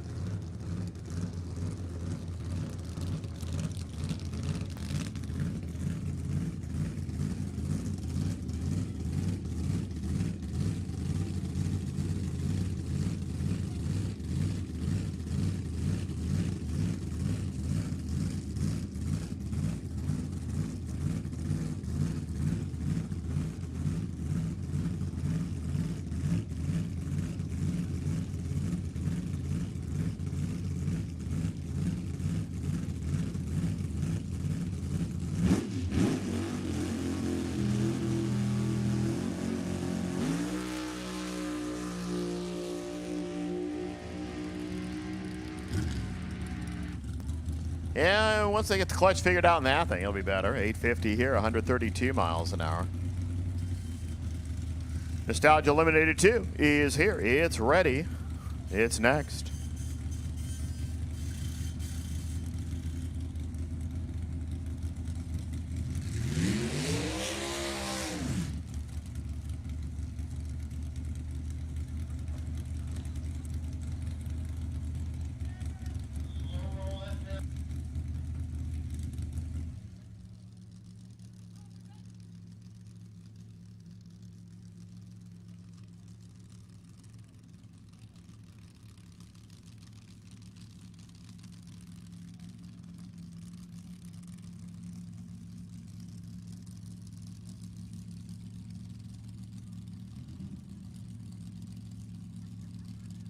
All right, the top end hustled. They got the car off the racetrack, so we're ready to go.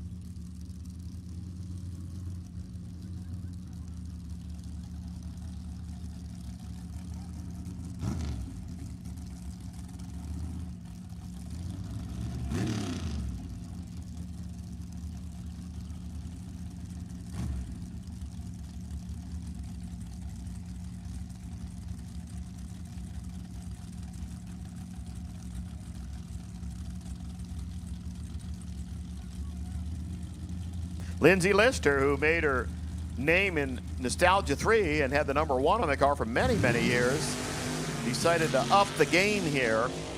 She has a chance to go to the Nostalgia 2 final, unless Wes Anderson has something to say about it. Sorry, Wes had something to say about it. 861, 147. So Wes Anderson and Sam Tucker gonna do it here in Nostalgia 2.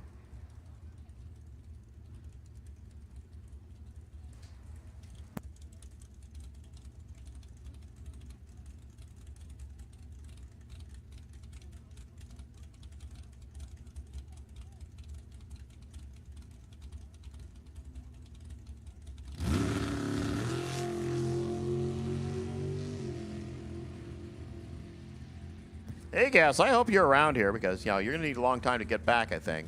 858, 153. Let's go to Hot Rod's semifinal here.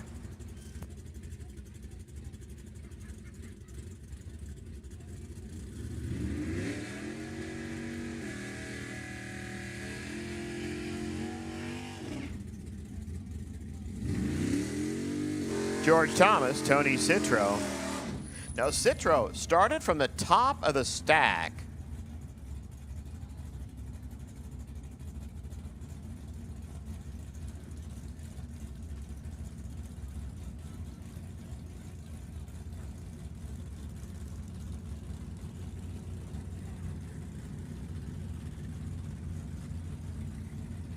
He's going to the semis. Let's see if he can make it all the way and run the table. And here's your potential buying the time run. Oh, and he goes foul right now. And he fouled by a bunch. 8 red. 1039, 124 over there. 999, 135 over here. Joy Tucker, John Carvalho, who's going to be the other half of this game. Hey, you see my A-gassers here? See a bunch of other people here. I mean, if you're still in a semi, we need to see you here.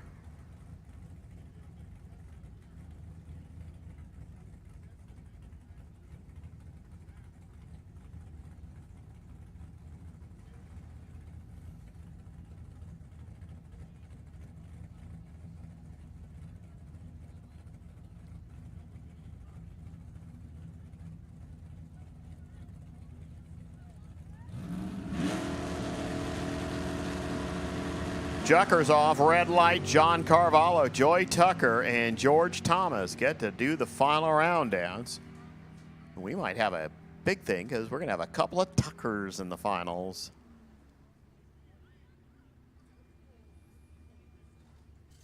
Seagas next. I can tell because I can see Chris Ray's car come out. Chris Ray, Gary Lynch, first two. We used to have a scoreboard sponsored by 7-Up, and Ray Reed, I think he's required to run in that lane always.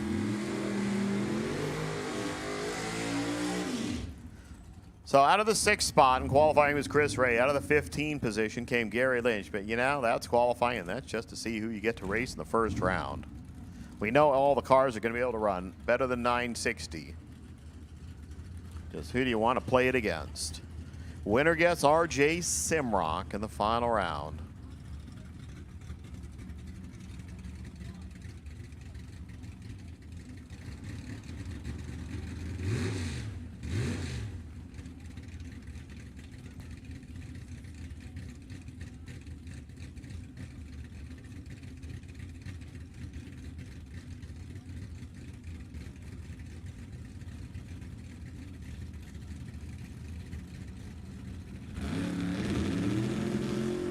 Oops. That was like, oh, what were you doing? And he just leaves before the tree activates. Chris Ray, you get to race R.J. Simrock. 959, 138 miles per hour. So Lynch's car will slowly coast down the racetrack because, you know, there's got to be a reason the car left for the tree everyone thought about activating.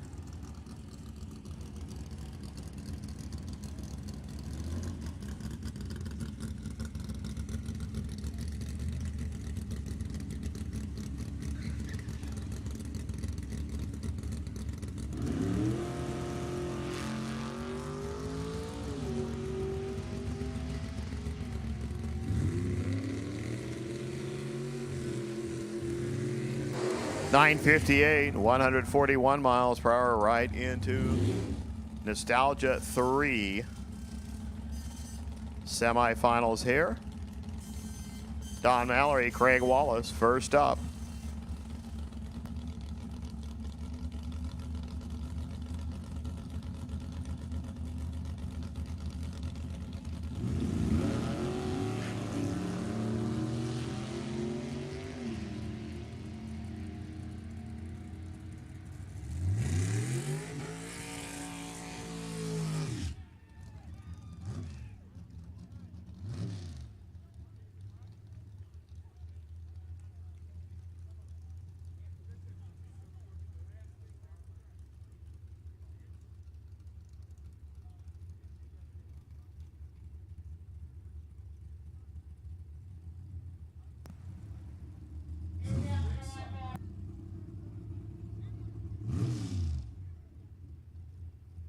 KA Gas, I believe you're up next, followed by D Gas.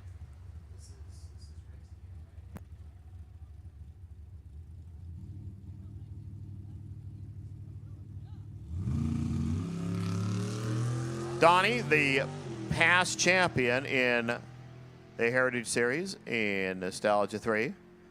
My red light's really trying to learn how to go back to its original blinky style. 9:58, 137 miles an hour.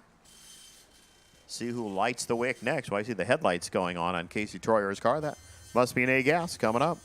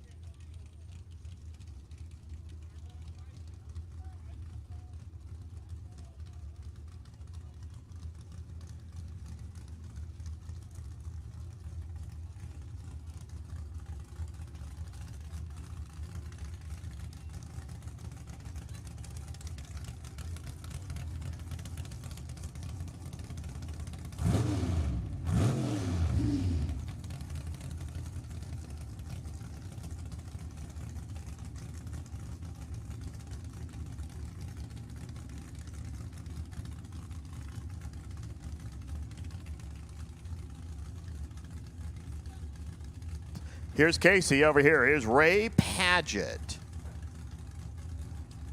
Padgett came from the the 6 spot. Casey came for the 4 spot. They get to race Chris Curtis, who started in the 7 spot.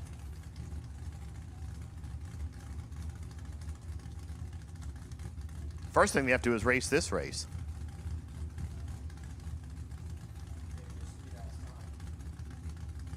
Oh. Well, Padgett said, well, you're not going to stage at all. I am. Now the computer just starts blinking down, down, down as the timer counts. Troyer gets in. They're running. They were both big time late. How about 7602 putting out a 7606? They were both late. 2 hun better was Casey off the line, and he held that 2 hun all the way down to the stripe.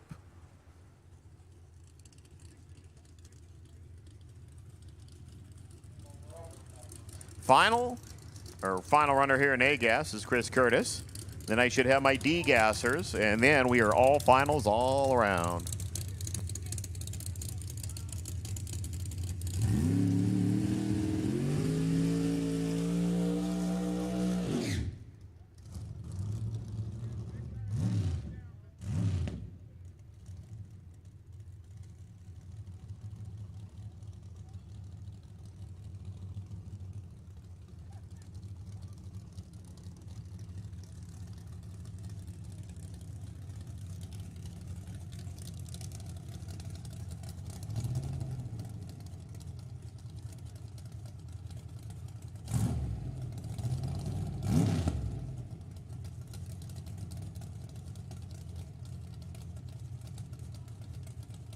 Hey, if you're in the final and you know you are, and yeah, well, you don't need to cool down much. Just start heading back this way. He said, all finalists, we're not going to run you in any special order. I know some of the categories need longer to cool down, but nobody needs like 45 minutes, believe me.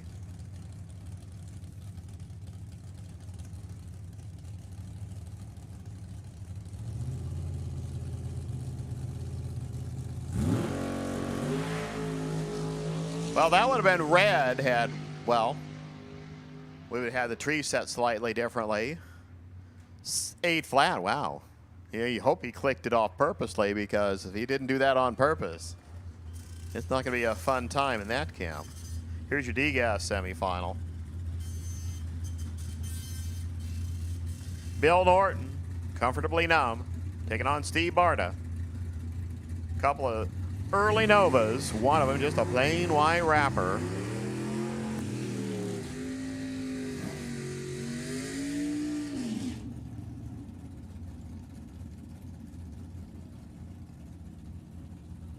We have a black Toyota Matrix in lane 7. It needs to be moved, please. Or, well, racers know how to move cars. That's what they're invented for. So, black Toyota Matrix in lane 7 needs to be moved right now.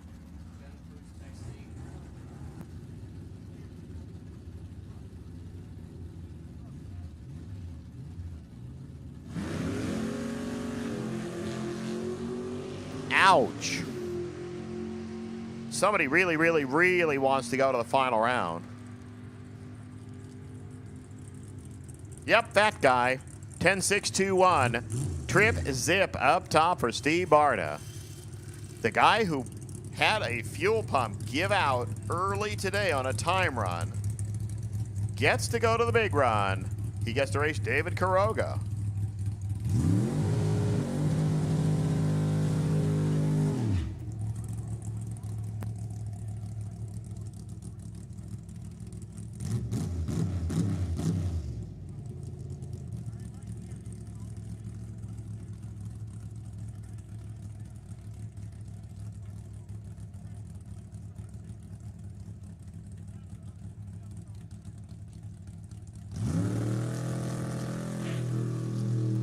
Yawn, 18.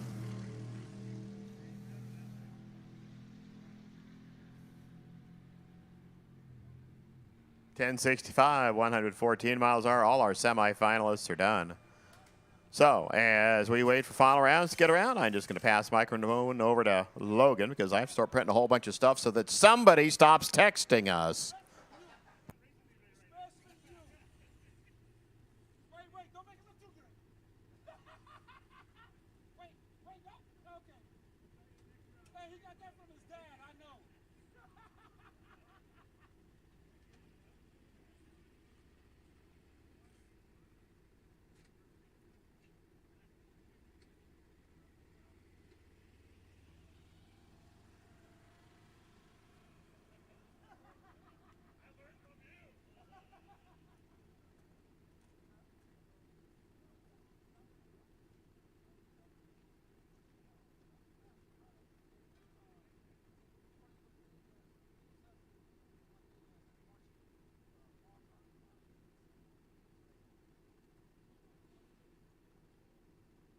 All right.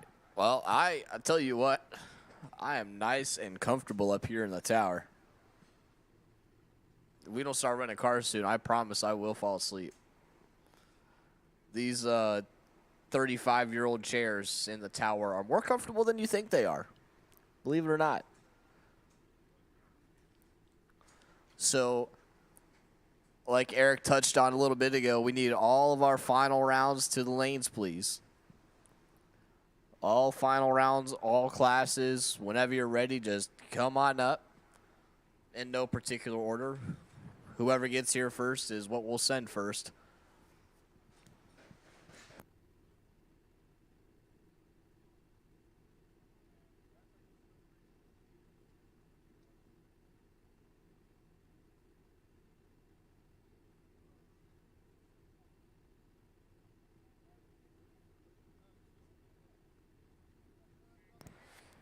So just a heads up, we will do a final test and tune cleanup session after we get all of our final rounds out of the way. So if you're here testing and tuning and whatnot, we will do one more test and tune cleanup session after we finish up all of our final rounds. So I just want to take a second to say thank you to all of our spectators who came out today and everybody watching on the live feed. I appreciate your guys' patronage on the live feed and the chat bleachers and everybody coming out to the track and grabbing a seat in person, of course.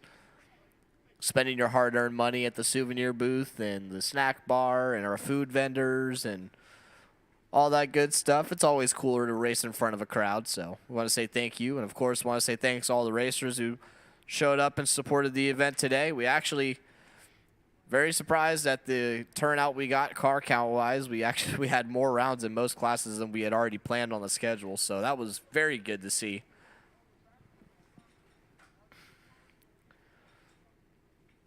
So we're going to get our final rounds ran here, and as soon as we get cars in the lanes, and then we're going to wrap it up. So if you're already started to head out, make sure before you leave, if you earned a payout, the payouts will be at the souvenir booth as soon as we get the results to Jen, which we're doing right now.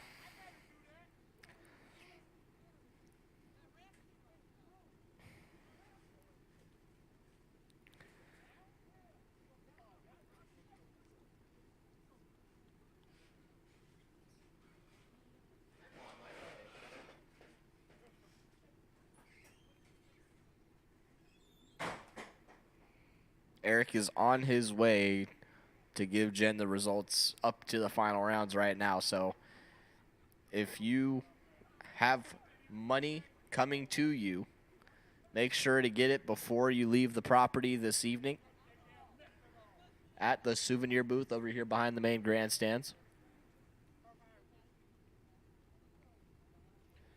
And if you're already started to head out, I want to say please drive safe to get back to wherever it is that you call home, and hope to see you again soon for our next nostalgia race, whether it's a Pro Gas Association event or the Governor's Cup later on this year, which we've been talking about trying to do some cool things for the Governor's Cup this year because, you know, the rumors are all there. I'm sure everybody's heard. So we're trying to make this year's Governor's Cup super cool. So everybody make sure to find Sacramento Raceway on Facebook if you haven't already because, like I said, we're trying to make this year's Governor's Cup a little extra special. And updates and whatnot about the Governor's Cup will be posted later on this year.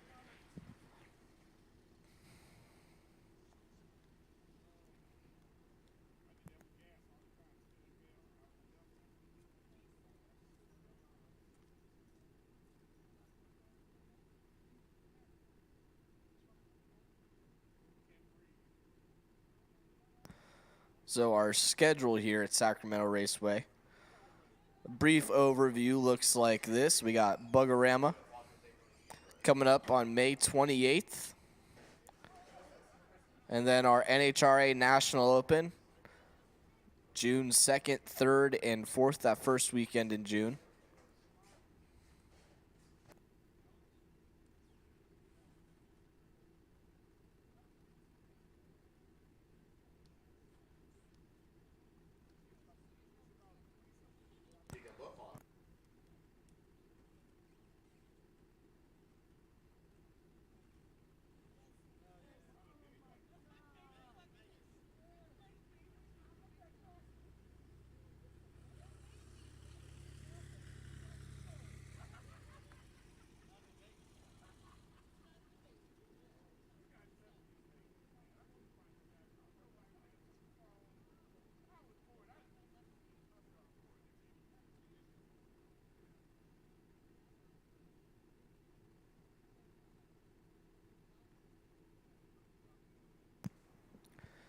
And then coming up at the end of June, we have our 3rd and 4th NASA races, as well as our 5th and 6th Summit ET Series event.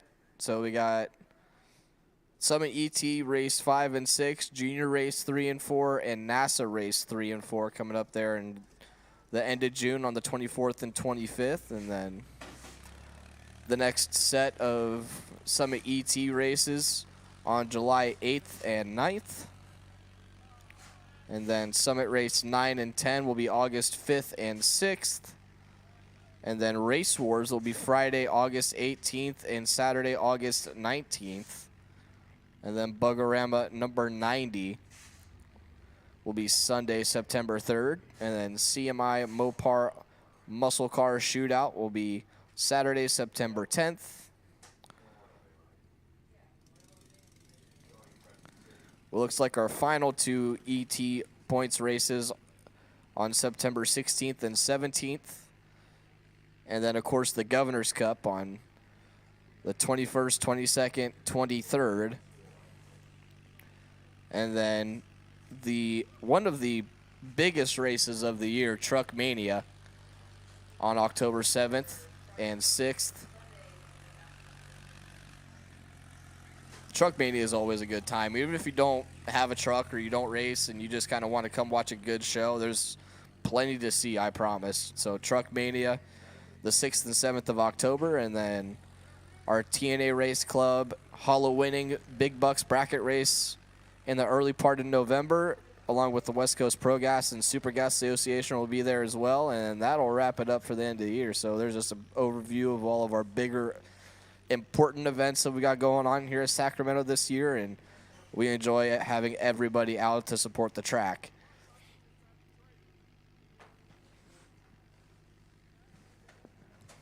It looks like we got our hot rod final. Once again, I need all final rounds to the lanes, please. I need all my finals to the lanes, por favor.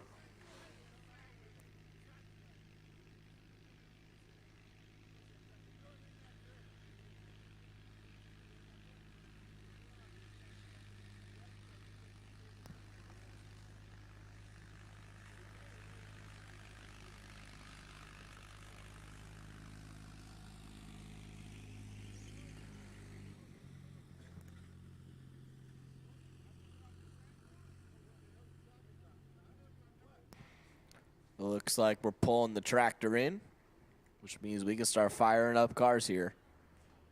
We get this race wrapped up.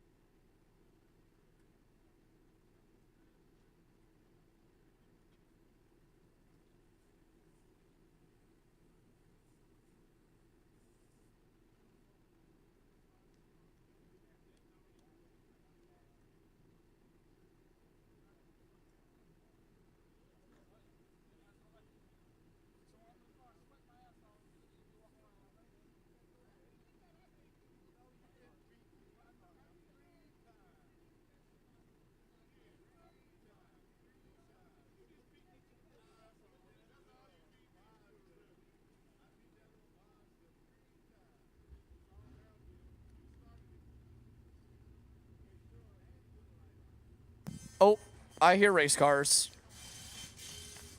What do we got?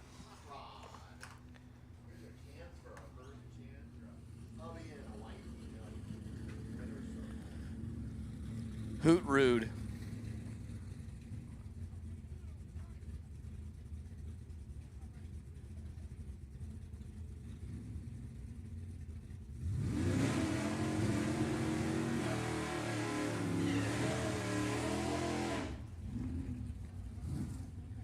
Joy Tucker and George Thomas. Your hot rod final round. George Thomas on the left-hand side, 1038 the dial in for that 56 Chevy wagon. Out of Mariposa, right-hand side is Joy Tucker. Miss Joy out of Redding, California, that 66 Plymouth Satellite, 1144. If Joy can win this and Sam, her husband, can win his final, it'd be wife and husband in the final round taking pictures together. That'd be pretty darn cool. But not if George Thomas has anything to say about it. He's got a long drive back to Mariposa. Red light start for Joy Tucker by 9 thou. Hide the sharp objects because George Thomas was 91 on the tree. And then breaks out 1035.9 on that 1038. Joy is 9 thou red and 13 thou under. Oh, so close, but good showing for Joy. Congratulations to George. And we've crowned our third champion of the day. Because we've already got our fourth. Yeah, so our fourth champion of the day. Because we've gotten through Sifka, A-Fuel, Junior Fuel, and then now Hot Rod.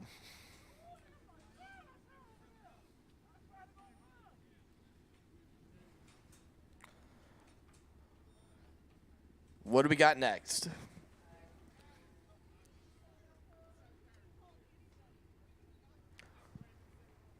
The screen on the computer is too dark, so I can't tell what's in the lanes. I'm too lazy to sit up to figure out what it is, so I'm just going to wait until they pull around to find out. It's going to be a surprise. I like surprises. Well, some surprises.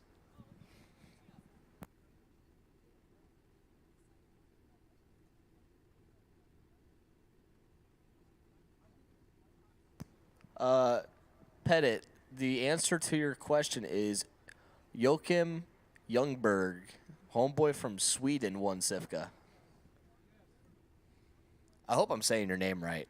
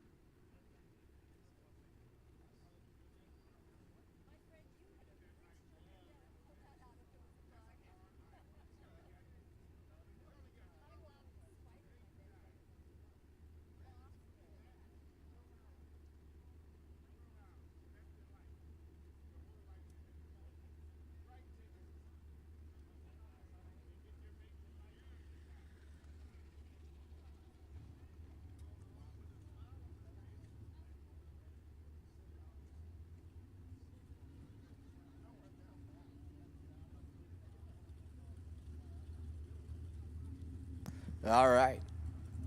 NE3. Final round. Don Mallory and Don Morris. Teammates in the final round.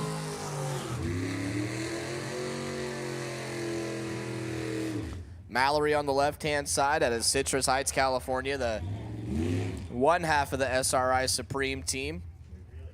The maroon 23 Ford on the left-hand side, your number 4 qualifier. Right-hand side, Don Morris, Roseville, California. The other SRI Supreme hot rod, the other 23 Ford, the yellow one. Don Mallory owned car. So how does this work? Do you let the car owner win the final because it's in his car, or do you say, screw it, I'm here to win?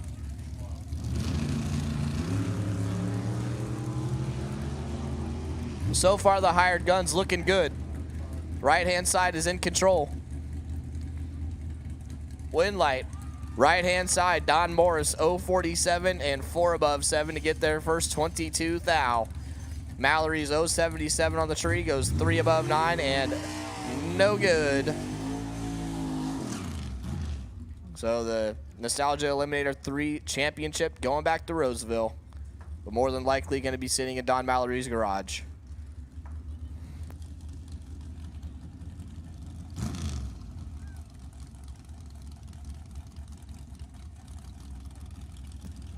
Sam Tucker and Wes Anderson. Tucker on the left-hand side out of Reading. That 32 Bantam Alter with a 470 Mopar in it.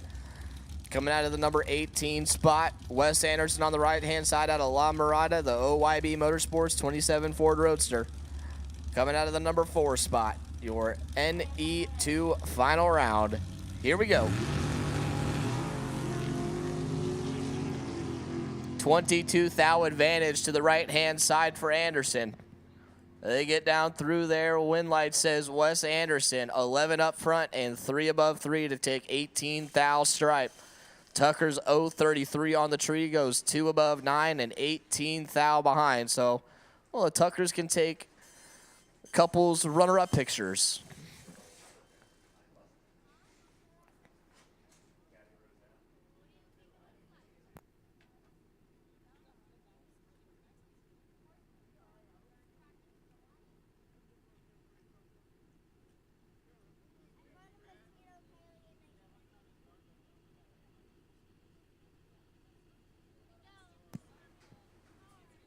Looks like 7-0 Pro.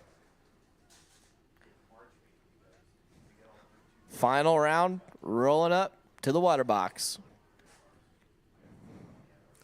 The Heritage Series double up has still eluded Tony Trimp.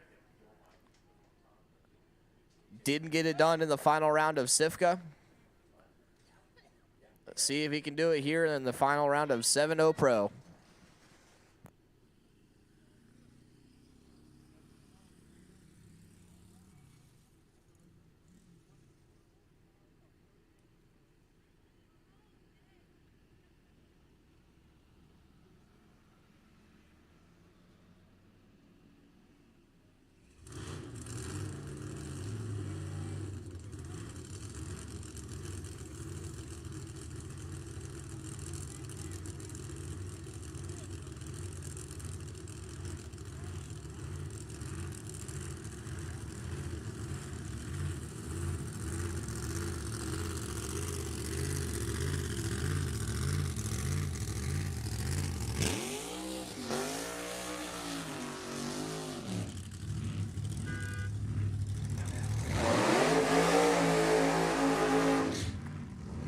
A long, smoky one there for Lawton Ferreira Jr. On the right-hand side out of Spring Valley, California, that Top Flight Racing, Top Flight Corvette Incorporated 48 Fiat Topolino. Coming out of the number 2 qualifying spot on the right-hand side. Left-hand side, Tony Trimp. Wilton, California, the owner and operator of Reading Motorsports Park. That Rough and Ready Racing 65 Mustang. Harvey Williams doing the tune-in out of the number 3 qualifying spot. This ought to be a good one right here, folks. Both of them are very capable of going 7 flat. Ferreira's already pre-staged. Tony comes in. Ferreira puts it into stage. Tony's in. Here we go. Massive left side advantage. Win light. Left side, Tony Trimp, 21 up front, 7.059. Lawton Ferreira was 0.92 on the tree and breaks out 6.96.6. Got there first by 25 thou, and he is mathematically ineligible. Tony Trimp locks him out and picks up the 7-0 Pro win, starting off right where he left last year. Harvey Williams going for a lap, and he's ecstatic. Congratulations to that Rough and Ready Racing team.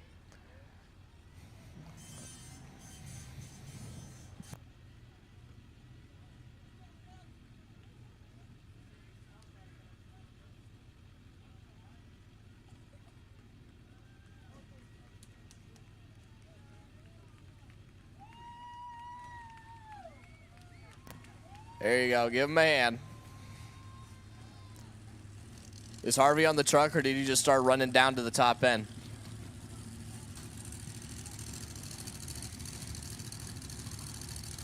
Moving on to our NE1 final round.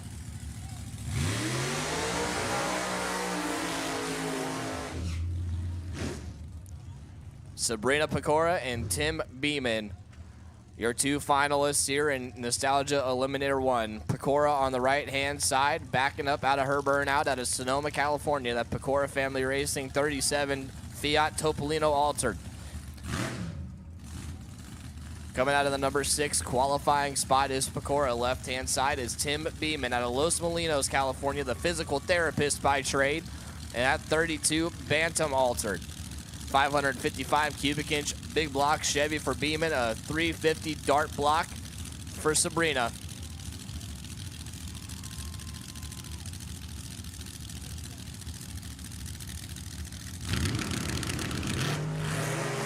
And Pecora has issues on the starting line. Beeman is well in control of this one. Wind light turns on for Tim Beeman, 059 and 771.5. Pecora was late on the starting line, had issues, had to double step it, go 789.5 at 174, and was well out of the race as soon as they got to 60 feet.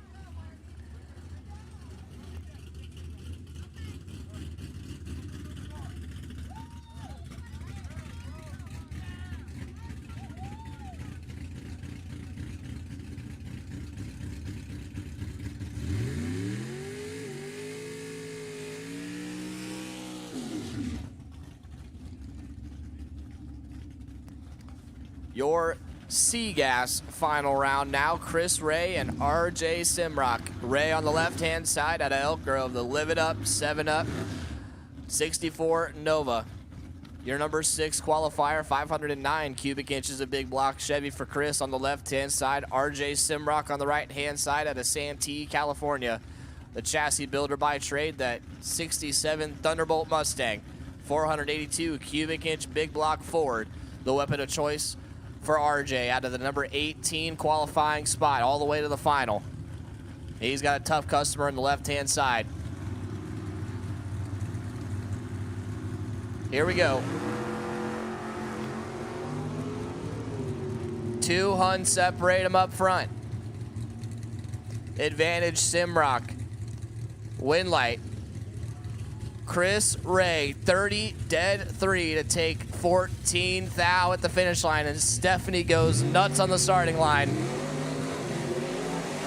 RJ is 0-10 up front, goes 3 above 7, and he's 14 thou in the way at the finish line. So Chris Ray is your C-Gas champion. Your B-Gas final round, Brian Franks and Kevin Riley. Franks on the left-hand side out of Elk Grove. The Dark Heart Brewery 1968 Camaro out of the number 3 spot. Kevin Riley on the right-hand side out of Santa Clara, that 1967 Barracuda. 572 cubic inch Dodge motor for Kevin Riley out of the number 4 spot. Pre-stage bulbs lit. Riley's in first. Franks follows suit. Here we go. 6 thou separate him in reaction time. Riley gets a little close to that center line. Wind light comes on for Brian Franks. 49, 1 above 9 to take 31 thou finish line for Brian Franks. Kevin Riley is 55 up front. He goes 8644 on the 860 index and 31 thou behind at the finish line. Kevin Riley gonna bow out in the final round. Your runner-up, Brian Franks, gonna take the win in B-Gas.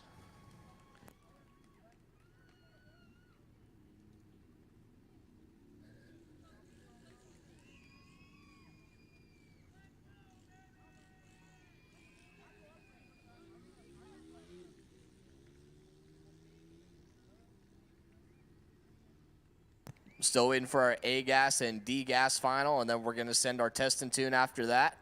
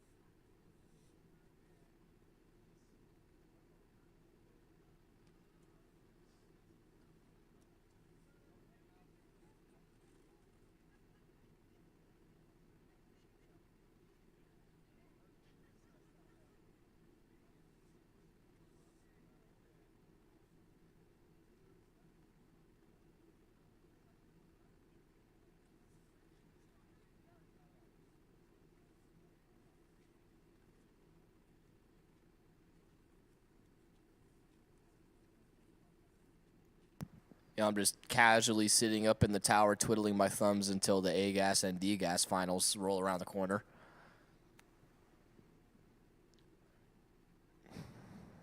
No rush. We're only an hour past our scheduled finish time.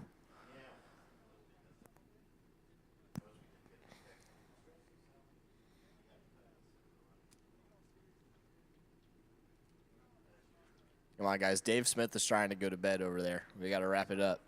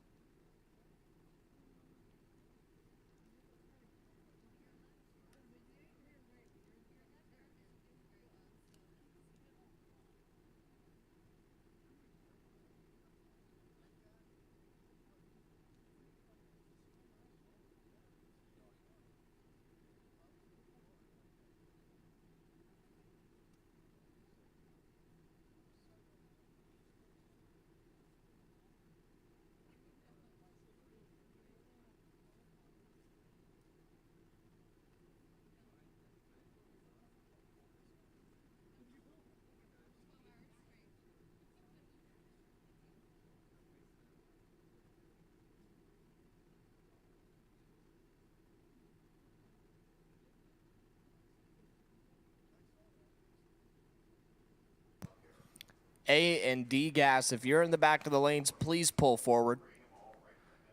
Like, bring it on up. I think I see an A gasser, so there's one.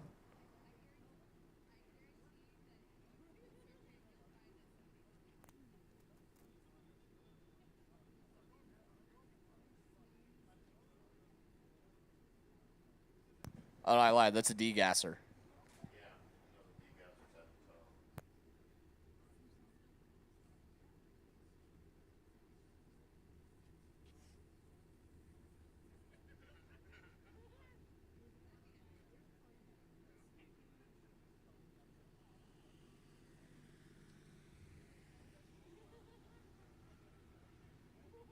So I got my D-gas final. Still waiting for my A-gas final. A-gas, if you're back there, please go ahead and pull forward. And if you're not here, well, you are, like, extremely late.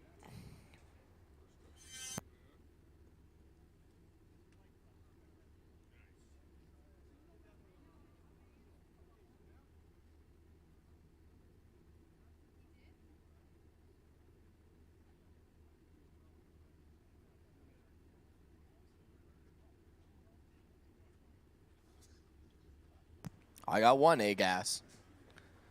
And I still got one A-gas.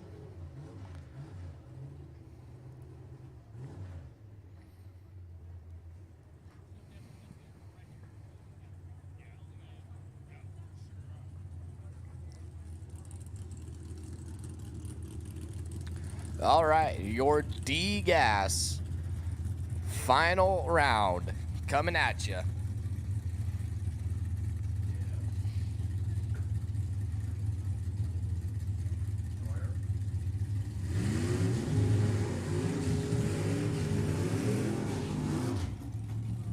David Quiroga on the left-hand side out of Santa Ynez, California, the 67 Camaro, 498 cubic inch big block Chevy. For David on the left side out of the number 16 qualifying spot, Steve Barta. On the right-hand side out of Bakersfield, the 62 Chevy 2. 400 cubic inch motor for Mr. Barta. Laid a perfect reaction time down the previous round. Well, not quite perfect here, but he's still better than the guy in the other lane. You're rip, win light. Steve Barta, 36, 4 above 4 to take 33 thou stripe. Making it look easy. Quiroga is 59 on the tree and 5 above 4 and no good. So Steve Barta is going to take that D-Gas championship back to Bakersfield. Still missing Casey Troyer. Casey Troyer, we need you in the lanes now. We needed you in the lanes about 15 minutes ago, but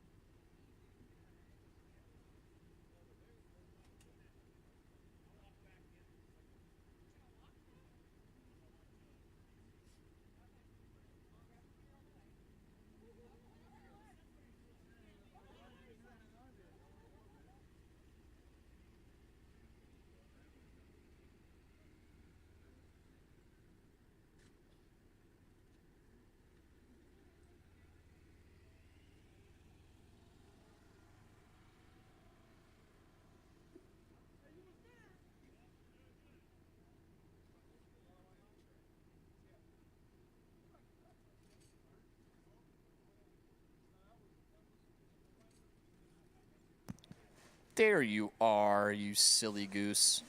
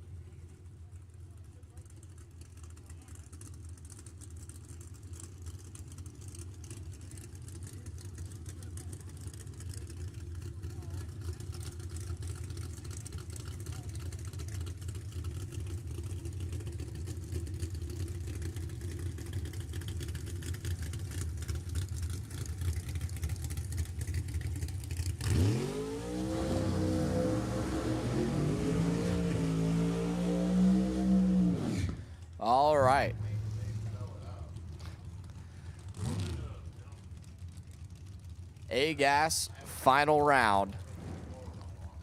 The fastest door cars on the property that are showing times on the boards anyway. Chris Curtis on the left-hand side out of Bakersfield, California. The Aquaflow 1970 Chevelle, your number 7 qualifier. A big block 632 underneath the scoop of the white hot rod on the left side. Right side is Casey Troyer out of Santa Maria, the 33 Willys Coupe.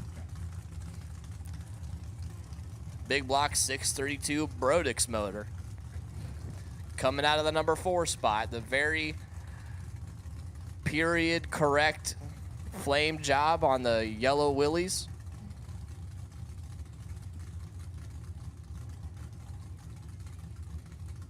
As we're waiting, there's a pre-stage bulb.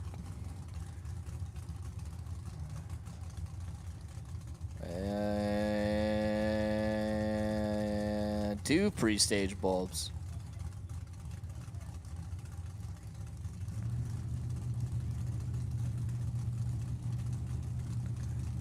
We're in. Here we go. Oh boy, massive advantage to the left side, and Troyer crosses the center line. Curtis gonna take the win, 0.66 and 7.73.4 at 155 miles an hour. Casey missed the tree and then drove straight towards the center line. Barely crossed it. Thank you for not hitting our cones. We appreciate that. And Chris Curtis going to take the win in A-Gas and bringing it back to Bakersfield. So that's 2 championships going back to Bakersfield.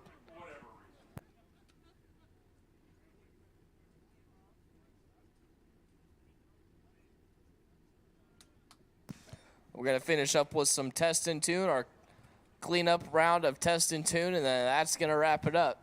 I'll be back in just a second to give our event closing, and that'll be it.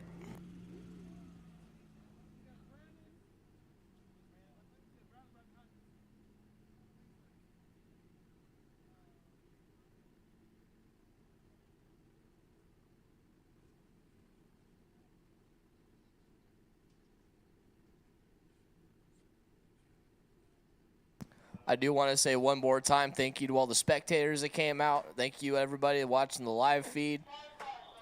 Big thanks to Steve Jaslovsky and Drag Race Machine for providing the live stream. All the event staff, the track staff, sponsors, the NHRA Heritage Series, all the racers for coming out and supporting the event. Like I said earlier, we got healthy car counts in all of our categories, which was good to see.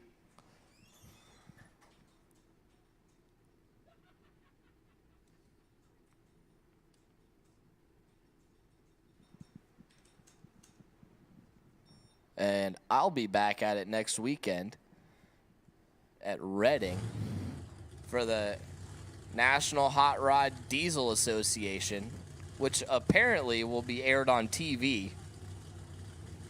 So that'll be fun.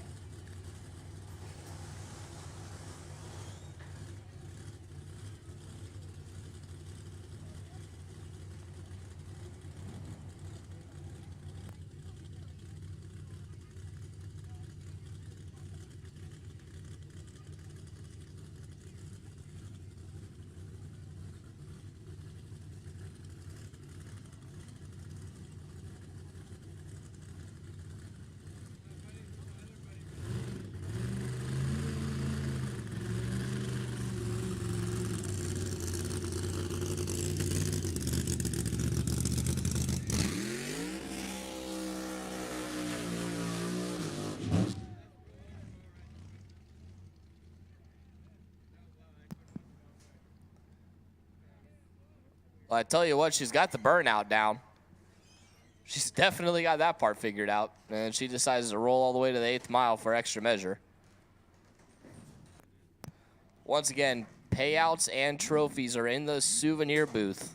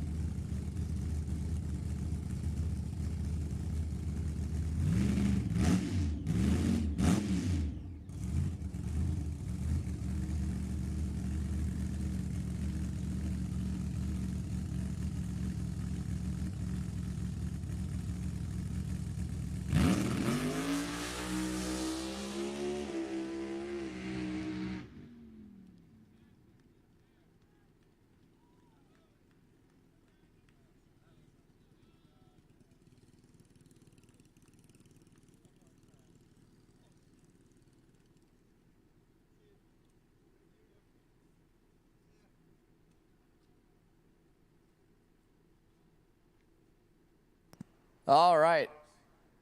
And with that, that's going to officially wrap up 2023 Nostalgia Reunion. I want to say one more time, thanks to all the spectators, all the people watching on the live stream. Don't forget the live stream will be posted on YouTube. It'll be there for everybody to rewatch and find your passes and screen record and all that good stuff, because I know that's what racers like to do.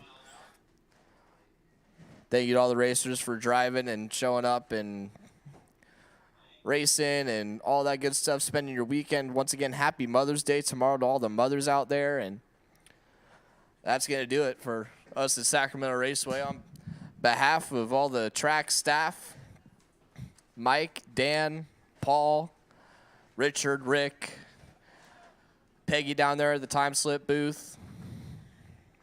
I don't think I'm missing anybody, right? Heather, of course, Miss Heather. And, of course, Eric, Nicole in the tower, and myself. I want to say thank you for coming out. I hope everybody drives home safe. And hopefully everybody had a great weekend. Enjoy Mother's Day tomorrow. Call your mama. Call your mama and tell her you love her. And that's it. Thank you all for coming out. And until next time, I'll freaking see you later.